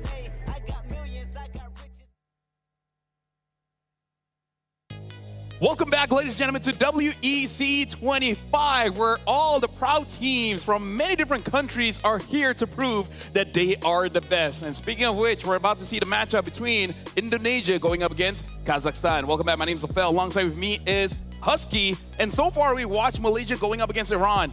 That was an amazing bout. We got to see what the next matchup has in store for us. Our neighbor next door, Team Indonesia, they have been close rivals with Team Malaysia, and now we've gotten a taste of what the defending champions can do. Expectations are also high for Team Indonesia, but I think we come into this knowing that Kazakhstan, this is not their first time on the WEC stage. They've been here last year as well, finishing 9th to 12th. So that means that there's some experience that they can carry forward, and if Team Iran has shown us anything, is that Kazakhstan can also bring surprises. Oh, Mars! Boji! Assalamualaikum! Oh, it's a good thing they reply. You want to give some... how are you guys? You guys are enjoying the WEC? Oh, you don't understand, Don't understand. It's okay, bro. It's okay, bro. It's okay. Enjoy your monster. No, bro. Sit down. Enjoy. Because right now it is gonna be Indonesia going up against Kazakhstan. Like you said, it's not their first hurrah. Why are you guys still here, bro? Duduk sana. These are our friends. We don't get to choose. Just it is what is it, you know? Yeah. It's sometimes it happens, you know. This is why choose your friends carefully. That's my life advice. Choose your friends carefully so that... I mean, if Rose is injured, we can get Poji. So that's okay lah. They're gone. Unless Poji gets injured, and then we just have no one. Yeah, then that's where we run into a problem. Don't run. Gets into problems. Or run away from your problems. So get problems to whatever it is. Whatever it is, the elephant in the room is that we're looking for Team Kazakhstan to... Shout out to all the elephants out there. All the elephants in the room. All of y'all. All of y'all. Right now, we got to talk about the moolah, the reason why they're fighting here. Sure, pride is an amazing thing. That was also an amazing thing there, but hey, prize pool, man. 32,500, 19,500, and 13. I'm sorry, that's shout-outs Indonesia, man. Shout-outs Indonesia. That was worth at least 13.5. that was worth it, at least that. That was worth it. That's the money shot. I love it. I love it. These are the moments that make WEC memorable, right? We've had some great moments, great gameplays, interviews, team walk-ins, personalities, and now this is the holy grail that everyone is after, right? Yep. When you are playing for the pride and the glory of your country, prize pool is one thing, but the proudness that you feel, exactly, right? Carrying that flag on your back. That's how you know they're practicing for the walk-in. Oh yes, right? Absolutely. Walk-in everywhere, including in front of the cam. But now we got to talk about the schedule. We had 4 matches. We did just conclude Malaysia going up against Iran, and that was a clean sweep. 13-minute game and 12-minute games won by Malaysia. But this is going to be the closer here, Indonesia going up against Kazakhstan. I'm looking forward. I'm coming into this with the same mindset of the previous series where we clearly have a heavyweight contender, which is Team Indonesia in this case, and we're looking for the challenger to really bring the heat and show us what they have in store, because they have been here before. Let's take a look at Kazakhstan lineup with Baby Agop, Jirub Des, Olivin, Riz 40, and Tash Tick. These are your 5 men for the team. Yeah, and in terms of going up against Indonesia, their lineup, like we did talk about mid trio, but I want to specifically go for the mid laner here because we saw what Stormy was capable of doing with the Kimi, right? Ensuring a good way to invade the jungle, allowing for, even though you got engaged on, you can turn things around. So I'm looking at Ulvin, whether he is going to be prepared here going up against Indonesia. Speaking of which, we got to talk about their lineup here. We got Aran, Joe, Ezekiel, Kabuki, as well as Witty here. And again, Ezekiel, the Ghost of Jakarta, likes using artillery mages, something with a little bit more range compared to the opponents, even making a name using the Novaria. Not really a staple in the meta right now, but hey, we'll see what he has. Yeah, I mean, some of these players on Team Indonesia have lifted a world trophy before. So there are definitely no pushovers. Of course, Kabuki is also a very seasoned player in their domestic league. This is going to be a tough challenge, but no mountain is too tall to overcome. Yep, Witty the Wise as well. We got to see what he has in store when it comes to the roam position. But now with that being said, let's introduce the teams going on to the stage. From the heart of Central Asia, the Warriors forged in the vast steppe, a team that rises like the golden sun on the flag they carry. This is Team Kazakhstan!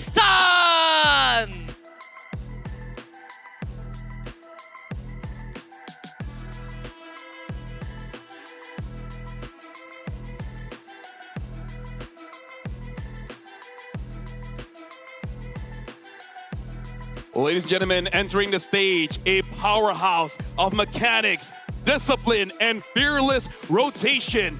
They are the pride of the land of Garuda, the red and white warriors. It's Team Indonesia!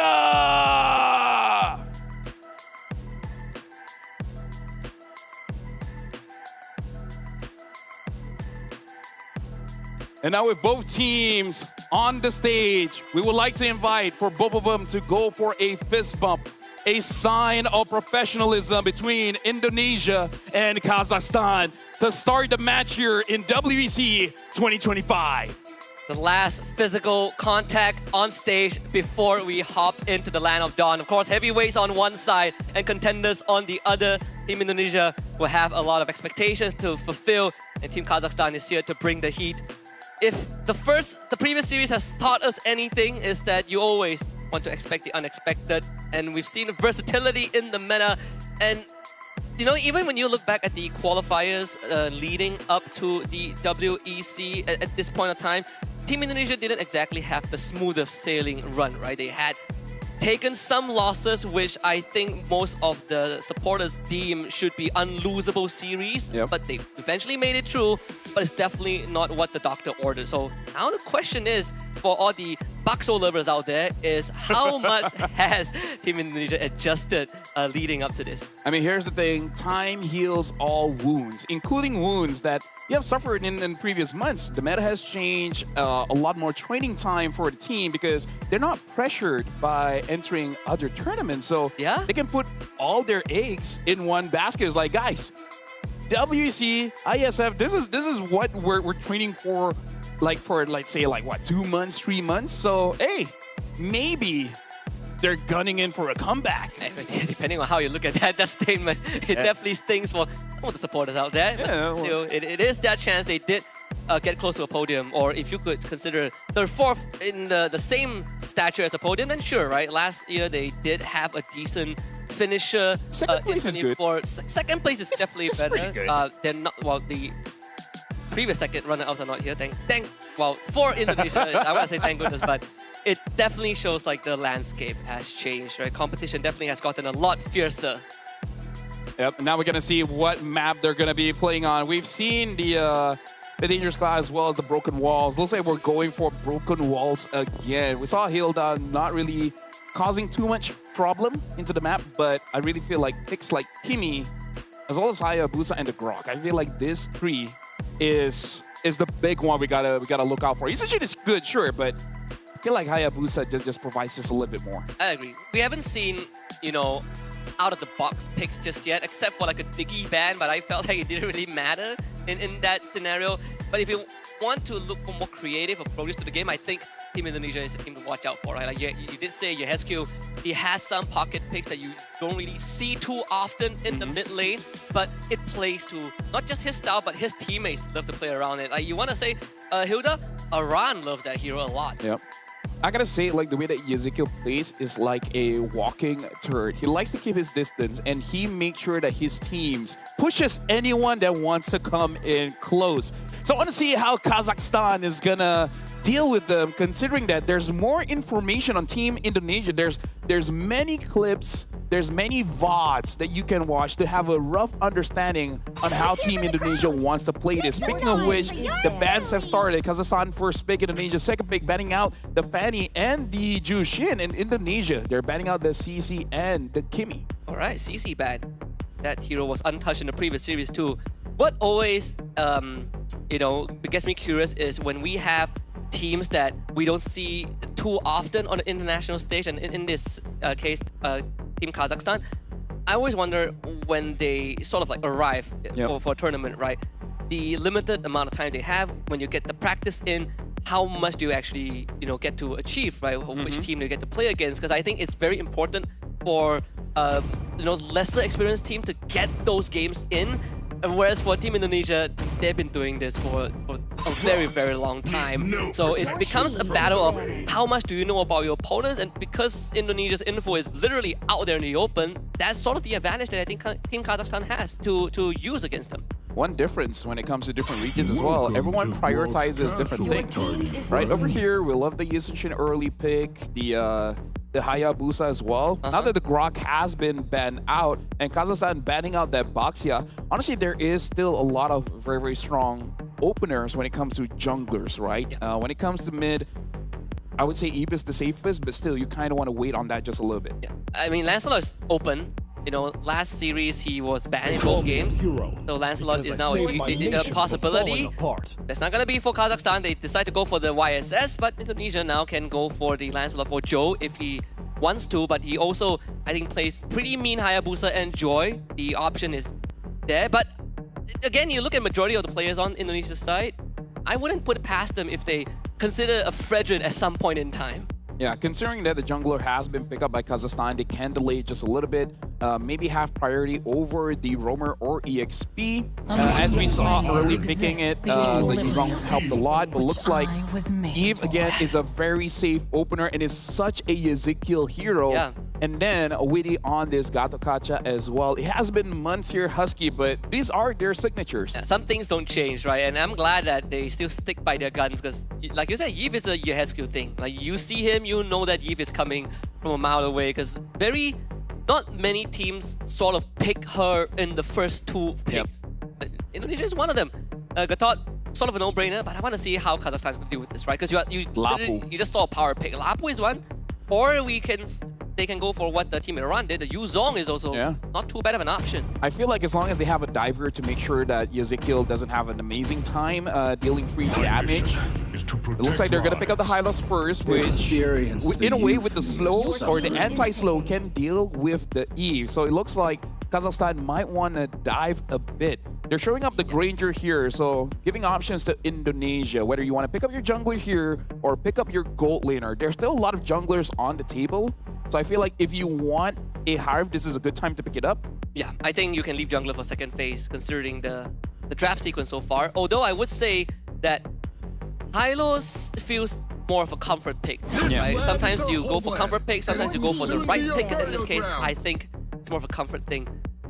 It struggles against the Eve as the game goes on, so something that I think Kazakhstan needs to, be aware of, and hopefully they do, because you hit a certain timing, this Hylos becomes more of a liability when you go up against a Eve who gets, who's eventually going to build into a Wishing Lantern. Yeah. As a Hylos user, it's all fun and games until the Wishing Lantern is there. And I like the Lapu pick into a Yuzong ban because they're really protecting Ezekiel here because, again, he's a walking turret. So making sure that no one really enters his safe spot, his friend zone. His friend zone. Like, no, we're not friends. Don't come in here. That's one of the few cases where So maybe ban Alice as well? that could work, yeah. It's one of the few cases where, you know, you don't keep your enemies closer than your friends. Exactly. That's what they say. The Arlet is also like a shout, I think, which was why you did bring up the potential of picking someone like a Lapu in the second and third for Kazakhstan, which, you know, now you kind of see the effect of not having it. The XP lane might suffer a little bit for Kazakhstan. In my dream. Oh, Lunox ban, okay. But that kind of means that down the line, they might go for a jungler fourth pick and then consider whether they want something like a Uranus or Esmeralda. Because in terms of jungler options, they're banning up the tank jungles here. Husky. Okay, now they ban out the Hayabusa. Lancelot is still there. If they pick up a Lancelot, there is a good chance they can just pick up Esme, Uranus, and just make it into a problem for Kazakhstan, and that's what they're doing. Exactly. I think if the Fredrin wasn't banned out, maybe Fredrin would have been in the equation too. So you're sort of just, by process of elimination, this Lancelot comes through, so we get the classic matchup. My biggest worry right now is that XP lane is a very hard role to fill. Right? You get the Valentina, sure, you know, you steal the RWM, there's the AOG as well if you need, but that XP lane has so much burden on him. Right? If you find someone that is tanky, the Yi becomes a problem. You find you want someone that can dive. There's Esmeralda, sure, but again, Yi is a problem. Yeah. So now with Esmeralda being there, maybe Harvey got to be careful a little bit, same as Uranus. But I feel like it could be a good testing ground to see whether you will get punished or not if you pick up something like a Harv into an Esmeralda. I mean, like, they're not interacting in lane, so it's not that big of a deal, but it is something you gotta think about it. Kabuki, what if Kabuki just plays his Claude in the Granger? And if you want to go super... I feel like it's okay in this lineup because I don't think a Claude will get punished that much. This is like an Esma into Lapu, right? So it's sort of like, it's a matchup that pre-War X, the Lapu is going to, you know, have a slightly harder time, but afterwards it's not. Caught it. Yep. That's a Kabuki Claude. Hey, that's why we got picked, right? That's why we're doing this job. That's why we're doing this job. And so far, I would say it's a pretty good lineup coming in from both teams. It's just that Kazakhstan, I do have to say, they have a little bit more pressure because using a Valentina, you do not want to lose early. Valentina, you got to play with a little bit of ego where you have a level advantage over your opponents and make sure that they don't move around the map. Because if you, honestly, even if you're even, Husky, as a Valentina, it does feel like you're just the fifth member of the team. Just like, if you're there, you're there. If you're not, it's whatever. I think the advantage you have as a Valentina is that you will get a hit in XP, right? If you get favorable trades, you get some help from your Roma, you will definitely get that slight edge. The challenge that they have to deal with is you are a Valentina Gatot, a Valentina Hylos into a Yves Gatot.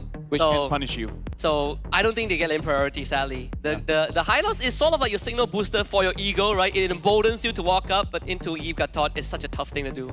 Yeah, they might even have to use the Revitalize early just to make sure that they don't get caught there. And now, ladies and gentlemen, we see the lineup here coming in for Kazakhstan going up against Indonesia. So now as we're going in game, everything looks amazing. This is going to be game number 1 of Indonesia going up against Kazakhstan. Which team will have the advantage in the first one? Well, what I can say is that mid priority is definitely given over to Indonesia in this case. Oh, Tastic so deadly close to the turret and Esper's blood. Autona underneath the tier 1 sadly, so took a free turret shot. And that's what we sort of talked about when it comes to Hylos, right? It emboldens you, sometimes too much. Talk about predicting the future, because we know the Valentina, you need to get a hit just a little bit, and sometimes that forces your roamer to be a bit more aggressive than you really want to, but against an Eve, against a Gatot, it's not a favorable matchup. It's an okay matchup, but meaning that you can get punished, and he was. Yeah, he has like a 2.5, 3 second like cooldown on her Void Blast. At full item, is every second, man. Yeah. With Wishing Lantern, I don't think Tastic can even walk up. Yep. And now look at this, even Witty trying to create some space. Doing a little bit of damage on the Hylos. He's dead. Venom Execution does the job. And that is bad news for Hylos. Oh yeah, at this point, oh, hold on, they want to go forward. Witty, Revitalize, not going to keep him alive long enough. Can he'll get out of this predicament though. Runs out of puncture targets to jump to. So that's a transfer going over to the Yishunshin, which is pretty good. Now Turtle is about to spawn. A run is 4, but maybe Argo should keep him away. A flicker into the Raging Slash. G-Rope Dash trying to get away. The Landshaker not in range, and now Aran is gonna eat his own Landshaker from the stolen IMU. Ovin with the return. Kazakhstan. Now we have to deal with the RWM. Witty hop onto Baby Agop. He gets out. The RWM doesn't do enough damage, but he should allow Joe to come back and contribution on the turtle. Ovin flickers away, and the objective for Indonesia. Well, this has been a very action-packed 2 minutes and a half here, Husky.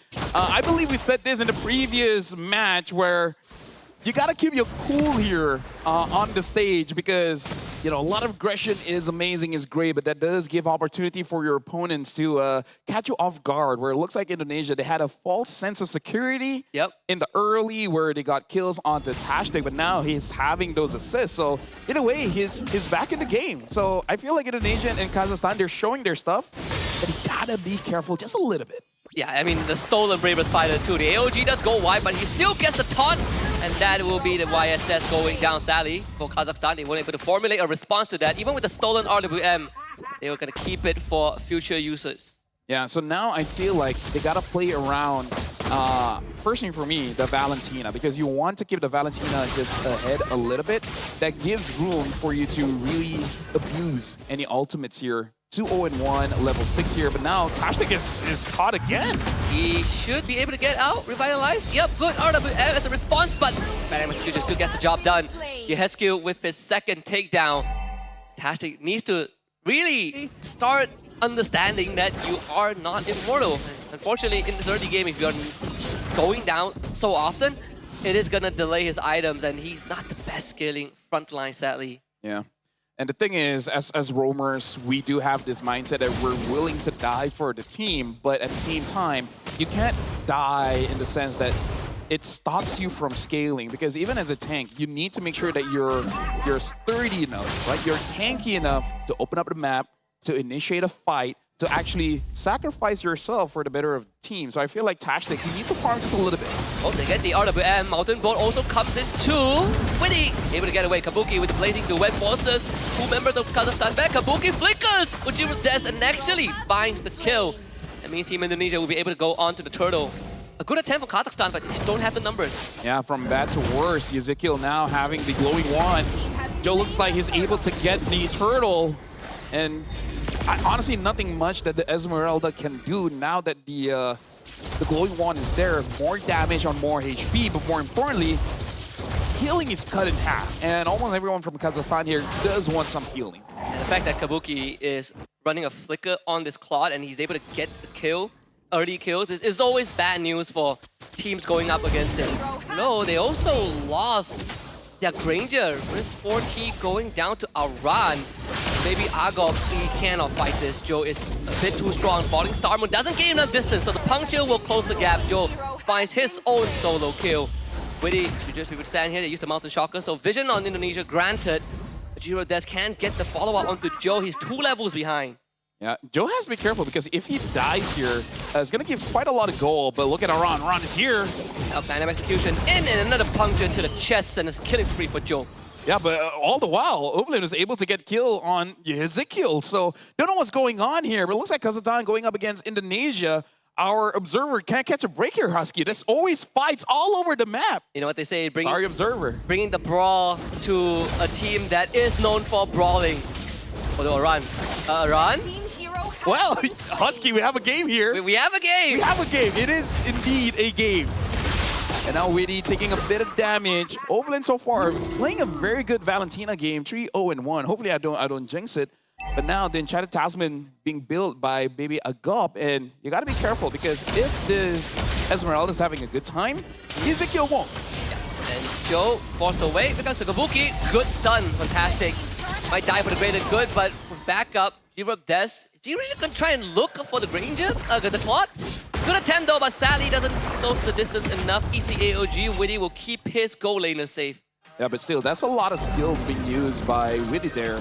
And the turtle is coming up. So this will be an opportunity for both teams to have a clean team fight here. Indonesia does have 3,000 gold advantage. Yep. So they should be able to have more damage here. We'll see how Kazakhstan responds to this turtle take. I mean, Ovid has been playing a pretty clean Valentina game so far. Indonesia will get the turtle for free. Unfortunately, Kazakhstan can't really put up much of a contest there. Look for the bottom tier 1. G-Rook Dash really trying to outmaneuver Joe, but Joe is just on the case. Get the solo kill on the Yishun Shin, and tier 1 bot goes down. Yeah, right now, looking at top here, Ezekiel tries to get a kill. Oh, trying to get away, but he's still staying there, getting the sustain. Riz4T gets the kill over to Iran. Wow. The kill is safe, but Ovlin should have died there. Fancy footwork. The stolen Braver Spider again does magic. Oh no, Baby Agop can't really fight this, Joe. Joe is having a fantastic game. Really secures the mid tier 1 for Indonesia. Side lane tier 1s have all gone down too. Kazakhstan, you have one job here, and that's to take down Joe. Joe is becoming a problem. You got to make sure this Lancelot doesn't move around freely here. Really taking a bit of damage coming in from Ovlin. Speaking of which, he does have that AOG. Worried maybe because he's thinking that he needs to set up for his team.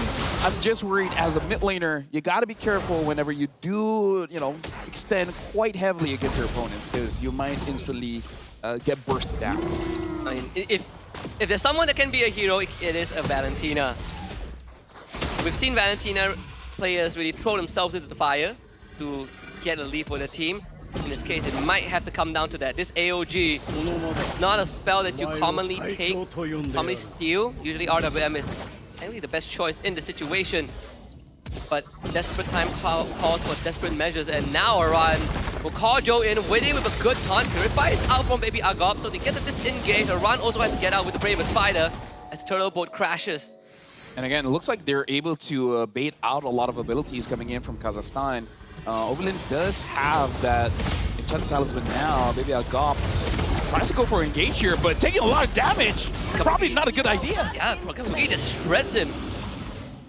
Like, at this point, they need to chastise Pauldron fast, but Kabuki taking a lot of damage, and looks like he's able to dish it out as well. Group Death is going to be taken down. Riz having to get out of that with a flicker. Witty tries to chase after him, but so far, able to run away. Chastise Pauldron is something they need right now, and speaking of which, Riz able to get a kill over to Iran. Indonesia showing that they're willing to fight, but maybe they should be a little bit unwilling. Well, I mean, Joe solo the Lord, right? So it's pretty worth it. It's a 6k goal advantage for Indonesia, which is going to keep building up. But to say that Joe is a problem, Yehezkiel is now officially a problem on this eve. Not to mention Kabuki is 3-0. They haven't been able to lock him down, and locking down Kabuki is such a tough thing. Because when you look at Kazakhstan, they don't really have the most crowd control in the world. I'm just worried just a little bit here, Husky. First pick Yishun Shin, having 1-5-1 KDA score. This is not a good showing. Maybe they're a bit nervous going up against Indonesia. Again, a powerhouse in the land of Dawn, but they gotta, I don't know, if 7,000 goalie is gonna be very difficult for them to defend, but they just gotta do it. Yeah, they have to survive this first Lord first. Usually, Lord number 1 is not the game ender. For the stolen RWM, that could come in handy later on. They use the mouse and shocker, so vision is granted. Lord finds the crash. All holy defenses mid and top goes down. The bottom lane also pushes in. Indonesia not able to crack open the base just yet. But looking for Kazakhstan to respond. A 9k disadvantage. Falling Star Moon, Turtle Boat, RWM, everything for the King just thrown in Indonesia. But they just do not have the damage. They were too far behind. Joey starting on them. Another Thorn Rose and a couple of punches to the face. Finally he falls, but they find 4. I don't know if that's worth it. You gave over a shutdown over to Open, but hey, if Kabuki can end it here, then that's good, because they go on to the Hylos. Hylos taking way too much damage and is taken down. And looks like Indonesia, they're trying to end it here. But the minion looks like it's not gonna end it too soon. But it's ending now. There it is. Game 1 for Indonesia. 11 minutes and 10 seconds in. Very quick and decisive. And this one was a lot more straightforward, right? Yeah. Sort of what went wrong for Kazakhstan. Sadly, the jungle, between the junglers, Joe was a cut above in game 1. Yeah, and unfortunately, it looks like the game time has been cut down every single game. Yeah. We started with 13, and then 12, and then now 11. Yep. If we're able to do it in 10, that's a WEC special, I guess. But still, it has to be addressed. This is an international, a world tournament going up against Indonesia, being a strong region. The roamer the jungler, whatever is going on behind the scenes. Because we can only speculate here, Husky. We don't know if there's an argument backstage and everything like that, but they gotta calm down and they gotta get their head into the game. As a roamer, your job is to die, but there has to be a purpose behind it. Yeah, you can't die aimlessly, right? I think it's also Widdy was getting so much space on this Gatot. Like he was just running into people with a taunt charge up. You see it from a mile away, but you cannot dodge it. Something that I think Kazakhstan also needs to address, because this clearly was sort of what was breaking the game apart for them. Despite, for me, the only outlier is Valentina. I think we've been playing a fantastic Valentina given the circumstances. But the jungler, the roamer, gotta step up. Yeah, for sure. I don't know if they're forced to play meta. You know, like Yusichin is the meta, so okay, play that. But if you have a different comfort, maybe at that point it's better to go for that comfort, because I feel like the biggest thing that we got to talk about is they're unsure when and how to engage, right? Because many times we see the Hylos using the ult to start a fight, but even us as casters were like, that's not a good position to fight, and that's not a good time to fight. Your jungler is like, look at this, 6,000 gold for your deaths, and Joe has 10,000. That's 3,800 worth of difference. 3,800 can buy you a lot of nasi lemak. Yeah, the fact that... And etc. The fact that, you know, the YSS tried to 1v1 Joe when he was ahead is a tall task as well, right? We saw how that turned out. And then Baby Argov did the same thing and also ended up getting solo kill. There are definitely some holes to plug. The game ended with almost a 10k gold lead too for Indonesia at the end of it. And look at Yescu. Wait a minute. Did he sell his items? There's no way. No, because he had a glowing wand. Yeah. I remember that. So maybe he did. He sold it for Winter Crown, man. Yeah. The cheeky little guy is Yescu. Hey, KDA, man. You gotta take care of the KDA. Speaking of which, around 1-5 and 3. I gotta point it out. I mean, some people did say he takes turret shots like a good boy, you know? Yeah, someone has to take it. Someone has to take the turret shots. So I would say that there are situations where, you know, I think Kazakhstan, I think the Hylos definitely overestimated the amount of punishment he could take. That's why we saw, you know, 3 early deaths. The Hall of Famers, of course, we have Kabuki, the Gold Hunter, the Joe as the GOAT, and Widdy both the tanker and the best support of Game 1. Yeah. And again, I kind of feel like, compared to what we saw earlier, Malaysia against Iran, I kind of feel like for Kazakhstan, it's very clear where the problem lies. But it's not that easy to fix in one game. It is fixable for sure, but it's going to be taking a lot. And Ezekiel, the Ghost of Jakarta, is the MVP here, selling out the glowing wand for a winter, because that KDA has to give it in check. It's like maximum 1 death per game. Yeah, you know, that's why... I only die once. That's what he says. In Indo. Probably. Gua hanya mati sekali. Yeah, it's as close as we can get to it.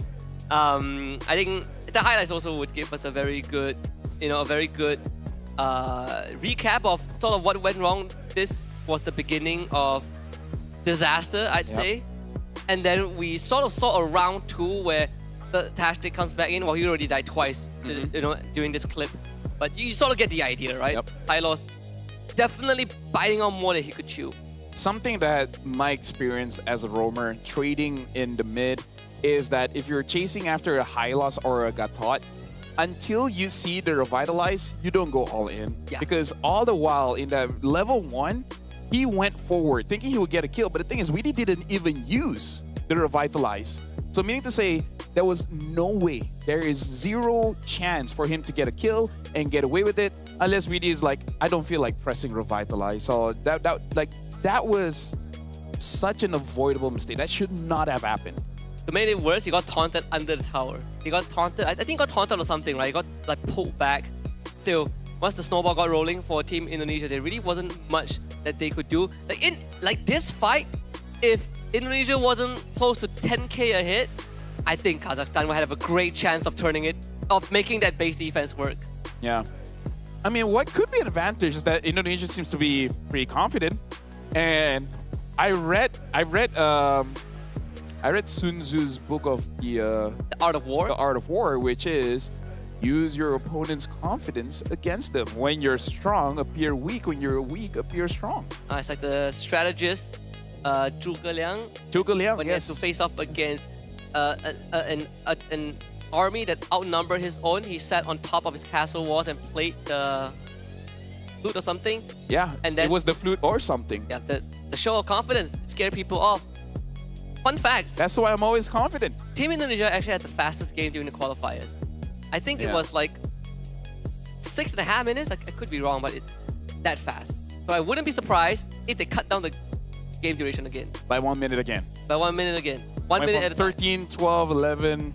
It's pretty impressive to end the game by the second turtle, I'll tell you that. Yes. Yes. That's what they did in the qualifiers. So right now, it's really on Kazakhstan because I feel like Indonesia, they made a lot of whoopsies, but it's not punished because one of the main damage dealers, the jungler, was 1-5-1 at one point. So even if they do mess up, they're not going to be punished that hard, and the roamer is punished 2 to 3 times in the early game so that they can't even open a map, right? Like, your job is the front line, but you can't front line when you're down in EXP and gold. And not to mention, like, Widi's Gatot was just walking into engaged range. Yeah. Every single fight, which, you know, kind of poses a big problem because the Hylos couldn't hold the front, which was also something that we brought up when we watched Malaysia against Iran, where if the Hylos is the sole front line, there's a bigger problem to be solved. But sadly, because of the draft sequence, the XP lane, no matter what, was picked for Kazakhstan. They have too many holes to fill. So game 2 is going to be quite a challenge, right? Forget about game 1. I think focus on what can be done in game 2. Maybe the Hylos has to go, because I don't think that Hylos is the right choice given how they want to approach the game. And if you see Ezekiel picking up that Eve early again, maybe pick up the Lapo early. I mean, honestly, the Esmeralda wasn't that bad. If their mid trio was having a better time, I would actually be confident that the Esmeralda should be able to do quite well later on. We actually did see Esmeralda, like Baby Yaga, show up to the mid lane too to help out.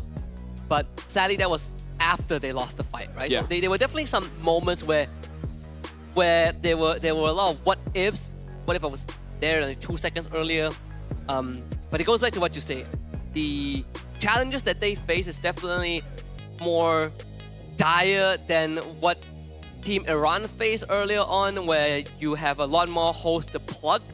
But let's look at the map that we're going to be playing. Dangerous grass for once. So this is going to, I think, favor Indonesia a lot more. They love it. Yeah.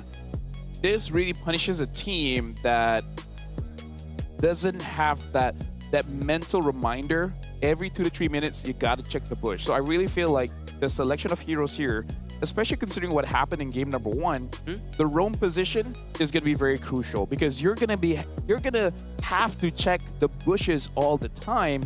So if you die level 1, that's a big power spike for your opponents because they get to control the bush. And like Tigreal said, whoever controls the bush controls the world, probably. Not only that, because it's dangerous grass, it means that there are extra bushes on the map, which also covers a big part of your jungle. So losing out map control in the early levels means you're indirectly losing out your jungle control, which in this case, unfortunately, are 2 of the weaker links on Team Kazakhstan, right? The roamer and the jungle. So if there's any time to emphasize on fine-tuning the approach in the first few minutes, it's going to be those 2 players. One hero that we don't always talk about, but I feel like it's amazing in Dangerous Grass is actually Cho, because he can go in and out of bushes relatively safe, and there's a lot more angles for you to get a good kick in. So I want to see if any of the roamers will be using the Cho or maybe even a Cho Gold just to make sure that you give less mercy to your opponents. There's another one, right? Like Guinevere also. Yeah, Gwyn, any catch heroes, honestly. Yeah, Guinevere, Kaja Franco is like one of the more classic ones. Let's take a look at the draft coming up because I want to see if there's an adjustment for Team Kazakhstan, who will be on the red side this time. Kimi banned by Indonesia. Yep. So Kazakhstan, they did ban out more tank jungles. They banned out the Baxia.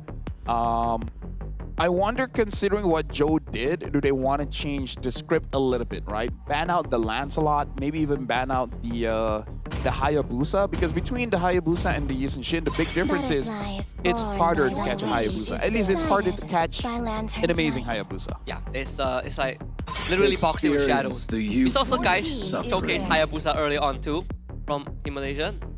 It proved to be quite a problem. Granger ban, so wow. So Kimi and Granger banned up by Indonesia. We see the Drusin banned by Kazakhstan. Definitely a switch up from both sides. So it looks like Indonesia, they want to force a brawl. They don't want Kazakhstan to have a draft that gives a lot of range. And now even the Eve gets banned, which honestly, respect. But hey, don't let go of the Lancelot. Personally for me, don't let go of the Lancelot. Yeah, but they don't really get to choose unless they ban it. Yeah. They are on red side. Team Indonesia gonna ban. Knowing them, they'll probably open all the junglers. Welcome and be like, yeah, there we go. Open all the junglers, ban the Grok. Yeah. They just don't want to get punished by range. So now Kazakhstan having the final ban here, and unfortunately, quite a lot of strong heroes are still in the pool. Just from the junglers, we talk about all those assassins. When it comes to the mid laner, the thing about Ezekiel is that he has a lot of options. It looks like the Boxia still gets banned here. Indonesia, honestly, they don't have to. They don't have to pick their jungler early, so they go for the Gato Kacha instead. I'm surprised that we haven't seen a Kalea so far today. Or at least not in the series that we have commentated. I thought first pick. What's the response? You could take your jungler and roam. Oh, there's no stronger roamer that gives you priority other than the Gator right now. Yeah. That's the problem. Yeah, because the I guess I don't want to see the high loss. No. The Boxia is one of the best to deal with the Gato Kacha, and honestly the Eve as well. Anything to box him in. In terms of other roamers, it's really just about protecting your team from the taunt coming in from Gato Kacha. So I feel like there's no need to get a roamer this early. Pick up a prio mid. They go for an Arlet and Lunox. So I'm hoping for Kazakhstan to finish off this draft with... Ooh, all right. So the Fanny gets picked up by Indonesia here. I want to see a Fredrin, or honestly even an Akai. Fredrin or Akai would be good to pair up with both the Arlet as well as the Lunox. But Indonesia, hey, they come into play, man. Farsa, Fanny early, and as you asked for it, now the Kalia is open and picked up. The gloves are off, for sure. I was like, they're gonna open all the assassins, knowing them, and the Fanny got let through. Okay, all things considered, this is still pretty doable for Kazakhstan, right? Yep. I mean, on paper, I definitely would gravitate toward Team Indonesia's draft, but I think Kazakhstan draft also has some merits to it. I feel like there's a clear what you have to do. Yes. Right? If this Lunox is mid, Kalia catch, Lunox do damage, we're good.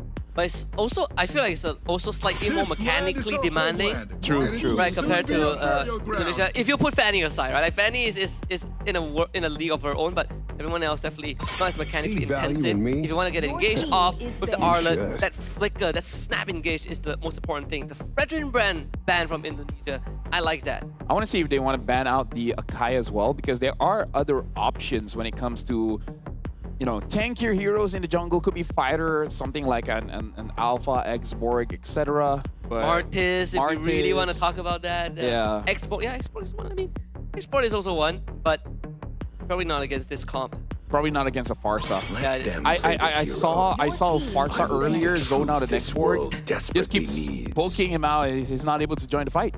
Yeah, it feels bad being an Export. The thing is, Export is a hero where even if you build resistance on him, it doesn't exactly feel the best because your health bar is split into a Farraga armor and your actual health bar.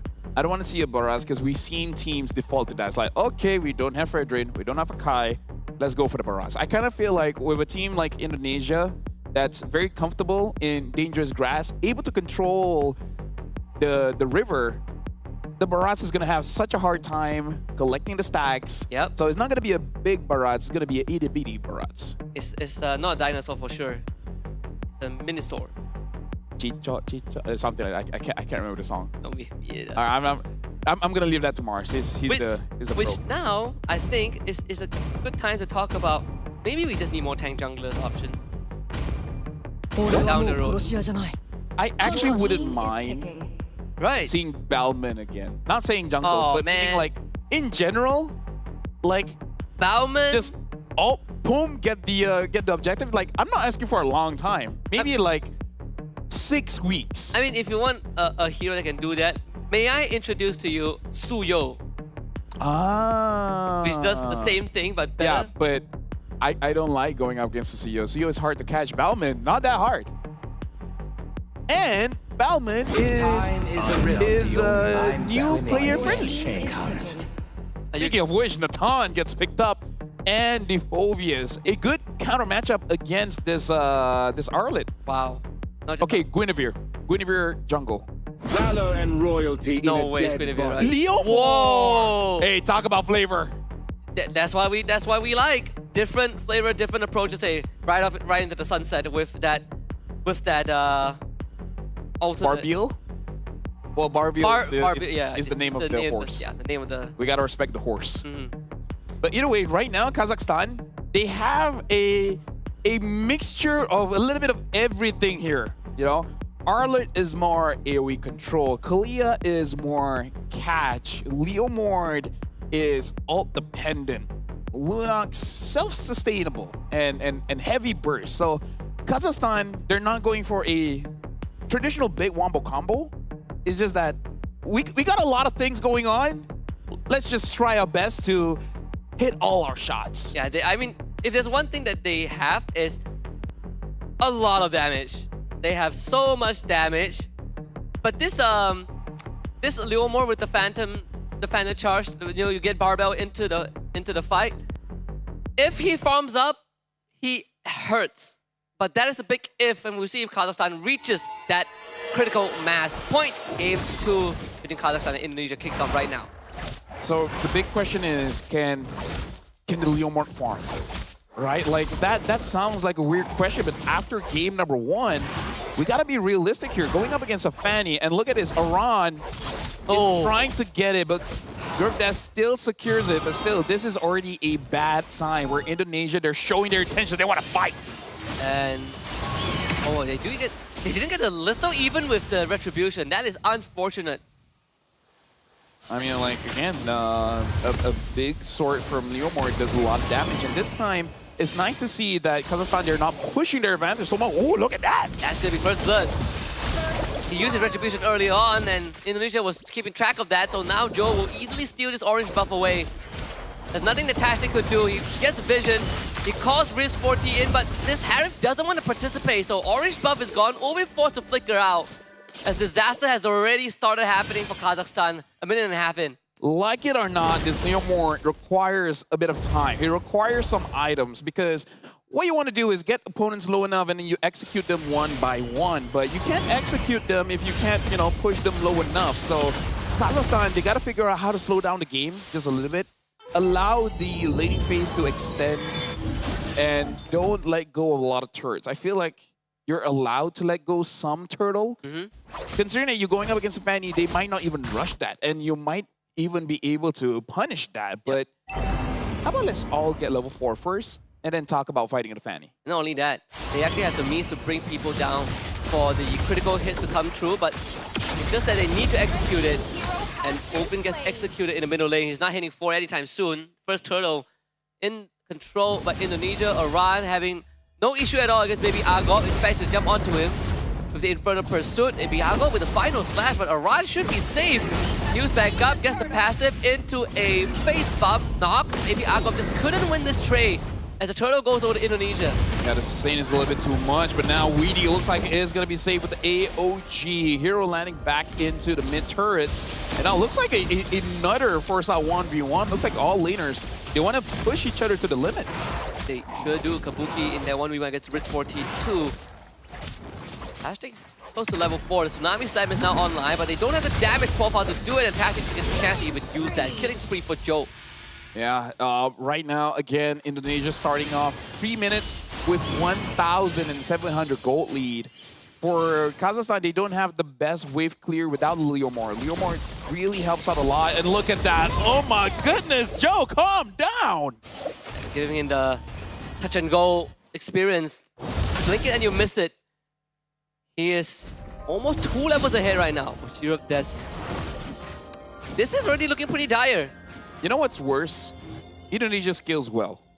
Yes. Natan, Farsa, like the siege is going to be unfair. So having this early game with a scaling comp, yeah, it's not looking good for Kazakhstan unless a 5-man final slash. Oh, into 5-man get hit by Barbil and then Group Des gets a savage.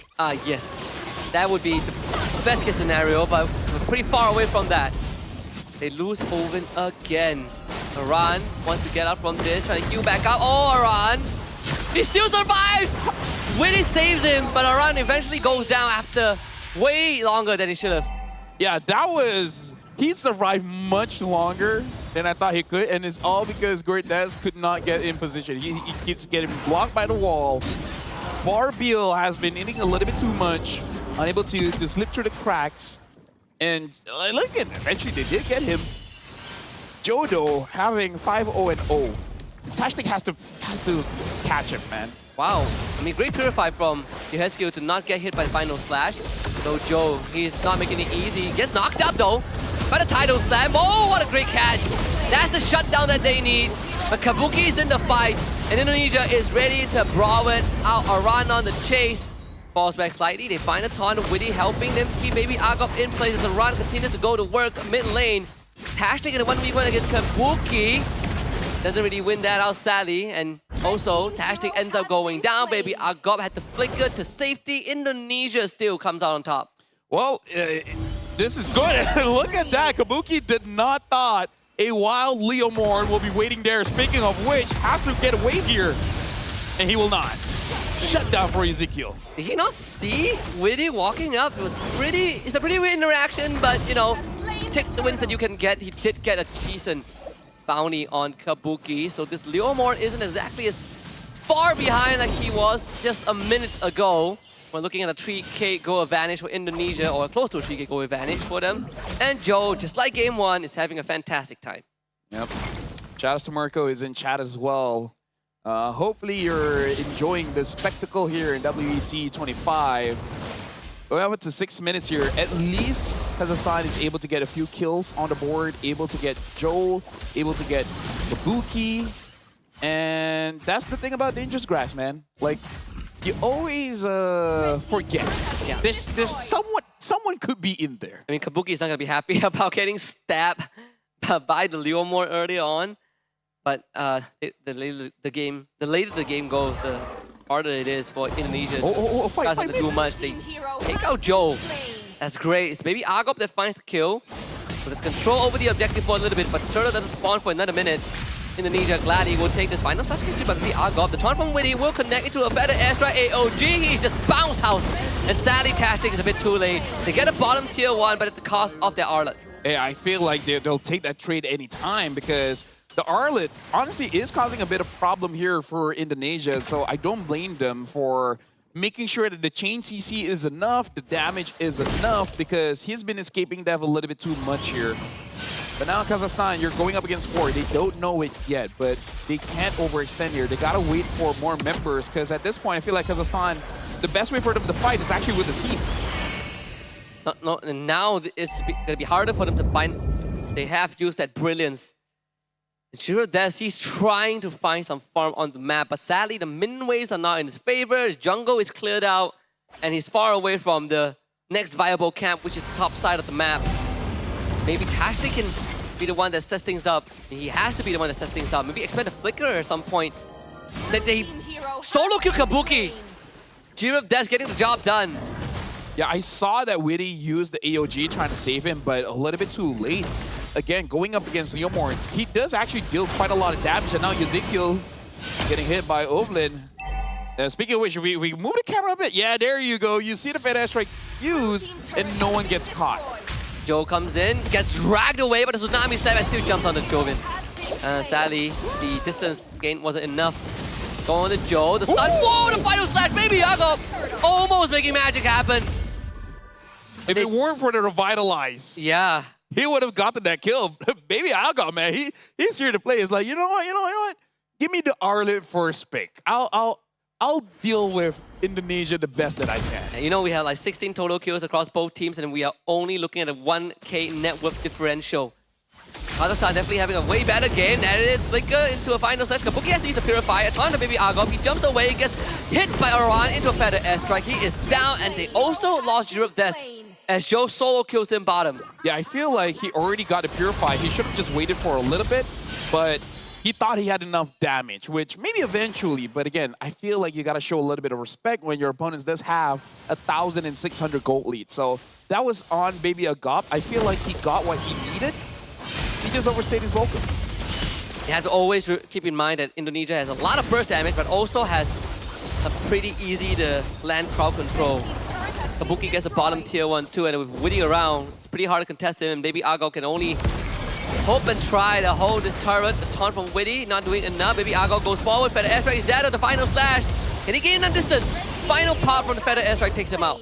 Hey, at least you can say it took 4 people to take me down, and 4 of them frankly have to use everything. Both Kabuki as well as Ezekiel had to use the ult.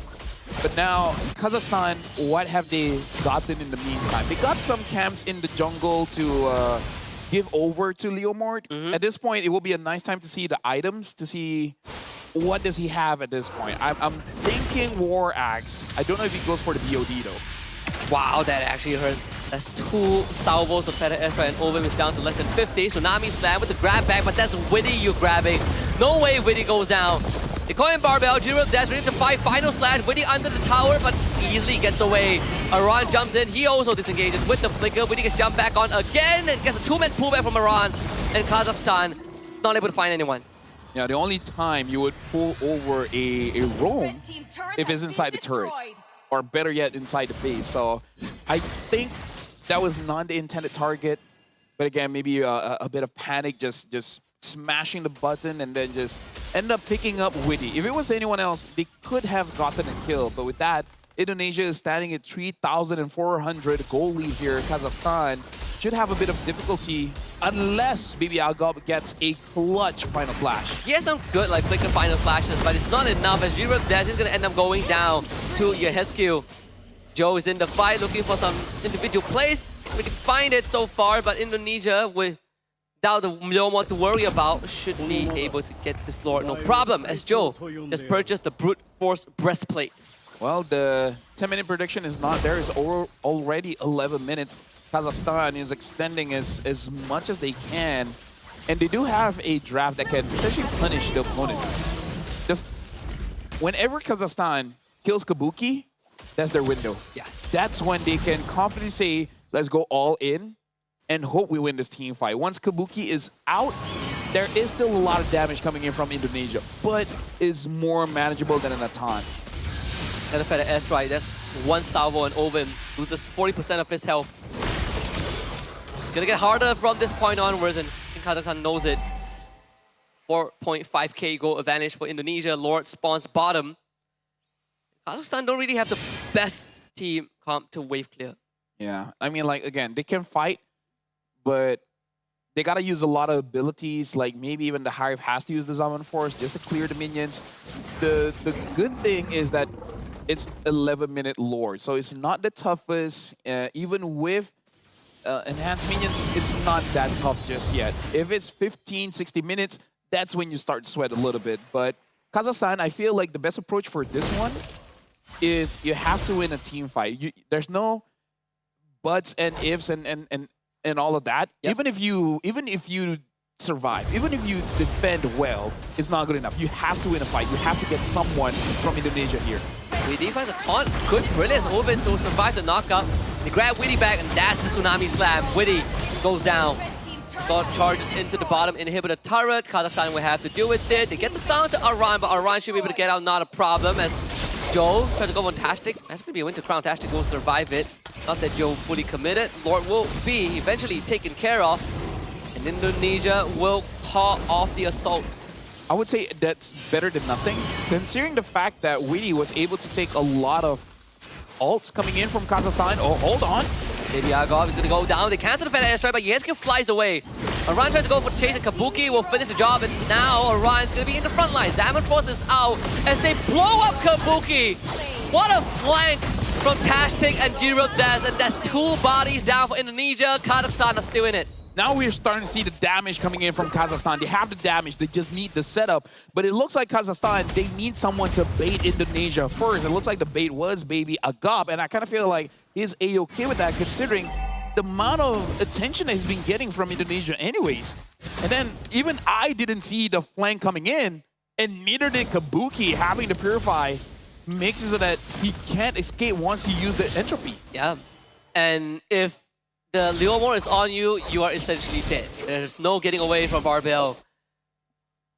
Well, they've able to cut the gold deficit down to less than 3,000. I think that's... I mean, the fact that Riz already has the Holy Crystal, I feel like they're in an okay spot. Like, they have enough items where if a good setup happens, they can get a kill. Speaking of which, Gerdes does get the BOD at this point. At 14 minutes in, the burst damage is going to be much more. So we said it as a joke, but this time, Baby Agop, if he gets even 3 people in a final slash, I feel like one step of Barbil can get a kill. Oh, they found a jungler. That is the most prized target. Given that down, there's going to be a free Lord. So I would say it's pretty weird that he was hiding in that bush. That was a roamer positioning. That was not a jungler positioning. He thought that Kabuki was going to walk up again. Yeah, it's like, what would... Guys, I caught him once. Just trust. There's Lord number 2 for Indonesia. And whatever control that Kazakhstan has gotten early on, or at least wrestled back, now completely handed back over to Indonesia. Feather Airstrike used, doesn't connect onto anyone, only pops the Athena shield for Baby Agop. It's all about the structures. Kazakhstan has a lot in store for them to deal with. I mean, they force Indonesia to use the ults, but with how the Lord is moving, they're going to be having the ults again for the push later on. So I want to see a flicker final slash, and this time, oh, he already commits to it. He's taking a lot of damage. Wow, that was just one ability. So there is hope. As long as the cooldowns are off, there is hope that the damage is going to overwhelm Indonesia. Actually, it's actually the most durable without Witty and around. But even then, if you could bring them down to less than 50%, this Leomord will cut through them. Speaking of which, the Leomord is actually clearing the waves quite well. Ah, he's doing so much damage. Brilliant's use, another Barbiel. Whoa, Girodes. Yeah, but he's trying to catch with the taunt. Indonesia, are they going for this? Looks like no, they're just going to wait for the ult to go down. But at 60 minutes, he's going to have that ult in roughly 15 more seconds. So this is actually dangerous for Indonesia here. I mean, 2 successful defenses for Kazakhstan already. Of course, the margins of errors still pretty minute. What? That entropy looked dangerous. Because Kabuki didn't take it, thankfully, because that would have been his death. Kazakhstan can't really walk out of the base, but at least they have a composition that can punish Indonesia if they overstep. Yeah, I mean, like, here's the thing. One step from Leomord, right?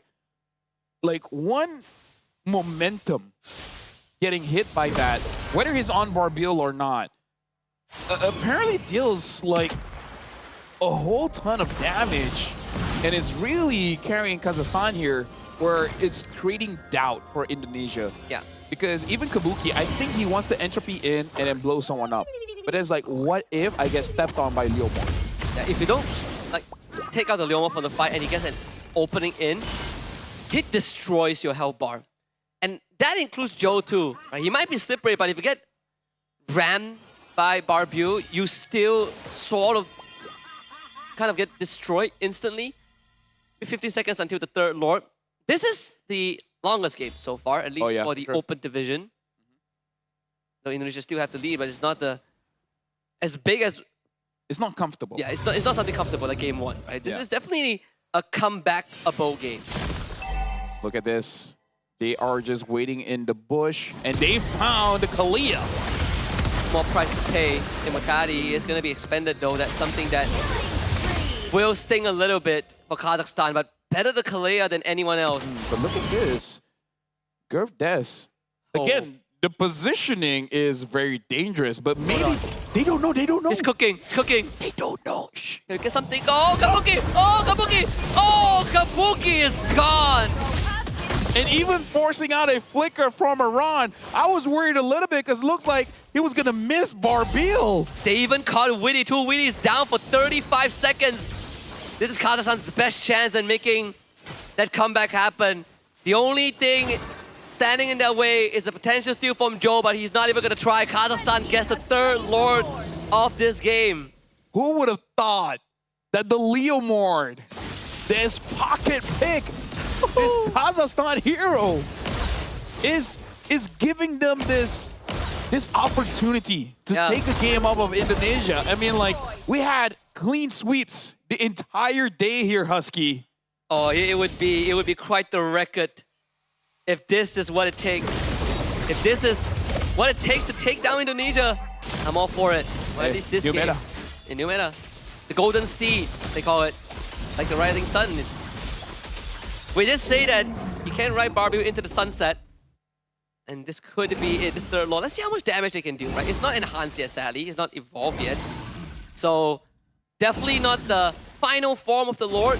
But just look at the state of the map. Kazakhstan are now standing out into the open. They are now commanding respect from Indonesia. These bushes are no longer safe. If Kazakhstan is able to force out a few abilities coming in from Indonesia, and look at this, even a potion being bought by Gurvdes. Usually in this point, we see junglers saving gold for a change of Winter Crown. Yep. It is like, you know what? Damage. Damage, bro. You can never have too much damage. You can never have too much damage. All right, let's see. They get this Lord to crash. Witty is going to hold it. Maybe Agop. Gets stunned off, sadly, so this Lord will not get the crash. Top inhibitor. But the airstrike expanded very early on Indonesia with a successful base defense. But hey, at least they get the 2nd tier turret for both mid, and it looks like they're going to get bot as well. And Joe, we can see that now he's aware that if he goes in, there's a lot of bursts, right? Yep. Bursts coming in from Oven, Gurvdes, and honestly, maybe Agop, even if he doesn't kill him, all the chase, all the stuns, is going to give enough opportunity for the team to eventually do something about it. Speaking of dangerous grass, talk about dangerous grass. Gurvdes standing in positions that you normally shouldn't be allowed to stand in. And it has paid off. Immortality just got bought as well. I would assume he sold his boots for that. Now the tough question for Indonesia arises, right? You have 2 heroes on Kazakhstan side that can literally one-shot you, right? Lunox and the Leomord. Speaking of which, Tastic will be able to flicker the safety. There's no more Feather Airstrike, no Entropy, no AOG. Kazakhstan forcing out some key abilities from Indonesia at the cost of a Tsunami Slam. And now Lord number 4 is on the map, and Kazakhstan are looking good. Yep.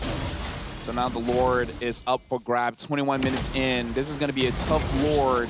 Looking at the bottom wave, Kazakhstan has to manage that well to make sure that there's no shenanigans coming in from Indonesia, because a backdoor is possible. So look at this, already crawling in Barbil just to push them away, but that's going to go down soon. Indonesia's just waiting it out. Yeah, no Barbil means you got to reset the Lord, but they might not get the chance if they lost Gurvdes. Tactic goes in, but he's also slow on the trigger. He might go down. Iran Darkwave flicker forward. Purifying does get used by Riz, but this Iran is so hard to take down. Gurvdes needs some help from his teammate, and maybe Riz will come through. Witty ends up going down, but Kabuki has the entropy. Gurvdes, Immortality comes out. Riz ends up falling. Gurvdes could not survive. Kabuki saves the ship, and Indonesia will be the one that claims this victory as a Heskill clears out the bottom wave. All members of Team Kazakhstan eliminated from the fight, and Indonesia, after a 22.5-minute slugfest, will take this best of 3 in a 2-0 fashion. Congratulations to Indonesia for closing things out 2-0. But that was a close one. Kazakhstan could have won the game, but again, the wrong calls were made around the Lord, where I feel like they should have understand how they were supposed to play with it. But again, like, blunders, man. Using the Leomord ult. Yep. And then allowing your Arlet to get caught. And then the Kalia was slow to catch someone out. Like, It's just a series of unfortunate events for Kazakhstan. Yeah, I think in that moment is more of the experience showing through, right? But Yeah. hey, I mean, Kazakhstan gave us a pretty good game too. After the game one that they got dominated, that Leomord was a special flavor. Let's have Rose talk to Team Indonesia about that 2-0 win. Team Indonesia getting another 2-0 clean sweep on the opening day of the WEC 2025. And from Team Indonesia, I am with Witty and Yehiskil. Hello, boys. Welcome back to Malaysia. Hello. How are you? Very fine, ma'am. Very fine. Did you miss Malaysia? Because if I'm not mistaken, the last time Team Liquid or you boys were in Malaysia was on February, right? Yeah. Did you miss Malaysia? Very miss. What about you, Yehiskil? Did you miss Malaysia? I miss Malaysia. What do you miss about Malaysia? Nasi kandar. Nasi kandar. Yes. For Yehiskil, it's nasi kandar. For Widi, it's nasi lemak. It's really good, right? Now, let's talk about the game a little bit. In game one, you guys looked incredibly dominating. It's like 11 minutes, no? But in game two, you guys struggled a bit. Did you guys struggle because of the Leomord? Did it like surprise you guys? Yes, they surprised us because of Big Leomord. Yes. Now, the Leomord, do you think it's a viable hero in this patch? Or is the Team Kazakhstan just really good at playing Leomord? Yes, Leomord is very playable. Very good. Do you think that we will see it from the side of Team Indonesia soon? Yeah, of course. Wow! You know what? I have a question. This might be a little bit personal, it might be touching, but coming to this competition, I realized that there was a lot of doubters with regards to the lineup. A lot of people were saying, oh, you guys can't make it and all that kind of stuff, which I know is very sad to see. So what is your goal? What is your mission to achieve this WEC? Our mission just play our best, and then result will come as the God says. Wow, the results will do the talking. I really like that. You know what? Congratulations on a well-deserved victory today. Is there anything you want to say to the Indonesians and all the fans that are watching back home? Keep supporting us. Thank you very much, boys. Congratulations once again. And with that, that is it from Rose for today. However, we're going to throw it back to the casters to break down what happened today. Thank you very much, Rose, and congrats to Indonesia. Apparently, Eterna hit glory, so... Congratulations to Eterna. Now you're a caster. You're officially one of us. You gotta hit 50 first. Yep. 50. So we need to talk to a few guys on the roster. Yeah, we had talked to a few of our colleagues. We've been working together for quite a while. At least mythic, yeah. Like, at least. Yeah. It's a low bar to clear. 50, right? 50. Bro, like... Okay, we say 50. I'm talking about Zan. We aren't even 50 yet. It's because, you know, we're busy trying to get them to climb. Exactly. But speaking of which, that Leomord though, like I want to see more of that because I feel like it's an idea that hasn't been fully flourished just yet. And I feel like all the other teams, men and women, they're looking at it like, now hold on a bit. It's workable. Howdy, partner. It's not the first time we've seen Leomord jungle work out. We have seen it before. It's a very rare occurrence. But hey, shout out to Zayed, who did play the Leomord jungle before.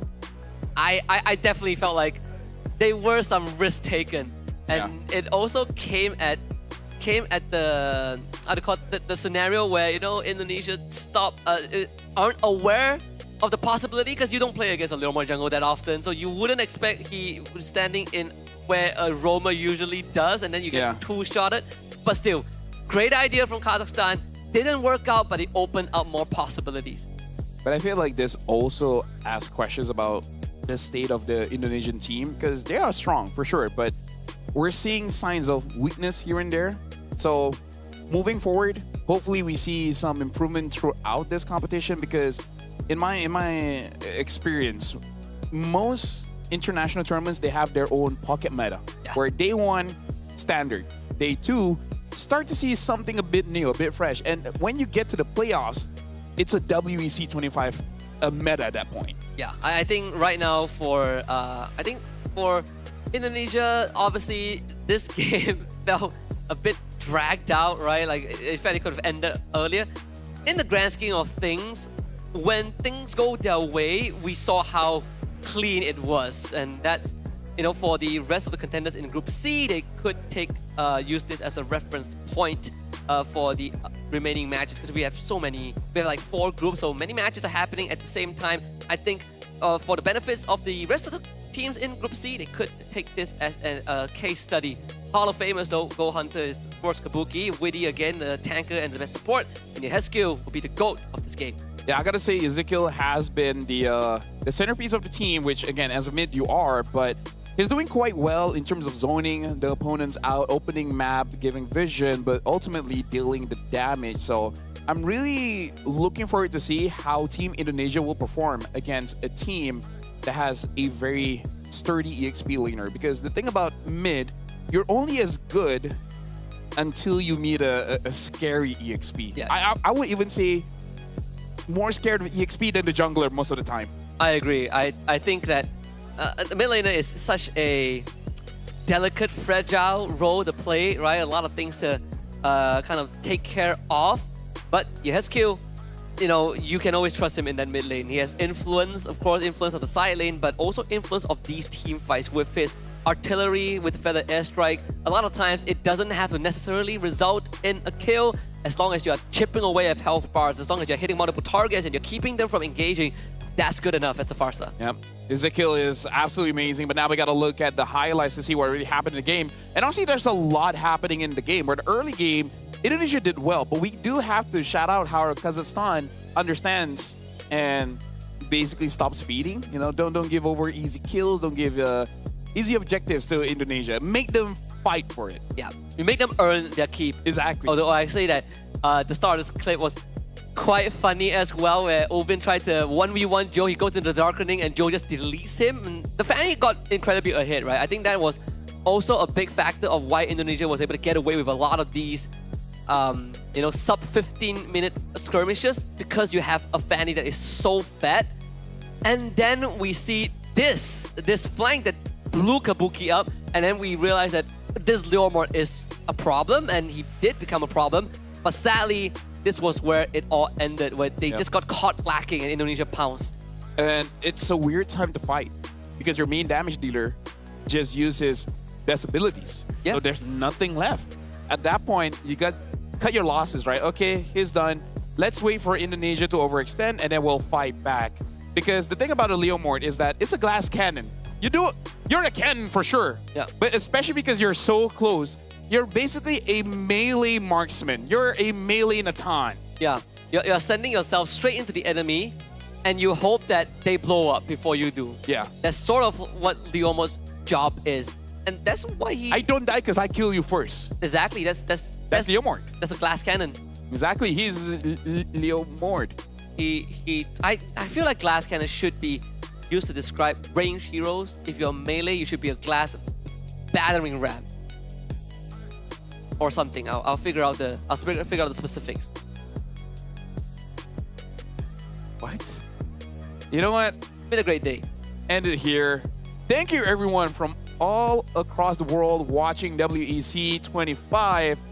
It has been an amazing day. Thank you very much, Husky, except for the last line. My name is Vel. This is Husky. We'll catch you guys tomorrow for more WEC25 action. See you guys tomorrow. 3,